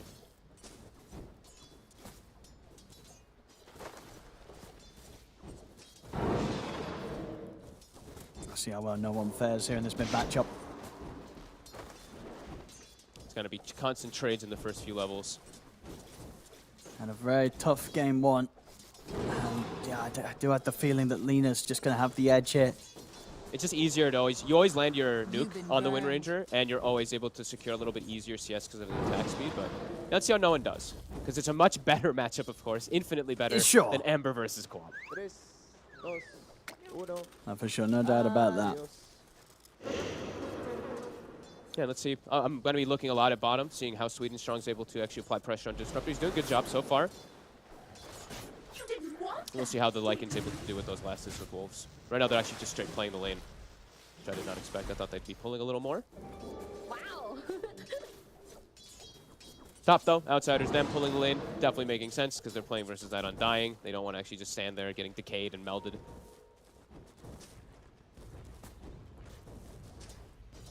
Mid's the lane to watch, though.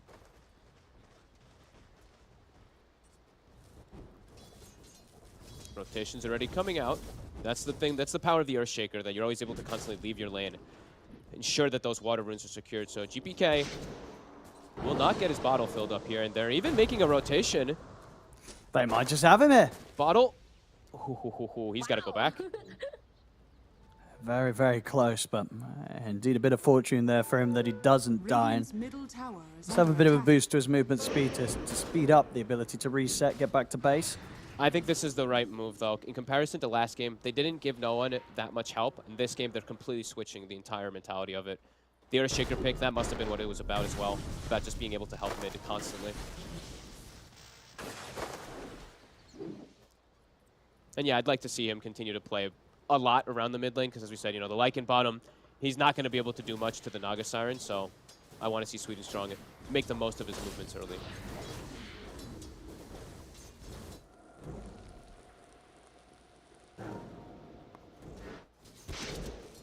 Yeah, he's constantly threatening mid. Radiant are scanners. See if he can escape again. It's this time round he's fine. Getting a pretty solid stun there. Has the full bottle. Yeah, Mitch continuing to just, I mean, top is an exciting lane if you like watching the creep manipulation, but that's literally all that's happening up there. They're both just trying to match creep waves and stuff. Mid is just, yeah, it's going to be, are they going to get the option? Are they going to get the opportunity on GPK? He knows he's here, though.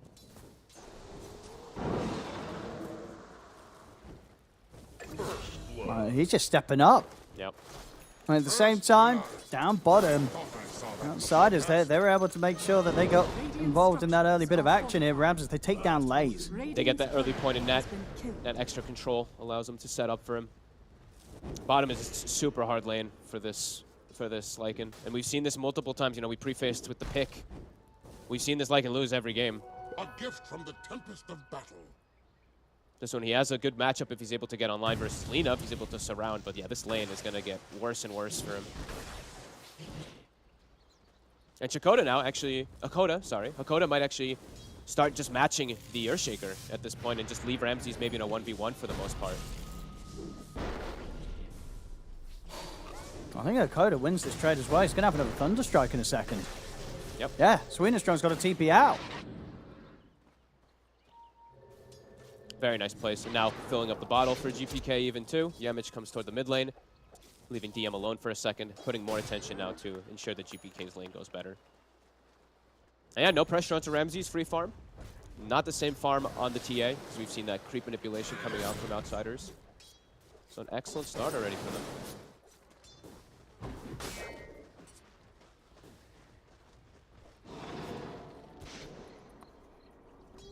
As you say, with the tools that Na'Vi have, it's not going to be easy to deal with a Naga Siren that has a good start. No, unless the Earthshaker has some like phenomenal game where he gets like really high levels after laning phase and can start setting up with somebody with the Wind Ranger. This Naga Siren's just gonna free farm, and yeah, I don't think Sweetenstrong is gonna be able to find those. You know, he's a shaker that has to constantly move around to help mid. No kill threats really in most of his lanes. I mean, the two cores that Na'Vi have, the TA and the Wind Ranger, and really the first heroes that come to mind when you think of heroes that can deal with and kill off a Naga Siren and the Army of Illusions. No, definitely not. Denied. B2 at least getting that free farm. But yeah, how's he going to be able to fare versus the Naga Siren? 6 minutes. Multiple heroes brought for the attention of the Rune. Outsiders bringing 3. It spawns bottom.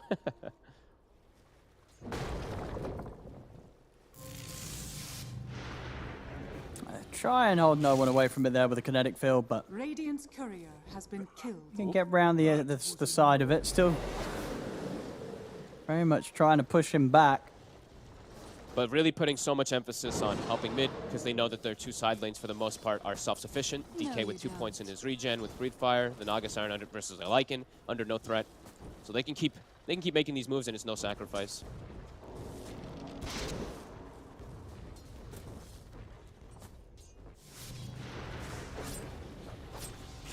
Both offlaners so far getting just as little really out of the lanes.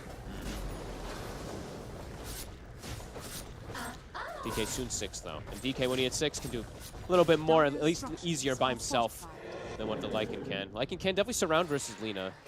DM. He might be in trouble Ton of there. damage. I think he... V-Tune should have the kill here. Oh! What? No way, he messed up. Oh, he messed up the meld. He canceled it. Oh no, And that DM hurts. tried to like plant a tree and like trip him up and V2 played around it and then he slips up. Just tripped over his own shoelaces. It's an unfortunate miss kill there for Vici. I mean, that would have been a juicy one there, taking that solo, but... Yeah, bottom. So if he can get Ramses and on top of him, and they will get him out this one. Nice No one in with the focus fire. Make sure that Ramses' time comes to an end in that bottom lane. Coda. The Fairy Fire. The zombies. The Power Shot. Nice rotation. Nice move. And that's one thing the Wind Ranger will give you, at least the focus fire versus the real Naga Siren. Dire's middle tower is under Nice attack. move to slow him down. Rune, 2 seconds. He's gonna get it. Bottom again for no one. Wow. Much Yeah, better. this V2 missing the kill top, though, it's kind of big, because now DM has hit 6, and he can actually sort of apply pressure to V2, where he might have to actually back up the jungle for some moments. So that could actually add up there, that he didn't get that kill there. Radiant are scanning. Still top of that network for his team, though, and Wind Ranger, after the lane matchup, he's actually even because of all that attention they put there versus the Lina. Pretty good.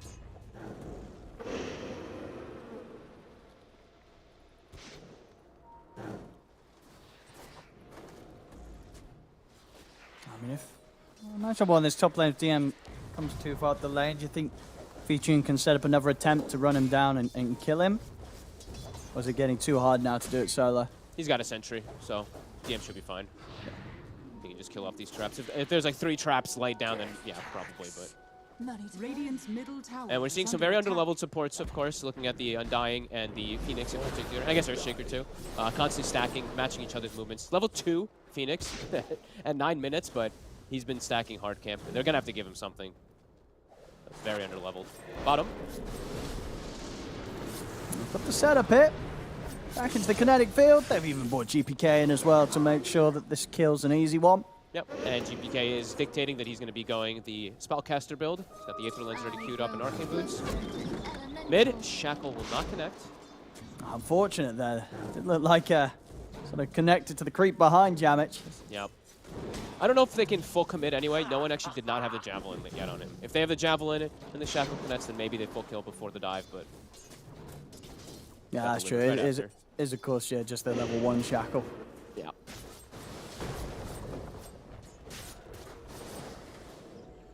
GPK finally gets lucky. We'll get over in bottom this time around for himself. They're going to bring no one towards the top lane. And straight away, in with the focus fire, Nice. takes out DM, makes that movement. As soon as he does get that Javelin out. Yep, and he had the Arcane Rune, so TP will be back up faster. Same for Focus Fire. Really good moves, honestly, from no one this game. That's why he wanted that Wind Ranger, I guess. Just saw the opportunities to make the ganks on side lanes. So far, so good.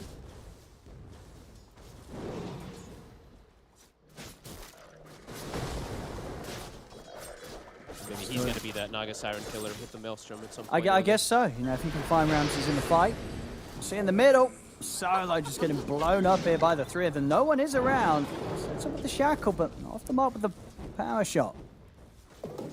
So able to escape there, the Phoenix. It does feel we will need to see those rotations down towards the bottom, or just something to stop Ramses. He's sitting a bit low on HP. Could maybe, I mean, no one isn't really healthy enough. If he gets his bottle filled, maybe he can look to make a move. Okay, he is. So, getting the bottle filled. Maybe he could actually smoke down. They saw Ramsey's like half HP. This is a good target. Is under attack. Dire are scanning. Will he walk into it? Illusions. They'll see him. So we can get done here. I'll get the catch. Onto Hakoda. I wanted to use the focus fires. They're just going to be able to turn and glimpse no one, but the Javelin procs come in and they will take him out. And they should be able to push this tower down too. Lays actually popped the ult to try to catch up and go for something too. And they can react to mid as that push was happening from outsiders. Na'Vi making some really good early rotations. And even dodging the stun. Nicely done.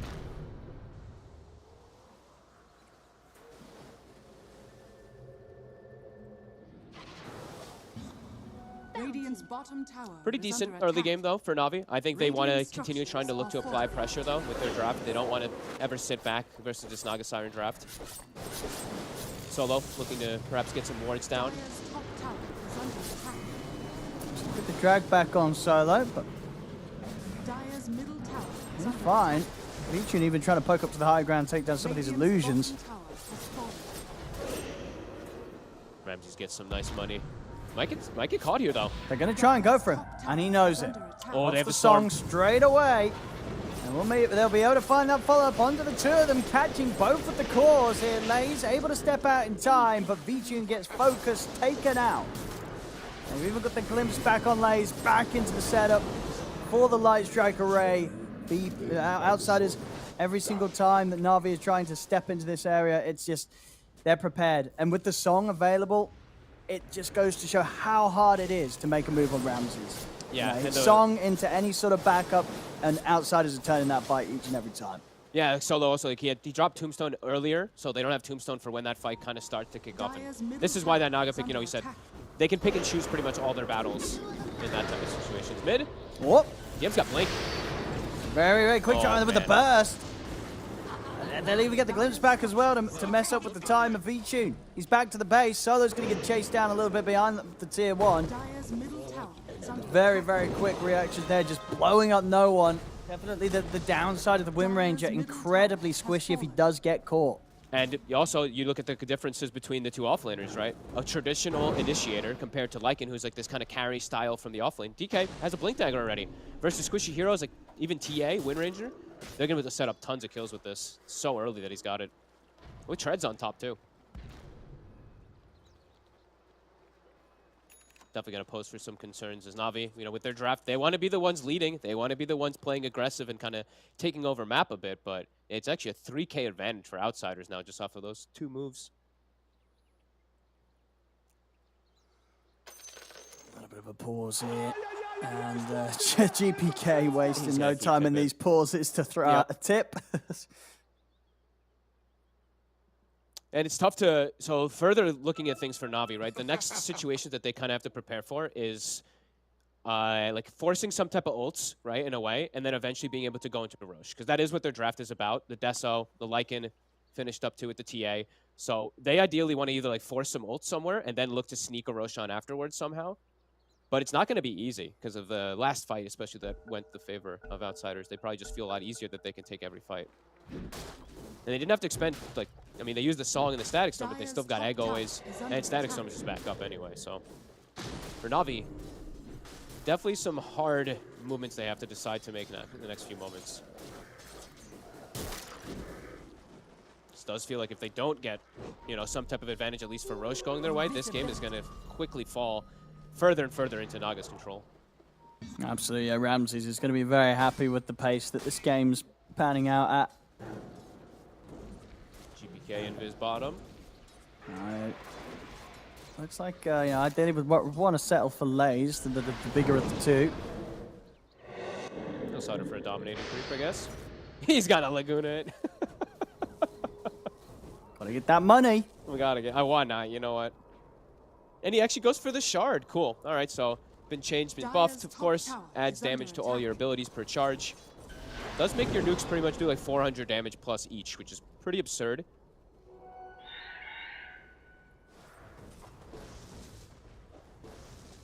Yeah, especially versus like squishy Wind Ranger. I mean, look at no one's HP pool, right? If he gets caught by a Light Striker, he's just dead. Well, caught by any stun, it feels like. So Na'Vi have to do very good jobs of defending this Wind Ranger's positioning with their Undying and Earthshaker. Loves me. Na'Vi, they are trying to find some kill action here with no one. Smoked up. Outsiders is ready, though. They're already in position here. 4 heroes. Phoenix with a TP at the ready. They're going to jump. There we go. Straight in TM. Just trying to start things. Then looking to burst the shake. Oh, here we go. Here we go. Song set up. Hakoda ready to step in. He's going to drop the Static Storm down on the Wind Ranger. Will be able to control no one, but indeed Na'Vi able to get a fair bit of damage out. And now they're going to try for more. See, DM off for the TP out as they realize that this fight not quite as clean as they would have wanted it there, Outsiders. I think he hesitated too long. I think they were like trying to decide, oh, who do we want to Static Storm? The ones on the left or the ones on the right? Yeah, he went deep. He wanted to go for no one, but maybe it would have just been better to sort of slap it down on what the 2 heroes at the front and just kind of block the fight off. On the Shaker in particular, the Echo, I mean, let me see how much damage it actually ended up doing. He did 2,700 damage on the Shaker. That was definitely a big slip up from the Disruptor. I mean, yeah, he wanted the 2 cores. He wanted no one and Lays, but a risky play. Yeah, and almost. Indeed means that Outsiders, I mean, they're lucky it didn't go worse. Exactly. That fight. It's lucky that Ramses survives. That was a big mistake there. Needs to stop the control from the Earthshaker. As Na'Vi finally find a pretty okay fight for themselves on the back of all this. I think also the initial will look at bottom before they look to get this set up on the TA V-Tune. Get him. I think the other thing also is they didn't have the Laguna Blade because he used it on a dominated creep bottom, so they didn't kill the Shaker. But, you know, lots of things like that will add up.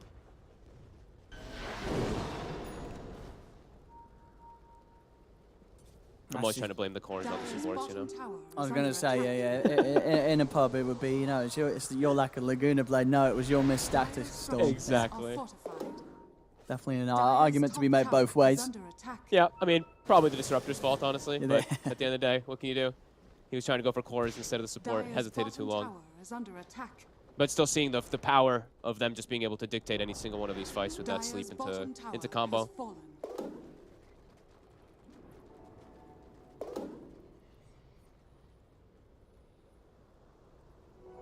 He's getting so farmed as well, my god. Yeah, I mean, this Naga Siren, it just feels like it's going to win the game. Yeah. I mean, he's going for the fun build, too. Did you notice? He's going for the Aghanim zone. Wait, the what? new Ags. The real-in, baby. Well, it also allows you to cast through Spell Immune. Remember that, so. True. That's the more important thing I do. I would just be interested to see if he ever reels in. You know. It can be conceptually broken with Disruptor because you can pull someone into the Static Storm. That is you know? true. You're setting it up so indeed you're getting that extra hero in the combo. I mean, I'm down to see it. I know some right. people thought this was like a stupid shard or stupid Aghanims, but it has some pretty broken concepts that can work with it. I mean, we'll see how it goes. Sounds cool this game. Top again, an aggressive here under the tier 2. They dive in and blow up Sweden strong. Lays. Well, you get Yamich there. They'll be able to get Hakoda as well then. No one. Slides him with the shackle shot, sets up for a double. They get a triple here. I think they should be able to do so. I don't think DM's got any way out of this one as no one. Setting up there, catching onto the 3 of them and allowing Lays for the cleanup. Triple kill. Na'Vi take out the 3. Do they have a way to get... V-Tune's TP is cooldown 3 seconds. Maybe he still TP's over and looks to go for Roche here with his team. I think he should. Yeah, he's TPing over. They're going to do it quick. Yep. Yeah, I mean, TPs are available on outsiders, and it's just going to be Yamich heading over for now. They know. I mean, Yamich can't stop this alone. No, dies too fast. Great move from Na'Vi, knowing exactly how to play the draft at least. I mean, Yamich is trying to slow it down, but yeah, not much more than that he can do. V-Tune now with the Aegis. And with the VKB, so a lot stronger to be able to come into the fights. But we'll see. Now we'll probably see that Aghanims come into play, at least from the Naga.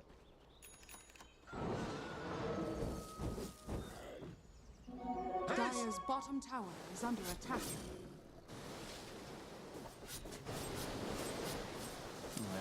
Let's see if Ramses finds opportunities to use this. I think he definitely will. I mean, just the net alone is amazing. Sure. For the BKB, but yeah. He's still feeling strong. I mean, he still should be. Even though they had that fight that went a little weird. You know, they lost 3 heroes and then they lose Roche. Ramses is still the king of the board. Has to just watch out for Earthshaker. The blink is complete. Sweden Strong could be the thing to trip him up. But yeah, I'm looking forward to just watching some reel into some Static Storms. I mean, just because of the memes.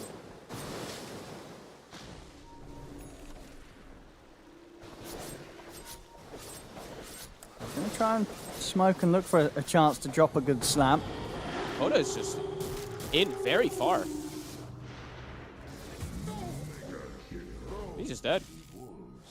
He smoked up by himself, too. I think he was trying to, like, play some vision down bottom. But Ramses just solo took away the Aegis from V-Tune. he's got to get away. Sweden Strong's on the case. He's got Song TP. He does. Oh, he might even get a kill on the retreat. I mean, yeah, I think he will. Nicely done. Senzi loses in on solo. He knows. And he knows he's not even going to need to use the song. No, he's thinking, turning. He's going back in. I mean, he's just playing with them. Yeah, now they've got the jump on him, though. Sweden Strong, he's going to be able to take it out. He is. Okay. All right, so poking around with him a little too much there, Ramses. As Sweden Strong finds the opportunity to shut him down. Again, a lot of times we're seeing players push the limits a little bit too hard. This time again, Ramses gets a nice first turnaround, but then a little bold to go for the core. No, for sure. I mean, he could have song TP'd at any moment, but... Yeah.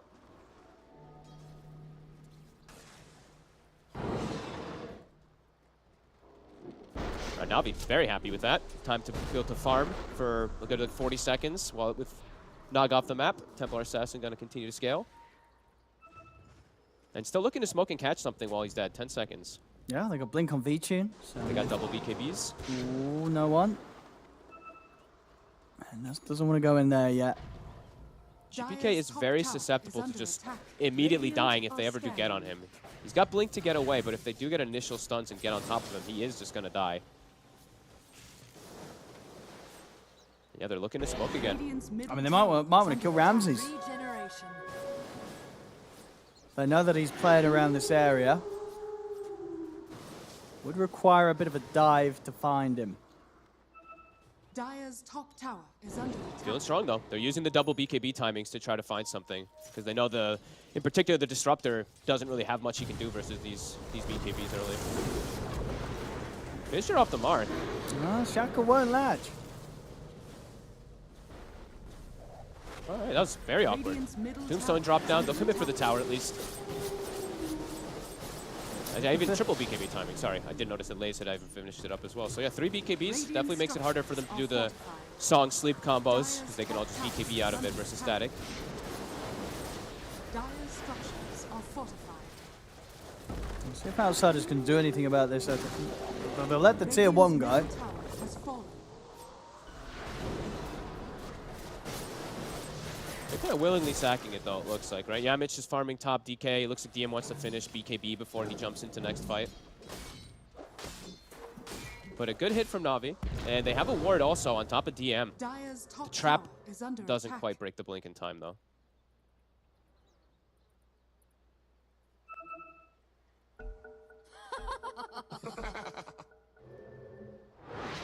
Close game, but Na'Vi, they still need to, it's still like this game of like cat and mouse where they need to still look to hunt and try to slow down Naga Siren a bit. Dire's top tower is under attack. Outsiders still finding tons of farm on the map. Being greedy. Phoenix level 12. Halberd finished. Again, we haven't even seen an egg now, right? No, not yet this game, no. Level 2 egg, and it's going to be with a Halberd. So the TA, kind of one of the only ones who can focus it with the Wind Ranger. That's going to put a full stop to it as well, too. So they have answers at least for the Static Storm for now, but not going to be versus that egg, of course. And also, do have to point out, Hakoda's doing the same thing as last game, and he did get a Philosopher's Stone. So it is halfway to Aghanims on the Disruptor, too. So I think Outsiders, they're fine, just chilling back farming until he has that. And then they're like, okay, well, now you have BKBs for what? Because we're just going to AoE Doom you.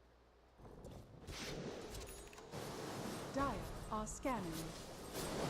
Yeah, Na'Vi haven't quite been able to make that move since these pickups. No. Not given much opportunities. Lane's constantly pushed out. They're trying to scout with wolves and stuff, but Outsiders being very cautious. They haven't shown the supports much at all.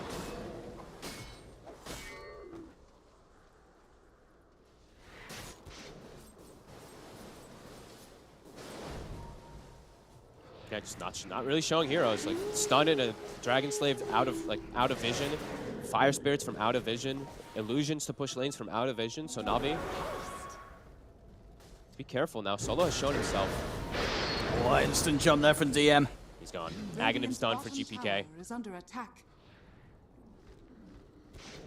Look at that fight recap. See how much damage to the Laguna. Doesn't look super high, but he doesn't have that much HP to begin with either. That was kind of all of it. Still giving respect, though. Not looking to fight around bottom. Yeah, I mean, DM will turn up, but yeah, nothing to stop the tier 2 from going down, so. Giving a lot of respect to those BKBs.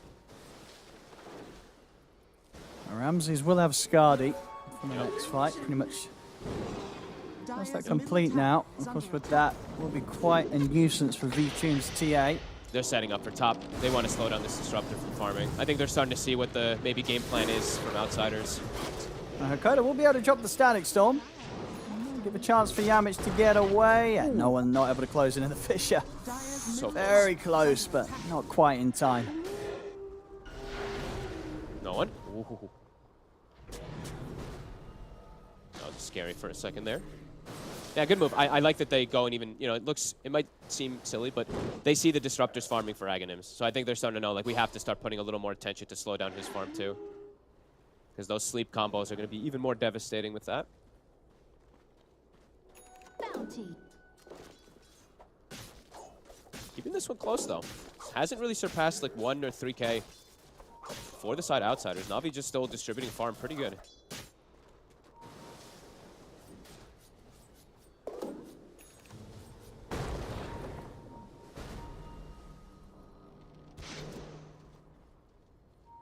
Orchid done for V-Tune. Some solution, perhaps, for the Phoenix. Kill him before the egg, get the silence off. Same thing for the Lina. They're going to look to make a move with that timing. You also have a really cool trap bottom, actually. It does see the Naga in the tree lines for a second there. So they do know where Ramses is for a hot second, but he's back to base. But now they'll check, because they didn't see exactly where he went, checking the tree line there with the smoke. Another pause. Uh-oh. Oh, bit of a lag. Bits of lag. And we do see also now, let's see, the Earthshaker does have lens too. So watching for these Naga sleep combos also. The Earthshaker, if he's not caught in it, could disrupt it. They could get the stun off to stop the static storm, etc., and stuff like that too. So a lot of things to watch out for if Navi's able to ever to trip up the big combo that is inevitably going to happen this game. Yeah, it's just so hard to avoid. Yeah. It's always, yeah. And how close are we? Yeah, what, 1,000, 1,100 gold on the Ags. It's close, yep. There we go. Back in action. Na'Vi. GPK. What? Sweden Strong's trying to start something. I would lay down awkward. the Fisher, but they're able to just get over on top of V-Tune. That was not how they wanted to start a fight there, no. Na'Vi. V-Tune just on the front lines, miles away from the rest of them. And they'll just get picked off one by one. Solo goes down. That was... Oh, and Roche just awkward. respawned. Oh, Roche just came up literally a second ago. Oh, no. Oh, no. That was a rough... That was rough for Na'Vi. That was yeah. That's borderline game losing, honestly. Like the Earthshaker, the Fissure traps, and it catches them on the outside. It's so what went split so up. wrong here? Who's making the mistake? I mean, the stun catches nobody, right? It didn't. I think they were trying to catch GPK because they know he's fragile, but it doesn't hit him. They get full control on and I guess the thing is, if V-Tune's going to blink in like that, he has to have his BKB popped. Yeah, or they have to be stunned. Either DK or Lina have to be disabled beforehand, but they weren't. Oh, devastating, really. Yeah, they were doing so well so far in this game, too. It looked like a solid hold on keeping this even. But moves like that, he's just going to set them back quite painfully. Now down 6K, and of course in a matchup where Ramses is smiling all the way to the bank here with how much gold he's cleaning up on the map. Yeah, Top net worth, and with moves like that, that gap's only going to continue to grow. This Naga Siren's just going to be such a huge problem. Yeah, and how do you kill him? You can barely kill him once, killing him twice. Plus he has Shard also, so his teammates also in the song are going to get healed. Game just got like 2 times harder, maybe even more than that for Na'Vi. Because their lineup, as we've said multiple times, it's Tia Lycan. It's kind of obvious for most people. They want to be playing with advantage and playing over for Roshan. Now that you lose it versus a Naga lineup, your map is so difficult to play. And this was pre-Disrupt Dragonin, so now Hakoda's going to have it done also for the next fight that kicks off to address those BKBs before they get popped.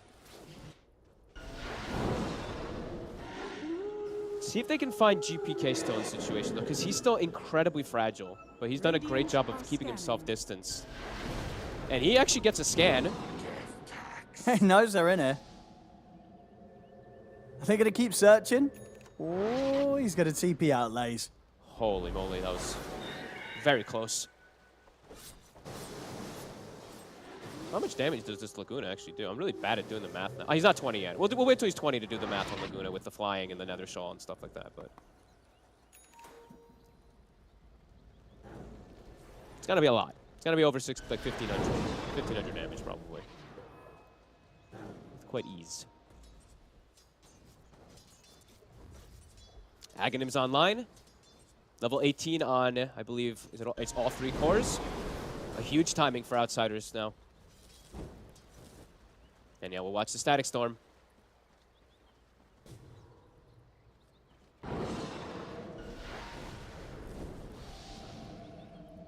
Radiant's top tower is under attack.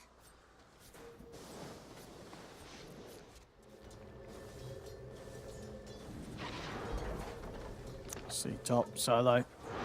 Navi desperately running, avoiding the fight there.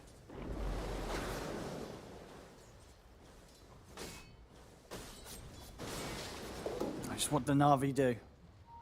We'll just wait out the Aegis. Yeah, you have to try to wait out Aegis or try to catch someone on a split push, but yeah, Outsiders, they're not giving that opportunity. They're sticking together now.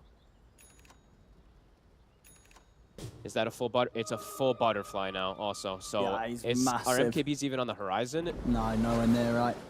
Bloodthorn relatively close, you could say, I guess, for V-Tune, but...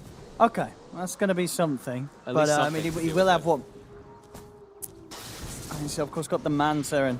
As long as he saves that. Okay, he's got the enchanted quiver. There you go. So he's got at least like one hit that he can guarantee every couple seconds. But yeah, there's gonna be answers for the Bloodthorn when it's out for sure.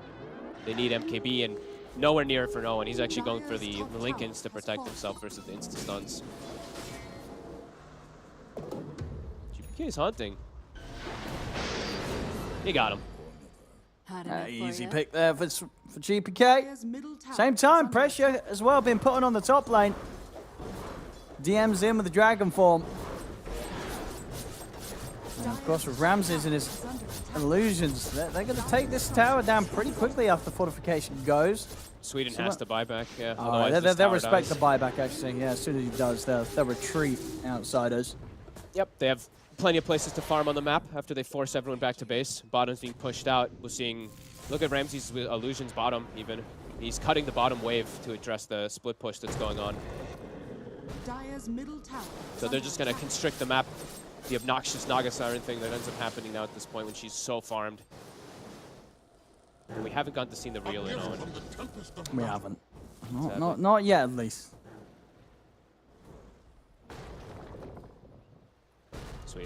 Sweden's strong now, cannot really leave base. He has to be so careful. He did commit buyback. More items being delivered, and Aghanims also for DM. Continue to scale.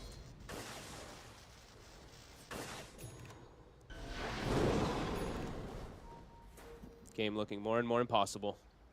This just gold lead just continues to grow. Aegis may come to an end, but even without that, hard to feel that a fight would go any other way than in Outsider's favor. Yeah, just losing second Roche with this lineup. It's, like I said, pretty like borderline game losing. So hard for them to now make plays of their own. They're going to try to time it, though. Aegis is gone. Trying to get outside. Let's see what they can find. Yeah, lanes are in an okay spot. They're going to smoke down toward bottom. Coda. That will probably be all they'll find here. They're going to try and turn it into something more. But Outsiders, yeah, just not letting them have any of this. No, they know. They're like, we just lost a disruptor, who cares? Immediately, GPK sets up on the opposite side of the map. He's also got the Kaya done now. And he's level 20. Okay, so do you want to do some math, Owen? Because I don't. It's insane how much damage it is. Because it's also adding in the shard. So it's like, yeah, probably like 1700-ish magic damage or something. I don't know. I'm not doing all that. Whatever. Wait, was it with the full combo? Full, just with Laguna. My crazy, didn't it used to show you the real damage when you held down ult? Or did that not work when you're observing? It did, but now it's also, I mean, it did use it with Kaya. I'm not sure why it's not with this one, but it doesn't show the amp of when he's using Flame Cloak as well and everything, too. Sure. I just thought you could always see, like, the alternate numbers. Actually, I'm not sure why they're not showing. They show on everything but Laguna. Oh, wait, really? Yep. At least for the Kaya. Of course, not for the Fiery Soul stacks. But... Interesting. But they do sometimes, they don't the other time. I don't know, it's weird. But okay, it's a lot of damage. We don't need it's a lot of damage. He's going to see the numbers, you're just going to see heroes disappear. Yeah. And they do at least have Lincolns, so no one has some way to protect himself, either versus that or versus the instant Dragon Tail that'll come out. Mm-hmm. We got smoke. Ready to fight. From Outsiders. They have a gem now also that they picked up to be able to clear out any of these traps. Double Siege Wave also pushing in. Bound. Dire's top tower is under attack. No glyph available now, they've got to do something in Navi. They've got to try some sort of defense here. Look at the positioning, though. They're only showing the DK now. Now Ramses will show space for a second. How do you start a fight? If you go in as Na'Vi, you know you're going to get Song, Slept, and a Static Storm on top of you.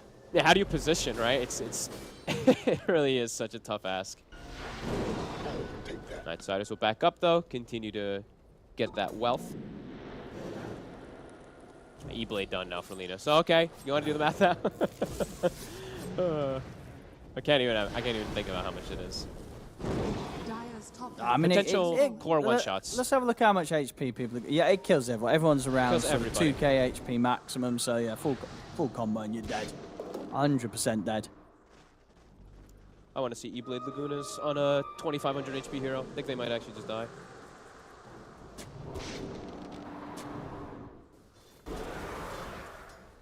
Now I just want to see it. And I want to see the reel in.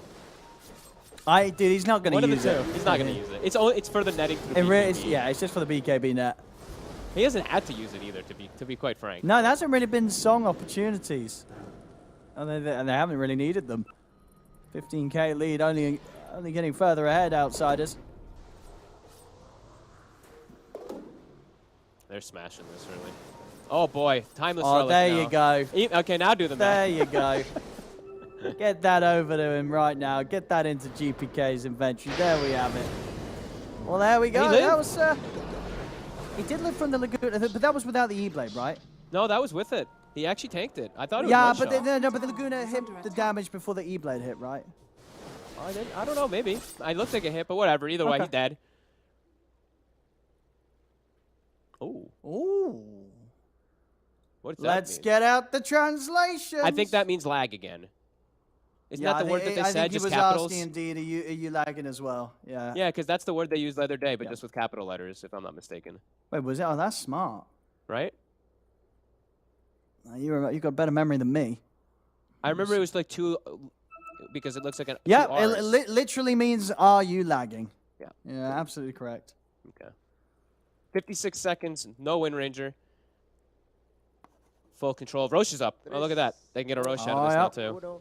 Kind of free for Outsiders. It certainly will be. I mean, no one dead for 55. No buyback. They're not contesting that. Nope. Adios. I mean, it looked good for Na'Vi this game until that one move, and then. It looked okay. I wouldn't say it was like. No, they weren't winning, but compared to game one, I mean, okay, yes, fine. Compared to game one, but their draft wants to be more ahead versus Naga-san, right? And they actually never. I don't think they ever were ahead in Kobe.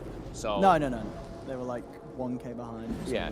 They were doing decent for like. They were doing pretty well for like what how we see Outsiders just being like the better team overall. But with their draft, they overall wanted to be more ahead because the game's now. No, for sure. Pretty fun. For sure. No, I mean, absolutely. It's like, how good were you really doing if it only took one bad fight to end you being in this position? Yeah. It was all it took.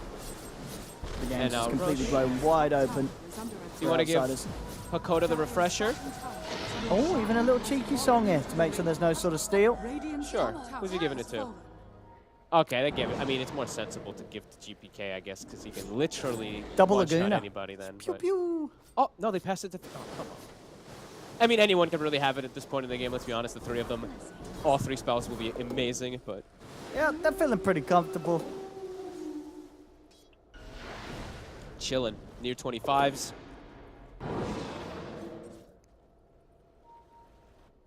Oh, you got the new DK talent as well, too. Oh, no, he didn't take the new one. That's the one that got moved as well. Okay. I didn't get to see the new one yet.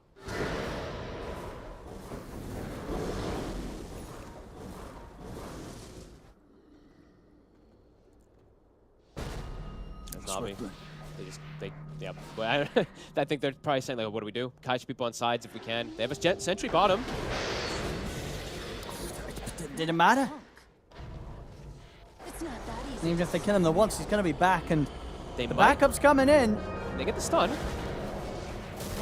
They will kill him. Can they get out? The Vichu was able to TP away. Okay.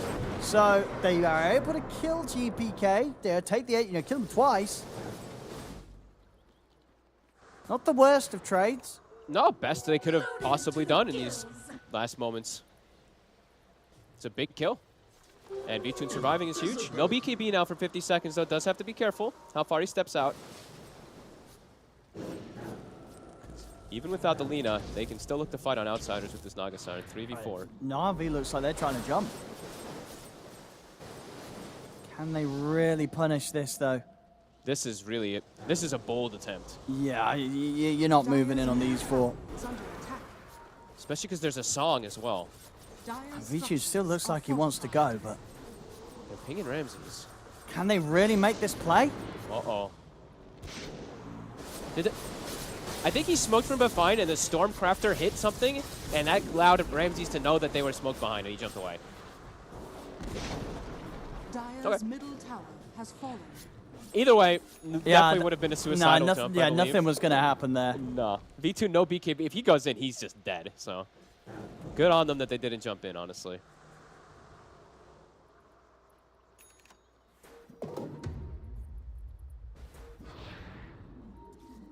As GPK will come back to life. Get back onto aggression there for outsiders.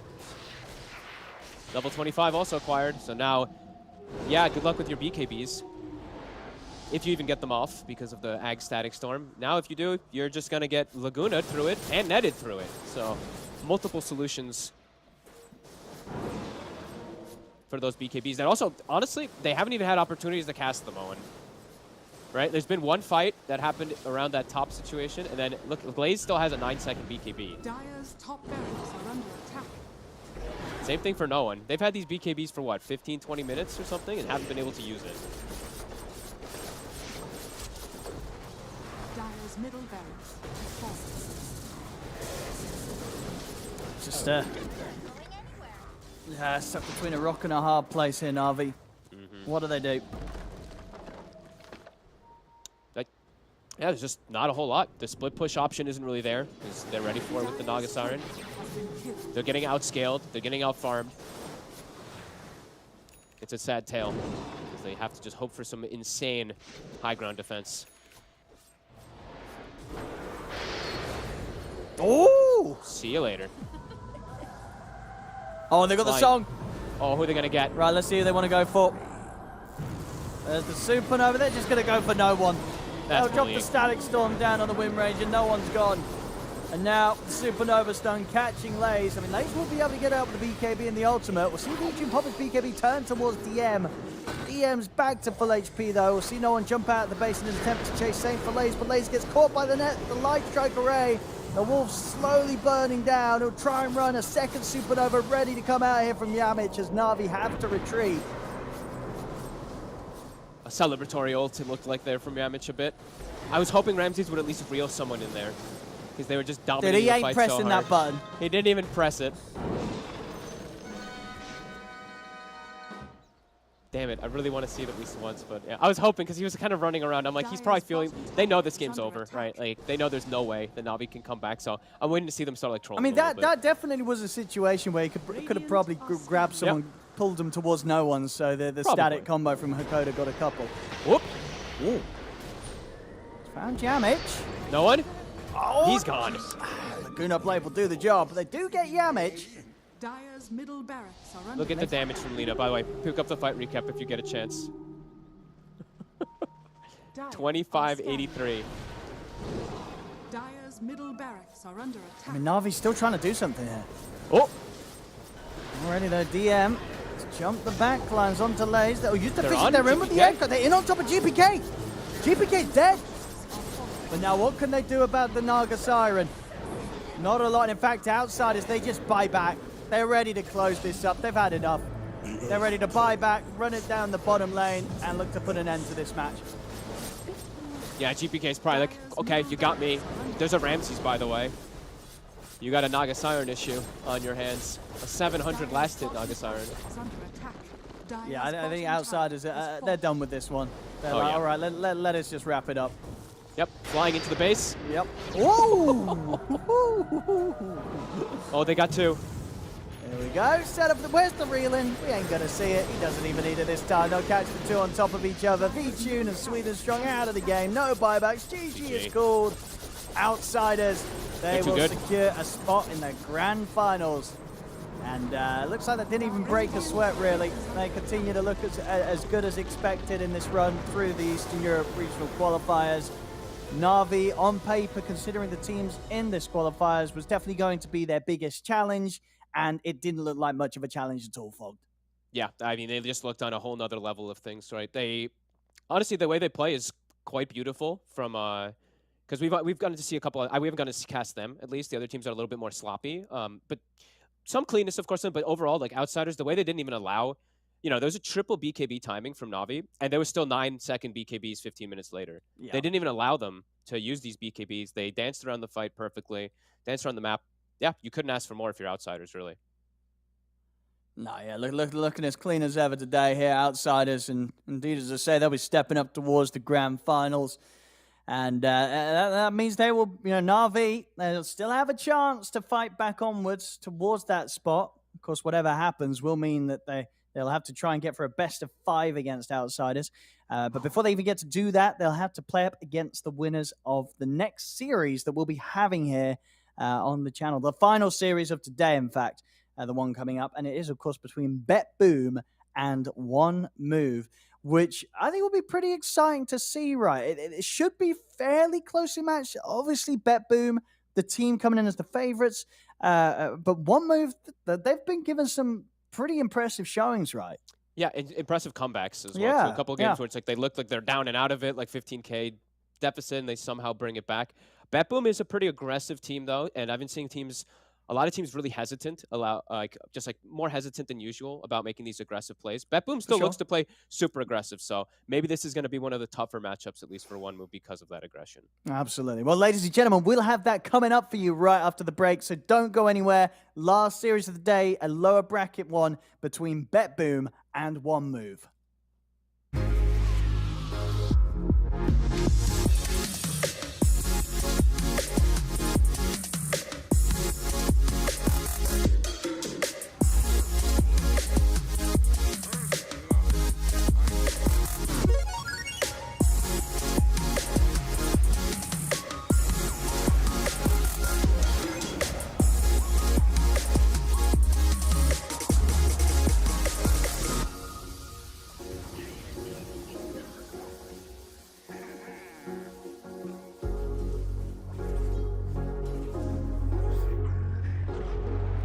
Radiant's bottom tower is under attack.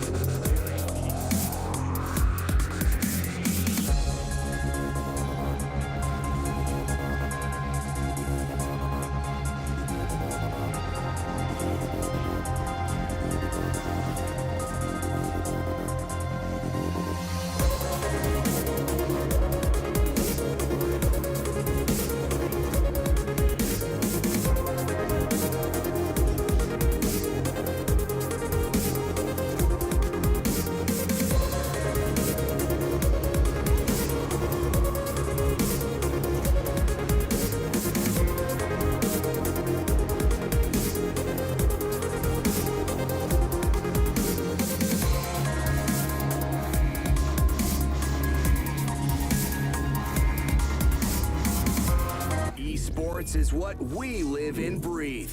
For us, it's more than a game. It's a reality where a group of letters can mean everything. Where runes are collected and Aegis can only be won in battle. Where centaurs can give you a ride. Where the true heroes are those in front of the screen. GG Bet. This is real.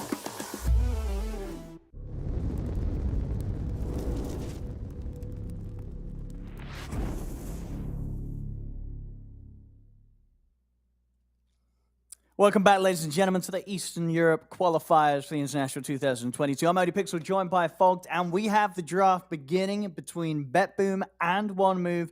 Game one here at the best of three, down in the lower bracket. And, of course, a very, very important one in the sense that winner of this will, at the least, be going to last chance qualifiers. Of course, you know, a big opportunity for either of these teams to get to go, travel, and play at an international level. So a lot to play for. And, of course, the ability to be able to try and challenge Na'Vi and VP, Outsiders for that top spot, the direct spot to TI, which is going to be quite a challenge. Yes. But, you know, I'm sure they'll look forward to giving it their best shot. At least they can learn from those series, probably. Absolutely. Right? Absolutely. But here we go. So, BetBoom, OneMove. In terms of what you expect, BetBoom, right? They are the squad that has had the better performance so far. But OneMove, honestly, the wins that OneMove have had have looked pretty good. They've had some pretty good games. Yeah, they've definitely looked like really good about like their recoveries and even like opening up with some newer, I guess we could say, heroes, doing the troll, making it work 3 times. You know, a hero that people sometimes really hate, but they did it. Opening their draft interesting. They're starting out with 2 cores right off the bat, Owen. Yeah, we're getting a Quap Timber opening, and also fun to see from BetBoom coming out with a Kunkka in the first 2. One of Laro's most comfortable heroes. It's a matchup that Quap, in my opinion, Quap still does win, but overall throughout the game, Kunkka, he still does okay in the matchup, and then you always have catch, and you're going to have this boat that's really nice, so I like the counter. The Kunkka pick anyway versus the Quap if that's going to be the matchup. That's a very expected one. And yeah, we see Chen, very popular in this region as well. And many summons, of course, banned. The Visage, the Undying. You're playing versus the Hawk. I really want him to bust out Meepo, honestly. He's not gonna play Meepo. Dude, I want it though. He's such a good Meepo, and whenever I see Quap, like Quap, that hero does nothing to Meepo. Maybe now with Aghanims you can just own Meepo. Never mind. But anyway, that's true. Yeah, that's that actually might be the only situation. Yeah. But in the past, you know, like I want to see just because the Hawk, it used to be a good counter to Quap, but now we won't see it. Still some micro hero probably that. What about the Hawk Prophet? I think it's fallen out of favor. Is he quite just a lot. yeah? You can't do it anymore? I don't think so. I mean, he hasn't touched it in ages. I'm gonna keep going back even more. Like, okay, D2CL, they played it 18 days ago. Let me see how that ended up going. They played it. What's wrong with it? What were sort of the nerfs, the changes that made it less viable?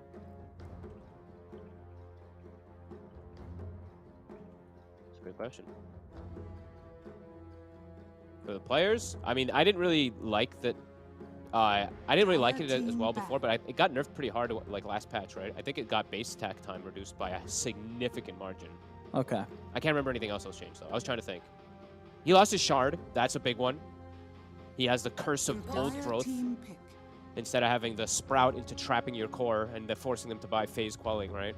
So I think there's like a couple things maybe that gradually built up and nerfed the hero. Base attack time reduction and no greater treants, I guess. So what other heroes has he been hot on? Because it does feel like we're seeing him play Visage every game. It feels like he plays Visage every game, honestly. 5 seconds. He's played Alk. His Alk didn't look. I didn't really like the Alk that much. It was a tough game though. He was kind of addressed. I mean, I feel like I actually just see him play Visage every game, so I'm kind of in the same boat for you. We'll get Tiny coming in here for OneMove. And they did do some IO Gyro games. This is a while. This is of course 10 days ago or so in D2CL. That's what I'm looking at least. They play some traditional carries, but it usually tends to be his comfort. One is Ursa, the one that he does like to play. I think that's one that I'm looking at right now because I see the Timber. So Chen Ursa. Yeah, that would be pretty nice actually. Yeah, Ursa would be good here. Although I've seen You know, it's not a counter in the lane anymore, I don't think. I think most of these Timbers have learned how to play versus it really well. They tend to actually come up pretty even versus Ursa, but as a game, you know, you always have good kill threat, so it's still strong. Radiant team, Dire team. We'll still be able to grab the Enigma.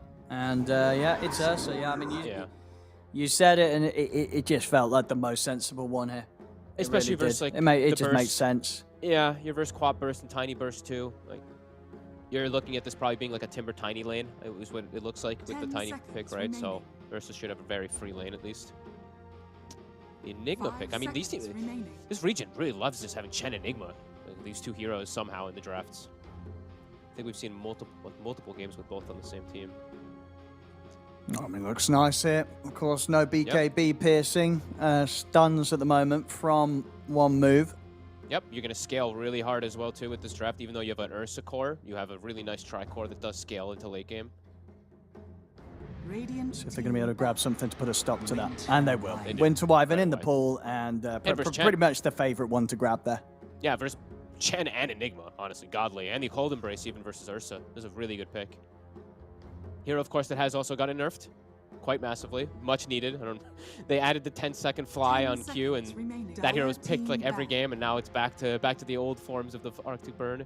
Radiant team ban. They'll ban out they'll probably protect this Ursa, so they're banning out that the Troll Warlord that we talked about. We've seen Knight have successful games multiple times on it. Yeah, I think there was a couple of Troll games this morning, actually, with these teams. 2 from him this morning and 1 yesterday that was successful versus an Ursa from Hellraisers. 10 seconds Final remaining. ban. What else do they want to take away from him? Dire team ban.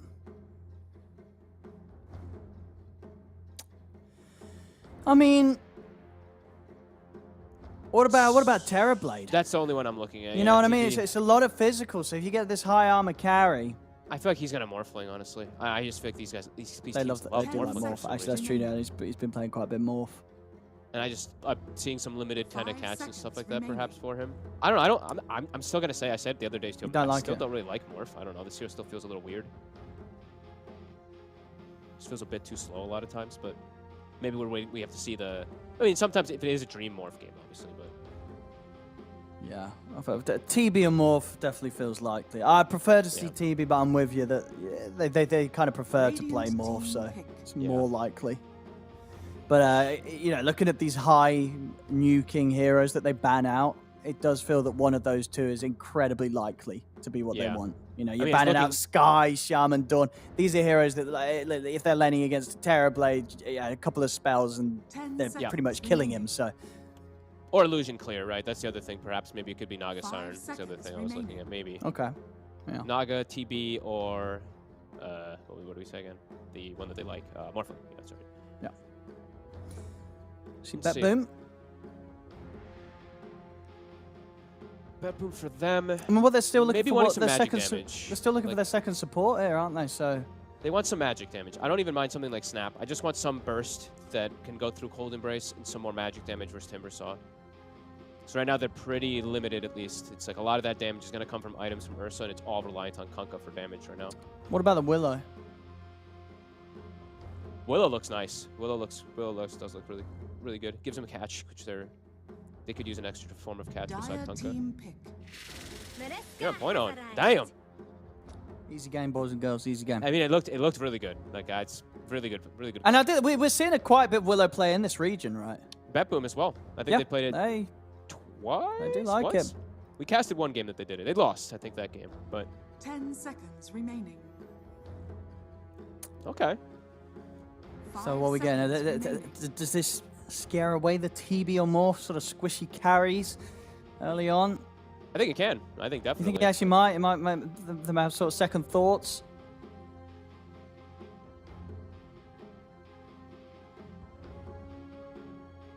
I like that Willow Pip. Yeah, I think that fixed a bit of the problems, at least that I was seeing in BetBoom. So I was a little worried about some damage and like follow up with Kunkka, but maybe that actually does fix it.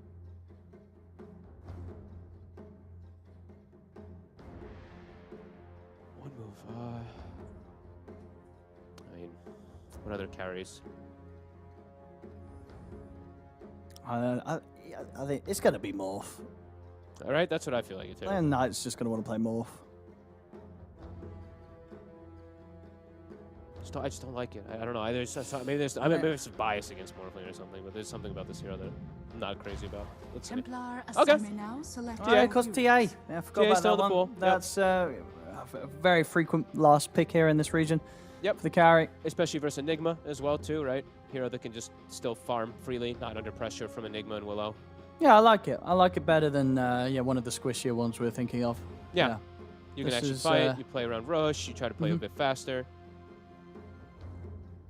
Okay. I mean, all in all, what do we reckon? What do you like here? I mean, as I said, BetBoom on paper, from considering performance so far, they're coming in as the favorites. I think the real test is, it's going to be one of those rare games where Dahak isn't playing Visage. Yeah. So we'll see how he's able to sort of play a more standard carry rather than the one that he's become so familiar with the majority of the games in this qualifiers. Yeah, and let's see how active they're able to be right now with Melojul, because he's been amazing on his active heroes, and Quap can be one of those. Let's see how he fares versus Laurel. I think that's going to be a kind of dictator of how much aggression we'll see early game from both sides, which one of these mid players comes out ahead. Quap overall, as we said, the matchup versus Kunkka can be pretty good, but Laurel knows this matchup should do okay in theory. Quap probably a little bit ahead, but And overall, how easy of a game will it be for the TA? I mean, what are sort of the biggest threats to what a TA wants to do in this sort of game? I mean, they can get on her, and they have a good ways to break actually refraction. Kunkka and Willow, these two are actually pretty damn good at breaking it, and they do get on her. That's the one fear of when does she get involved early, and how can they team fight versus the Kunkka? That's kind of the one thing I'm looking at. The Quap has to match this aggression, and they have to be able to defend this TA while she just kind of jungles. Like, they have to defend towers while she jungles, and they have Wyvern for it. So, yeah, let's see. All right, let's find out, ladies and gentlemen, as we get ourselves in the first game of this lower bracket run here that both teams are trying to make. BetBoom versus OneMove. One of these teams will be their last they play in this qualifiers. Winner to go on, get to challenge Na'Vi next up. Mid-game, a lot of pressure, I'd say, on Pantomim for his curses to stop the aggression into... I mean, cursing versus Chen and Enigma, he could have some really good ones to just set up fights to kill people. Might just insta-kill someone at start of fights or be that counter initiation versus Enigma. So eyes on him. He's kind of he's their only real big team fighter on that side on OneMove. Let's see how the lane goes. Let's see how bottom is. Let's see if the Timber Tiny is able to fare versus this Ursa Chen. It could get kind of one-sided potentially if they make some mistakes down there. 30 seconds to battle. Yeah, do you like these starting items from Noticed? I feel a bit different. We feel like the standards has been sort of wands and a few branches, but rather than going for the one, just going for the straight stats with the build up into the null talismans. This was the build before when people would do, right? Double null, and then you go into like earn and stuff like that. So it's a very variable earned game. I mean, playing versus the TA, it's always going to be really nice. Put in the lane too. The battle begins.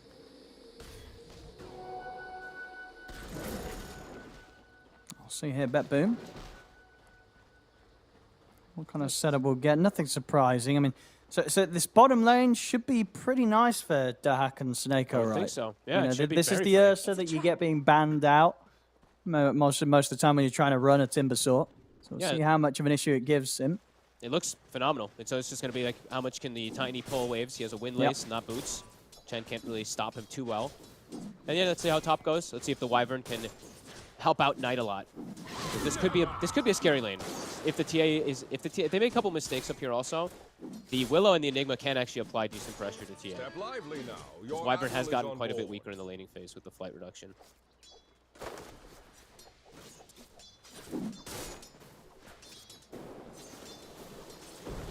Sure, I think potentials for kills being the highest in this top lane. Yeah. Mid lane. Oh, good deny from Mello. Got range creep deny. And who do you tend to favour in that matchup, the Kunkka and the Quap? Usually the Quap by a little bit, but Kunkka still fares well.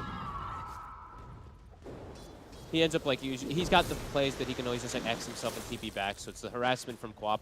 What it usually is versus most heroes isn't the same.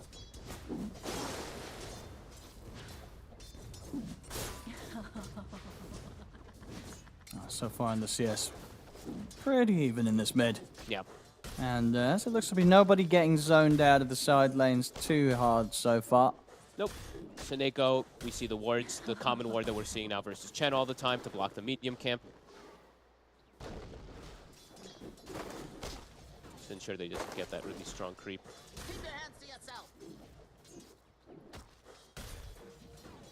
Hard camp is still open though, so let's see. It was a Satyr on the initial spawn. He actually did not. He took the passive instead of having Persuasion, so he wasn't able to get the mana burn creep at the start. Now if he finds one though, it'd be pretty devastating for Afterlife.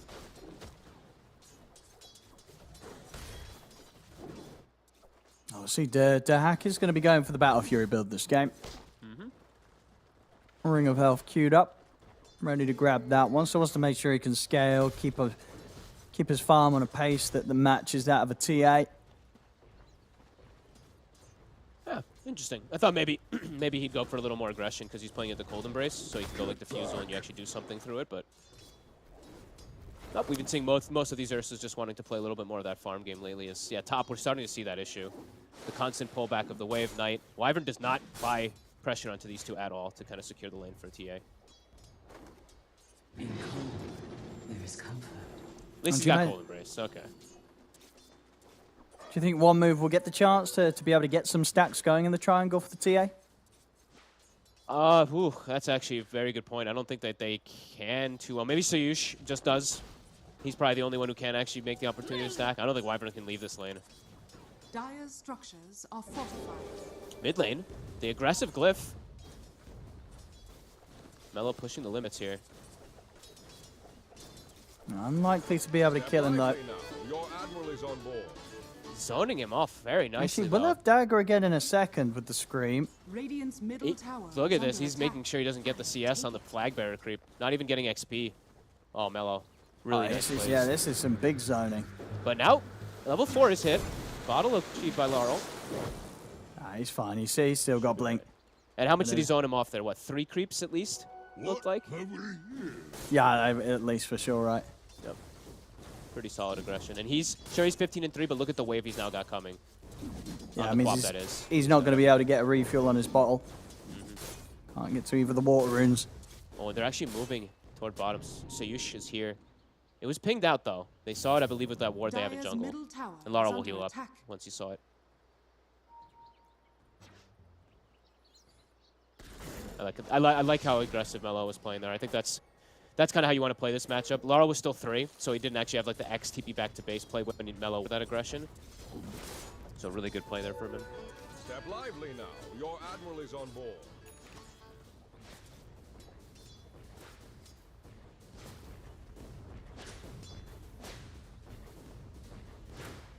I mean, it's definitely the roughest for TA at the moment. It's Knight top lane. Yeah. It's at least as he is a TA, he will be able to recover. Got him. They have double nets, and the Fury swipes are adding up. Afterlife should be fine, yes, Sayish. He's able to come in and offer up an avalanche. I'll take it. That's scary. 9 stacks of Fury swipes. Toward the end. But yeah, the TA, we're seeing that effect, of course, to the Enigma, the constant deny. 17 denies at the moment. That was not wise.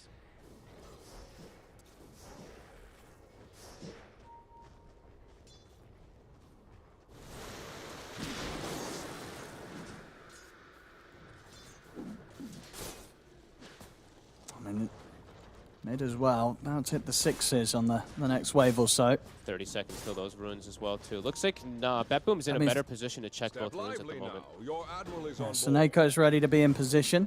He's just jungling, honestly. I think he sees that Ursa's not pressured in the lane at all, and he's like, I'm going to maximize on this Chen. I'm jungling. Nice as well to get that hack there, that solo XP. He can get that 6 as quickly as he can, just in case any sort of rotation does come into the bottom lane. So he'll be able to protect himself. Yeah, he's like in range for the runes. Well, not entirely, as it will be guaranteed there from Soyu's bottom, but he's in range for the runes and farming and giving solo XP, so. Now mid. Mello, he has, of course, used the blink, but a creep away from the 6 lull, so there's no boat for this combo. And that will mean no killer, unfortunately, for him there. If he'd only just had that little bit more XP, the boat damage would have done it. Right, if he wasn't zoned from those creeps from Mello the way he played aggressively, that was a kill. Exactly, yeah. So, yeah, those are all things adding up. Oh, it really does. Yeah, it would have been a kill otherwise. Nicely done. Step lively 0-0, now. 6 Your minutes. admiral is on board.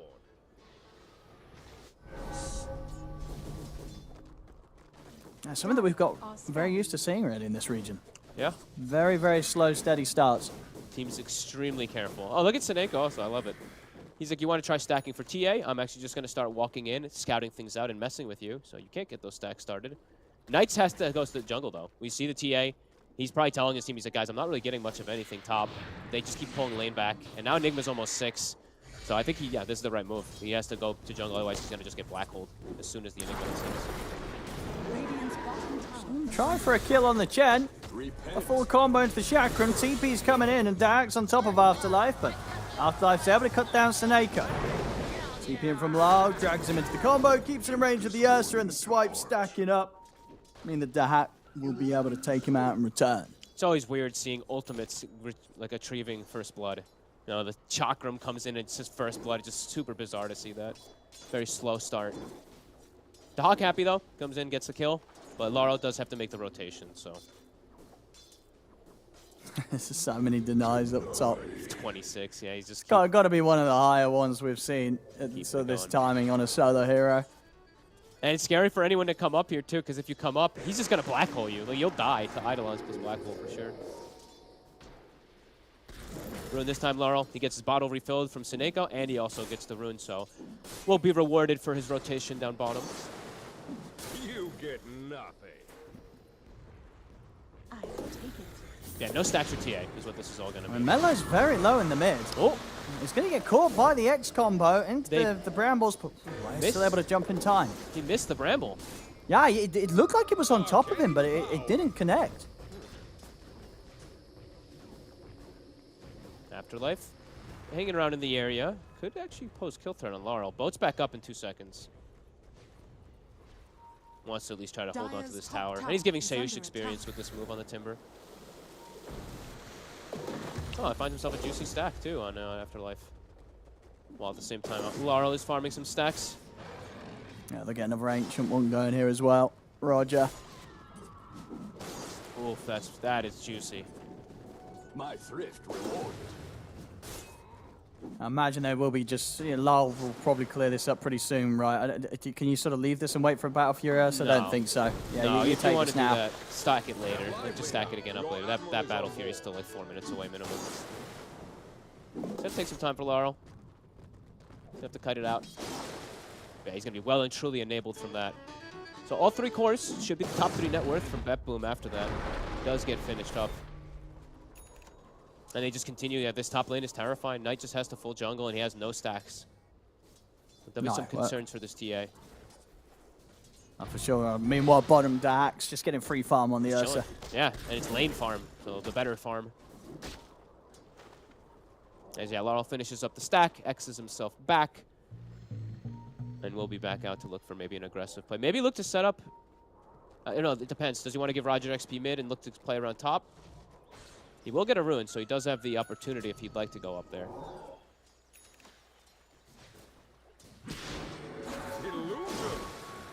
Nice dodge. Dire's middle tower is under attack. Douche. Oh, Tumblr's toy. Dire's top tower is under attack. It's going to be tough to defend. Siege creeps here. Seneko level 5. Oh, they're going to Nice TP over. pullback. Oh, they get the setup into the stun, into the root. Sonic Wave's going to... It will clear the wave, but it won't clear any heroes. Melo falling very low to the boat, smashing down on him, but he will survive. Dire's top tower Great, is under I mean, great attack. little play pulling him into the stun. And then I think Pantomime actually froze the siege by accident. Some little bit of missed spellcasting, but either way, Melo Dire's lives. top tower has fallen. Lively now. Your His side admiral lane's is just on getting board. so much space. Dahak can do whatever he wants. Bottom and then top lane, we're seeing Notice just pushing these towers down. And they just keep stacking. Like, look at Roger. Another double stack. The Ancients and the Hard Camp. Laurel continue to get massive. One move. What's their move going to be to slow this down? Because this can't be what they want to be happening. No pressure on lanes whatsoever. They're not capitalizing on how slow this game is. At least not on the same level that BetBoom are.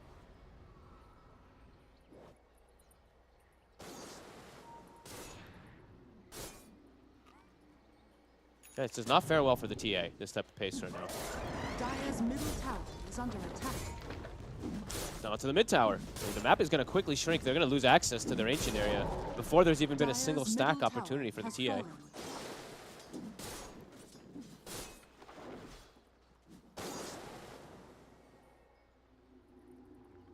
So they can get around maybe the tier 2 mid. They're grouping up, BetBoom. They have a very aggressive Ward 2 scouting Pantomim. Oh, nice play from the Enigma. You see that from Noticed? He actually just Eidolon split and blocked both camps. He blocked the right camp and this one right here. And then he's going to farm left side. So he's preventing some farm also for OneMove, perhaps. Yeah, I mean, where's the TA going to go? I don't know. I try to go to hit some triangle, but he TP's over. There's no camps. He has to go straight to Ancients. See if they can find anything with this smoke, but it doesn't look to be. There's Noticed. He's aware. They got to be careful. They have to commit everything, too. They don't have Sonic Wave, so... Now they do, actually. So it was just on cooldown. But if they had gone earlier, they could just not finish the Enigma and get turned on. Laurel. This is spotted from the Sentry. Can't actually make the setup bottom. Nice little Ward Sentry coverage. Seeing it. TA farms a single Ancient, but yeah, like you just still continue to get out-resourced on the map. Oh, he can continue to get worse now. We have Dahak having his Battle Fury complete. Yep. He's going to be able to farm these camps very, very quickly. And he still has at least one stack for himself. He does have one Ancient that they did get ready for him. It looks like they're perhaps setting up. They kind of want to look for Roche, maybe? I mean, they have Mech on Seneko. Well, I mean, they've got an Ursa. If they can get a pick off. Radiant's bottom tower is under attack. Oh, he's going to start it. Oh, the Chen creeps are gone. Panto? He's going to get caught by the X-Mark. I'm going to catch the Wyvern and remove the... Oh, he's actually going to throw down the curse in an attempt to save himself, but he's not escaping this. So not only dead, but no curse available now. Now it's a definite Roche guaranteed. I think that was a... Even if he's dying, though, like holding the curse is definitely more valuable. Especially because he has buyback. Exactly. Like even if it's this early. Bit of a slip up there, 2-1. Slow paced, but BetBoom really dominating this early game and continuing to get stacks going.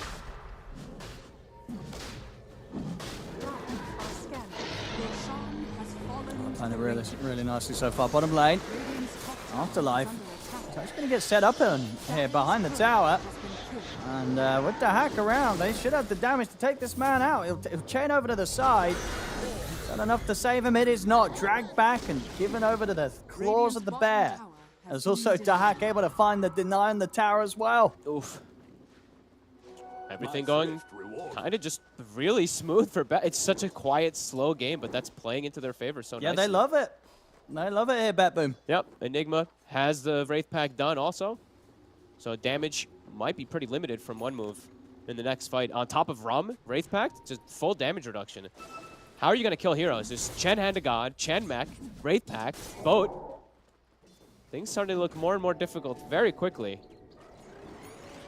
Cold and sweet. They're not even going to give the Hawk the stacks. Laurel's like, I'm close to BKB. It's mine.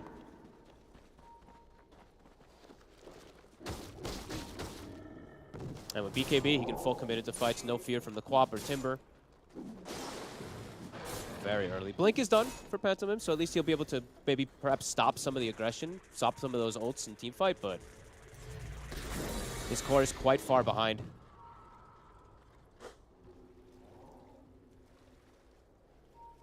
The Hawk with Blink. Now they're looking to kick that pace up. Not going to find anyone here, but they will realize that there's an attempted split push going on bottom from Knight. They're sweeping toward Ancients and just prevent, like, that's just like the scout to see if he's there. Now they see him bottom. I mean, they're in on top of Knight. Dahak ready to start the fight off here. Sayush to the side. Try and help out, but there's not going to be any help in Knight.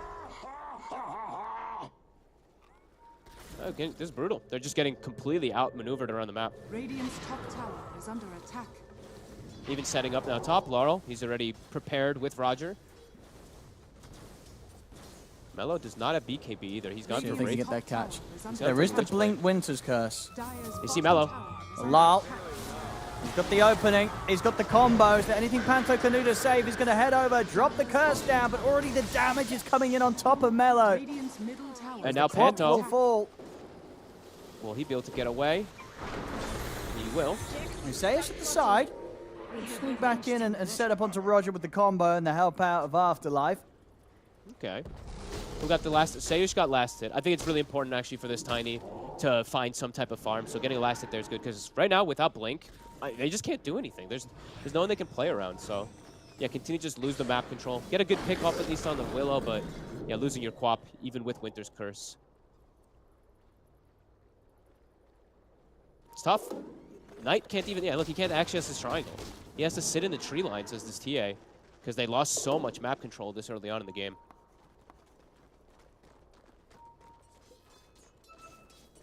Look at the skeletons to scout. Seneko with some nice micro. All three kind of blocking the 3 ramps.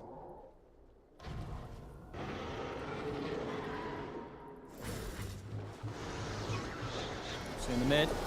Set up once again here from Lal. As the boat will miss. Quite off the mark. But looks like it doesn't matter. The hack still easily able to stack up the damage. This is becoming quite the stomp. I mean, it's 6-2, but the way that the macro game is playing out, there's just, yeah, TA constantly under pressure, constantly looking for places to farm, has nowhere to farm, has to farm in kind of no man's land where she's constantly at risk of dying. Looks like they may die again unless she TP's out straight away. Into the trees. They know. Won't find her with the torrent. Checking to see if he's melded. Oh, still hiding in the tree. Hey, that little spot there, they haven't quite seen them. Dire's middle tower is under attack. Oh, they'll find Panto, though. He gets a blink. I mean, both of them in the trees, but BetBoom this time not able to find either of them. Yeah, well, you know what? At the same time, though, look at Knight. He's not farming. He's stuck down here now for quite some time. So even though they didn't get him, I think the damage is kind of similar. The Hawk is still still checking. And now Knight's gonna show. They're like, we knew it. We knew he was still down there. They might have another chance again. Yeah, Laurel, he seems to know. He's like, he's gonna stick around. He wants to go. They're buying time with this, though. You know, like, Knight's not farming, which is really cruddy, of course, but they did get the tiny blink dagger now, so perhaps maybe off of that they can look to make something happen. The Hawks, Oh, he's far. gonna make an attempt on him. He might not get back up in time here. He's surrounded by the 3. Sonic Wave comes in, but the Hand of God heals there. Jumping with the Avalanche. The hack is still fine. They weren't able to finish him even with the commitment of the ultimate. And now, OneMove, they've got to run. As BetBoom have turned up in their numbers. Panto will turn, drop down the curse, but he dies along with Afterlife. BetBoom losing nobody here. Sayush, is he able to get out in time? Tumbler's Toy will save his life. Hello. Not so Side lucky, of the though. base. He has Blink, but he's not able to get it off. X-Mark was there, drags him back mid-animation. 3 dead on OneMove. Radiant's top tower 3 dead, and they committed everything, right? They committed their curse, they committed their Sonic Wave, and they can't even take him out the second time. Seneko comes in, heals him up, the Hand of God mech. Even Holy Locket, you saw how much the healing was from it all. They're just so far ahead. Dire's bottom tower is under Making it attack. look very easy now. Dire's bottom tower has fallen. Very much a stomp so far, but quite a rare one in terms of how low the kills are. Yeah. Not every day you see a 20-minute game that's very one-sided and the kills are as low as 9 against 2. But just nothing that OneMove can do because they just have no one to rally around. They have Blink Tiny, so maybe they can get some pickups, but Quap is so far from BKB that Mello, if the Willow is ever there, if he gets caught even by the Kunkka, he's just dead in every single one of these situations.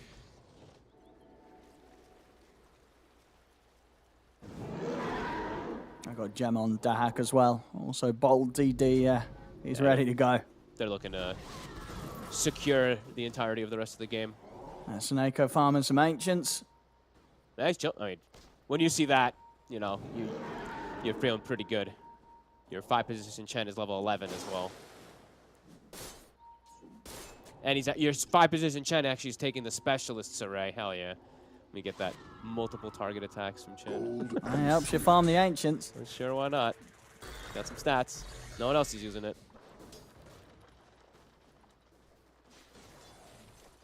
Dude, does it? Unnoticed. He might go for this on Mellow. Just thinking about it. I'm imagining it doesn't work with the Shadow Realm right click, right? It doesn't work with almost anything except for Veno. I tested just Veno's passive. I feel like that wasn't intended as well. I got to check that again, see if it changed. I was going to test more of them in a couple days, so I just haven't gotten a chance to play them, Dota. Bottom. Another easy kill. Definitely seeing why these teams tend to ban the Ursa when they want to play the Timber. Yeah, and we see also why they, even though we saw the matchup, Mello doing good about bullying early on versus Kunkka, we see why they opt for Kunkka versus Quap, because sure, if the lane isn't perfect for Kunkka, the amount that he does in game, and he's able to just farm stacks as well. Oh, look at that. It's amazing. Lol. He was able to find Panto in the trees trying to TP out with the Torrent, but quickly X marks him, and now he's sort of stuck up here. He's going to have to sort of fly his way back to base, or at least make it around the trees that, They look like they may be tempted to try to go for Laurel, but he's got backup. Okay, they get the scan. BetBoom also gets the scan onto Mello, though, in the tree line. Scouting Torrent. I know he was in there somewhere, but Mello able to make it out. On the back line, Sayush, he's dying here to notice. Oh. Step lively now. Your admiral is on board.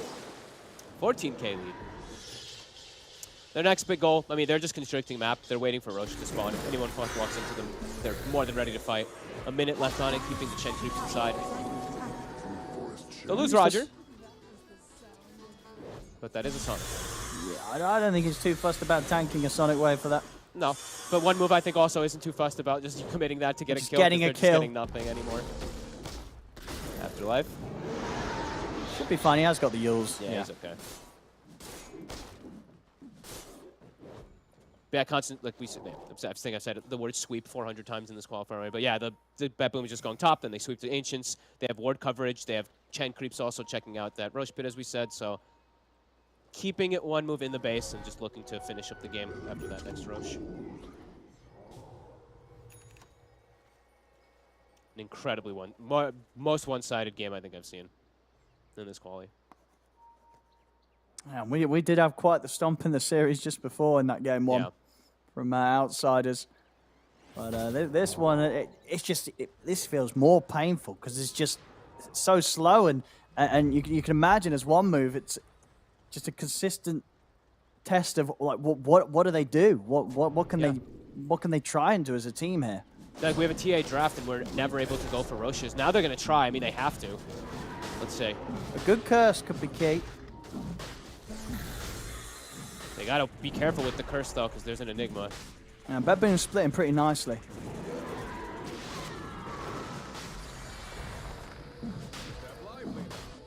Initial poke on Seneko, but he's just fine.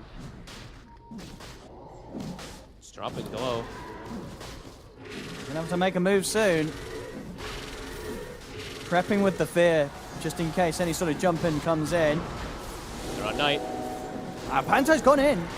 He's entered the pit here as the Wyvern trying to do something, but he ends up going down. Roshan will fall to Dahak as he picks the Aegis up. Afterlife's out of time and over to the side. Notice using the Black Hole to lock down Mello through the BKB. They get the Roshan, Aegis, and a couple of kills on top. Just easy peasy. They actually just commit boat. They see TA without BKB. They didn't kill him, but the distraction, it's disaster for OneMove. You can see they were just, they can't do anything. Blinking into the pit on the Wyvern to try to steal things. Full AC now for Laurel. No hope for the TA before, now even less. Let's look at all the bosses. He's just in. Oh my goodness. Dahak, he just jumped straight across to them. He's ready to try and pick up more kills. Sayush getting caught by the Malefice, Torrent, Caught Embrace. It's not always going to save him. That's a lot of swipe stacks. It actually will. They won't stick around and overcommit. Sayush will be saved. All right. Stalling things out decently here with the Wyvern, at least for a moment. Knight shows his face. He has no blink. Oh, they're going to chase him. Looking rather dead here. was trying to find some space top, but the hack with the rest of the team turn up. Godlike now for Ursa. Great plays, really, from BetBoom. Just identifying the strength. I mean, they're so far, but identifying their strength. They see this poor TA. They have blinks on the Enigma and this Dark Willow to catch. Smooth sailing with the Kunkka. Laurel probably feels good about himself too. He's 007 this game. There you go. Very nice KDA. Yep.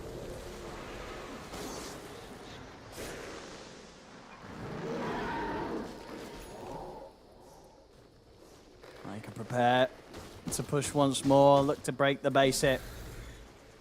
Nothing OneMove could do, even when like Black Hole's on cooldown or anything like that.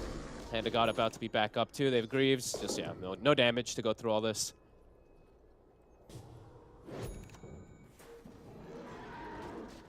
Definitely probably, I would imagine probably just thinking about next game.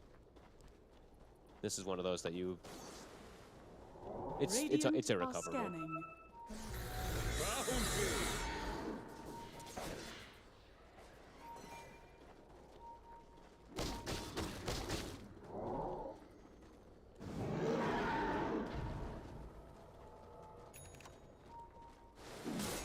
Step lively now. Your admiral is on board. BKB TA trapped in the base. Sayu's the only one who can try to shove out some waves. BetBoom still a little cautious though about going into base versus Curse and tossbacks and stuff. They're still waiting to see maybe an opportunity to catch someone. See what they get with the smoke. Let's see. OneMove. It's the BKB with the TA. Let's say if they find something massive. Uh-oh. Sayish want to get gone on first. Oh, he's able to time his blink out nicely, but Afterlife is going to need some help, and he's not going to get it. As he's dead, Knight. The rest of OneMove backing away. The bash is coming in. Knight cannot, or at least is struggling to escape from the hack. Is he going to be able to get out any sort of move in time? The toss is there. Sayish, good save. Dahak wanted blood. He popped the BKB for it. Oh, they're in the black hole now. Up at the tier 4s. They'll finally call it. We've had some of these ones, just a very slow, methodical stomp. 29 minutes, 17-3, 24k, incredibly low kills. Just one move. I mean, it's the name, but it didn't feel like they had a single move this game. It was just over very, very early on. It's got to be a pretty painful loss to open up the series with, I think, if you're OneMove. Yeah, I mean, Melo didn't GG either. Melo just left the game, too, to be honest. Yeah, that was incredibly one-sided. Like, the lanes in particular, they set them up great, right? I think this Willow last pick was perfect to apply pressure onto a TA also. Wow. Yeah. And all lanes went well. And Laurel, he's able to farm some Ancients after, you know, Melo, he did great in the lane, but then Laurel, it's all about the comeback. He has all this catch for the Quap, who got BKB and was never able to use it because he got caught those times. Beautiful macro game from BetBoom. Absolutely. And that is what you want to see from a team that, you know, if they can get a second victory here against OneMove, will have to go forth and play against Na'Vi and outsiders, right? If you want to have any sort of chance against the top 2 in this region, you got to be playing clean. And BetBoom, they certainly did that here, as you can see on the KDAs here in this game 1 of the best of 3. So we'll see what changes up in game 2. See if OneMove have a different move to try and give themselves a bit of a chance against BetBoom. But from this first game alone, it looks like it's going to be a tough series for them, as BetBoom are going to be feeling fantastic after this sort of opening. BetBoom up 1 game. Don't go anywhere, ladies and gentlemen. We have game 2 right around the corner after this break.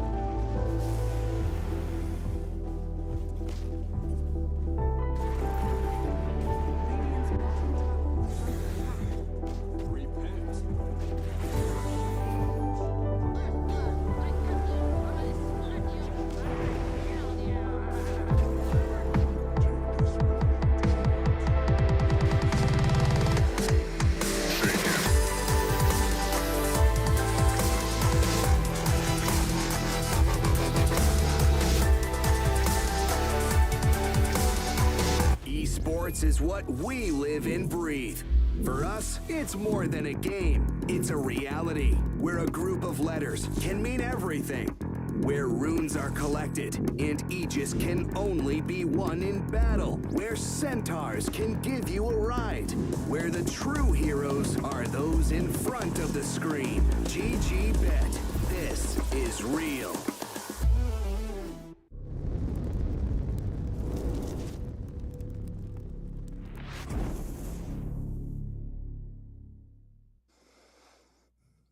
Hello, ladies and gentlemen. A very warm welcome to you all back here in the middle of a best of three between BetBoom and OneMove. We just had game one, and it was rough for OneMove. We know that they can do better than that. We've seen them have some really good wins on the road so far to this point in the regional qualifiers. But yeah, this game one, BetBoom, they weren't having any of them. This was it was not a quick game. 29 minutes, pretty average, pretty standard. But it was a game that, I don't know what minute you would say it was already over, but it was definitely an early one, Fog. Yeah, it was quite one-sided. TA was jungling at level 4, I think it was. So, yeah, excellent stuff from BetBoom. And I think already opener, I'm going to say a little bit better. I'm still a little, I mean, we'll talk about that in a second. But, better opener because last game, they opened with Timber Quap. You know, they opened with their 2 cores right off the bat. This one, I'm way happier to just see, like, a Marcy. Soyusha's looked excellent on this hero. But I know why you hesitated. But they picked Ember into the They Quap. got the Ember into the Quap, and we saw how that went earlier between Outsiders and Na'Vi. It wasn't pretty.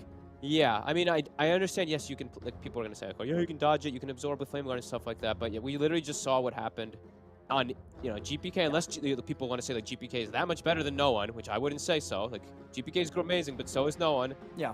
Like, they just played around each other. He just waited for him to mess up once or twice a slight, and he dominated that matchup, so. Let's see how Mello is going to be able to fare. And Avenge, that's a bit of an interesting one. I mean, that's one I definitely did not expect to see.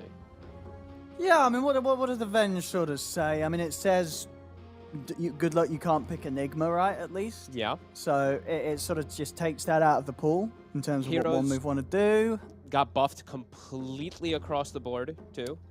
It's not going to be something that we'll see them play as a core, is it?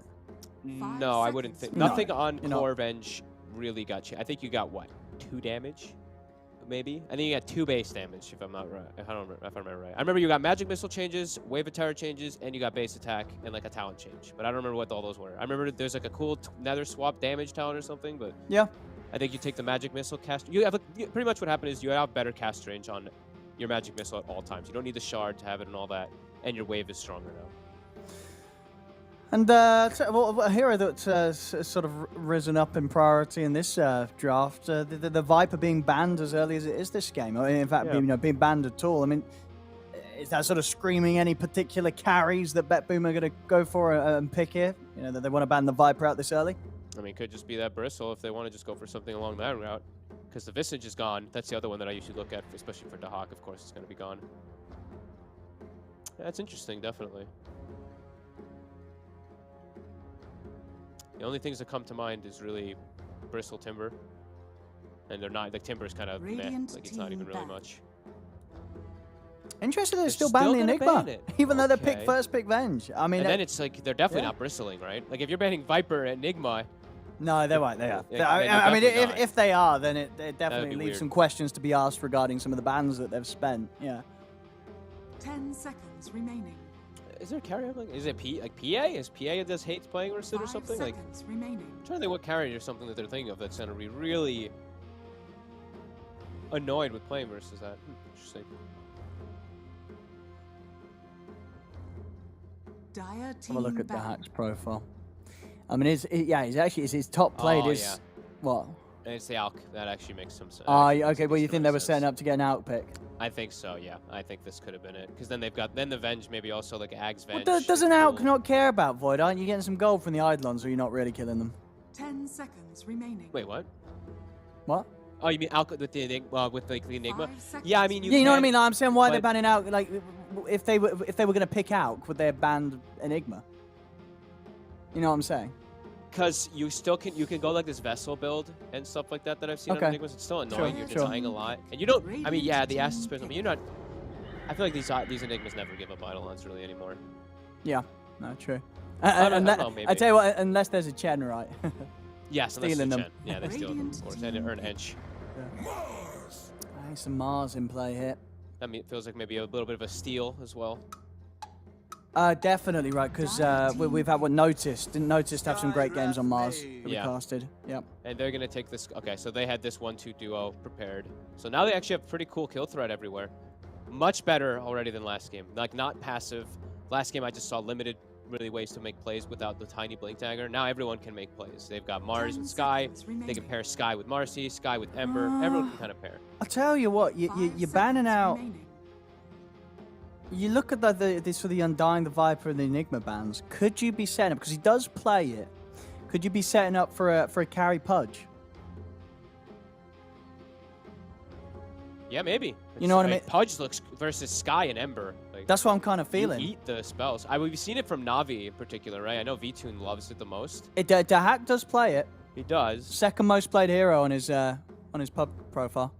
Well, I think that's the second most played hero on everyone's pub profile. Beastmaster. They'll save his pick for later, though. They'll grab in the Beastmaster for the offlane. Whatever carry he plays is going to be well and truly enabled, though. You've got Vlad's aura, you've got Beast aura. He's obviously building Vlad's, that's why I say. You have all the auras that come from Beast and Venge, so you're going to be buffed up. You have the heal that's behind you from Phoenix, too. Dire team ban. Radiant team ban. Actually ban out the Bristle on their side of things, BetBoom, and OneMove, they'll just resort back to what they know. The Ursith that they saw last game come out from Dahak, they don't want him to go with that again. They should probably ban the Medusa, I would say. 10 seconds remaining. Because I think Medusa can actually soak pretty well versus all this damage, and then she's a Medusa with Phoenix and Beast aura. Or if you want to make sure things aren't too rough for the Mars, maybe Monkey King. Or do you not really like Monkey King here? No, Monkey's fine. It's how they want. It depends how they want to play. Do they want to play for the lane or for the game? Like overall, I feel like Monkey can have some things to trip him up with, like the Mars ult always. So I'm just looking at something that benefits off the auras massively. That's why I was saying Medusa, and it fits with Phoenix. But I mean, maybe then you're going back to, as you said earlier, like the PA. Still not a bad pick here. Oh yeah, true. This is a game where you get some Dessa BK, but you're shredding through some of these. But then heroes. why they ban Bristle then if you're going PA? True. I think I was gonna say CK could also be another one. That's one that he's played. It would give them better ways to catch, and he sustains versus Mars Sky in lane. I mean, the others that he's played a few games, like he's also a carry Weaver player, but I don't think this is a good Weaver game. No, Sky's annoying. Too squishy, right? Sky Mars. You get caught by something, you could just die to a silence combo. Well, OneMove. See what they want to grab for their carry. 10 seconds remaining. 5 seconds remaining. I definitely want someone that can help hit egg. No one hits egg. I mean, I guess Marcy does later on, so you should be able to handle the egg. Yeah, interesting that we do feel that Indy Marcy is quite a nice answer, but I feel like that's sort of been ignored by most teams, right? Like multiple times we've had Phoenix just being picked into Marcy. Yeah, I mean, so you don't dispel seems the to be a fire fact spirits. they don't care. Yeah. Like you don't dispel the fire spirits off yourself anymore with ult, but True. you punch more frequently. So it's like if he does get it by fire spirits, then it's not a counter, I guess. Who can benefit from sidekick as well that I'm looking for OneMove? I want hero that can lane well versus Beastmaster Phoenix that also benefits from the sidekick. So now no one really cares. No one cares sidekick. Mars is okay. Ember's okay. I mean, Jug would be nice, but nobody plays it now. No one's touching it. Yeah, Jug looks. Jug just gets ignored. But it's Beast also. Like it's the fear. Fear of picking it into a roar. I guess true. That's the one thing that sort of a nuisance in there. Doesn't look bad though this game. I mean, I feel there's a few games like that, but no one really goes for it. They go for the Weaver carry. Okay, I mean limited disables on BetBoom, that's for sure. All right. They look confident. They look very confident. They give them nice fist bumps at the end of that pick. Yeah, they were hyped up with this one. 10 seconds remaining. I mean, it's got the double hit versus egg. Yeah, You've true. got limited stuns. Sure, there's some burst, but could be cool. And they're going to go with his Prophet. They're bringing it back. Brought it back. As you said, he hasn't done it for a while. It isn't what it used to be, and you said what mainly because of the change you don't get that. You know what? The shard's different. Shard different, and you lost 0.2 base attack time, which is quite a lot. But he's bringing it back here, Dahak. Okay, okay. He made quite a name for himself on the carry profit in previous patches. They've got a lot of way to pressure on these lanes. And Absolutely. Well, yeah, Venge, Beastmaster, Prophet. yeah, lots of ways to dictate pace. So if OneMove does start falling behind in lanes, they could get kind of run over. But OneMove has really good ways of pick off. That's one thing I'm looking at. Like Ember, Sky, as I said before, Sky, Marcy, Mars, Sky. Sky has to be there for a lot of them, to be honest. But pretty good kill threat, especially after something like Quap. Pre-BKBs, like pre-BKBs, OneMove can actually make a lot of plays. Once BetBoom has BKBs on the Quap and the Furion, then they'll be a lot stronger in that mid-game timing. For sure. It's going to be exciting to see, though. I mean, yeah, can Dahak Prophet still do it? I wonder when did he last play it? Look, yeah, he was playing He played it in it pubs. 15, 16 days ago, at least in a competitive game. And that was, I mean, my memory, that was before the patch, right? Was that after the patch? When was the patch again? I don't know. I think it was before the. I'm pretty sure it was before the patch. I don't think he's played it on this patch. I don't think so. I can tell you in 2 seconds if he did. He Yeah. definitely played it on the last patch. He played it on the last Wrath patch, of yeah. Nature, Wrath of Nature base damage at 10. So Okay, so I'm That's it. looking forward to see it. Can Dahak still do it on his Prophet? He's done it many times in the past on previous patches. We'll see if he can still do it now. As we get ourselves into game 2. Of course, BetBoom, they had a very easy game 1. See what more of a challenge OneMove can bring to them here this second time round. and let's see. I'm really curious to see if it's going to work out this time because on paper it doesn't look the easiest really versus Mars. Mars is always going to make things a little complicated. Ember gets on top of you. Weaver gets on top of you.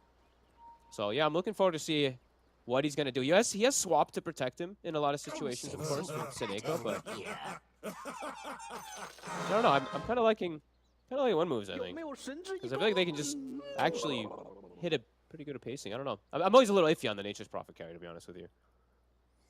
No, yeah, I agree. I think there's multiple ways that they can really cause issues for the Prophet. I mean, it like kind of sneaking into the trees is not really going to be much of an option. Ember's going to be hunting you down in the tree line. Weaver's going to be chucking bugs out. You Marcy can't gets really on top hide of you. yourself in the sprout. Yeah, there's ways to play against that. You know, you've got the spear. Yeah, it's just a lot of ways to get on him and a lot of ways to Yeah. mess up his positioning in particular. Like Marcy, a lot of times, especially versus these like range carries, could be a little disruptive. You throw them out of position into the midst of everything. Yeah, let's see. There we go. It's a very, very important game. Of course, the loser of this series, as it's a rough spot to be in. You know, you were one series away from making it to at least the last chance qualifiers. And, you know, obviously, whilst the last chance qualifiers will be pretty grueling, you know, it's not going to be easy. It's going to be a tough sort of mini tournament to fight for that spot for TI. It would definitely be quite an experience, right? You know, for these teams, getting to go to that level of LAN will be a huge opportunity. Yeah, it's gonna be hype. I mean, Yeah. everyone wants to at least make it to TI in some type of way. Yeah, you know, it's like you could just, you know, you're around the corner from it. I was least. there. Yeah, you were there for the last chance qualifiers. You know, it's definitely an achievement. Hey, don't worry. That's what I say. I was at TI5 in the wildcards. Yeah, I was in the TI finals as a caster. As a guess. Easy. All right, let's see how these runes end up going. Should just be the 2 for 2. Noticed trying to claim the spot for the third. Nice, he's trading very nicely here against Knight. Great trade. Yeah, And he easy gets damage. it. So 3 for BetBoom because of it. Okay. Oh, Pantomime. Gonna go in here and try and set up for the kill. They're gonna get it here. Seneco's looking pretty dead. Locked off. Taken down. First blood here for OneMove. Oh, it looks like Afterlife was trying to save for the last hit, but gets stunned. Sayush ends up taking it. Yeah, and this time it is Panto playing the Marcy, so a bit of a switch. Okay. We've seen Sayush, I think, play both times that I saw at least. But he's a gold Marcy, so... Well, what's the reason for the change up? They just want the Sky top spamming spells into the face of the carry? Both reasons, right? It's a Weaver Marcy lane. It actually utilizes sidekick. Ranged melee pairing. But yeah, Wise on mid lane to see how much he's able to dodge versus the Shadow Strikes.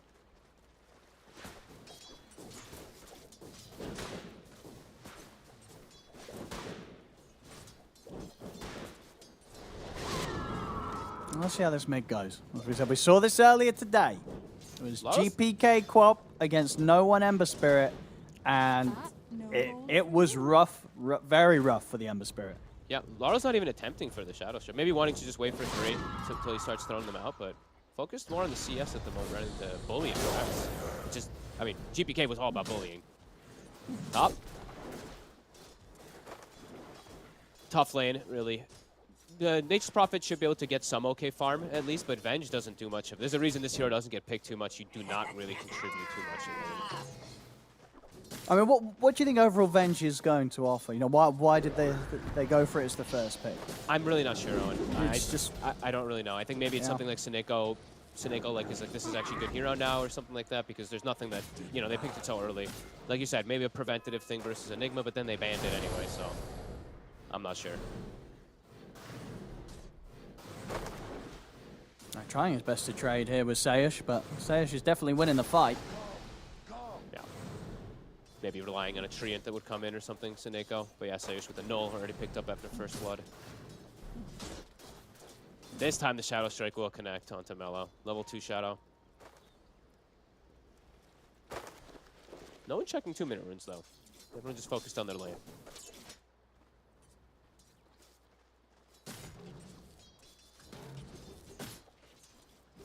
So it looks like Mellow, he should be able to do okay at least. I mean, bottom much better.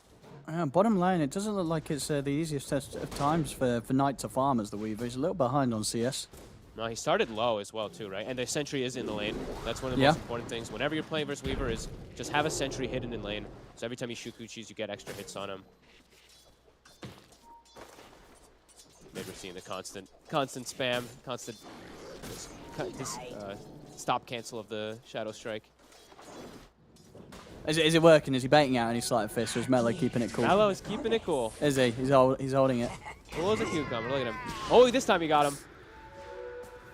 I mean, it really is the thing in this matchup. You know, regardless of how good of an Ember Spirit you are, it's just so hard to know when he's going to let it go with the daggers. You know? So the little tip is you wait for the sound cue. A lot of players wait for animation, wait for the sound cue of dagger. Okay. Well, when you hear that sort of whiplash sound, that's when it's gone. That's always the way to dodge it. A lot of players just use it when they see animation, but it's really about the sound cue. And of course, as you see there, you know, even when you do sleight of fist, the timing has to be perfect. You've got to be, your hero has to be flying directly through it during the sleight, otherwise it will follow you through and catch you after the sleight of fist. So it's very hard to play. Kill though, bottom. They're able to actually find the Phoenix. Get out of position, pre-dive. Yeah, unless you have like a big creep wave, it can be a bit hard to dodge for sure. With the sword. No, for sure. Yeah, if you only got a couple of units, you're very unlikely to dodge unless you get the perfect angle. So far, not bad for Dahak top. Actually keeping even with the Mars. I thought it would be a little harder because of the backup. You know, he has Avenge, but nope, Treants plus Wave of Terror. Actually, maybe that's what they were going for, something along those lines. That is annoying. Yeah, and I guess he's just sort of with the good stats for Sineko's Avenge and stuff, he's just tanking a lot of the aggression. Yeah. You know, most of the spells of Sky being thrown the way of Sineko, so Dahak's kind of been left untouched. Yeah, Afterlife is actually just getting hit by these Treants also, too. You can't really trade with them. They have the extra regen of the Flag Bearer creep, too, that makes it even harder to trade with them. Okay, cool. Now bottom. Constantly looking to get aggressive. They're out of regen down here, though. Knight just incredibly low. Also, I didn't notice, so I guess that also is part of the reason why they got the kill. He went for Swarm at level 3, so instead of having 2 ports and Shukuchi, he commits for that. But this is difficult for the Weaver though. Constant spam. And they're getting side pulls. They're shoving the waves so hard under tower that they're now getting these side pulls constantly. Oh, top lane. Dahak's just gone and found himself a kill opportunity. As Sayush was getting baited in there by Sineko, Dahak able to wrap around and take him down. Definitely scary for Skywrath versus these two. The 1 armor.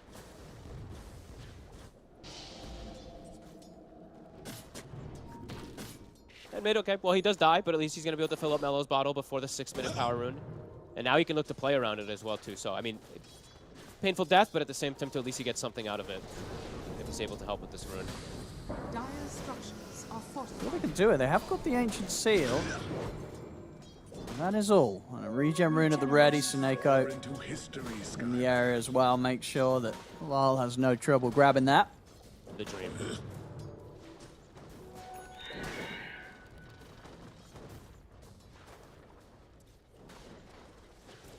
Definitely a better start for OneMove.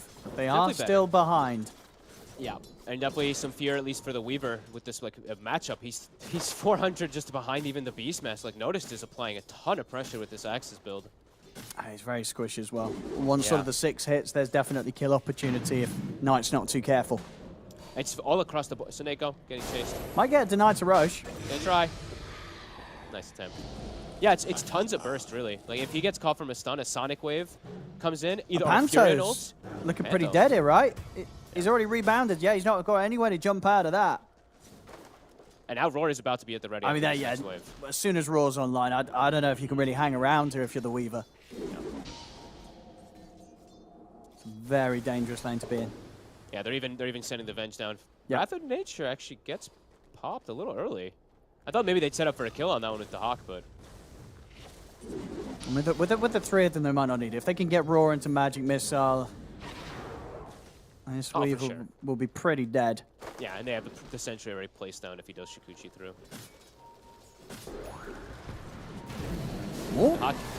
Panto jumps in. He wanted to start a bit of a move there, but I don't think there was any move to be had, especially with the Hack joining the forces here. And now it's the BetBoom special. This is what they did with the Nature's Prophet at the Major in particular that caught a lot of teams off guard. It's the old school way to NP. You just show up early to these towers and start dictating pace of the game. And what this sort of early move just doesn't really have any sort of response. No. Ruin. Just on top for the Ember, Mellow. But yeah, tower's already dead. The only way they can set up for that defense is if Mellow feels strong enough, or if Afterlife. It's one of the 2 cores.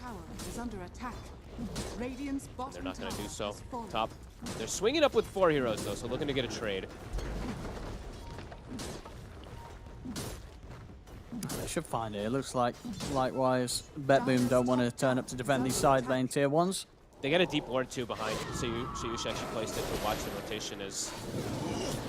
Hello? Look at the dagger in onto Roger. They'll take him down. See what he could take away from this stack. He's taking quite a lot of it. He's getting the majority. Yeah. Nicely done. They'll pretty much get it all that OneMove. And Suneko, a bit afraid. He places the ward on top of his outpost just to ensure that they get some vision over here. He sees them coming. Never refuse gold. They won't commit for him, though. Mello just wants the rune. Radiant's middle tower is under attack. Decent trades. Mello getting it relatively caught back up versus this Quap.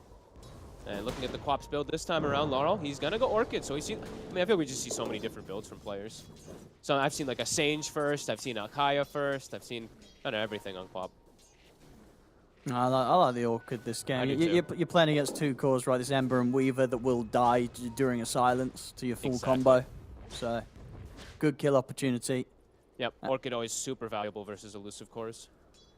We are going to also talk about a bit of an old school build, right? Knight, I think he's rushing Lincolns, right? It does look like that, yeah. I guess just really afraid of the Roar. Yeah. They can still point target the Wrath of Nature on him, though, and then set up with Roar in a lot of situations. So has to watch out to be tripped up from that.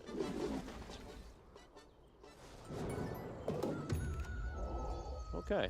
I mean, maybe feels like he's going to have damage being provided from his Mars and Ember, too, so he just wants to be able to survive. Yeah, I mean, I guess that's fair. Yeah, Mars and Ember do a high physical burst. Yeah, I guess, I mean, that's the only reason that I could see him wanting to go for it. Some pressure onto mid. They've got the haste. They've got Sayush in the area. Not 6 yet on Sky. Tom is going to be coming out. Doesn't mean they lack a little bit of that burst to take down anybody, especially like Laurel. But yeah, Sky, the courier's coming. He's going to nearly be that 6 with it. Dahak in an incredibly aggressive position farming. Farming the enemy Ancients. Hey, Sayush walks over and he's like, wait, what the hell? Roger? Might get ran down. Nope, he's okay. There they go. He might get ran down. Nah, he's looking pretty dead. He's looking pretty dead. Was getting quite a bit of space down He's here. got backup. I mean, there, got Rebukes up.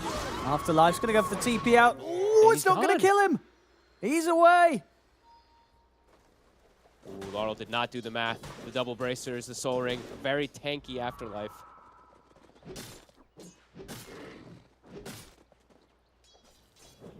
All right, pretty nice for OneMove now. Radiant's Still bottom what? tower Still is 2K under attack. lead here for Dire's BetBoom. middle tower Yep, is they under don't have to attack. worry, though, about the Quap Sonic Wave catching like an Ember or Weaver, though. So now for the next, like, honestly, for the next minute and a half, they should be pretty safe to farm the map aggressively on Ember and Weaver. Because that burst is all they're really concerned about. Even if they get roared, they might still survive if there's no Sonic Wave.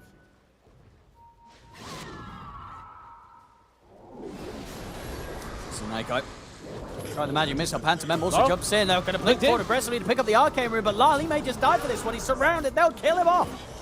As they'll lose Lyle, but the hack turns up. The rest of the team, BetBoom, will still be the ones to clean up. Okay, they brought the numbers.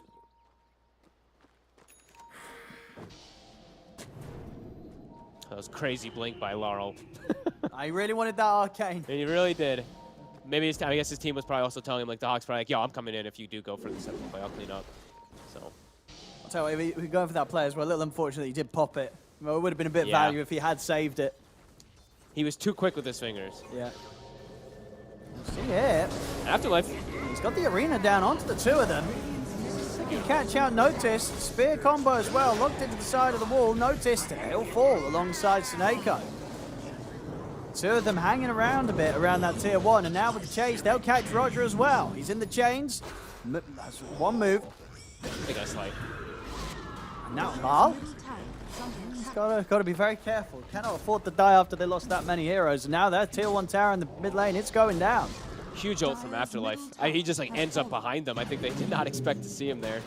Gets it perfectly. It must have been pretty quick after Arena had just come back online as well, so maybe just catching them off guard there. To the earlier play down bottom for Suneko. Pretty good trade. Holding the tower as long as possible, trying to defend this mid tower, not letting this Nature's Prophet and Beastmaster get that push going too early. Oh, this is looking good. Looking pretty good for OneMove. Yeah, I mean, they had a really rough game 1. They just didn't get to do anything at all, really. It was a slow and painful farm until you lose kind of game for them. Yeah, and so far, killing the Quap that once, it's pretty big. Laurel going to be slowed down a lot, and he is going for Orchids, so he's not going to have a way to protect himself unless he gets that pre-silence onto Mars or Ember in particular. Let's see what catch they can find here, Lyle. Ooh. Should be fine here. That was close. Mellow, haste stream ready for the next move. And they can keep looking to be aggressive. As we said, OneMove, like they have great kill combos across the board. Radiant Afterlife is about to have Blink too, so he's going to have easier ways to go for these catches on side lanes. BetBoom, I mean, they're just looking to maximize at the moment, but they're very split up.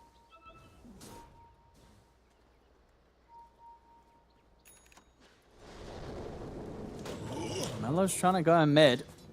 He's got Panto waiting from behind. And down bottom, Afterlife has that blink dagger done, so ready for the catch.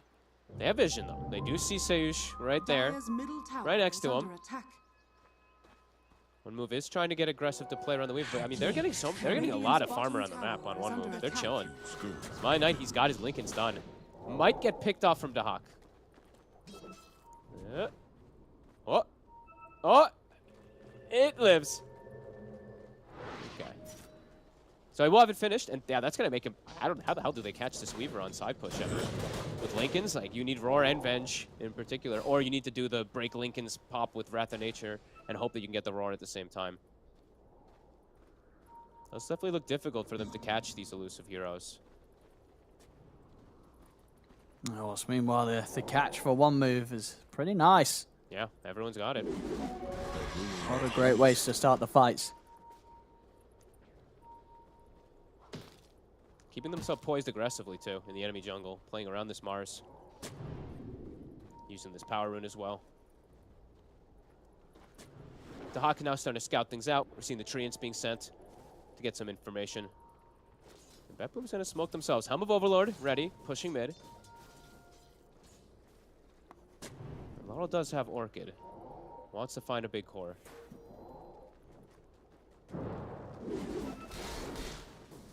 We'll show where they are with the axes for a second. OneMove should know that most of BetBoom is on the right side here. Radiant structures are fortified.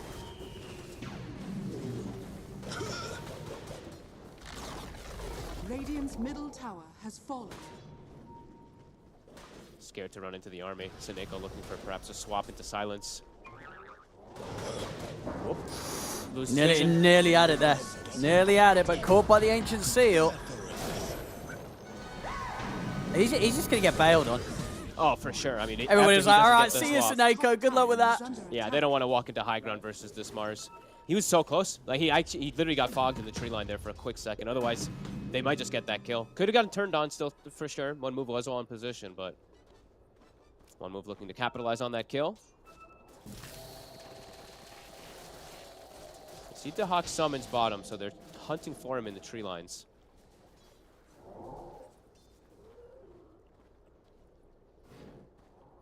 These two will likely kill anybody they find unless there's a Venge swap to bail them out. BetBoom, they seem to be walking together. They seem to know. Instant Orchid. Straight away, Lyle, able to react. If they can burst through the Mars, they can. Very, very quick to go for that one, and now they're ready to catch for more. Sprout down, blocking off the escape of Sayush. Great read from BetBoom. Lyle can keep going. They knew. Like, they were so well positioned. The Venge was perfectly ready for swap, too. If anything did even kick off. Manto. What? They've got him with the roar.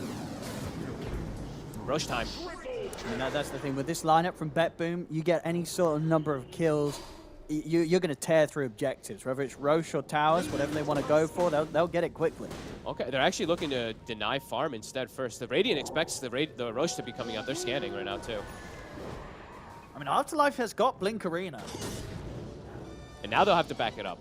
If they'd gone right away during the kills, perhaps they could have opted for it, but OneMove now, respawning. Yep. Don't think they want to go for it without Roar. A Midas. Roger, I was just saying, fan of this, Roger, yeah, Midas Phoenix, let's go. I mean, we used to, I feel like this was one of the supports where it was more often that you could go the Midas route right back in a couple of patches ago. It's the only acceptable support Midas, in my opinion. Okay, well, because of how much stronger your ult gets, or? Phoenix is one of these like 4s that can carry a game. He's like one of the only ones that's just like, this guy will straight up carry if he does get to the point of scaling, so. I'm always okay. That's the only one that I'm okay with, honestly. There's no other support Midas. I'm actually thinking if there is another one. What about Dark Willow? No. That was the other one I was thinking about. Let me get on the phone to Puppy. That was the other one I was thinking about, though, to be honest. But that, I guess, yeah, to be fair to Puppy what he did, because indeed, when you're talking about supports that carry the game, Dark Willow actually is one of them. Yeah, me. Yep. So, BetBoom, feeling confident about the scaling in this game. They do have these auras that are going to be buffing them up a lot. Still keen to fight, though. No BKB, as we mentioned on the quad, but has a haste rune, so it feels a lot better. Ooh, whoa, not quite able to grab him. If they get the chains there, it's likely a kill immediately. Yeah, they're just straight on top of him. Yeah. This is the BKB timing smoke also from OneMove from Melojewel. Okay. BetBoom's got high ground. Seneko. He's going to be able to start things with the magic missile into the Roar. We'll see Panto try and get the Mars off to the side, but the Sonic Waves finish him off. Afterlife goes down. Melo, he'll come in with the BK, but he's just going in against the 5 of them. I think he realized he bit off a bit more than he could chew there. Popping the BKB, going headfirst into them, was like, hang on. Their whole team's there. My whole team's backed off. And now they can rush after that successful Absolutely, BKB's pick. gone on the Ember and no Mars. An easy one for BetBoom. And that's also, you know, you asked what else about the Venge. This is something Venge always gives you. A little bit of extra aura and Roche control. Yeah, and I tell you, just walking up and stunning people. It's done very nice for Seneko the last few plays. Just walks up magic missiles and Mars, and the setup's there for the follow-up to come in and kill him. That's the other thing Vengeful's really good at. Breaking smokes. Breaking ganks. See if OneMove can do anything else right now. They've got their eyes on Roger. they're getting quite out-resourced now of the map after like these last just little moves from BetBoom, just reading the map. The macro game is super nice from them. You see the growth, the Mars Afterlife. He got a pretty good timing on his blink dagger. Yeah, he had a his good farm is start to this completely game. Stopped. Absolutely, yeah. Last 2 times he's just been picked off at the start of the fight. Yeah, he just gets orchided before he can actually do anything. He blinks in too. He blinks in to get initiated on. And it's gonna get harder and harder. I feel like it gets not harder and harder, but it gets like scarier versus the BKBs. Like Nature's Prophet, he has his done, and Quap's gonna have her done soon. So for Mars, his opportunity of catching cores does get more difficult. Double damage. BetBoom's starting to kick up that pace too. Now they're able to take the outpost away too.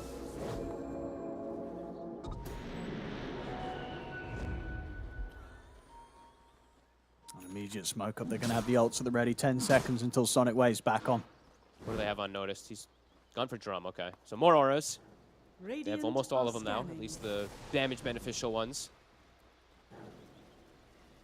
Dire's top tower is And under Roger is attack. 12. He's got Midas, so continuing to get that increased net worth too. The seeds of fortune. Yeah, OneMove. I mean, they're getting out farmed on the map. They are the Weaver is he's survivable, but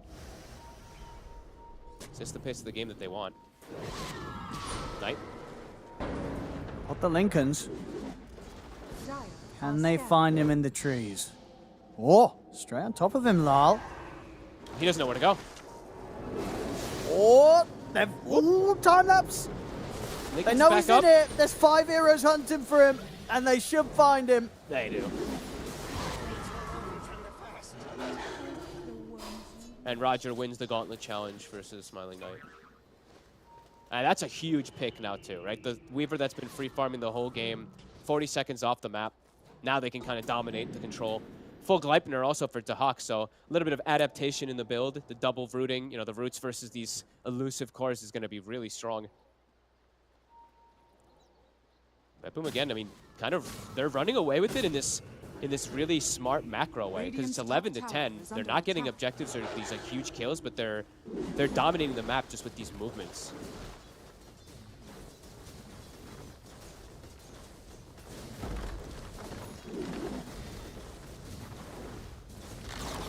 Dire's bottom tower For the is Queen of under Pain attack. as well. Now it's Oof. it definitely feels like despite OneMove having a better Radiant's start top this tower game, the is sort under of the attack. whole mid game has just been completely controlled by BetBoom. Yeah, and Right, they're just going to be able to shove these lanes in, constantly pick and choose their battles with these BKBs. Around, like if they see Mars ult, like they just have to save those BKBs for the Mars ult in particular. Yeah, that really feels like the biggest threat. You know, Afterlife getting an arena spear on one of them. If that doesn't happen, very unlikely BetBoom's cores are going to die at the start of a fight. Yeah. Even playing safe, look at Dahak. He's staying near like the tier 2 while his trees push up on him. His team smoke together to go try to meet him. They're actually gonna look to play around the ancient side. They have a Hawk still here. I mean, Dahak can TP anywhere he wants. I guess that's the big thing, so. Yeah, they're still around the area where they've got the 2 tier 2s to take, that mid and top. Does that see them? I think it's just on the, it's just on the edge, right? Okay, so it doesn't quite see them just yet. So close. Radiant's They caught a top glimpse. tower is under I think they attack. saw the Remnant being thrown back. Yeah, they'll see him now. Slight fist down and oh, lol! It's immediately for him there. Trying to force a BKB. Radiant's top tower is under And we'll attack. definitely force the Radiant's space top here tower for them to is take that tier 2 top. Creep wave as well, coming down the mid lane. is under attack. Getting far too much out of the map. Afterlife, he has BKB now done, but it's been a long period of time where they haven't been able to find any pickoff on OneMove. It's got to be a big arena. And Dire's bottom ideally tower for is them, under after attack. this 20 seconds of Aegis comes to an end. And if they have to get it, I mean, you have to get in a core, but there's Avenge. That's the really big difficulty of it all, too. It's like, even if you catch them pre-BKB, there's gonna likely be a swap if Sineko's actually in the right position.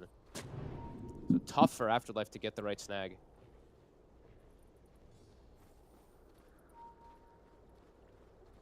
Bought themselves a gem early. Mello actually the one carrying it, so wanting to at least watch out for those Hawks and try to play at least one fight where they can feel that an advantage. But it feels like, I feel like for them, like playing OneMove, it feels like they feel like they're always under vision, always feel like they're being watched, and they're like BetBoom's playing around them perfectly. So can understand why he's going for gem this early.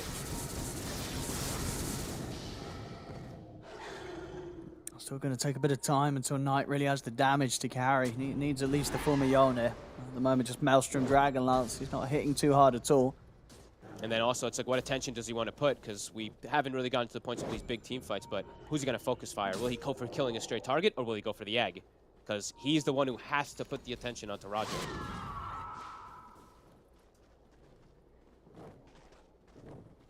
Yeah, it feels like it's a very hard fight for him to really sort of stand still and hit anyone. Yeah. Radiant's Definitely has his work cut out for him. As Roger continues to scale, kind of almost like a core in a way, right? Level 14. If you look at all the counterparts, he's actually tied up with the Beastmaster number.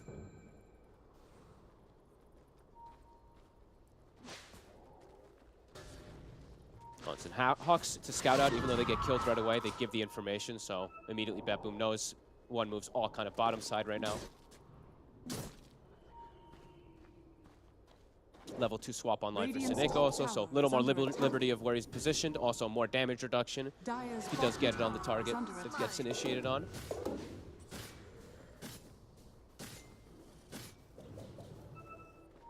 Yeah, out resources, you know, they're just out farming the map. Out scaling. Like OneMove are falling into a bit of the same sort of phase that they had in game 1 where... Look at this ward. What can they do? He breaks it, yep. There we go, straight away. Textbook. Beautifully done. The Wrath of Nature, as we said, to break that Linken's that they're going to do multiple times, and then they get the silence. Picture perfect. A different ward placement, but I think BetBoom knows OneMove is desperate to find farm, so they place it in their own ancient area, because they know that's where the Weaver's going to go. Now they're full out hunting.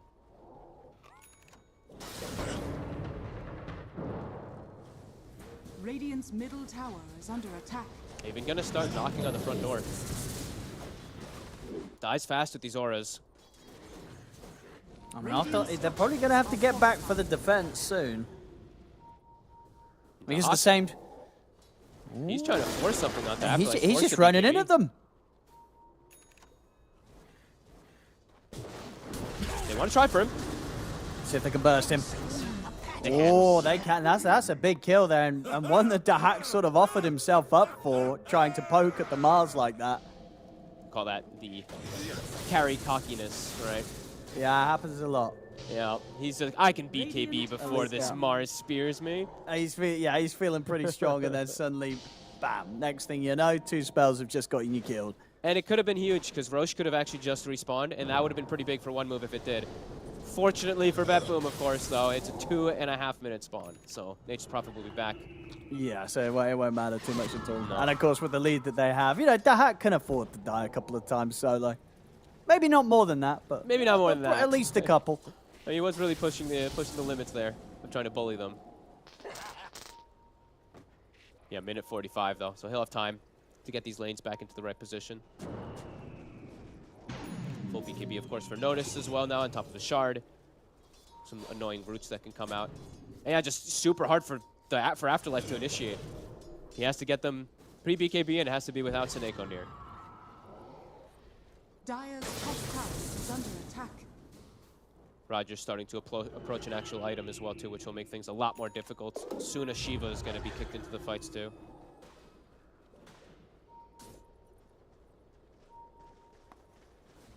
Ooh, not really this super hard initiating team. I know more about this counter initiation. In the big team fights, that is, and pick off sure.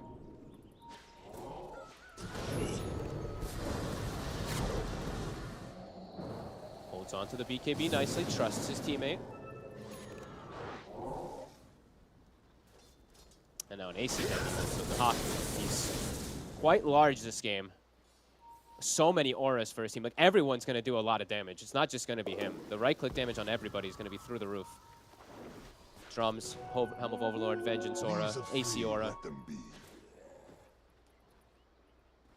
I mean, 30 seconds or so, and Roche is going to be up, and you know, BetBoom definitely with an advantage of being able to just walk into the pit and probably not caring too much. I mean, the sort of combo that's been killing them, the Arena and Mystic Flare. If it deletes anyone, it's probably only going to be the one hero. And if they're as a unit, you know, that's more of like a pick-off thing. Yep. If there's a team fight, it's very unlikely that it's actually going to be able to clear anyone out. And there we go. Roche is up. They know it immediately because the Hawk is there. And yeah, fighting around this pit, it's even harder because there's this Phoenix that is quite large. I'm going to try it. The smoked up. Yep, let's see. Afterlife might have to make some sort of YOLO move here with the Blinken. Melo's the one going in first. He's gone in, but Lars already put the BKB. Same for Melo, but the Roar's there. There's the jump with the renewal. Get the spear onto Seneko, but not onto any of the big cores, as they've lost their Ember Spirit. We'll see Knight try and push on, but he just doesn't have the damage right now, especially to fight for a BKB, as the Mjolnir proc's not doing enough at all. Sayash also to fall. This will be a buyback from Panto, but this fight very much already over here for OneMove. They didn't even have to like layer their spells in like perfectly or anything on BetBoom. The egg comes after the fight's actually already decided. They just focus fire Melo with the Roar. Fully burst down. The Hawk threatening bottom, forcing a reaction perhaps, and then they can look to go for that Roshan right after a reaction happens. Clean moves from BetBoom all game again. Kills do not matter. And we're about to hit level 20 also, where the true power of Nature's Prophet, of course, you know, Sprout Leash. That's where even more devastating for Ember Spirit.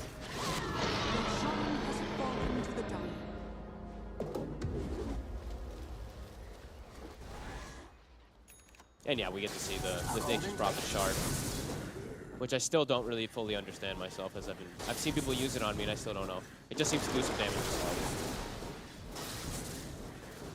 Yeah, I guess the Night Word says you get vision of them in fog as well. Oh yeah, that's the other. So yeah, it does you can't hide. Yep.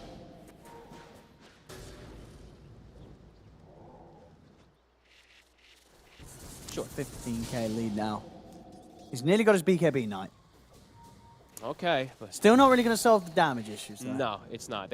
Who are they going to focus? Who do they kill? Who do they focus fire? And will you be able to win the fight also when the Phoenix actually ults at the same time as everything's kicking off too? As Roger's about to be 18 also. Shiva's done. Ceremonial robe to boot. Too many things for them to deal with. Radiant are scanning.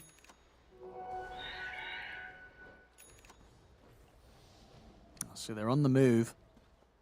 Afterlife and Sayash looking for that pick off.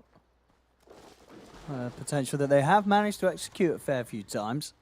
Gotta get a big one though, because they could just, you know, get a pick on a support and then get roared and lose their core.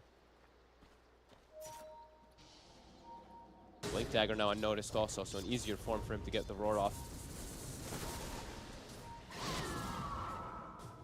Yeah, BetBoom can just continue to play so clean, all grouping up together. Headband to push away noticed. The hack also caught by the spear. Sayash will get left behind. Carry me out. It's the nature of the beast. Again, just outside of the ability to pick off. Not able to really bring things together here, OneMove. Afterlife. They're thinking about it for him. Hawk's here. They've got the catch. Are they able to get the follow-up in time? Swap back into the range of the road. Will manage to get the BKB off. But looks like the physicals are more than enough here from BetBoom to take out this Mars. Everyone does high physical damage around that Beast Venge. Radiant's bottom tower is under attack. 50 seconds. Radiant structure. Might have to buy back to save the racks. See Knight in the trees. Actually get the connection on the magic missile there. Fortification comes through from OneMove. Jump in from Melo. Okay.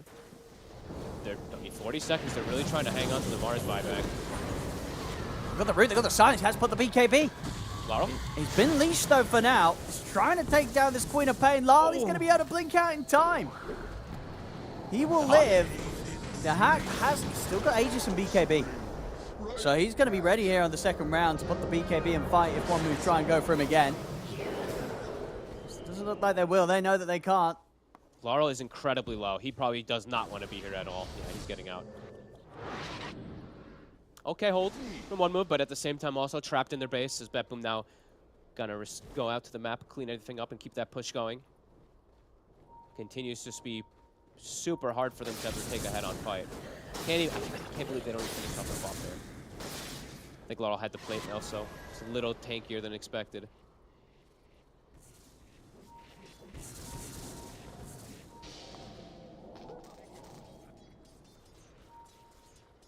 BetBoom all grouped up again.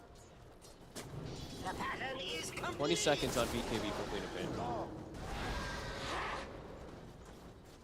Pretty good rune, at least. Mellow finds an Arcane. But these fights still just, yeah, feeling so complicated because how many heroes they have to go through, and everyone does do that much damage, magical and physical at this point.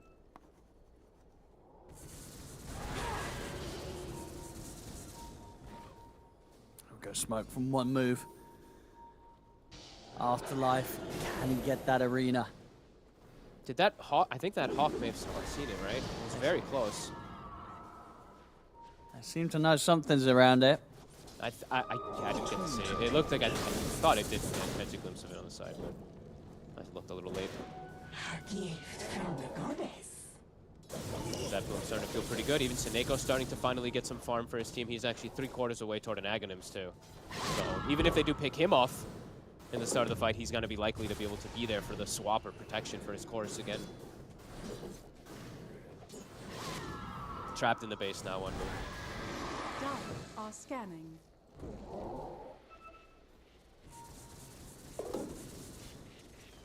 Radiant are scanning.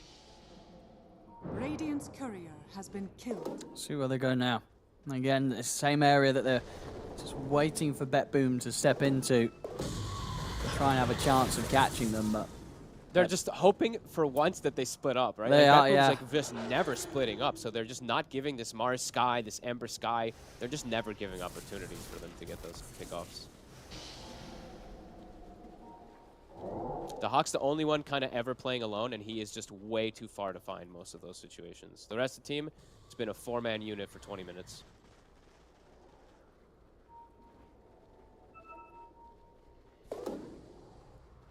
Might get a big wrap around here too. The Hawk flies through.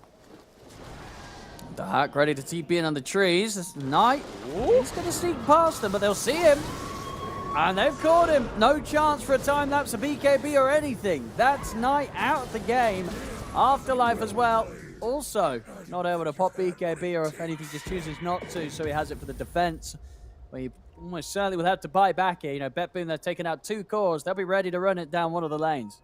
I guess he didn't want a BKB on the Weaver either, like BKB time lapse and then run upwards or something. He literally just got silenced and then just stood there and died. Dire's top tower is under attack. I guess saving it for the high ground defense with a buyback. I guess so. Wanting a BKB for this situation.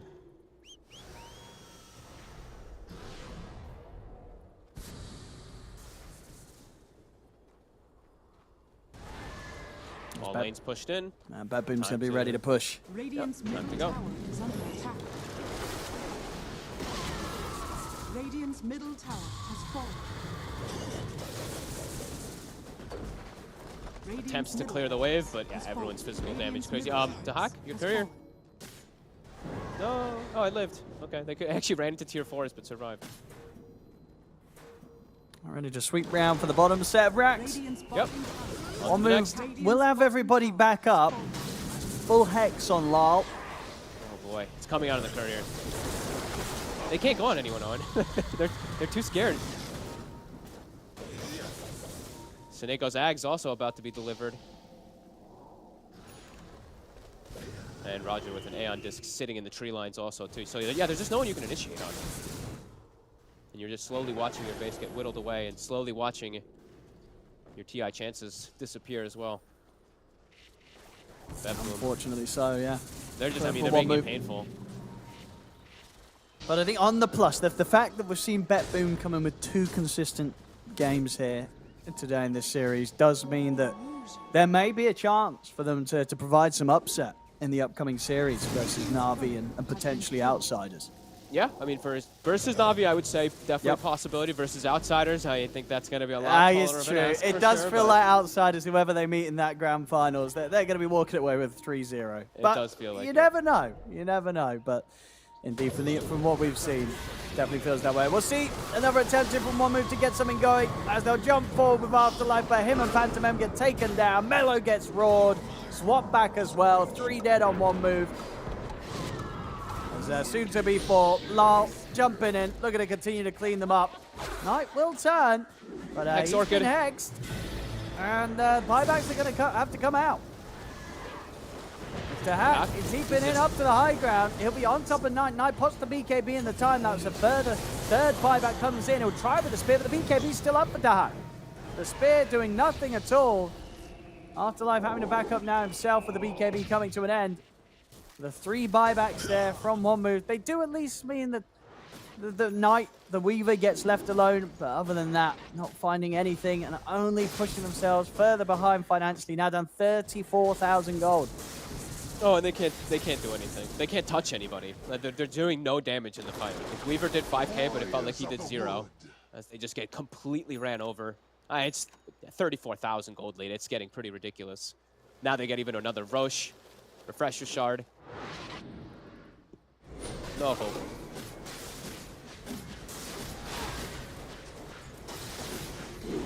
I should say that they will play on to the end. Just in case. For that 0.01% chance. Well, Gaben doesn't see it. Well, it might be there. Maybe, you know, they use the solid numbers or whole numbers. That's the word, isn't it? Solid numbers, yes. Solid numbers. I don't know, maths. Maths. Almost 25 on the hack. I think dream game. 7-1-11. Yeah, very much showing that you got to maybe be prepared for him to still whip out the Nature's Prophet. Yeah, even if there's base attack damage nerf, even if there's the shard change, still got to fear Dahak. It's about the play style, right? It's how they play with it. No, how much he dominates map. Still looking as strong as ever. Yeah. And they're so comfortable on it too, right? It's their style, so